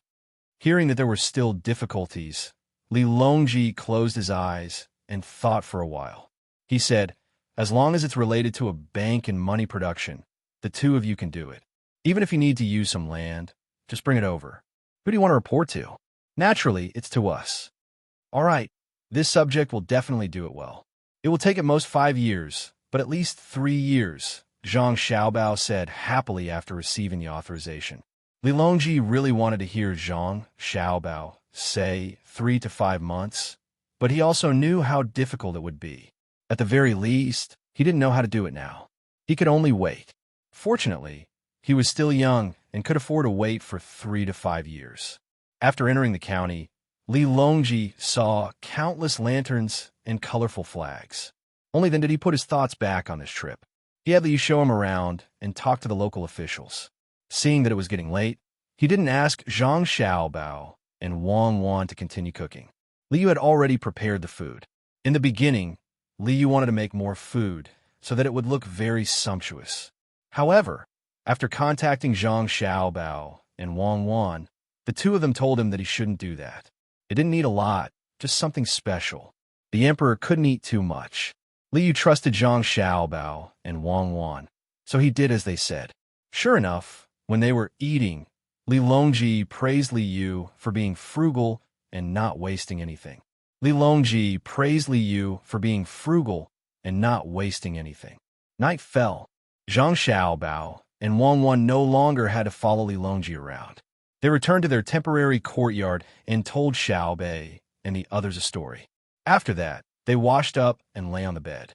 The two of them had not slept on a bed for a long time and were not used to it. They could not fall asleep immediately. Wang Wan pulled Zhang Xiaobao's arm over and rested her head on it as she asked, Xiaobao, now that you've gotten the authority, what's the next step? The window was still open, and they could see the crescent moon outside. Zhang Xiaobao looked at the crescent moon and replied, What else can we do? Tell Lu Zhou to get in touch with the surrounding provinces as soon as possible. Tell them to learn from Lu Zhou's method of construction.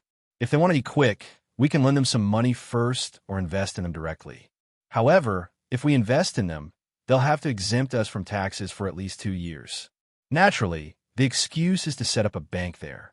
If we don't make the local economy flourish, how can so many merchants be willing to go there? If the merchants don't go, the bank is useless. When the time comes, if any official dares to stop us, no matter who they are, we'll deal with them. If we want to open banks all over Tang, we'll have to open restaurants all over Tang. We have to keep up with our business. Only then will we be able to minimize the impact when we have to withdraw large amounts of money from other regions. That's good as well. We'll have to hurry. It's best if we can get the other merchants to join us. Otherwise, we won't be able to do that with our financial resources.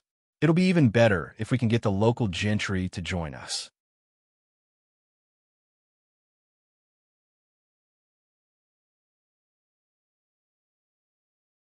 If we run out of money when the time comes, we can ask them to fork out a portion of the money to pay for it. Wang Wan added. Both of them knew what would happen to the Zhang family and the Wang family once this matter was settled. Zhang Xiaobao yawned. All right, we'll make the arrangements when we set off tomorrow. Bring Li Sun and the other merchants who are working with us along. However, we won't let them interfere with the bank. We can only let them follow us to the restaurants and supermarkets.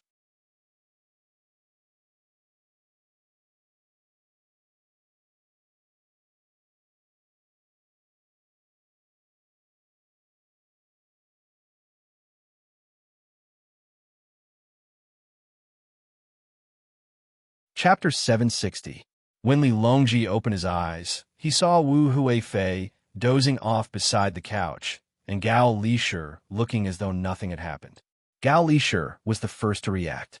He hurriedly called the palace maids and eunuchs over to serve him while he went to arrange breakfast. Wu Huifei was also alarmed. Just as she was about to greet him, she was stopped by Li Longji. Beloved consort, you must be tired from last night. Why don't you take a nap first? In fact, Wu Huifei had already taken a nap beside the couch, but she didn't sleep well. It seemed that everyone in the imperial palace, except for the emperor, had mastered the ability to sleep at any time and wake up at any time, and it was difficult for others to notice. Seeing that the emperor had woken up, Wu Huifei prepared to ask about what happened yesterday. She wanted to know what could make the emperor and the ministers so happy. Your Majesty, this concubine isn't sleepy. Your Majesty's complexion is so good today. Did you have a good dream? Wu Huifei couldn't directly ask the emperor what he said to them yesterday, so she could only beat around the bush. Li Longji didn't think too much about it. While the others were busy, he took Wu Huifei into his arms and said happily, I didn't have a good dream last night, but I felt like I was in a dream during the day. Could it be that your Majesty didn't rest well yesterday? It's all this concubine's fault. Wu Huifei said in shock. No. It has nothing to do with my beloved concubine. I had a good rest yesterday. Li Longji chuckled. Wu Huifei snuggled in Li Longji's arms and patted her chest. She asked curiously, could it be that your Majesty saw immortals yesterday? Yes, although I didn't see immortals in the heavens, I saw little immortals in the mortal world. They were Xiaobao and Cuckoo. Hearing Wu Huifei's question, Li Longji became even happier. In the future, he would just have to wait to take over other people's territory. Wu Huifei looked at Li Longji helplessly and said, How can your Majesty say that Xiaobao and Cuckoo are immortals? No matter how great their abilities are, it's still your Majesty's kindness. What new ideas do they come up with? Yes, this is our benevolence, not only to them, but also to the people of the Great Tang. Yesterday, the two of them mentioned a major matter. At this point, Li Longji intentionally paused and looked at Wu Huifei, waiting for her to ask, Your Majesty, what's the big matter? Quickly tell me, so that I can be happy with your Majesty. How could Wu Huifei not know what to do? She immediately acted coquettishly. Li Longji enjoyed Wu Huifei's reaction and continued. The two of them want to open a bank. It's like this, without holding anything back. Li Longji told Wu Huifei about what Zhang Xiaobao had told Wang Wan yesterday. After he finished, he had a smug look on his face. Wu Huifei was shocked. No matter how capable she was, no matter how big of a situation she had seen, she would never have thought that a bank could do so many things and even destroy a country.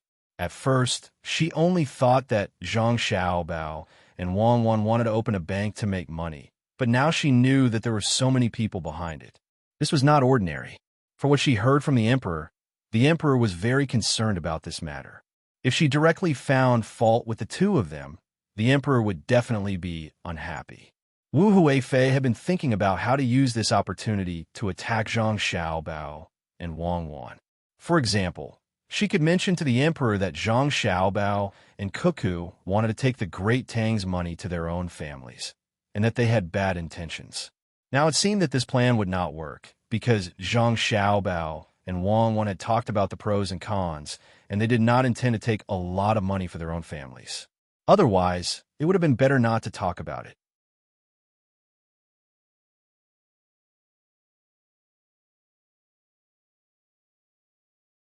Your Majesty, Zhang Xiaobao and Cuckoo are really different.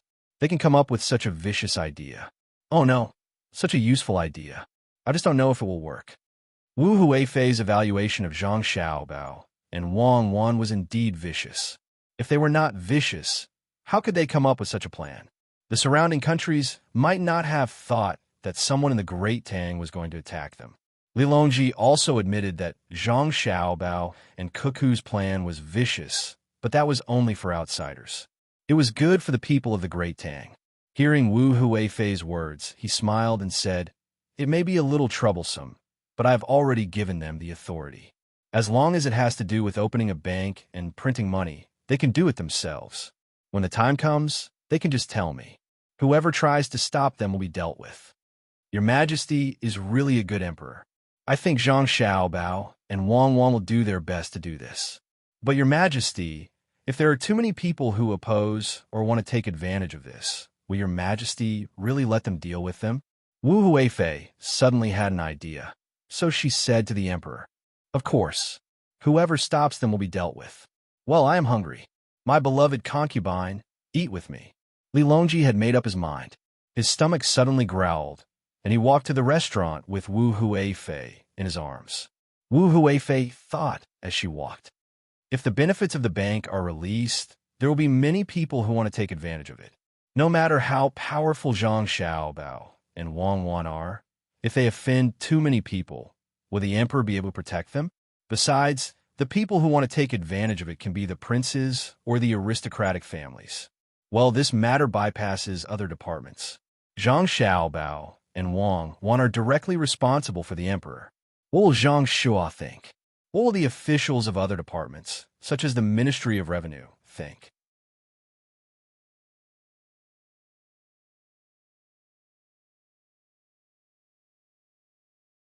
Let's see if they can work together to deal with Zhang Xiaobao and Wang Wan. There's no need to do anything to the two of them immediately. As long as we delay them, they won't be able to open the bank and print the money.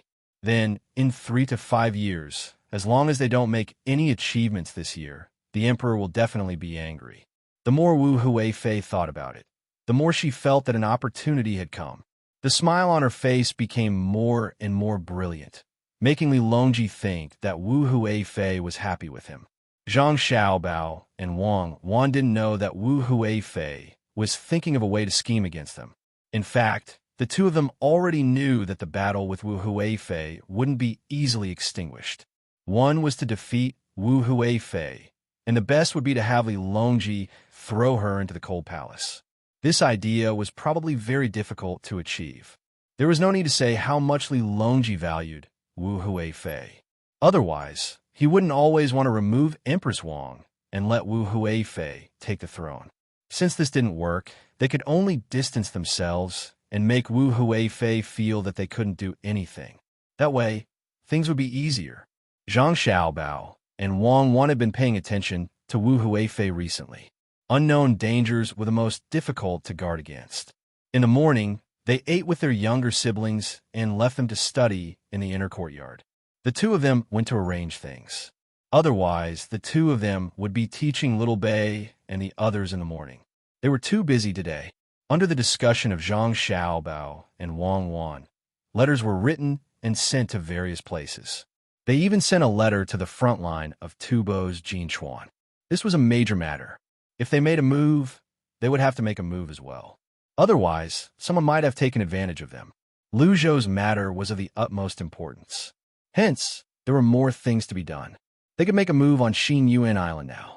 They still had to persuade the merchants from other places to continue exploring the sea.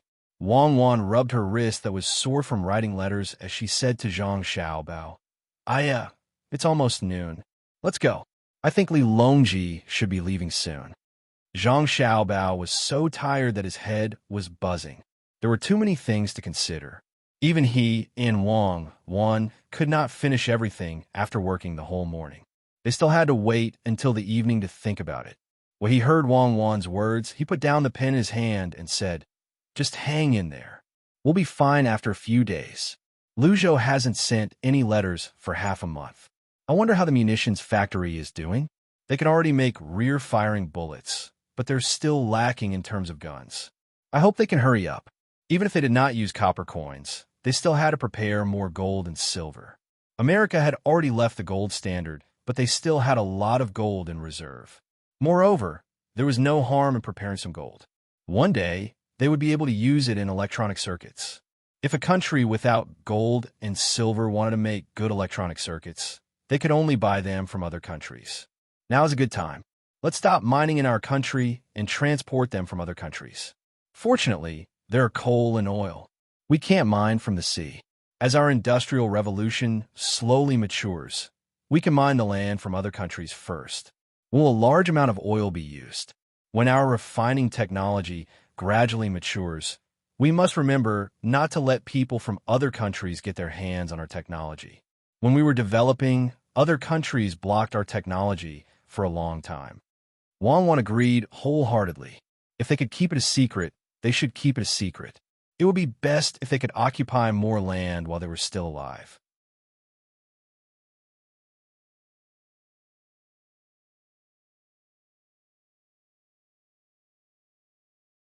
When the time came, they could mine all the good ores without restraint. They would do the same even if it was coal. Although coal was not valuable now, it was still the same.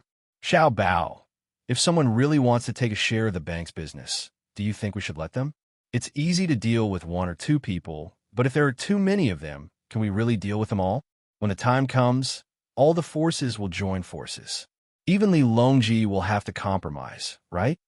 Wang Wan suddenly thought of the problem that Wu Huifei also thought of. Zhang Xiaobao blinked and said to Wang Wan, "Deal. We must deal with them. We don't have to worry about many people going against us. After we deal with a few people, we will cooperate with other people who want to take a share. A bank is not a restaurant. You can open it with a little money. You need to have a part of the money first.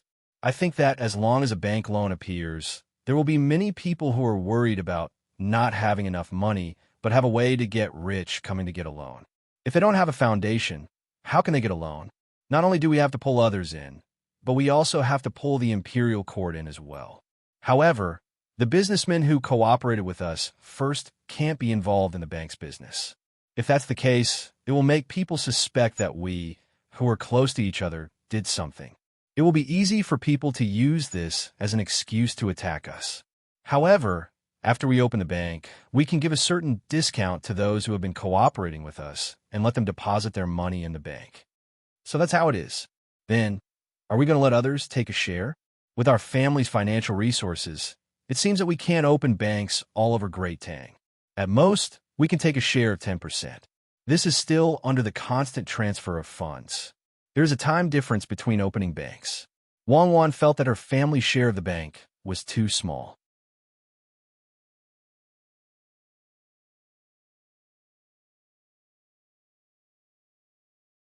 If Li Longji wasn't in such a hurry, he could have done it bit by bit.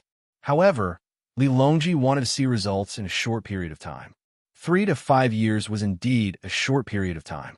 Zhang Xiaobao wasn't anxious about this matter at all.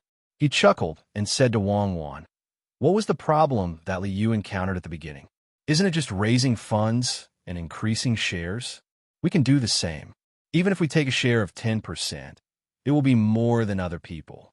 Who has more money than us?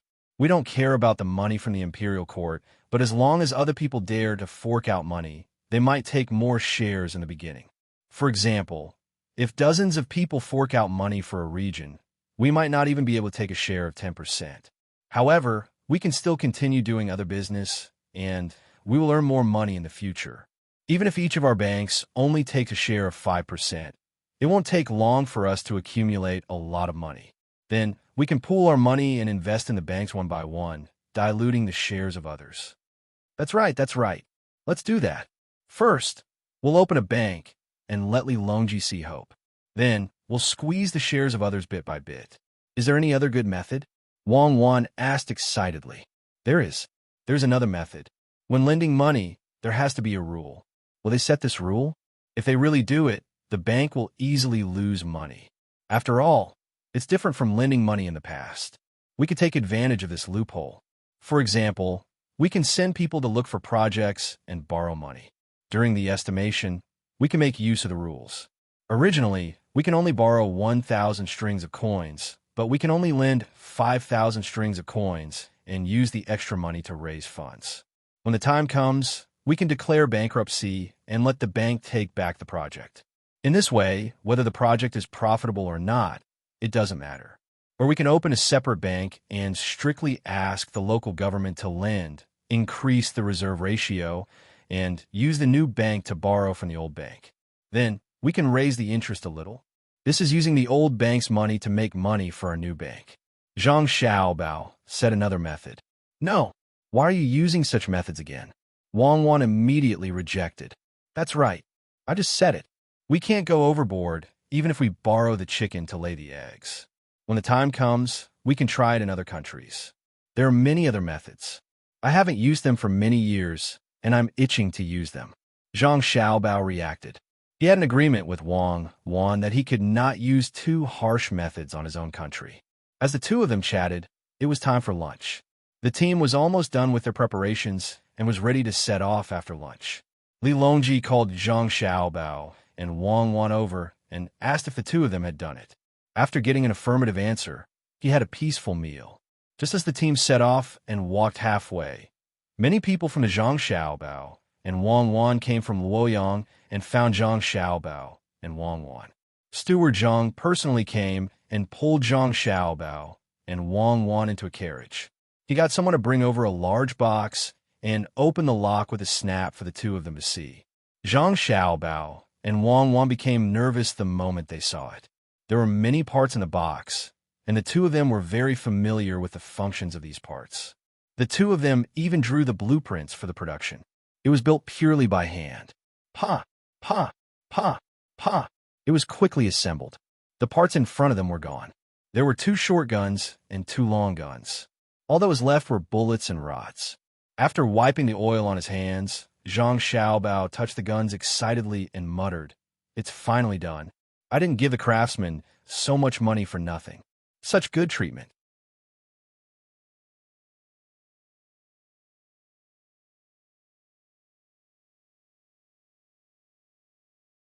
Although they don't have personal freedom for the time being, with this thing, who would dare to use force when we trade on boats outside? Why are you so happy so early?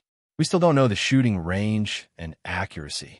Can the effective range of a handgun be 30 meters? I don't think so. The same goes for a rifle. Can it shoot out 1,000 meters? Find some time and find a place to test it. Unfortunately, there's no silencer. Should we let Li Longji know? Wang Wan poured a bucket of cold water on Zhang Xiaobao.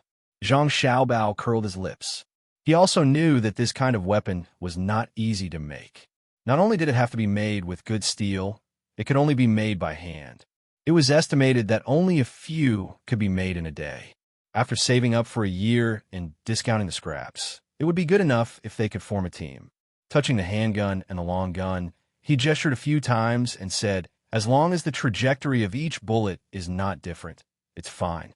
At most, we can just get used to it and find the deviation when aiming. Who knows how many good steel pipes have been damaged by pulling the chamber? We can only make new ones." What about the bullets? It's not that easy to purify gunpowder. I estimate that 1 in 10 will fail. Steward Zhang, did you send a letter saying how many people were injured while making the bullets? Wang Wan wiped the oil off the handgun and covered the holster with her clothes. She inserted the handgun and disassembled the long gun and put it back. She asked Steward Zhang. Steward Zhang took out the letter and handed it to Wang Wan while saying, The letter says that because they weren't familiar with it in the early stages, a few people were injured, but no one died. Little girl, can you let me see the power of this weapon? Then you can follow the team. When we reach Jinyang, Xiao Bao, and I will find an excuse to go somewhere where there's no one and try it.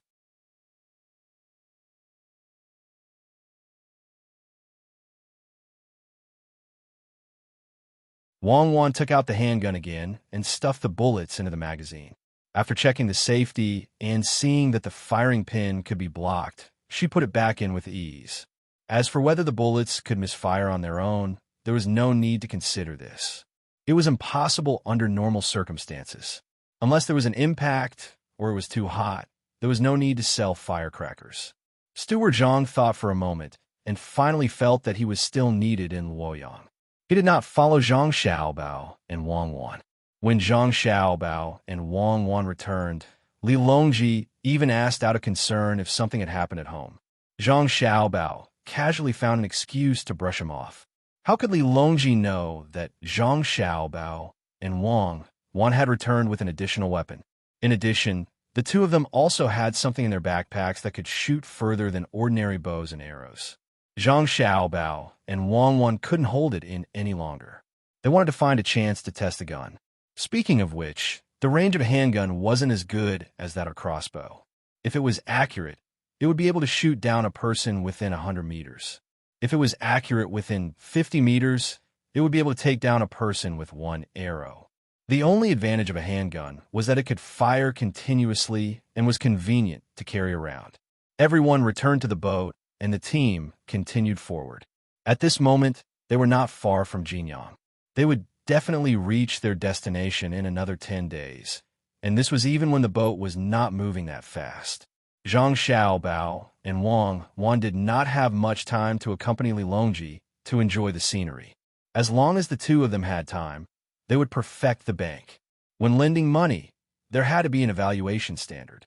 Naturally, the two of them did not expect that the bank would not suffer any losses.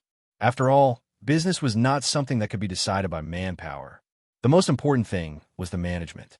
This was the most difficult part, as it was impossible to prevent others from tampering with the system. After all, when the two of them were constantly perfecting the system, the things that they were worried about would still happen. In fact, the two of them were most worried about the bank's management.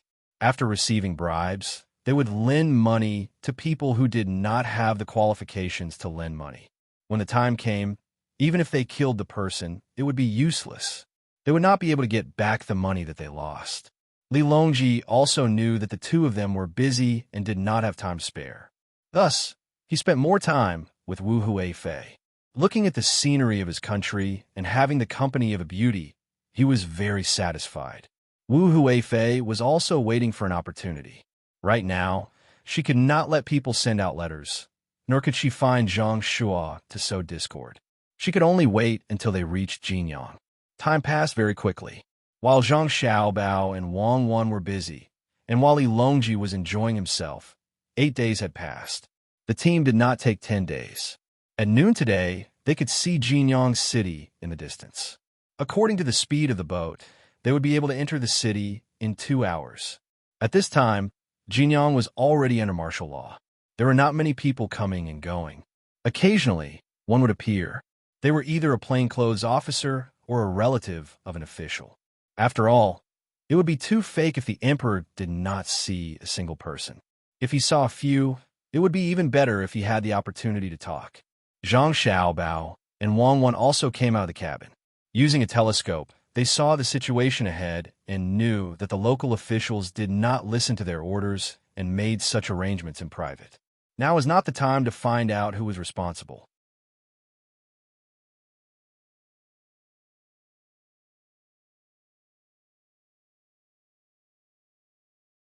The two of them only hoped that the local officials would not be so stupid as to make hundreds of dishes. At that time, Li Longji would think that it was arranged by the two of them.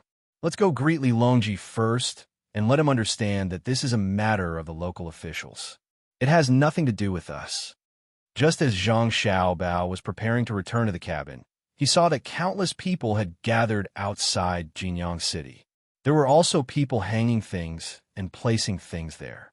In addition to raising the flag, the only other thing to do was to set off firecrackers. He had to tell Ilongji in advance so that he would not be scared when the firecrackers went off. You're tuning into the Romance Rendezvous YouTube channel. We're so grateful for your support, and don't forget to subscribe to join us on this incredible journey through captivating stories. Your generosity through donations truly makes a world of difference, as it's the primary source of revenue that allows me to expand and enhance this channel for you. Thank you from the bottom of my heart for being a part of this adventure.